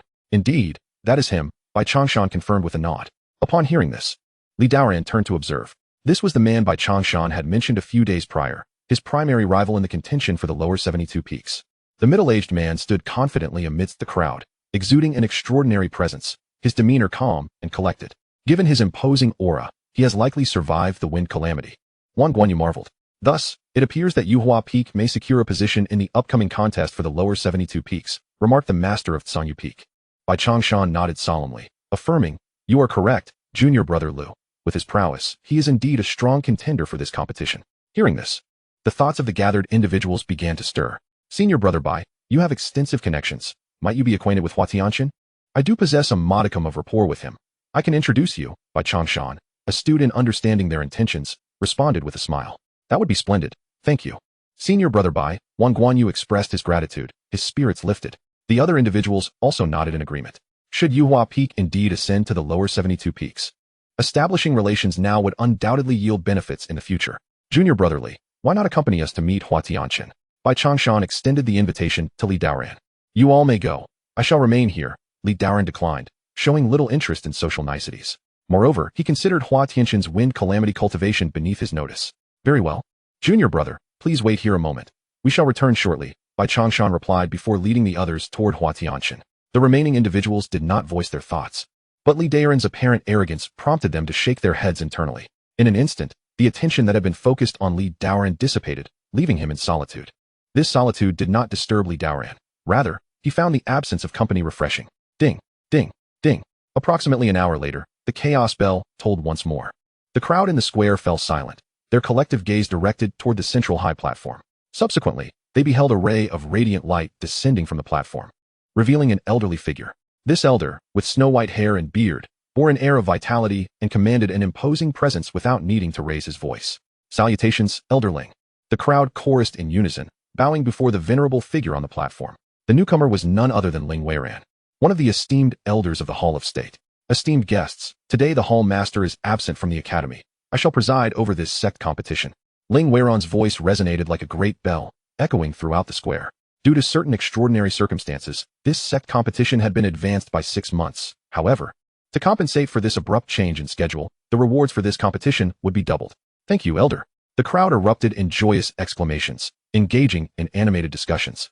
The prospect of doubled rewards ensured that this competition would be fiercer than ever. While this posed little challenge for the well-established sects, it was a formidable concern for those of lesser strength. Li Daoran noticed 2 individuals beside him wearing frowns, clearly apprehensive about their prospects in this competition. At that moment, Ling Weiran continued, in addition to the doubled rewards for sect rankings, there will be extra rewards for sects that achieve promotion. This announcement captivated the crowd once more. From the lower 3,000 sects promoted to the 108th peak, they will receive 5 low-grade spirit artifacts, 1 mid-grade spirit artifact, the Baiyun Seal, 10 5th-grade pills, and a Qingzong spirit beast. Upon ascending to the rank of the lower 72 peaks, one shall be bestowed with 5 mid-grade spiritual artifacts, 1 upper-grade artifact known as the Burning Heaven Ruler, 10 6th-grade elixirs, and a gold-eyed inkhorn spiritual beast. Elevating to the upper 36 peaks will grant 10 upper-grade spiritual artifacts, 1 low-grade sacred tool named the Celestial Net of Clarity, 10 7th-grade elixirs, and a snow-treading red-maned spiritual beast.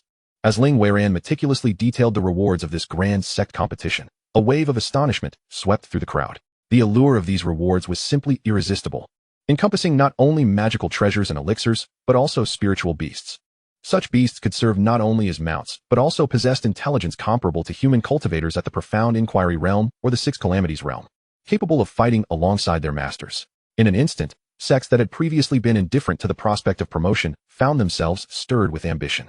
Especially those with substantial foundations reveled in delight, their formidable strength leading them to perceive these rewards as already within their grasp. At that moment, Daoran's eyes gleamed with fervor, captivated by the prospect of the gold-eyed, ink-horned spiritual beast. While the spiritual artifacts and elixirs did not particularly concern him, the beast's high intelligence and commendable power rendered it an extraordinary find. It seemed imperative that he seize victory in the contest for the lower 72 peaks, driven by the desire for this remarkable creature. Yet, he pondered whether such a living being could trigger a return upon bestowal. If so, what could possibly be returned? Even before the sect competition commenced, his thoughts were already consumed with the acquisition of the gold-eyed, ink-horned spiritual beast and whom he might bestow it upon. One could not help but marvel at his audacity. Turning his gaze toward others, he noted the glint of determination in their eyes, particularly in Hua Tianshan of Yuhua Peak, who exuded an air of inevitability regarding his success. Brother Hua, with such bountiful rewards for sect advancement, it seems heaven has favored Yuhua Peak, a man beside him praised. Indeed, with Brother Hua's prowess, it is certain you will claim it, another chimed in. Hua Tianshan, upon hearing this, let out a hearty laugh. Ha ha. May the good fortune of my junior brothers accompany me. Silence. Lingyun interrupted, clearing his throat to quell the clamor. He continued, in recent years, the myriad clans have repeatedly invaded our human borders. This enhancement in rewards hopes to motivate you all to diligently encourage your disciples in their cultivation, for it is likely that a great battle looms on the horizon. I do not wish for your disciples to fall to the hands of foreign races due to insufficient strength. He concluded, now, any sect wishing to participate in the promotion may proceed to the State Hall to register. 3 days hence, the grand sect competition shall officially commence. With that, Lingyun transformed into a radiant beam, soaring skyward. In the next moment, the crowd dispersed, hastening to the State Hall to register. At the registration site for the lower 72 peaks, Daoran observed a considerable number of cultivators at the 3 phases realm, lured by the generous rewards. The number of registrants significantly exceeded that of previous years. The sect competition was divided into 2 phases, the first being a ranking match among sects of the same level, where higher ranks would yield greater rewards. The top 3 sects would proceed to the promotion match, gaining the opportunity to challenge sects of the next tier. Conversely, the sects ranked lowest would face challenges, and a successful challenge would result in demotion, such as being lowered from the 72 peaks to the 108th. After completing his registration, Daoran returned directly to Lingyun Peak.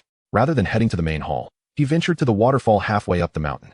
Previously unable to open the stone door due to insufficient cultivation, he now sought to test his abilities again, having ascended to the 3 phases realm. Initiating the great formation of celestial bodies, he stepped inside, noticing the surrounding medicinal herb garden thriving due to the abundant spiritual energy. However, many herbs had been depleted from his alchemical endeavors over the past 2 years. It seemed necessary to gather more spiritual herbs, lest he squander such a precious piece of land. Looking over the expansive area, he noticed many empty plots, prompting his thoughts to wander. After a brief exploration, he entered the waterfall. Arriving before the stone door, he found it unchanged from 2 years prior, still tightly sealed. Dense spiritual energy emanated from the surroundings. Placing his hand upon the intricate patterns on the door, he channeled his spiritual power into it. As the energy flowed into the small sword depicted, it illuminated. Just as it had before, Daoran steadily increased the transmission of his spiritual energy. The small sword grew brighter in response, until, after a quarter of an hour, it radiated a brilliant light. Seeing this, Daoran felt hopeful that he might finally unlock the stone door, believing his strength had met the requirements for its opening. As he had anticipated, the peculiar patterns surrounding the small sword flickered to life, illuminating the area. Shortly thereafter, the stone door trembled and resonated with a deep rumble. It had opened. Daoran's heart soared with joy as he withdrew his arm, fixated on the slowly rising door. He could not help but feel a thrill of anticipation. An item coveted by demonic spies surely held extraordinary significance. As the stone door creaked open, a ghostly glow accompanied by a deeply ancient and decayed aura wafted forth. It appeared this place had not been accessed for nearly 10 millennia. Gazing at the ethereal light, Daoran mused quietly. Before him lay a long stone pathway, its walls adorned with numerous intricate totems. Upon stepping forward, he felt a resonance ripple through his body, accompanied by the sound of a myriad of swords singing in harmony. The deeper he ventured, the stronger this resonance became. Just as he exited the stone path, a tidal wave of sword intent surged forth, overwhelming him like a deluge. immersing him in the essence of the sword's domain. His body involuntarily trembled. What a terrifying sword intent! Li Daoran gasped, steadying his mind before taking another step. Suddenly, the path opened up before him, revealing an expansive area spanning several hundred kilometers, shrouded in a thin mist. Upon closer inspection, he realized this mist was comprised of liquid spiritual energy, a testament to the abundance of spiritual essence in this locale. Within the haze stood an array of swords, varying in length and material, some rusted and broken, while others gleamed as if brand new. Each sword exuded a formidable sword intent, instilling a sense of awe and trepidation in all who beheld them. A cacophony of sword energy resonated through the air, sending shivers down the spine. This was a sword pool, teeming with countless swords, akin to a sea of blades or a mountain of swords, with tens of thousands of them embedded within. The terrifying sword energy surged and swirled, fierce and unyielding. Chapter 61, The Ancient Sword Soul. That is a sacred long sword. Upon closer examination, Li Daoran spotted a particularly striking long sword amidst the multitude, its blade shimmering with a chilling radiance, emanating an unparalleled aura. He was astounded to discover that among these swords, there were indeed sacred-grade divine weapons, and quite a few at that. It was clear that this treasure, coveted by demonic spies, was far from ordinary. He wondered what exactly they sought from this sword pool, whether a specific sword or the entire collection. Yet, how could such a sword pool exist within Lingyun Peak? Suddenly, Li Daoran's memory was triggered, recalling a passage in the inheritance records of the Lingyun Sword Sect that spoke of a place known as the Sword Pool. Within the hallowed halls of the Lingyun Sword Sect lies a legacy forged by countless predecessors, who, over millennia, vanquished adversaries and amassed, either through conquest or creation, divine weapons, regarded as the very essence of the sect's heritage. In times long past, each disciple, upon reaching a certain level of cultivation, was afforded the opportunity to approach the sword pool and claim the allegiance of a divine sword. It appears that the sword pool chronicled in ancient texts is indeed this very place, as Li Daoran observed the multitude of divine swords, nodding in quiet acknowledgement. Given that the Lingyun Sword Sect once dominated the realm of sword cultivators over 10,000 years ago, with numerous formidable sword masters, it is hardly surprising that such a site of inheritance exists. However, this location has remained sealed since the demise of the revered sword ancestor, Chunjun, and has not opened its gates for at least 10 millennia. Li Daoran felt an overwhelming surge of fortune. He had effortlessly stumbled upon the long-lost sword pool. Was this perhaps the will of the heavens, guiding him to rejuvenate Lingyun Peak? Dismissing further contemplation, he resolved to claim a divine sword as his own. With purposeful strides, he entered the sword pool, approaching the sacred long sword he had previously glimpsed. He reached for the hilt, exuding an aura of dominance, and exerted his strength to draw it forth. Yet, to his bewilderment, the sword refused to budge. Puzzled, he gathered his energy, channeling his formidable presence once more as he grasped the hilt, pulling with all his might. Moments passed, and his face flushed crimson, yet the long sword remained steadfast, unmoving within the sword pool. What was the meaning of this? Wasn't he a legendary transmigrator, the chosen one of this world? Shouldn't this sword be subdued by his overwhelming aura and willingly acknowledge him as its master? Li Daoran's expression darkened. He was taken aback by his inability to conquer this sacred blade. After attempting to employ spiritual energy to extract the sword, he reluctantly conceded defeat. Damn it! Today you disregard me, but tomorrow I shall make you regret it, he muttered, kicking the long sword in frustration before continuing deeper into the sword pool. There were countless swords within. There was no need to waste time on just one. As he navigated through the myriad of blades, he attempted to draw forth others. Yet they all remained unresponsive, leading him to question whether any of these swords could indeed be extracted or if they were mere decorations. Perhaps he was simply fated to be disconnected from these divine weapons. At the brink of despair, his gaze was drawn to a massive black stone at the center of the sword pool. Upon it were inscribed two powerful characters, Sword Pool. The inscription emanated strength and vitality, while a stone sword was firmly secured by 4 iron chains, captivating Li Daoran's attention. The stone sword glimmered with a radiant light, and he could faintly sense a chilling sword intent emanating from it. Even the 9 Heavens Azure Rainbow sword within his storage ring trembled in response to the overwhelming sword intent. As he approached the stone sword, the trembling of the 9 Heavens Azure Rainbow sword intensified, prompting Li Daoran to retrieve it from his storage ring and grasp it in his hand. Suddenly, a resonant sound of sword chimes filled the air, and the entire sword pool quaked as if an earthquake had struck. In that moment, a beam of sword light erupted from the stone sword, hurtling toward him. Although he instinctively considered dodging, an inexplicable sense of trust compelled him to remain still. The sword light circled above his head several times before descending into his brow. In an instant, an inexhaustible sword intent surged from his body, unleashing waves of energy.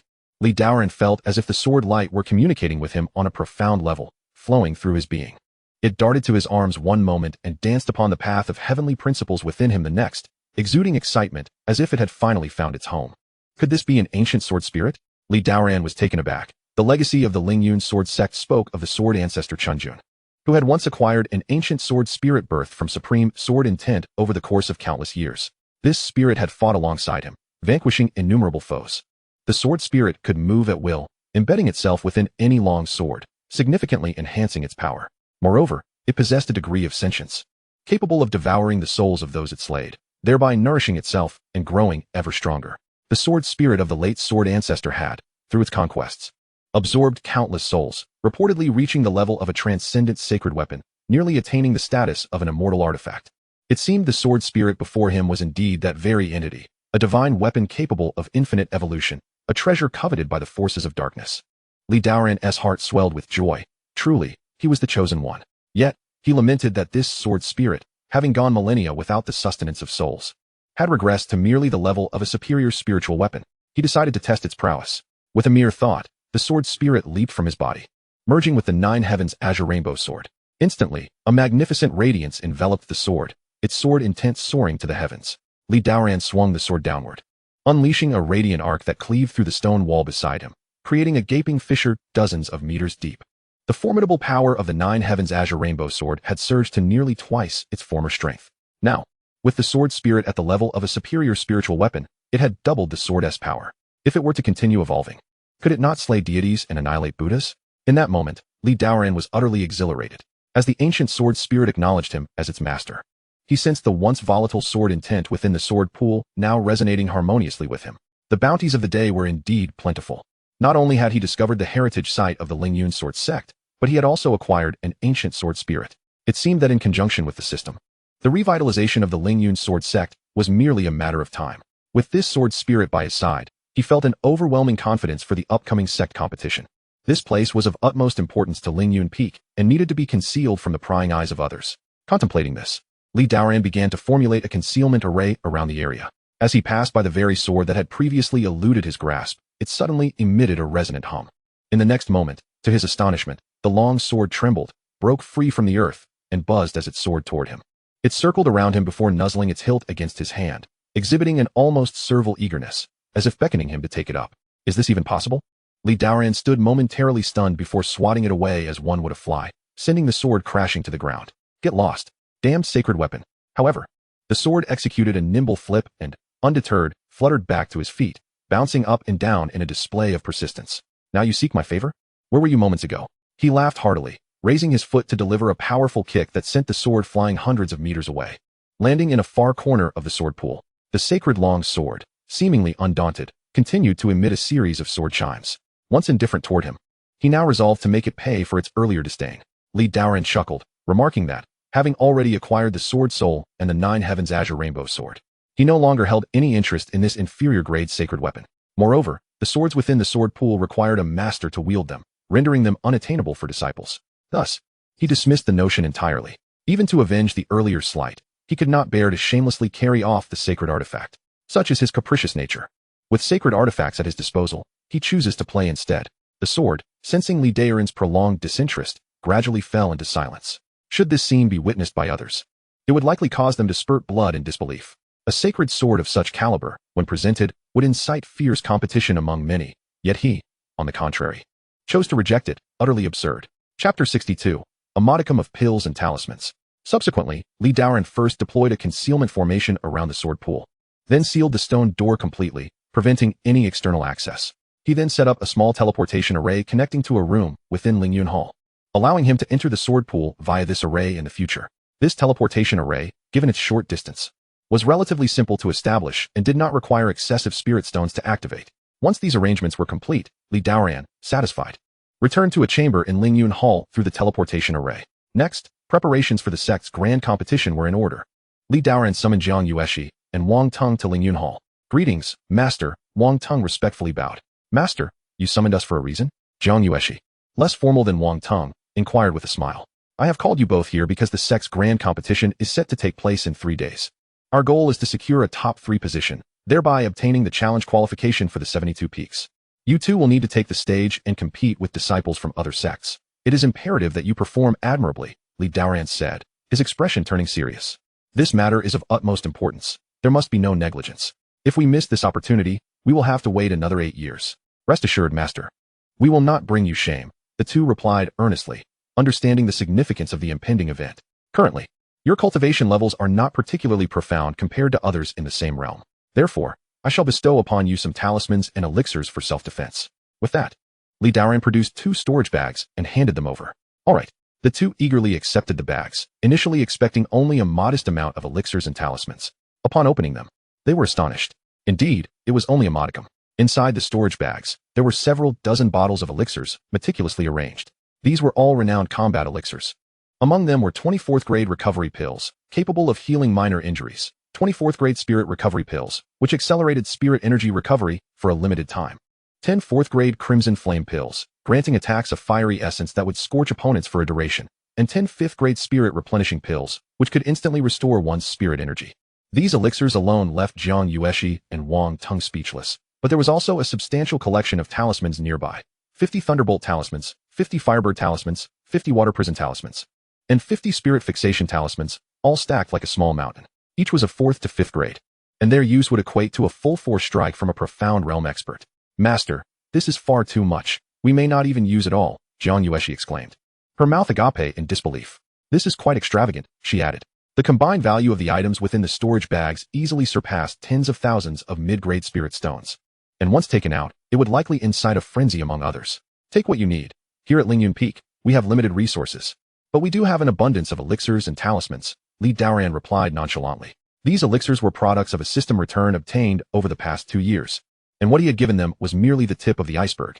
During one return, he received 1,000 4th grade recovery pills alone, with other items numbering in the hundreds. Now, with only these 2 disciples at Lingyun Peak, it was essential to provide them ample elixirs and talismans for their upcoming matches. Thank you, Master, the 2 said, knowing their master's temperament well enough to realize that refusal would certainly provoke his ire, and they quickly accepted the gifts. After securing the storage bags, both remained in awe. Their master was exceedingly generous. The items he casually bestowed upon them would astonish anyone, perhaps even surpassing the total wealth of some sect elders. Just as they thought their master had exhausted his offerings, Daoran spoke again. Come with me. I have more to bestow upon you. Ah, more? They exchanged surprised glances, marveling at the type of master they had found. Not only did he provide an abundance of resources for daily cultivation, but he also occasionally gifted them high-grade elixirs, each of considerable value, seemingly without concern for cost. Having spent years in the academy, they had learned from disciples of other sects that those ranking among the top 108 peaks received at most a few 2nd or 3rd grade spirit building pills and several low-grade spirit stones from their masters each month. Coupled with the monthly allocations from the academy, they relied primarily on task completion and contribution points for additional resources. Yet, the total of all these resources could hardly compare to the mere scraps they received from their master. It was no wonder they were astonished. Furthermore, the magical artifacts they possessed and the techniques they practiced were all of heavenly grade, far beyond the reach of disciples from other sections. This realization gradually led them to understand the distinction of Lingyun Peak, feeling that to be accepted here was indeed a fortune accrued over several lifetimes, resulting in such an exceptional master. What are you dawdling for? Come quickly. Daoran, amused by their days, urged them forward. He could easily discern their thoughts.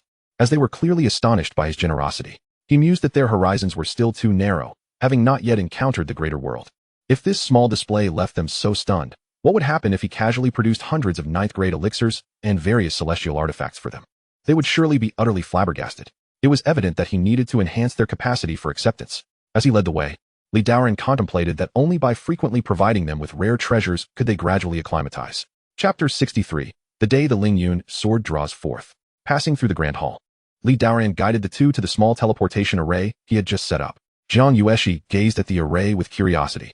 Master, are we not meant to receive something? She pondered aloud. This was her first time in this chamber. While she recognized the teleportation array, she was unaware of its destination. Master, where are we headed?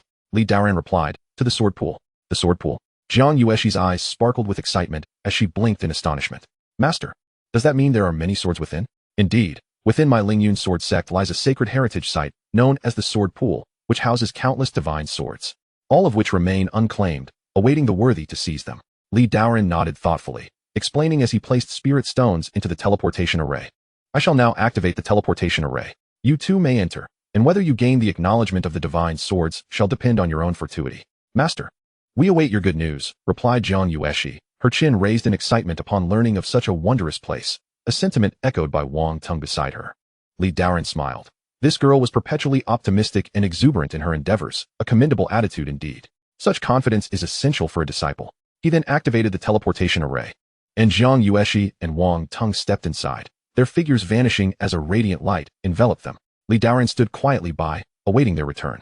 Approximately 15 minutes later, the teleportation array shimmered once more, and Zhang Yueshi emerged first, her slender legs striding forward, her face aglow with joy. Master, I have gained recognition from a divine sword.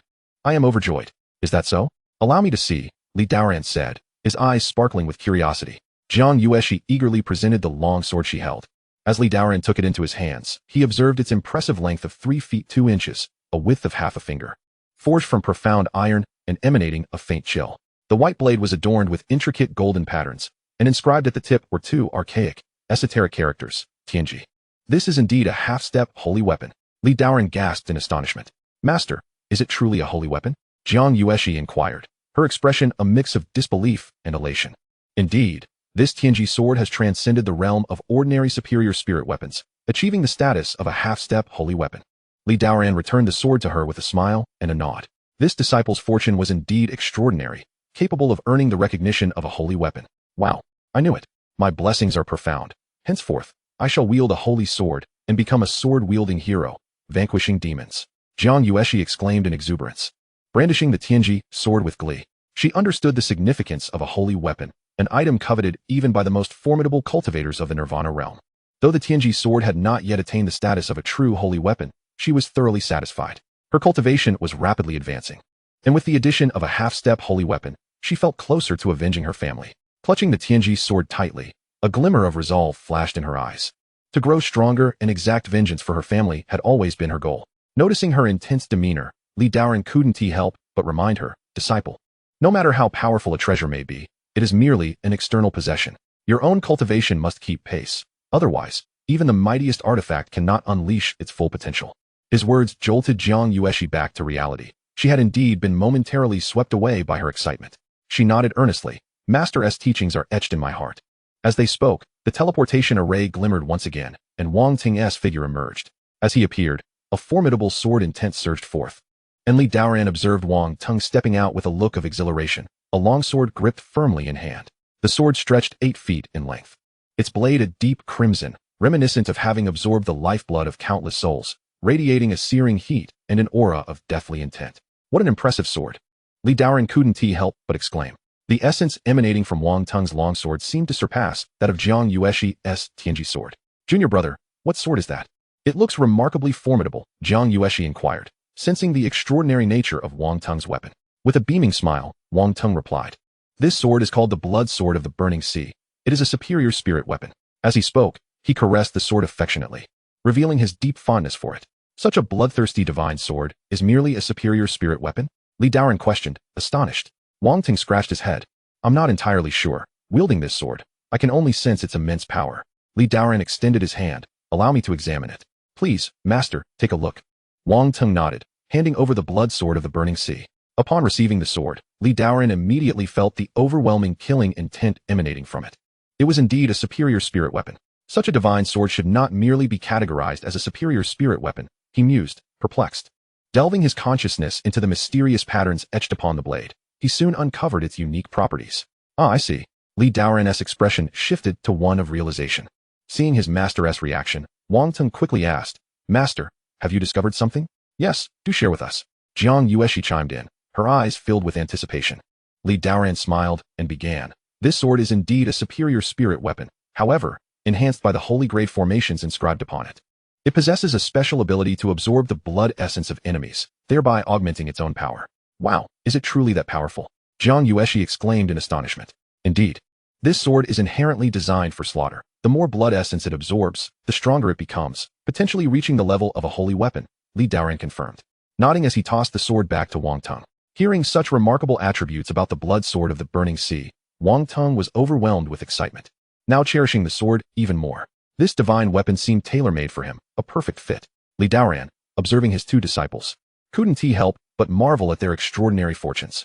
With their current prowess, the fact that they could gain the acknowledgement of holy weapons indicated they were truly chosen ones. Such individuals would undoubtedly be the protagonists in any tale. Eager to test their newfound divine weapons, Jiang Yueshi, and Wang Tung hurried to the plaza, while Li Daoran remained behind, continuing his cultivation in Lingyun Hall. With all preparations complete, he awaited the grand sect competition, where they would shine brilliantly and elevate the prestige of Lingyun Peak. 3 days later, the sect competition commenced in earnest. Early in the morning, Li Daoran, accompanied by Jiang Yueshi and Wang Tung, set forth toward the Shijidi Hall beneath the rising sun, riding their swords through the sky. Li Daoran gazed at the resplendent sun on the horizon, his heart swelling with ambition. After a year of seclusion, today marks the day my Lingyun sword emerges from its sheath. Chapter 64, Showdown at Qinglian Peak. At this moment, the square of the Shijidi Hall was bustling with activity. The crowd was so dense that it seemed to stretch into infinity, a testament to the current popularity of the Shijidi Academy. Across the square, hundreds of towering arenas had already been erected, each encircled by transparent barriers, standing a considerable distance apart. The sect competition, held every 8 years, was undeniably a grand event for humanity. It not only determined the rankings and promotions of the sects, but also served as a means to assess the disciples' cultivation achievements. Those disciples who performed exceptionally well would not only bring glory to their sect, but also gain immense honor and a wealth of cultivation resources. Thus, every sect competition was met with fervent enthusiasm from the disciples, each eager to distinguish themselves amidst the competition. The grand sect competition this time was akin to those of the past, with each sect dispatching disciples of equivalent cultivation to engage in battle. The scoring system awarded 1 point to the first contender to secure 2 victories in a best-of-3 format, with opponents determined solely by a draw. The victors would advance to the next round, ultimately identifying the top 3 sects to challenge the 72 peaks. By the luck of the draw, Lingyun Peak was pitted against Qinglian Peak in the first round. This sect, ranked among the upper echelons of the 108 peaks, boasted nearly 2,000 disciples, among whom the highest-ranking master, Wei Mingzhi, had attained the 3rd phase of the Trinity. Dong, dong, dong. The resonant chimes of a grand bell filled the air, reverberating throughout the square, invigorating the attendees, silencing the previously boisterous crowd. At the center of the square, atop a high platform, appeared Lingyuan, who stepped forward, surveying the multitude of disciples before him, and proclaimed the commencement of the sect competition. As his words settled, the chaotic bell tolled once more, its echoes igniting a fervent excitement within the hearts of the audience. Yueshi, for the first round, I entrust you with the stage. After a year of cultivation, the moment of evaluation has arrived, Li Daoran said, casting a glance at his side, where Jiang Yueshi stood. Understood, master. I shall secure a triumphant start. Jiang Yueshi replied with a confident nod, brimming with eagerness. The trio approached the arena of Lingyun Peak, only to find the area teeming with spectators, predominantly disciples of Qinglian Peak, numbering over 1,000. Among them was Wei Mingzhi, the sect leader, who wore a satisfied smile. Since learning that his sect was matched against Lingyun Peak in the first round, he had been overjoyed, having already gathered intelligence on the other sections. Currently, Lingyun Peak had but 3 participants, 1 disciple at the 6th level of the Inquiry Realm, 1 at the 1st level of the 6 Calamities Realm, and their master, who had just entered the 3rd phase of the Trinity. Faced with such opponents, Wei Mingzhi felt as though fortune had smiled upon him. He had even contemplated that he might not need to step into the ring himself. The disciples from the Inquiry Realm and 6 Calamities Realm could easily secure victory. Which of you is willing to take the stage first for the Inquiry Realm match? Wei Mingzhi inquired, surveying his closest disciples. His disciples exchanged eager glances. Yet none stepped forward until their attention settled on a young man in his 20s. Upon noticing their gaze, the young man smiled and stepped forward, exclaiming, I am willing to compete. Pleased, Wei Mingzhi nodded. Yanghua, then it shall be you. This young man was his 5th disciple, Gu Yanghua, now at the 9th level of the Inquiry Realm, making him one of the more formidable disciples among his peers. I will not disappoint you, master, Gu Yanghua declared earnestly. Without hesitation, he leaped onto the stage, his graceful form eliciting cheers from the crowd below. 5th senior brother, do your best. Qinglian Peak will surely prevail. The booming cheers highlighted the stark contrast between Li Daoran's trio and the sea of Qinglian Peak disciples. Li Daoran paid little heed, casting a glance at Wei Mingzhi, who also met his gaze. Their eyes locked, sparks of rivalry igniting, as Wei Mingzhi smirked, exuding confidence. He could already envision the impending outcome, predicting a swift and decisive victory for Gu Yanghua within mere rounds. At that moment, Jiang Yueshi stepped forward. Master, I am going up. Li Daoran nodded in response. Go ahead. She glanced at Gu Yanghua on the stage, her face lighting up with a smile that revealed no trace of anxiety. Master, junior brother, await my good news. With that, her radiant smile shone brightly as she summoned her sword light, soaring gracefully towards the arena like a celestial being. As Jiang Yueshi's stunning beauty captured the attention of the male disciples below, gasps of admiration filled the air, with many turning to gaze at her. Gu Yanghua, observing this delicate beauty, yet noting her cultivation at merely the 5th level of the Inquiry Realm, felt a sense of protectiveness rising within him. Junior sister, given your cultivation, you are unlikely to be my match. I suggest you concede and withdraw from the stage, he said with a smile. Before he could finish, Jiang Yueshi interjected, her voice cool and resolute. Senior brother, do not underestimate me. Please, teach me. Her irritation flared at his condescension. Gu Yanghua, initially self-assured in his charm, was taken aback by her retort, his expression shifting to one of coldness. In that case, do not blame me for being merciless. Humph. Jiang Yueshi scoffed dismissively. Though she often appeared as a demure girl beside Li Daoran, to outsiders, she was seen as a figure of lofty pride and icy demeanor. With a swift motion, she formed a sword technique with her right hand, summoning a 3-foot divine sword radiating silver light, which she gripped firmly. It was none other than the semi-divine artifact, the Tianji sword. The appearance of this sword elicited a sharp intake of breath from Wei Mingzhi, who turned to Elder Qin beside him, questioning, given this aura, is that sword a top-tier spirit artifact? Elder Qin furrowed his brow, shaking his head. It appears to exceed that. It has reached the level of a semi-divine artifact. This. How could a disciple at the Inquiry Realm possess such a treasure? Wei Mingzhi was astonished. Was Lingyun Peak truly so affluent? Such artifacts were rare, even for a third-phase cultivator like him, who owned only one. Furthermore, artifacts of this caliber required a spiritual connection to their master, meaning they could not simply be swapped for a sect competition without severe repercussions to the original owner's cultivation. However, it's fortunate that this disciple is merely at the 5th level of inquiry. She likely cannot harness the sword's full power, Elder Qin remarked. Hearing this, Wei Mingzhi felt a slight relief. At that moment, the bell tolled once more, signaling the official commencement of the duel between Jiang Yueshi and Gu Yanghua. As the final chime faded, Jiang Yueshi pointed her long sword, and in an instant, a flash of sword light surged forth, swift as lightning, cascading toward Gu Yanghua. Caught off guard by her immediate strike, Gu Yanghua swiftly retreated, transforming into an afterimage while positioning his sword defensively before him. With a swift turn, he unleashed a wave of sword energy to counter her attack. As their sword lights collided with a resounding crash, a powerful shockwave erupted, sending Gu Yanghua stumbling back several meters before he regained his footing.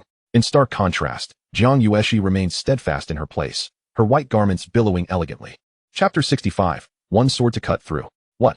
Wei Mingzhi's brow furrowed in concern, astonished that his disciple appeared to be at a disadvantage against a mere 5th-level Inquiry Realm cultivator. How could this be? Elder Qin wore a grave expression. It seems that Yanghua may prove to be a challenging opponent. As his words fell, Jiang Yueshi moved again, her robes fluttering as a fierce wind surged around her. The sword of Tianji, held high in hand, was unleashed with a delicate yet commanding cry. The blade cleaved through the void, executing a technique from the Holy Stage's 8 Desolations Demon-Slaying Sword art. In the blink of an eye, a radiant sword light, piercing through the heavens and earth, manifested before the gathered crowd. The sword's momentum surged like a dragon, shattering the surrounding emptiness. At that moment, all eyes in the audience were drawn skyward, captivated by the resplendent sword light, which evoked gasps of astonishment and awe. What manner of sword technique is this, to possess such astonishing might? The essence of the sword's soared to the heavens. This young girl's mastery of the sword path was truly remarkable.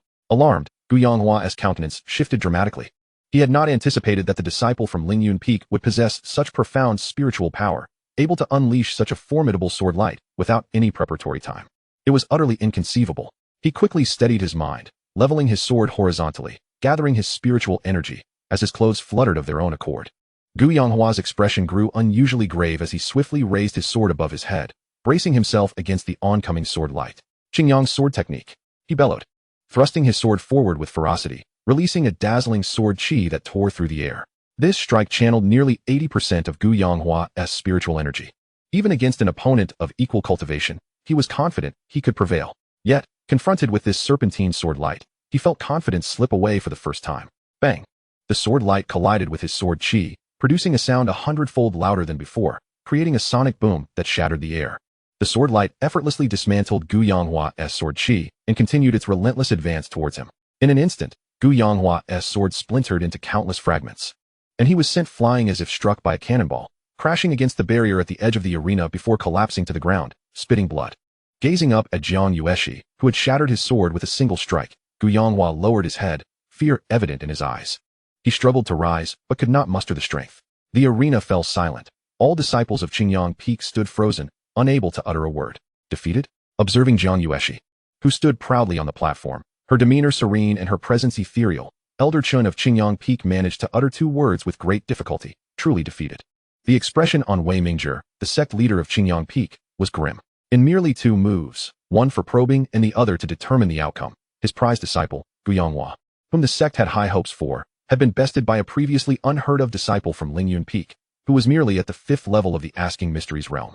The announcement of victory for Lingyun Peak in the first round of the Asking Mysteries realm sent shockwaves through the disciples of Qinglian Peak, their faces paling to the utmost degree. It felt as though they were caught in a dream, unwilling to believe the reality before them. In stark contrast, Wang Tong, watching from the sidelines, was filled with joy, calling out to Jiang Yueshi on the platform, "Sister, you are magnificent." Beside him, Li Daoran smiled, appearing remarkably composed. Jiang Yueshi's triumph was within his expectations, nothing to be surprised about. Jiang Yueshi practiced techniques above the celestial tier and had consumed nearly 10 inferno pills, resulting in her fate while being 3 to 4 times larger than that of her peers, with a half-step holy artifact in her possession. Even if this was her first combat experience, defeating someone at the 8th level of Asking Mysteries was entirely reasonable. Gu Yanghua was supported by several disciples of Qinglian Peak as he descended from the platform, approaching Wei Mingzhi. "Master, I am ashamed. I have failed to meet your expectations in this contest." His face flushed with embarrassment, having been defeated in 2 moves by a girl 3 levels his junior. He felt utterly humiliated. "It is not entirely your fault. I did not anticipate that this girl would possess a half-step holy artifact. Your loss is not unjust." Wei Mingzhi replied, shaking his head. "But master, Gu Yanghua attempted to speak, but was interrupted by Wei Mingzhi. "Enough. Go and recuperate properly." With that, Gu Yanghua fell silent, resigning himself to the care of his fellow disciples, focusing on healing. Wei Mingzhi's expression turned icy. He had not expected Lingyun Peak, which he had deemed a soft target, to strike back so painfully. "Gu Yihan, you go up and capture this child for me," he commanded. Fixing his gaze on Jiang Yueshi, a young man beside him quickly cupped his hands in acknowledgement. "Yes, master." As he prepared to leap onto the platform, Wei Mingzhi halted him. "Wait, take this blade." With a sweeping gesture, a long knife appeared in his hand, its body a deep crimson adorned with intricate patterns. Unmistakably a significant artifact. This was the Qiyang knife, a mid-grade spiritual weapon he had procured at great expense, and he had hoped to use it later in the contest, but now it was necessary to deploy it immediately. The opponent wielded a half-step holy artifact, and he had no choice but to bestow this mid-grade spiritual weapon upon his disciple to ensure a fighting chance. Master seems quite angry. Bestowing a mid-grade spiritual weapon to the second disciple. How could he not be angry? The opponent relied on a powerful artifact to defeat the 5th disciple, naturally. Master must regain some face now. I envy the second disciple. I too wish to enter the arena and receive a mid-grade spiritual weapon. Don't flatter yourself. With your abilities, you'd likely be kicked off the platform in one blow. Do not underestimate me. My technique grows stronger against the powerful and weaker against the frail. I can hold my own against anyone. Disciples of Qinglian Peak murmured amongst themselves as they observed the artifact in Wei Mingzhi's grasp. Chapter 66. Do not panic. How many talismans can she afford to squander? Overjoyed at receiving such an exceptional artifact from his master, Gu Yihan became solemn, accepting the Qiyang knife with respect. "Master, rest assured, I will subdue this child and uphold the dignity of Qinglian Peak. Go forth." Wei Mingzhi nodded in approval. Gu Yihan ascended with confidence.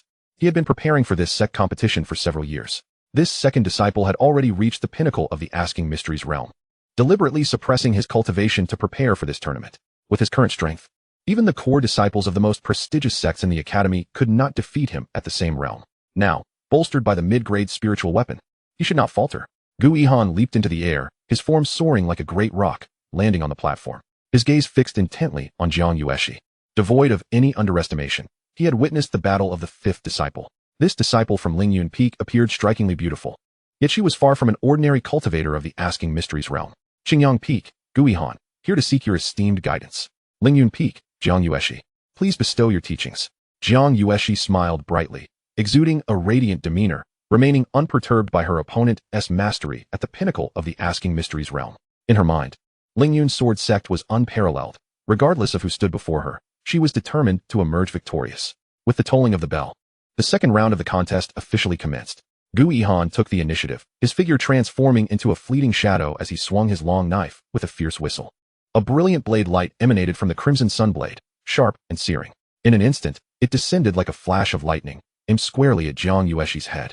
Yet, Jiang Yueshi remained utterly composed, showing no inclination to retreat. With a graceful flourish of her sword, the celestial sword erupted in a radiant glow, instantly conjuring a chilling light to confront the crimson sunblade. A resounding crash echoed as both Jiang Yueshi and Gu Yihan were forced back, each retreating several meters.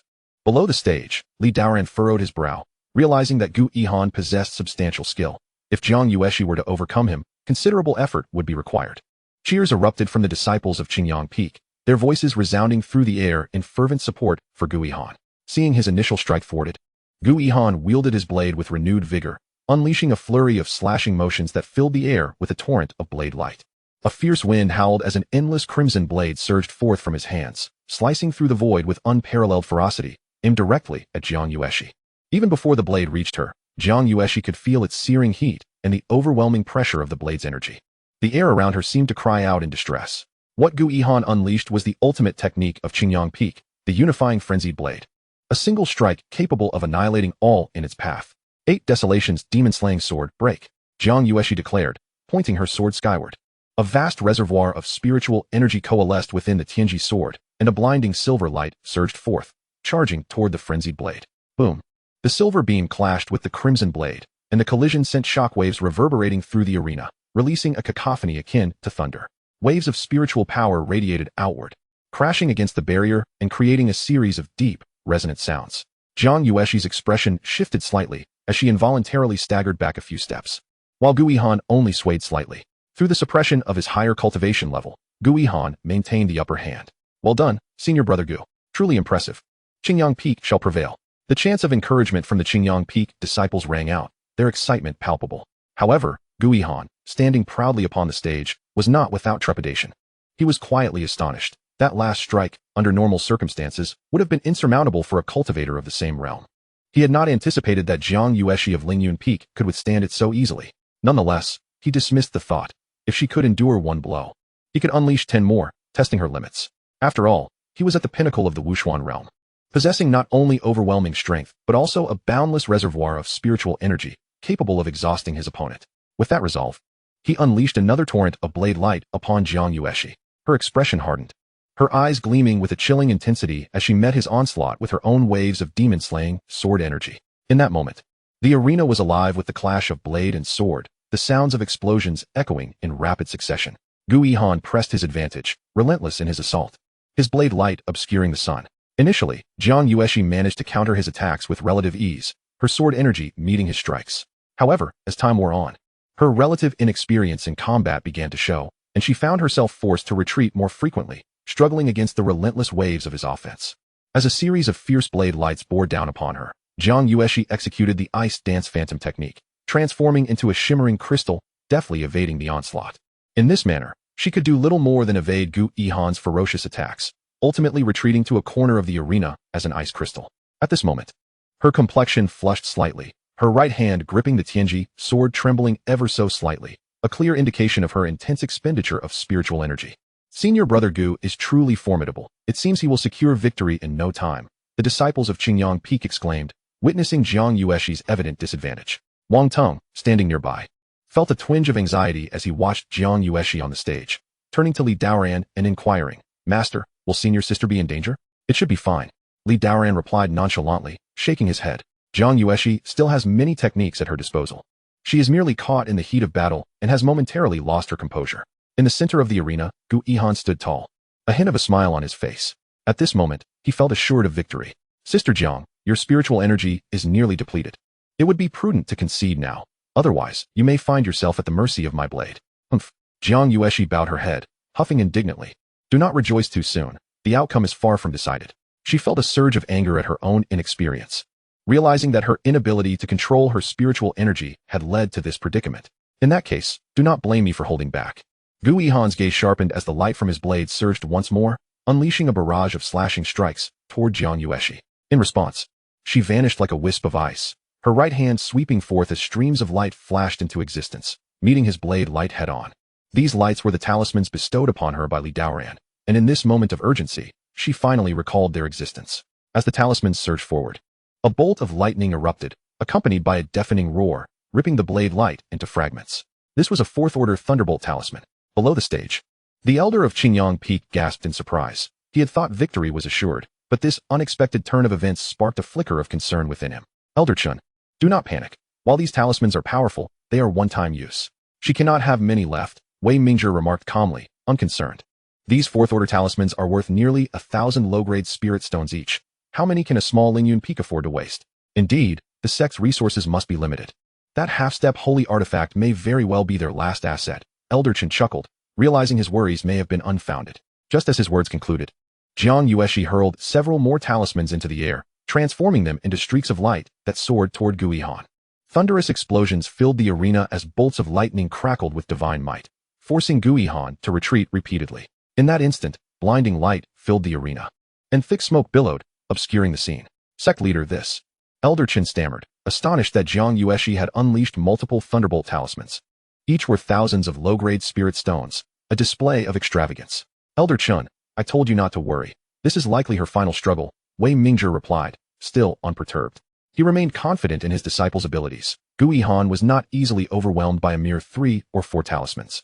Unless she produces another 10, I remain entirely unfazed. My disciple is capable. Perhaps I have been too hasty, Elder Qin sighed, attempting to steady his nerves. However, a flicker of anxiety crept in as he glanced at Li Daoran, who maintained his composure, a subtle smile gracing his features. Seeing Li Daoran's unwavering confidence caused Elder Qin's heart to race, his previously settled emotions now in turmoil. As the smoke cleared, the figures of the two combatants emerged.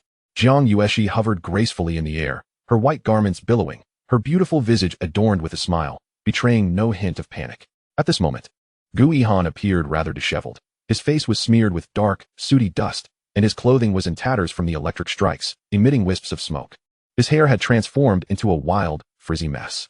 Although he had successfully evaded several Thunder Talisman attacks without sustaining any serious injuries, the situation infuriated Guihan, who glared at Jiang Yueshi with indignation. I wonder how many more talismans you have left to thwart me, he spat, as he planted his right foot firmly on the ground, launching himself into the air while brandishing the Qiyong blade, unleashing a flurry of blade light directed at Jiang Yueshi.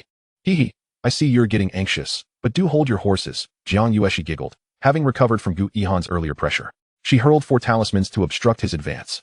Simultaneously, Jiang Yueshi slapped her storage pouch at her waist, producing a 5th-grade spirit recovery pill, which she promptly consumed, replenishing nearly half of her spiritual energy in an instant. Observing this, Jiang Yueshi swiftly ingested another 5th-grade spirit recovery pill. With both pills consumed, her spiritual energy surged abundantly, revitalizing her like a phoenix reborn. Elder Qin, is this truly a 5th-grade spirit recovery pill capable of instant replenishment? Elder Qin gazed in astonishment at Jiang Yueshi swallowing the 2 pills, utterly dumbfounded. At this moment, Wei Mingzhi's expression darkened, nodding silently as an ominous feeling washed over him. While there were no rules against the use of pills during the competition, consuming 2 5th-grade spirit recovery pills at once was simply outrageous. Each of these potent pills was valued at around 20,000 low-grade spirit stones, meaning Jiang Yueshi had expended nearly 50,000 spirit stones in total, including the previously used talismans. Such resources could adequately support hundreds of disciples training for an entire month. Prior to the competition, he had provided his disciples with some pills, but they were predominantly 2nd or 3rd grade, merely sufficient for treating minor injuries and gradually restoring spiritual energy in combat. Even if he possessed such remarkable 5th-grade pills, he could never bear to bestow them upon his disciples. Wei Mingzhi found it utterly incomprehensible. How could a mere disciple from Lingyun Peak, with their astonishing combat prowess stemming from mere 5th-layer cultivation, hold such wealth? Moreover, how could a sect with such resources still rank among the top 108 peaks, allowing him to encounter them in the very first round? At this moment, Wei Mingzhi was on the verge of cursing. The battle on the stage reignited, and Jiang Yueshi realized that there remained a gap in realms between her and Guihan. To defeat him in direct confrontation would prove challenging. Thus, she conjured 4 more talismans, launching them from all directions to besiege Guihan, with nowhere to evade. Guihan swung his long blade, forming a blade aura to shield himself while continuing his assault on Jiang Yueshi. He understood that if the battle dragged on, he would ultimately be worn down. With a resounding boom, a ball of flame erupted from the talismans in front of Guihan, releasing a massive firebird, while the other 3 talismans exploded, engulfing him in searing flames. As Guihan charged out from the inferno, his clothing was in tatters, speckled with embers. Break for me, Guihan roared, disregarding his injuries as he pressed forward toward Jiang Yueshi. In a swift motion, Jiang Yueshi transformed into a crystalline figure, vanishing from sight, leaving behind 8 talismans soaring toward Guihan, completely avoiding direct confrontation. In an instant, the arena erupted with thunder and flames, and Guihan was struck by a firebird talisman, crashing heavily to the ground. Master, look, 8 more talismans. Elder Qin was utterly stunned, his mouth moving reflexively without a sound. Silence. Do you think I'm blind? Wei Mingzhi, who had initially appeared composed, was now roaring in frustration. The disciples of Lingyun Peak felt the shift in atmosphere, their cheers abruptly silenced, as if they had lost their voices. Guihan struggled to rise, howling at the sky, overwhelmed by helpless rage. He had been relentlessly bombarded by successive talisman attacks, leaving him no opportunity to retaliate. Jiang Yueshi floated gracefully in the air. Her gaze icy as she spoke softly. This ends now. This victory belongs to Lingyun Peak. With that, several talismans surged forth, and her intent coalesced into a blade of light, slicing toward Gui Han. In the next moment, a blaze erupted as multiple firebirds entwined around Gui Han, rendering him incapable of countering, before the blade of light struck his chest, sending him hurtling backward with a thud against the ground. Lingyun Peak wins. The judge declared loudly as Gui Han remained motionless on the ground. All the disciples of Qinglian Peak were left in shock. Their second senior brother, who was thought to be invincible in the Wenguan realm, had been defeated by a female disciple who was merely at the 5th layer of the same realm. This was utterly incomprehensible. Wei Mingzhi's expression turned frigid, reflecting his utter displeasure as he shook his head and barked at the nearby disciples. You useless lot. Hurry and help Gui Han down. Only then did the Qinglian Peak disciples snap back to reality, rushing to assist Gui Han off the stage. Jiang Yueshi sheathed her Tianji sword, gracefully descending to the arena floor, a radiant smile illuminating her face as she remarked, Gu Shixiao. I did say that the outcome was uncertain until the very end. Gui Han cast a glare at her, his eyes filled with resentment. He opened his mouth to speak, but found himself at a loss for words. The embarrassment of losing to someone with significantly lower cultivation was unbearable. In terms of raw strength, Jiang Yueshi was undoubtedly no match for him, yet the sheer variety of her talismans overwhelmed him. As Jiang Yueshi walked down the stage, the surrounding disciples of Qinglian Peak parted to create a path, their eyes filled with admiration. Despite their sect's defeat, they could not harbor any animosity towards such a stunning female cultivator. Sister, you were magnificent. Wang Teng rushed forward, his face beaming with joy, eager to shower her with praise. Jiang Yueshi's eyes sparkled with excitement. Junior brother, wasn't I impressive? Indeed, you were extraordinary. Wang Teng nodded vigorously. Hehe. You must also excel in your upcoming match. Jiang Yueshi encouraged with a bright smile. Absolutely. I won't let Master and you down. The two exchanged cheerful banter as they approached Li Daoran. Jiang Yueshi suddenly leaped forward, grasping his arm with a beaming smile. Master, how did I perform? Quite well. Li Daoran nodded approvingly. Though the second match had been rather convoluted, it was still relatively safe. This would allow Jiang Yueshi to become more accustomed to combat. Just quite well? Jiang Yueshi blinked her large eyes playfully, prompting a smile from Li Daoran. Eventually, he relented. All right, you performed splendidly. Hehe, thank you for the compliment. Master, Jiang Yueshi exclaimed, joyfully bouncing on her feet. Now that we've praised you, there are still matters I must discuss with you, Li Daoran said, adopting a serious tone. Please, Master, enlighten me. Jiang Yueshi nodded thoughtfully, setting aside her playful demeanor. She recognized that without the elixirs and talismans bestowed by her master, it would be exceedingly difficult for her to emerge victorious, given the considerable disparity in cultivation levels between herself and her opponent. During combat, one must maintain composure. Should you encounter an adversary with significantly greater prowess in the future, do not hesitate to utilize the elixirs provided by your master right from the outset. Additionally, talismans may be deployed immediately without concern for conserving resources for your master. Li Daoran observed Jiang Yueshi, pointing out the shortcomings in her approach during the duel. His words resonated deeply. It was only at the very end of the battle that she remembered she had talismans at her disposal. Indeed, had she employed them at the beginning to assist her attacks, victory would have been assured in a matter of rounds, sparing her the peril she faced. Li Daoran spoke with earnestness, emphasizing the importance of training his disciples to utilize magical artifacts in combat, rather than relying solely on brute strength. After all, these external items were abundant, and with the system in place, there was no limit to what he could provide. Understood, Master. I shall remember this and act accordingly next time, Jiang Yueshi replied earnestly. Wang Teng, you too, take heed. Do not fear depleting your talismans and elixirs. While your master cannot supply you with other resources, you need not worry, for talismans and elixirs are plentiful. Understand? Li Daoran's tone appeared calm, yet it resonated with an undeniable authority in the ears of both disciples. Yes, Master. We shall keep this in mind, Jiang Yueshi and Wang Teng replied in unison. Little did they realize the profound impact of his words on their development. Henceforth, tales would circulate throughout the great wilderness domain, cautioning others against provoking the disciples of the Lingyun Sword Sect, lest they be crushed by a barrage of spirit stones, rendered utterly defenseless. At that moment, Wei Mingzhi approached with a smile, casting several glances at Jiang Yueshi before addressing Li Daoran with a respectful nod. Li Shidi, your disciple is remarkably young, yet possesses such formidable combat prowess. It is truly enviable. Li Daoran chuckled modestly. You flatter me, truly. The Lingyun Peak is home to a plethora of talents. I believe even greater masters have yet to reveal themselves. I wonder if you plan to have a disciple of the 6th Calamity Realm duel again, or shall we engage in a contest ourselves? Wei Mingzhi surveyed the two disciples beside Li Daoran, his tone laced with playful intrigue. Each match within the same cultivation level consists of a best-of-3 format, with the first sect to win 2 matches declared the victor. Having lost the duel among the Inquiry Realm, only the sixth calamity realm and the three-phase realm remain, allowing the victors to choose the level of cultivation for the next match. Wei Mingzhi's gaze settled on Wang Teng, as he hoped Li Daoran would opt for a battle among the sixth calamity realm disciples, believing it would afford him the chance to reclaim a victory. Particularly since Wang Teng was merely at the first level of the sixth calamity realm, while his own eldest disciple had already reached the fourth level of the Yin-Yang realm, making victory seemingly effortless. Thus, the final confrontation would be left to the two sect leaders. Li Daoran contemplated for a moment, recognizing that the grand sect competition was an opportune moment to assess Wang Teng's divine physique. He smiled and said, Wei Shixiao, I propose we allow our disciples to seize this opportunity for practical experience. Haha, splendid, Wei Mingzhi exclaimed, elated by Li Daoran's suggestion, before turning and striding away. Observing Wei Mingzhi's exuberance, Li Daoran smiled in response and turned to Wang Teng, saying, Go. Remember what I just told you? Yes, master, Wang Teng nodded solemnly, his anticipation for battle already ignited by the previous skirmish. With a leap, he soared onto the stage. His opponent was none other than Zhang Yuntian, the eldest disciple of Qingyun Peak, boasting a cultivation at the fourth level of the sixth calamity realm and recognized as their peak genius. Upon seeing Wang Teng take the stage, he too leapt up, his movements exuding a certain grace. Master, what if the opponent employs talismans again? Elder Chen inquired, his gaze fixed on the two combatants, the previous scene still vividly etched in his mind, invoking a sense of unease. Fear not.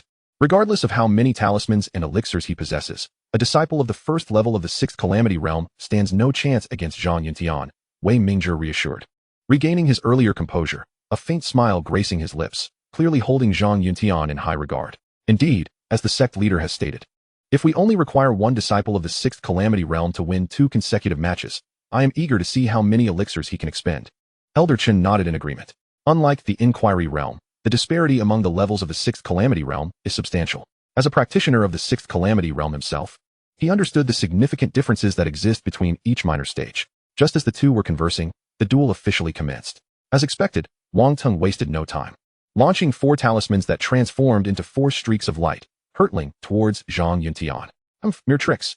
Zhang Yuntian sneered, fully anticipating such a tactic. His figure flickered, vanishing from sight, and in the next moment, 3 firebird talismans erupted behind him, conjuring a swirling inferno. Having deftly evaded the first 3 talismans, Zhang Yuntian faced the last one, stepping forward with clenched fists, unleashing a powerful punch that shattered the approaching firebird talismans, sending shockwaves through the air.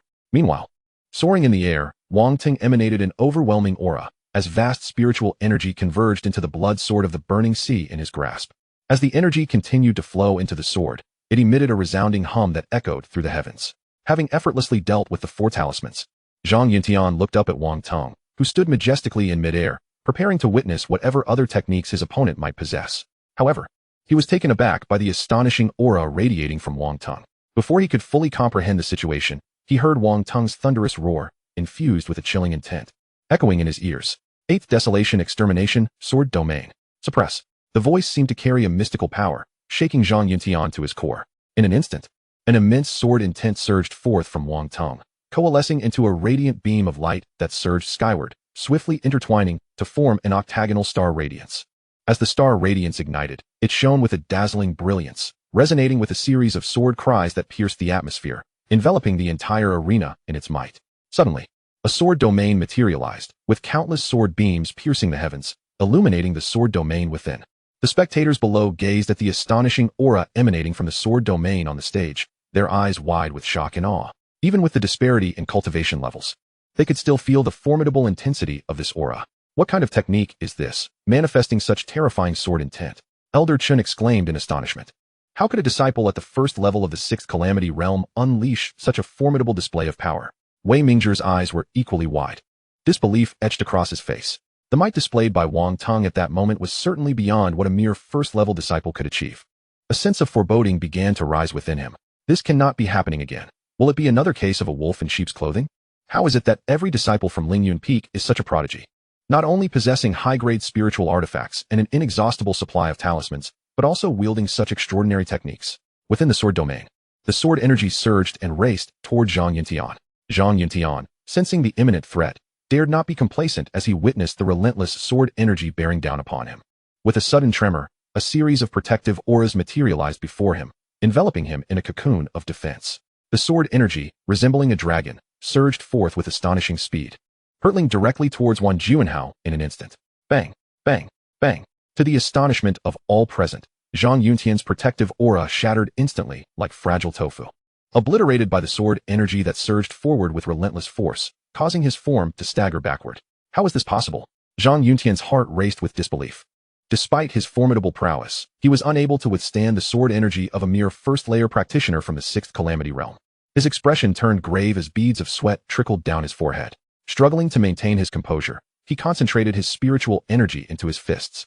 A crimson glow emanating forth as he conjured a robust shield of light before him, suspended in midair. Wang Tung's face bore no hint of emotion as he coldly regarded the enveloped Zhang Yuntian, with a flicker of thought under his gaze. The sword domain erupted with brilliant light, intertwining countless strands of sword energy that coalesced into a formidable dragon-like form, tearing through the surrounding air with explosive force. The sword energy, imbued with tremendous might, surged toward Zhang Yuntian, who appeared as a solitary boat amidst a tempestuous sea, swept away by the overwhelming waves of sword energy. Boom! The sword dragon collided with the red light shield, producing a thunderous roar akin to celestial thunder, resonating throughout the expanse. A colossal, invisible shockwave emanated from Zhang Yuntian's position, rapidly radiating outward. The fierce impact reverberated against the barrier, creating ominous sounds as minute fissures began to appear. The barrier, I am cracking. In that moment, many disciples of Qinglian Peak felt a piercing gust of wind sweep over them. Those with slightly weaker cultivation involuntarily took a step back. The crowd's expressions shifted dramatically, their astonishment palpable as they gazed in awe at the astonishing might of the sword domain on the stage. The referee, observing the barrier fracture, was equally taken aback. This barrier was designed to automatically adjust its strength based on the cultivator's levels in the arena. Generally, practitioners of the same realm could not inflict even the slightest harm upon it. He never anticipated that a mere first-layer disciple from the sixth calamity realm could create such a breach. In a hurry, he pointed his finger, casting a radiant light upon the barrier to mend the crack, while simultaneously reinforcing its defensive capabilities to shield the spectators from the residual effects of the battle. Once the crowd's astonishment subsided, their gazes returned to the arena. Wang Tung remained poised in midair, his dark hair billowing in the wind, exuding an overwhelming aura akin to a celestial being descending from the heavens. Countless strands of sword energy converged into a dragon-like form, shooting downwards from either side of him. Meanwhile, Wan Juanhao found himself in a perilous situation, his complexion ashen as the sword energy dragon threatened to engulf him. Witnessing this, all the disciples of Qinglian Peak felt their hearts race with trepidation. The power Wang Tung had unleashed was godlike. They wondered if Zhang Yuntian could withstand it. This was utterly terrifying. How could a mere first-layer disciple of Lingyun's sword sect so thoroughly suppress their senior brother, rendering him utterly defenseless? Was this even humanly possible? In that moment, Zhang Yuntian slowly lifted his head to gaze at Wang Tung, his form trembling uncontrollably. For reasons unknown, he sensed a terrifying aura emanating from his opponent, an oppressive force that made it impossible for him to meet his gaze directly. The crowd exchanged puzzled glances, unsure of what was transpiring, when suddenly, the sword domain blazed with renewed intensity, its might surpassing that of before by threefold. In an instant, it shattered the red light shield surrounding Zhang Yuntian, sending him hurtling through the air. Zhang Yuntian clutched his chest, his eyes filled with unyielding indignation. Yet, he could no longer hold on, coughing up blood as he collapsed to the ground. In that moment, silence enveloped the arena. Every spectator held their breath. Whether they were disciples of Qinglian Peak, Wei Mingzhi, or even the referee from the Hall of State, all were engulfed in astonishment. In less than the span of an incense stick, from Wang Tung's ascent to his victory over Zhang Yuntian, both his strength and the awe-inspiring sword domain had left an indelible impression on everyone present. Was this truly the power of a first-layer practitioner from the sixth calamity realm? Particularly striking was the faint yet undeniable aura of supreme authority radiating from Wang Tung, compelling even the onlookers to instinctively bow in submission. After a moment, the referee regained his composure and announced loudly, "Lingyun Peak wins." This declaration struck Wei Mingzhi like a dagger, his face turning ashen with rage. His disciple had been thoroughly suppressed, not managing a single offensive move before being defeated, an utter disgrace to Qinglian Peak. Elder Chun, sensing the master's fury, quickly signaled to a few nearby disciples. Comprehending his intent, they ascended the stage to retrieve Zhang Yuntian, who had fallen in defeat. This marked the third disciple from Qinglian Peak to be unceremoniously taken off the stage. Heavens above, what is happening? Junior brother, you're incredible. Keep it up and knock them all down. Jiang Yueshi exclaimed, leaping in excitement to cheer for Wang Tung. Beside her, Li Daoran wore a smile. Having been impressed by Wang Tung's earlier performance, skillfully employing talismans for a feigned attack while seizing the opportunity to unleash powerful techniques, Wang Tung, sword in hand, stood resolutely on the stage and calmly proclaimed, "Is there anyone else who wishes to battle?" Upon hearing this, the disciples of Qinglian Peak exchanged glances. each hesitant to make a sound. Chapter 70. Who has more pills? Wei Mingzhi surveyed his few direct disciples, witnessing their bowed heads and avoidance of his gaze, which ignited a fierce anger within him. Is there truly no one willing to fight for Qinglian Peak? Master, please calm your anger. It is not that we are unwilling to compete, but rather that this individual from Lingyun Peak is clearly not an ordinary practitioner of the sixth calamity realm. To engage would only bring disgrace upon you, Master. His disciples, each speaking timidly, had clearly been intimidated by Wang Tung's tremendous presence. They understood well that even their senior brother, who was significantly stronger, had been so decisively defeated. Their entry into the fray would only result in futility and easy defeat. This Lingyun Peak seemed to harbor monsters beyond comprehension, where each disciple was terrifically formidable, defying all norms. Humph, a bunch of useless wretches. What good are you to me? Wei Mingzhi scoffed, fully aware of their sentiments. Yet, the unwillingness to challenge left him feeling humiliated. He could not simply concede defeat. He could not afford to lose face. Master, allow me to contend with this young man, Elder Chun interjected, breaking the tension. Although it was somewhat degrading for a senior elder to compete against a disciple, he too was at the sixth calamity realm, and under the rules, this was entirely reasonable. Such occurrences were not unheard of in the sect's grand competition, though they were rare. Typically, if one side fielded a disciple, the other would send an equally matched practitioner to compete on their behalf. Then I shall rely on you. Elder, Wei Mingzhi replied with a reluctant nod, recognizing that this was the only course of action left to him. If Elder Chen does not take control of the situation and turn the tide in his favor, then today, the Qinglian Peak will suffer a complete defeat. With a firm step, Elder Chun ascended to the ring, his gaze fixed intently on Wang Tung. He could not help but feel astonished. This Lingyun Peak, which he seldom heard about among the 108 peaks, turned out to possess such formidable disciples, though seemingly obscure. Each disciple proved to be a prodigy of extraordinary talent.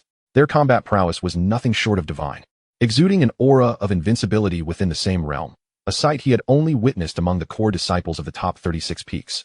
Nevertheless, it mattered little. No matter how unparalleled your strength, it was impossible for you to overcome his cultivation at the Golden Core stage. Moreover, after the previous battle, this young man must have expended considerable spiritual energy and, at present, was unlikely to summon the astonishing might of his sword domain once more. Contemplating this, Elder Chun awaited the referee's announcement to commence the contest. However, the next moment, a scene that left him utterly astounded unfolded before his eyes. Wang Tung, with a swift motion, struck his storage pouch, producing several pills in his hand, and without the slightest hesitation, swallowed them whole. Instantly, the spiritual energy he had just depleted was restored. Elder Chin's eyes were glued to Wang Tung's hands, where he clearly discerned 2 5th-grade spirit recovery pills, 2 4th-grade spirit replenishment pills, and 1 4th-grade blazing fire pill. Elder Chun was momentarily dumbfounded. Did he truly think these pills were free, consuming them so liberally? Initially brimming with confidence, he now found himself somewhat uncertain. As the bell tolled, the referee declared the match to begin. Wang Tung, ever the aggressor, launched the offensive with a flurry of talismans, subsequently unleashing the 8 desolate demon-slaying sword domain, enveloping the entire arena. Previously watching from the sidelines, Elder Chen had noted the young man's formidable strength. Now, experiencing the terror of this sword domain firsthand, he felt its true horror. Such overwhelming power was not to be underestimated, even by him. Yet, with years of cultivation and rich combat experience, he found himself far more adept at handling the situation than Zhang Yintian. Calmly, he evaded the incoming sword energy and talismans, while simultaneously conjuring a flying sword with a steady hand. With a sharp whoosh, the sword shot skyward, and in mere moments, it descended upon Wang Tung with the swiftness of lightning, infused with a piercing sword aura. Wang Tung's expression turned somber as he deftly controlled the sword domain while hurling several talismans to counter the approaching flying sword, aiming to repel it. Yet, in an instant, the flying sword flared with an intense azure light, radiating brilliance that pierced through the talismans like thunder splitting the heavens, igniting a conflagration that engulfed much of the arena. Amidst the flames, a blue flying sword surged forth as if a ferocious dragon emerging from the depths, charging toward Wang Tung with unparalleled ferocity. With his gaze fixed, Wang Tung had no choice but to seize the 8 desolate demon-slaying sword domain, grasping his burning sea blood sword to unleash a crimson sword light. The collision between the azure flying sword and the blood-red sword light erupted in a thunderous roar, sending dust swirling across the arena. Both combatants were forced to stagger backward from the impact. Once again, Elder Chun commanded the flying sword, unleashing a brilliant azure glow as it surged forward. Wang Tung, unyielding, wielded his burning sea blood sword, releasing waves of sword light. In that instant, the arena was a tempest of sword energy and dazzling light. The intensity of the battle reverberated through the protective barrier, with explosive sounds echoing continuously. The audience below erupted in cheers, captivated by this evenly matched contest. Elder Chun is magnificent. Teach this young man a lesson. Let him know the might of Lingyun Peak.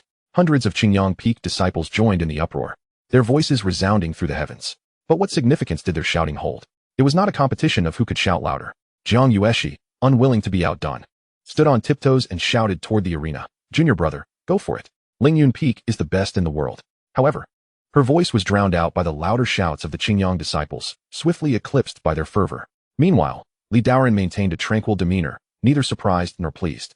At this moment on the stage, Wang Teng and Elder Qin remained locked in a stalemate, each unable to gain the upper hand. However, Elder Qin's expression grew increasingly grave.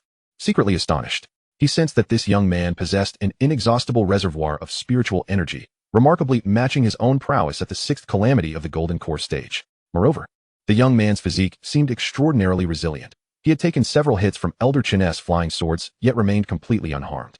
As time elapsed, the spiritual energy of both combatants waned significantly, compelling Elder Qin to produce 2 treasured 5th-grade pills he had long kept.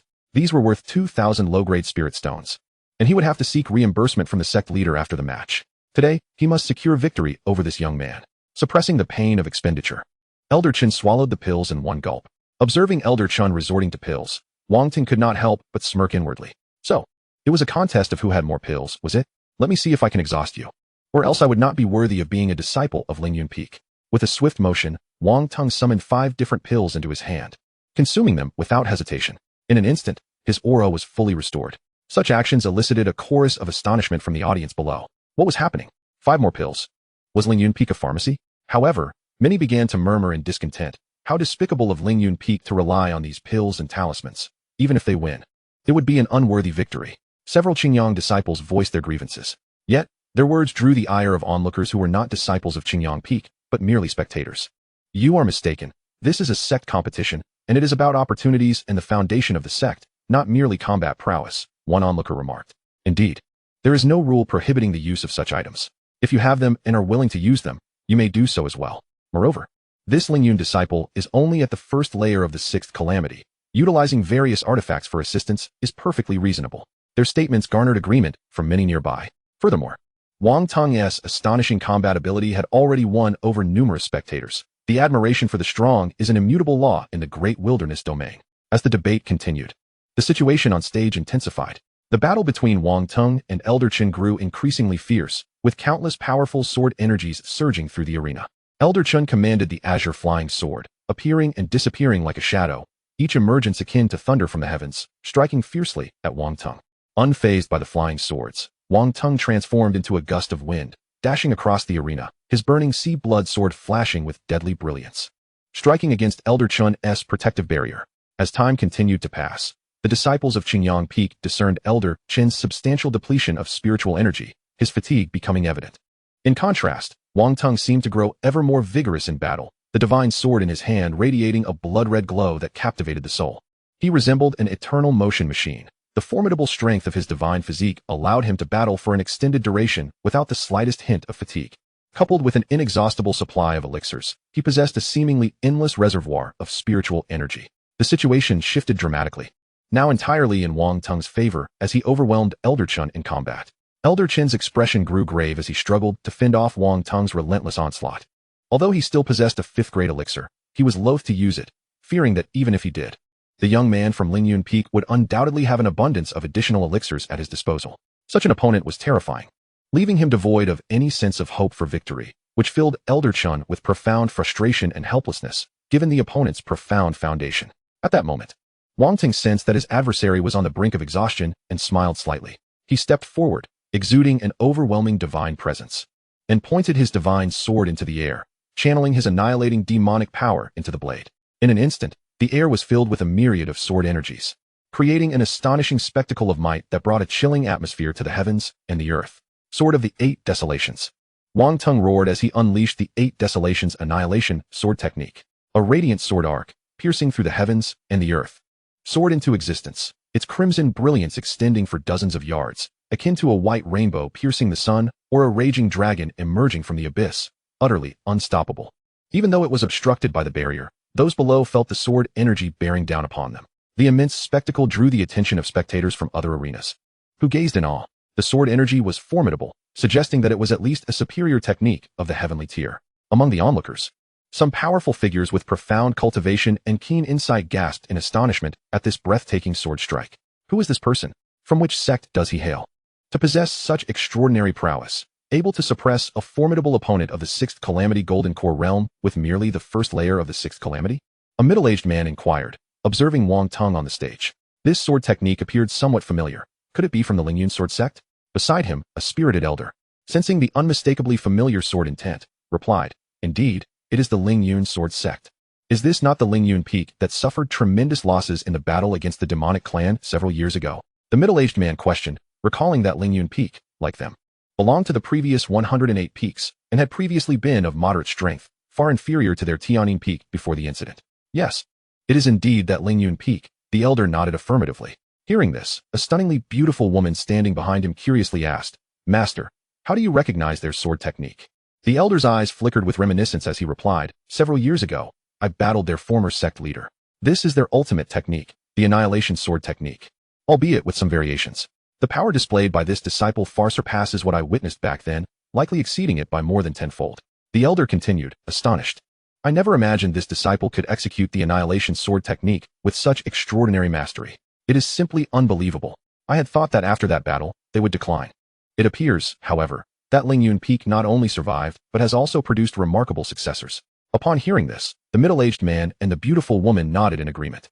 This individual, wielding the power of the first layer of the sixth calamity to contend against someone 4 small realms above him, surely held immeasurable potential for future cultivation. What is the origin of the Lingyun Sword sect to possess such a superior heavenly tier technique? The beautiful woman inquired curiously. The elder responded slowly. It is said that tens of thousands of years ago, Lingyun Peak was among the top 36 peaks, so it is not surprising they possess such techniques. However, I had always believed their Annihilation Sword technique was merely a low-grade heavenly tier technique. I did not anticipate they had not unleashed its true power until now. The beautiful woman asked, "Then who is their current sect leader? Could it be the person on stage?" Observing his age, the middle-aged man shook his head and replied, "No. It likely isn't him. A few days ago, I reviewed the records of other sects. I believe his name is Daoran, who has just entered the Three Aspects realm." As the elder spoke, his gaze swept across the crowd below the arena and quickly pinpointed a figure, raising his right hand to point, stating, "That must be him." Following the elder's gesture, the beautiful woman beheld a young man standing proudly in the center of the arena. He appeared composed, his gaze ablaze as he focused on the stage, exuding an aura of exceptional charisma that set him apart in the vast crowd. The young man seemed to sense someone observing him and turned his gaze. Their eyes met. In that instant, the beautiful woman felt a piercing aura wash over her, as if his gaze were as profound as the night sky, rendering her momentarily hesitant to maintain eye contact. What a terrifying presence. She marveled at the young man's extraordinary aura, her heart filled with astonishment. Daoran noticed a stranger assessing him, and, perceiving no ill intent, softened his gaze slightly, nodding with a smile before returning his attention to the stage. The beautiful woman withdrew her gaze and said softly to the elder beside her, "This individual may pose a significant threat to us in this sect competition. We must be wary of Lingyun Peak." "Sister, surely you jest. He appears to have just entered the Three Aspects realm and likely lacks the strength to contend for a position among the 72 peaks," the middle-aged man remarked dismissively. "What leads you to such a conclusion?" the elder inquired. "I cannot say for certain. I just have an inexplicable feeling that he is far from ordinary." The beautiful woman replied quietly. Just a mere exchange of glances had instilled such a sensation within her. "Haha, sister, you may be mistaken.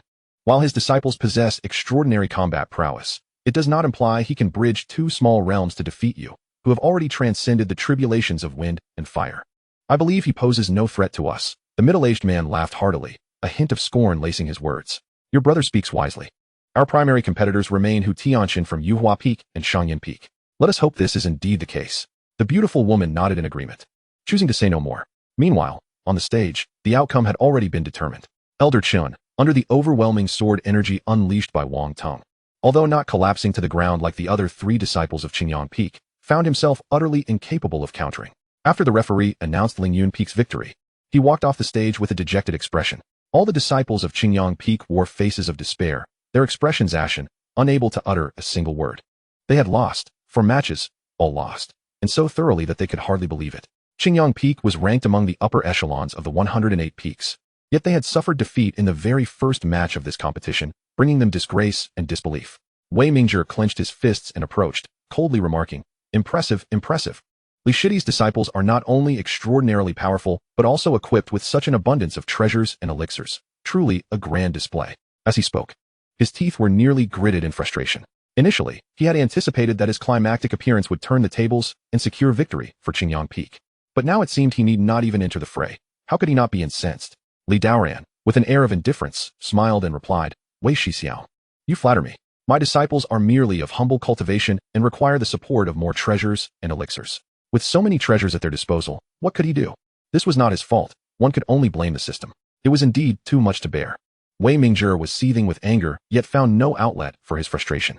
Having lost the first match, he had now descended into the loser-s bracket, left only with the option to vent his ire upon his future opponents. If we are to perish, let us perish together. Do not blame me later, he inwardly cursed. Since he had been defeated, it was only fair that other sects would suffer the consequences. Let us go. Wei Mingzhi turned, gesturing grandly for the numerous disciples of Lingyun Peak to depart the scene. As over 1,000 individuals exited in succession, a significant space quickly opened around them. At that moment, Wang Teng gracefully descended from the arena, drawing the attention of the onlookers as he approached Li Daoran. Master, your disciple has fulfilled his mission with honor. Haha, splendid. Not only have you applied your knowledge effectively, but you have also performed exceptionally well, Li Daoran exclaimed, unable to contain his admiration. Wang Teng's demeanor had indeed exceeded his expectations. He remained composed and adept in his responses. Furthermore, the demonic body proved to be astonishingly formidable. Currently at the 6th Calamity Realm, he had already demonstrated unparalleled combat prowess within his realm. Should his cultivation advance further, he could indeed transcend an entire realm to vanquish foes. It must be said that these two had alleviated Li Daoran's concerns today.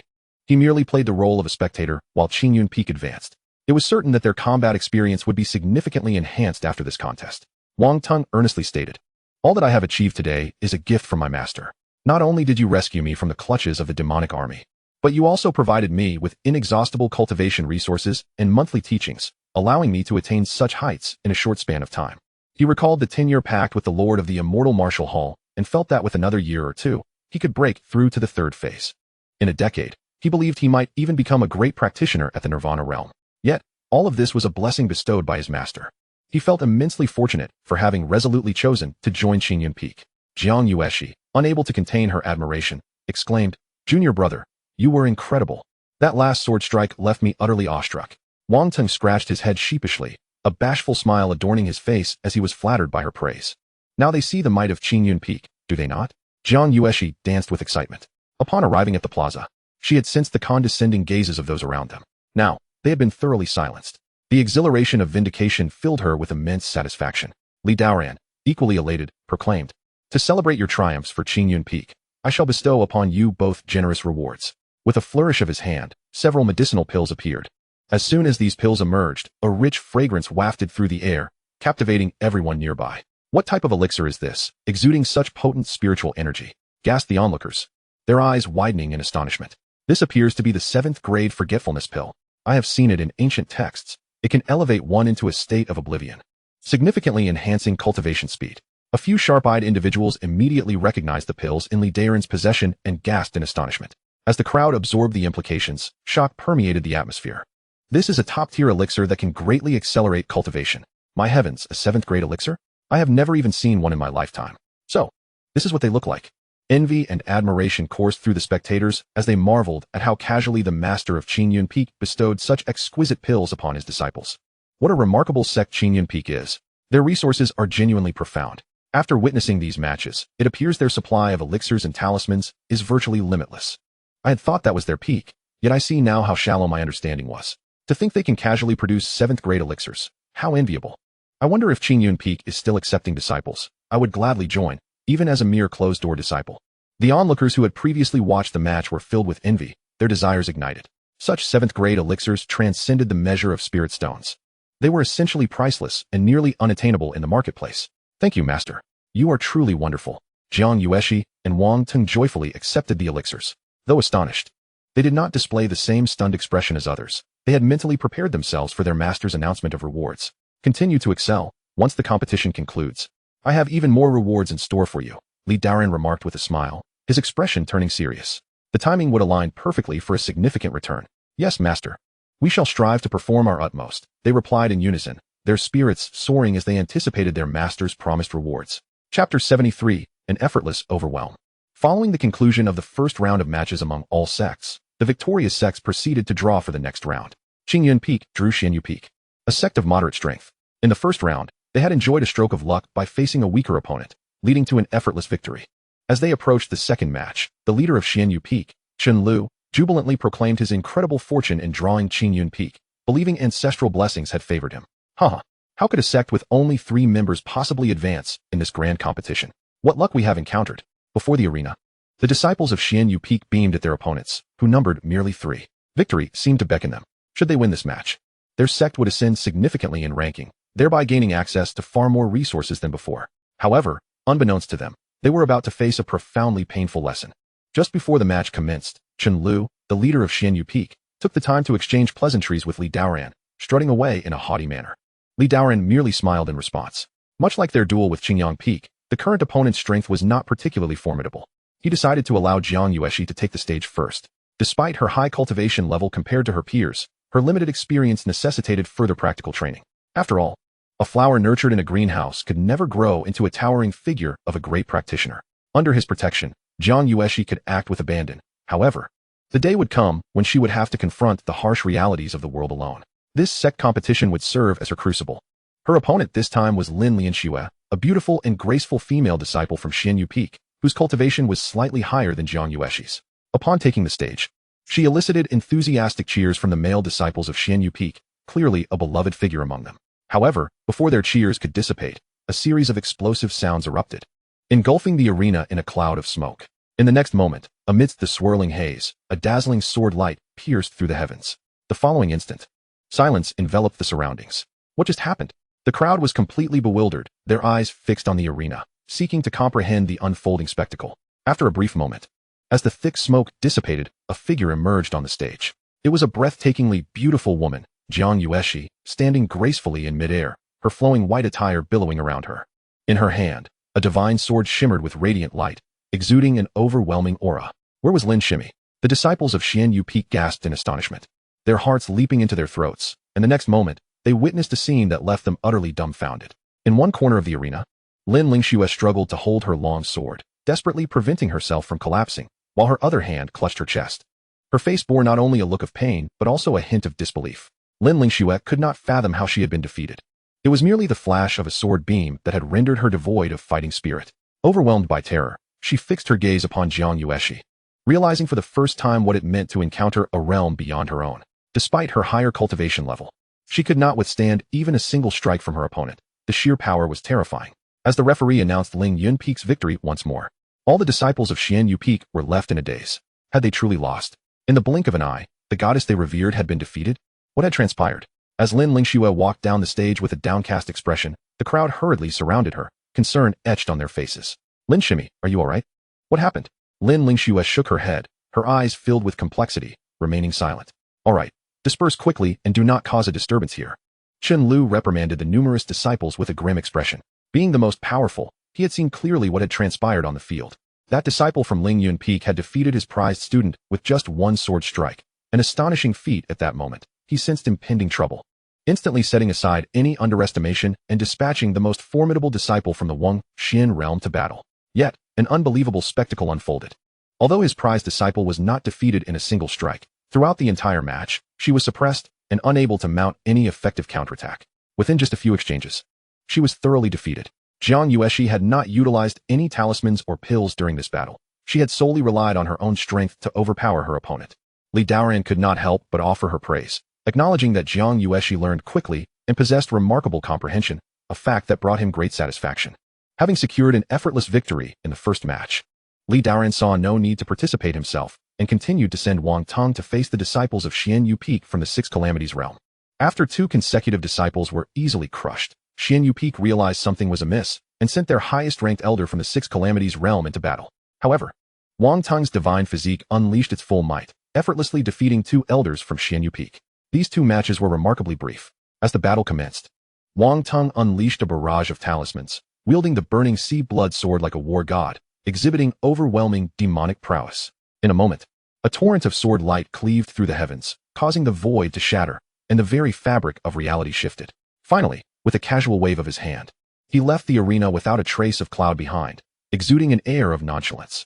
The disciples of Xianyu Peak below watched in astonishment, exclaiming in disbelief at the sheer monstrosity of his combat prowess. At that moment, Chen Lu realized that the opponent was far from the soft target he had imagined. He had encountered a fearsome tiger he could not provoke. Especially upon learning that Lingyun Peak had defeated Qingyang Peak to advance, he was greatly astonished, lamenting that his good fortune had run out. If even a powerful sect like Qingyang Peak had fallen, his defeat was indeed justified. With Wang Tung's victory over Xianyu Peak, the first day of the competition concluded successfully. Lingyun Peak had effortlessly secured 2 victories and advanced. Following a round of congratulations, Li Daoran directly took Wang Tung and Zhang Yueshi back to Lingyun Peak. In today's sect competition, Lingyun Peak had truly shone brightly, with just 2 disciples achieving remarkable success and captivating a significant audience. Numerous male cultivators were enchanted by Zhang Yueshi's stunning beauty, venerating her as a goddess. Meanwhile, Wang Tung's extraordinary combat capabilities earned him the title of the strongest among the 6 calamities realm across the top 108 peaks. However, some remained skeptical, believing he had merely defeated 2 disciples of moderate strength, deeming it insufficient to be considered truly extraordinary. They even declared that should they encounter him in the next day's competition, they would ensure Wang Tung understood who truly held the strongest combat prowess among the 6 calamities realm.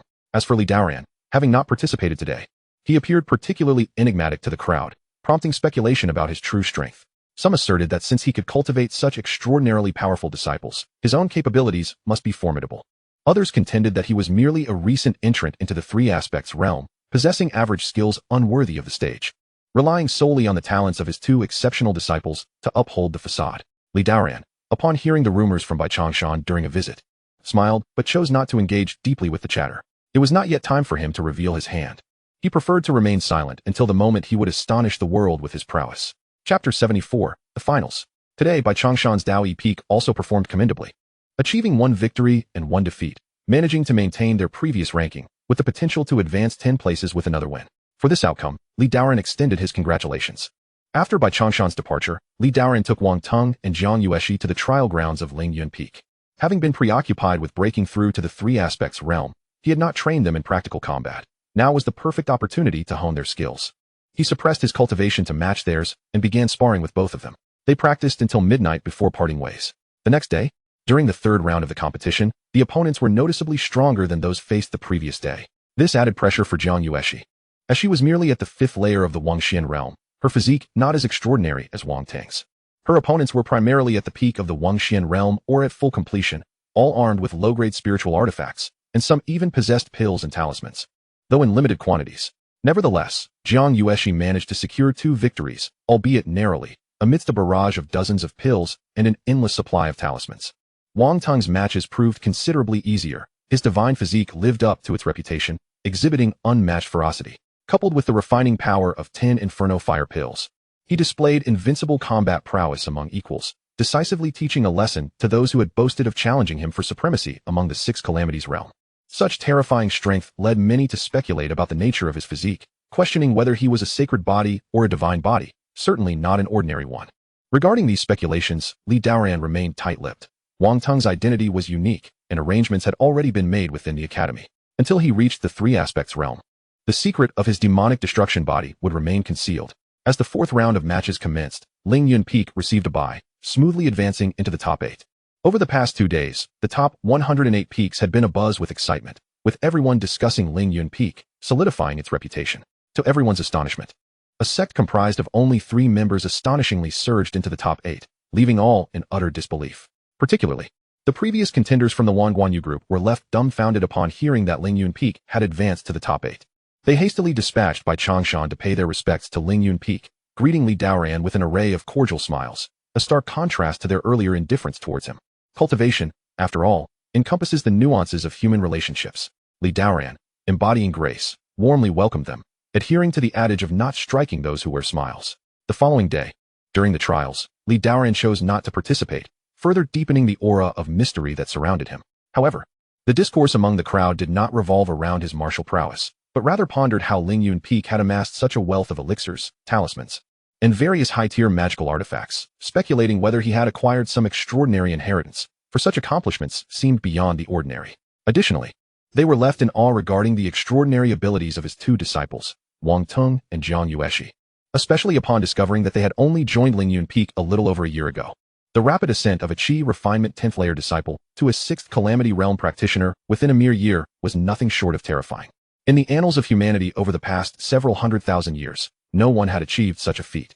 Even the most extraordinary celestial emperors of past eras within the human race likely did not possess such astonishing cultivation speeds. This left everyone marveling at the miraculous methods Li Daoran must wield to facilitate such rapid advancement among his disciples. Such rumors even reached the ears of some newly initiated disciples within the sacred learning hall. Upon learning that Lingyun Peak not only excelled in cultivating disciples, but also generously bestowed various high-tier elixirs upon them, alongside an abundance of magical artifacts, they felt an overwhelming yearning to join Lingyun Peak. Even some elders from other peaks subtly expressed their desires for their descendants to be apprenticed under Li Daoran. Despite the fervor surrounding him, Li Daoran remained oblivious, patiently awaiting the arrival of the finals for the top 108 peaks the following day. At dawn, the resplendent rays of the rising sun cascaded upon the plaza of the Shijidi Palace, as disciples from various peaks gradually assembled. The plaza thrummed with life, far more vibrant than the previous days. Today marked the day of the finals, and the sects that had advanced were all formidable, boasting substantial foundations and disciples numbering in the thousands, all rallying to support their respective sections. Among these sects were hundreds at the Asking Profound realm and over 20 in the Sixth Calamity realm, with at least one disciple from each of the three-phase realm, and the most powerful sects featuring up to 3. In stark contrast, Lingyun Peak, with its mere 3 members, appeared to be an anomaly amidst the throng. Li Daoran calmly traversed the crowd alongside Jiang Yueshi and Wang Tong, unfazed by the curious glances directed at them. Today, Bai Changshan and the esteemed Ming Xian had concluded their sect's trials and followed behind Li Daoran to lend their support, thus bolstering the size of Li Daoran's entourage compared to previous days. Upon reaching the central platform, the names of the 8 sects competing today were prominently displayed: Yuhua Peak, Tianning Peak, Zuirzong Peak, Jinding Peak, Shangyan Peak, Jinyuan Peak, Fenglei Peak, and of course, Lingyun Peak. The onlookers began to engage in spirited discussions regarding which sect would emerge as the champion among the top 108 peaks. Which peak do you think will claim the top spot? One inquired. I believe it will be a contest between Yuhua Peak and Tianning Peak. The other sects simply cannot rival their strength, another replied. Indeed, those 2 sects are indeed the most formidable. Unless unforeseen circumstances arise, one of them should secure victory.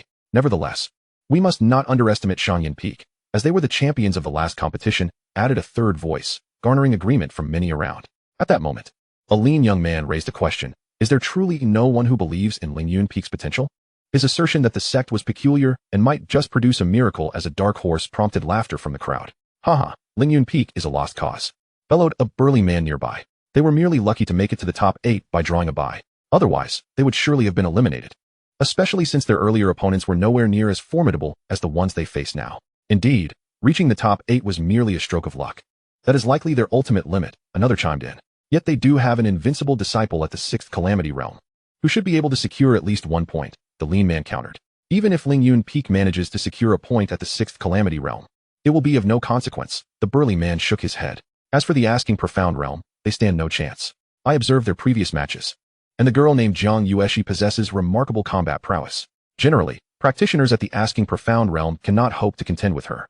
However, she has relied heavily on talismans and elixirs to achieve her victories, but now the opponents they face possess far greater depth and resources, including elixirs, talismans, and magical artifacts.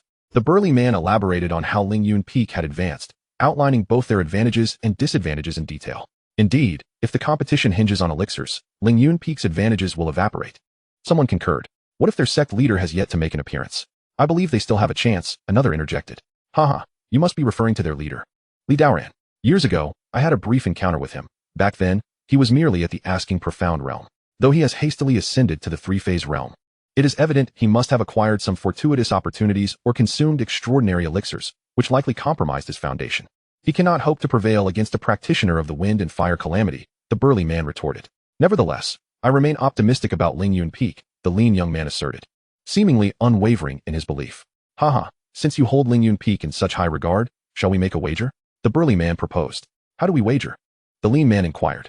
If Lingyun Peak manages to secure a spot in the top 4, this 5th-grade elixir shall be yours, the burly man declared with a hearty laugh, producing a dazzling elixir from his storage bag, instantly captivating the attention of many onlookers. The lean man gazed at the elixir, his expression wavering. It was worth thousands of low-grade spirit stones, a considerable fortune. After a moment's hesitation, he appeared resolute and retrieved a long-preserved elixir of his own, stating, "Very well. I accept your wager. I possess a 4th-grade elixir as well, and I wager that Lingyun Peak will undoubtedly reach the top 4. Upon hearing this, the burly man was elated, feeling as though he had stumbled upon an unexpected windfall. He was confident that Lingyun Peak could not possibly conquer any of the competing sections. Furthermore, with the drawing of lots still pending, should they draw the two most formidable opponents, he could simply forego watching the match, pocketing the 5th grade elixir without a second thought.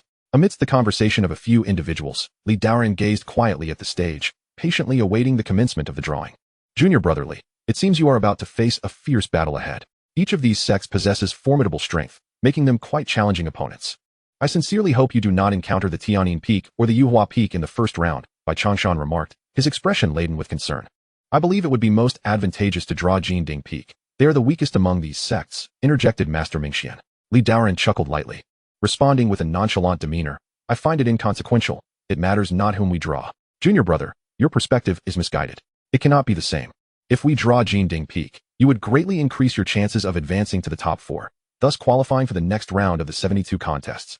Bai Changshan asserted, seemingly more invested in the outcome than Daoran himself, having thoroughly researched the circumstances of the other sections. Brothers, regardless of whom we draw, nothing will impede my Lingyun Peak from becoming one of the next 72 peaks, Daoran declared with serene confidence. Bai Changshan, upon hearing his words, could not help but shake his head. Such overconfidence could be a double-edged sword. What the master says is indeed true. We are striving for the top position. Jiang Yueshi nodded, her face adorned with a smile. Uncle Bai, fret not. Since the master has declared so, he must have a plan in place. Very well. Since Jiang Jr. has said as much, I shall await your good news. Youthful pride is commendable. I am but an old man, past my prime. Bai Changshan lamented with a wry smile. Moments later, the results of the drawing were unveiled, emblazoned in bold letters. Yuhua Peak versus Jue Ri Peak. Jinding Peak versus Shangyan Peak. Jinyuan Peak versus Feng Lei Peak. Yuhua Peak versus Lingyun Peak. Instantly, the atmosphere was rife with cheers from some and lamentations from others. Alas, how unfortunate. Such a fortunate draw has fallen into the hands of Yuhua Peak. Oh, the difficulty. We have drawn Tianyin Peak. Our chances of advancement are now bleak. Disappointment echoed among those who had hoped to face Lingyun Peak. The burly man, who had previously wagered with the lean figure, was elated. Huh. Lingyun Peak faces Yuhua Peak. It seems your path will end here, junior brother. I believe your elixir will soon be mine. The exuberance of the burly man was unmistakable. The lean man remained silent, casting a glance at Daoran amidst the crowd. Observing his calm and composed demeanor, even upon learning of facing Yuhua Peak, reinforced his conviction. His belief in Lingyun Peak's potential to advance stemmed from his possession of the 1,000 mirage dual eyes, granting him insight beyond the ordinary. Upon gazing at Daoran, he perceived an immense void of golden light, within which flickered an astonishing aura, a presence he had only encountered in the most powerful of Nirvana realm cultivators. Thus, he felt emboldened to wager a 5th grade elixir. At this juncture, the jubilant expressions belonged primarily to the disciples of Yuhua Peak, all wearing smiles. Their leader, Hua Tianxin, remained remarkably composed. In his eyes, only Tianyin Peak was worthy of being regarded as a rival. The other peaks were beneath his consideration. Therefore, encountering a weaker opponent like Lingyun Peak did not excite him. Nevertheless, he acknowledged that Lingyun Peak could serve as a stepping stone for Yuhua Peak's ascension to the next 72 peaks, which he deemed a privilege. With the opponents determined, Daoran led the group to the arena. Master, shall I be the first to compete in the initial match? Jiang Yueshi inquired, brimming with eagerness. Indeed. Daoran affirmed with a nod. However, your opponent will likely be formidable. Unlike the previous challengers, you must exercise caution. Understood, Master, Jiang Yueshi replied, her expression turning serious. Remember, the outcome of this battle is inconsequential. Do not dwell upon it too heavily. Consider it merely a trial, Daoran advised before she ascended the stage. He was acutely aware that her competitor, hailing from one of the prominent sects among the 108 peaks, would be well equipped with elixirs and talismans, especially given the stakes of the qualification for the next 72 peaks. Although Jiang Yueshi had accumulated considerable practical experience through recent battles, she had yet to face true adversity. Daoran feared that should she inadvertently suffer defeat, she might struggle to cope with the emotional toll. Thus, this opportunity could serve to temper her pride. Chapter 76, The Growth of Jiang Yueshi. The first match commenced. As anticipated by Daoran, her opponent not only possessed peak-level cultivation in the asking mysterious realm, but also wielded a mid-grade spiritual artifact. The contest between Jiang Yueshi and her adversary unfolded for a full hour, marked by the abundant use of various elixirs and talismans. Ultimately, Jiang Yueshi managed to secure a hard-fought victory in the first match. Hua Tianxin of Yuhua Peak exhibited no surprise at the loss in the first bout, unlike others. In the second match, he dispatched a disciple who had attained great perfection in the asking mysterious realm, seemingly suppressing his cultivation for this very competition. The ensuing battle was fiercely contested, with myriad flashes of blades and swords crisscrossing the arena. Jiang Yueshi exhausted every means at her disposal, yet her opponent, benefiting from a significantly higher realm, handled the confrontation with ease, possessing an abundance of elixirs and talismans. After an hour of intense combat, both combatants found themselves equally matched, each striving for victory for their respective sections. Ultimately, both sustained severe injuries and collapsed upon the arena floor, utterly spent. The judge surveyed the scene and declared, "In the asking mysterious realm, the second match ends in a stalemate." Upon witnessing this, Wang Teng, at Li Daoran's behest, hurried to the arena to assist Jiang Yueshi down. "Master," she uttered weakly, devoid of strength. "Do not speak. Take this elixir first," Li Daoran urged, quickly administering a 6th-grade spirit-condensing pill to her. Moments later, the elixir took effect, gradually restoring her vitality. "Sister, are you feeling better?" Wang Teng inquired anxiously. "I'm fine now," Jiang Yueshi responded, managing a smile. "Can I fight again? If not, I shall concede." Li Daoran, concern etched across his face, asked, "Are you certain you can continue? It might be wise to withdraw." "No, I can still fight," Jiang Yueshi insisted, determination gleaming in her eyes. "Sister, perhaps you should rest for a moment. The remaining matches can be entrusted to Master and me," Wang Teng suggested. Worry for Jiang Yueshi's condition evident in his voice. "Absolutely not. As a member of Lingyun Peak, I shall stand and face defeat if it comes to that," Jiang Yueshi declared resolutely, her gaze fixed on the arena, devoid of any thoughts of retreat. "Master, please persuade my sister," Wang Teng implored, looking toward Li Daoran. "Sister listens most attentively to your words. If you speak, she is sure to comply." Although Jiang Yueshi had consumed a 6th-grade spirit-condensing pill and had regained her strength, after nearly 2 hours of intense battle, her vitality was undoubtedly not at its peak. Furthermore, another fierce confrontation loomed ahead, which caused him to worry about Jiang Yueshi's physical condition. Li Daoran pondered for a moment, then shook his head, saying, "No matter, let her be. Since Jiang Yueshi wishes to fight, I shall not hinder her.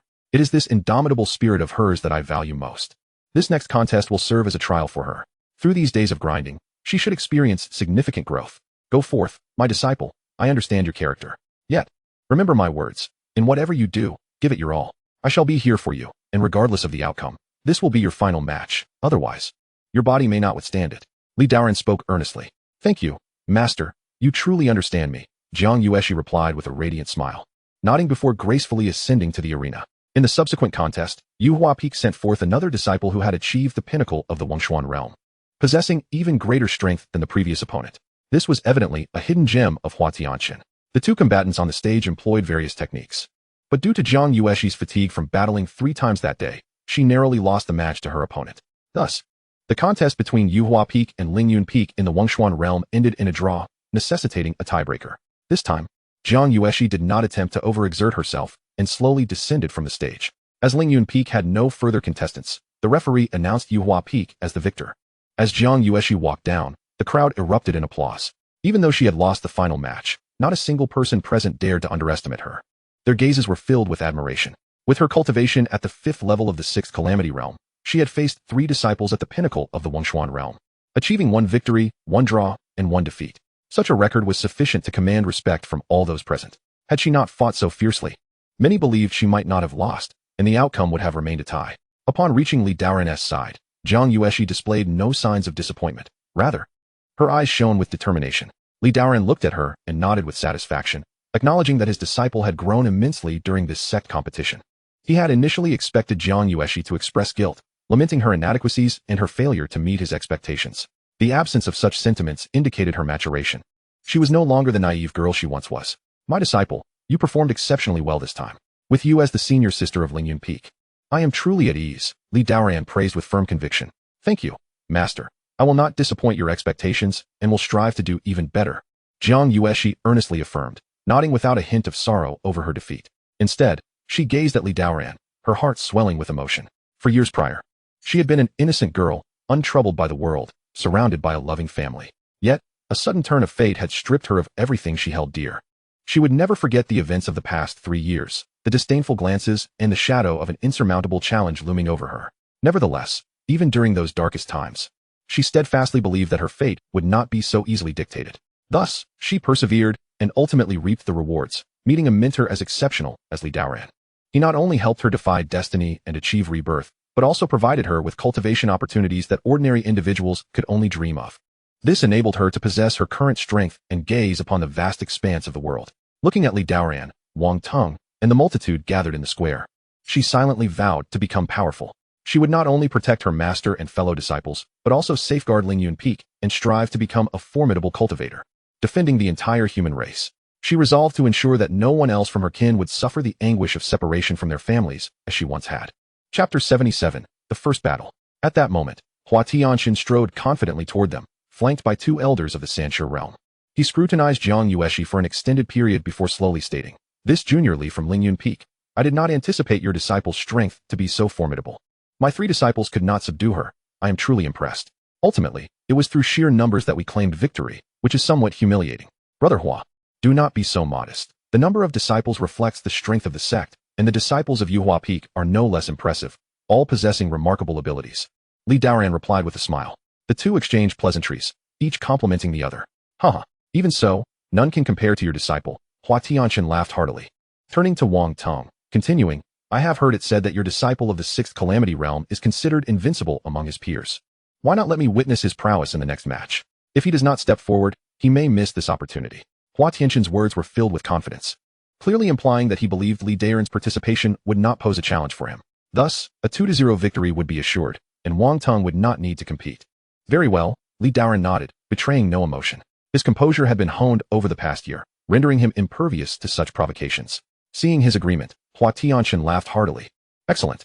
Let us prepare for another thrilling duel. He then returned to his position with an air of authority. The second match commenced. Wang Tong's opponent was an elder at the peak of the 6th Calamity Realm, named Shen Tairan. As the match began, Wang Tong unleashed his might, channeling the demonic power of the Blood Sea Sword, slicing through the air with a ferocious brilliance. Shen Tairan brandished a dragon flag, thrusting it forward as a dragon soared into the sky, exuding an awe-inspiring aura. In an instant, dazzling light enveloped the arena, blinding the spectators. The two engaged in a fierce exchange, their sword energies and the dragon colliding, creating resounding echoes that reverberated through the heavens. The audience, witnessing the extraordinary figures on the stage, gasped in awe. Wang Tong of Lingyun Peak was nothing short of a monster with his cultivation. He was capable of contending against a master of the Wanfa Guizhi realm. Terrifying. Such power. I would dare to proclaim him the strongest among the 6th Calamity Realm cultivators of our 108 peaks. As time passed, Wang Tong grew increasingly formidable, as if possessed by a battle deity, unleashing a torrent of sword energies upon Shen Tairan. Meanwhile, Shen Tairan found himself retreating repeatedly, predominantly on the defensive, his heart filled with trepidation in the face of Wang Tong's overwhelming onslaught. In the midst of the crowd's astonishment, a thunderous crack echoed. The Blood Sea Sword descended like a divine weapon from the heavens, cleaving the clouds asunder. Its unparalleled sharpness easily bisected Shen Tairan's dragon strike, then continued its relentless assault. In the next moment, Shen Tairan was sent flying backward as if struck by a cannonball, crashing into the protective barrier and leaving a spiderweb of cracks in its wake. The victor was clear. Wang Tong, sword in hand, stood tall and poised, awaiting the arrival of his next opponent. Those who dare to harm my senior sister shall learn of Lingyun Peak's might today. At this moment, he could not shake off the lingering frustration from Jiang Yueshi's loss, which fueled his determination to fight with unwavering intensity and leave no room for mercy. Subsequently, Yuhua Peak dispatched a disciple of comparable cultivation to engage in battle. Yet he was effortlessly defeated by Wang Tong, who displayed overwhelming prowess. As the referee announced the victory of Lingyun Peak from the 6 Calamities realm, the score stood at 1 apiece. With all eyes upon him, Wang Tong descended from the arena with an air of pride. His performance had thoroughly captivated the audience, and it was unlikely that any practitioner of the 6 Calamities realm would dare to challenge him again. The disciples of Yuhua Peak were left in a state of astonishment. However, upon observing their sect leader, Hua Tianxin, maintaining a composed demeanor, they quickly regained their calm and steadied their hearts. It was merely a single loss, a matter of little consequence. With Hua Tianxin at the helm, Yuhua Peak could still easily vanquish their opponents. Their confidence in Hua Tianxin was evidently unshakable. As the referee announced the participants for the next duel, Hua Tianxin leapt gracefully into the air, and a flash of violet lightning illuminated the arena as he landed upon it. Turning towards Li Daoran, he dramatically waved his robe and declared with authority, "Li Shidi of Lingyun Peak, come forth to battle me." This marked his first personal appearance in the Sect competition. Initially believing that only the disciples of Tianyin Peak and Shanyan Peak warranted his attention. However, he dismissed any concerns, deeming the minor Lingyun Peak as scarcely formidable. Li Shidi. This may prove to be a fierce contest. Among the top 108 peaks, Hua Tianxin's cultivation is likely surpassed only by Ling Peichin of Tianyin Peak. Bai Changshan remarked anxiously, observing the imposing figure of Hua Tianxin on the stage. "Master, give it your all," cheered Jiang Yueshi and Wang Tong in support. Li Daoran offered a faint smile and nodded to the crowd. He then stepped forward, gracefully ascending the arena with deliberate strides. Anticipation surged among the spectators. They were eager to witness the true extent of Lingyun Peak's leader's abilities. Yet, many speculated that he would not match Hua Tianqian's might, who had already weathered a tribulation, having reforged both his life wheel and corporeal form. Against someone merely entering the three aspects realm, the outcome seemed inevitable. Indeed, it will be intriguing to see how long he can endure. Achieving a spot in the top 8 has already astonished everyone. Had their peak not suffered significant losses 4 years ago, they would surely have been strong contenders for the top position, the audience murmured among themselves. As they observed the two champions before them, discussions ensued, with many evidently favoring Hua Tianqian of Yuhua Peak, and some had already sentenced Lingyun Peak to defeat. As Li Daoran approached with measured steps, Hua Tianqian clasped his hands in a gesture of respect and chuckled, "Li Shidi, your ability to mentor such extraordinary disciples is truly commendable. Were you not my adversary today, I would gladly consider you a friend. However, since you stand in the way of Yuhua Peak's ascent, you shall become my stepping stone." His voice grew progressively louder, resonating throughout the expanse. Li Daoran chuckled lightly in response. "Since we are opponents, further words are unnecessary. I welcome your guidance." He shared Hua Tianqian's sentiment. If they were to obstruct his path, he would trample all who stood before him. With the resounding clang of a bell, the highly anticipated duel officially commenced. As the sound faded, a dramatic shift enveloped Hua Tianqian, his aura surging as he swept his long sleeves, channeling an immense surge of spiritual energy into his right hand. He then solidified his incantation. Suddenly, hundreds of violet lightning bolts coalesced in the heavens, unleashing a torrent of electrical energy that pierced through the fabric of space, seemingly capable of obliterating anything in its path, accompanied by a cacophony of sonic booms. Wherever it struck, the void was cleaved asunder, revealing long, dark fissures. A chilling gale erupted from these crevices, carrying countless violet arcs of energy that surged upwards towards Li Daoran. Hua Tianqian had launched his attack with astonishing speed, and the earth-shattering force he commanded was nothing short of extraordinary.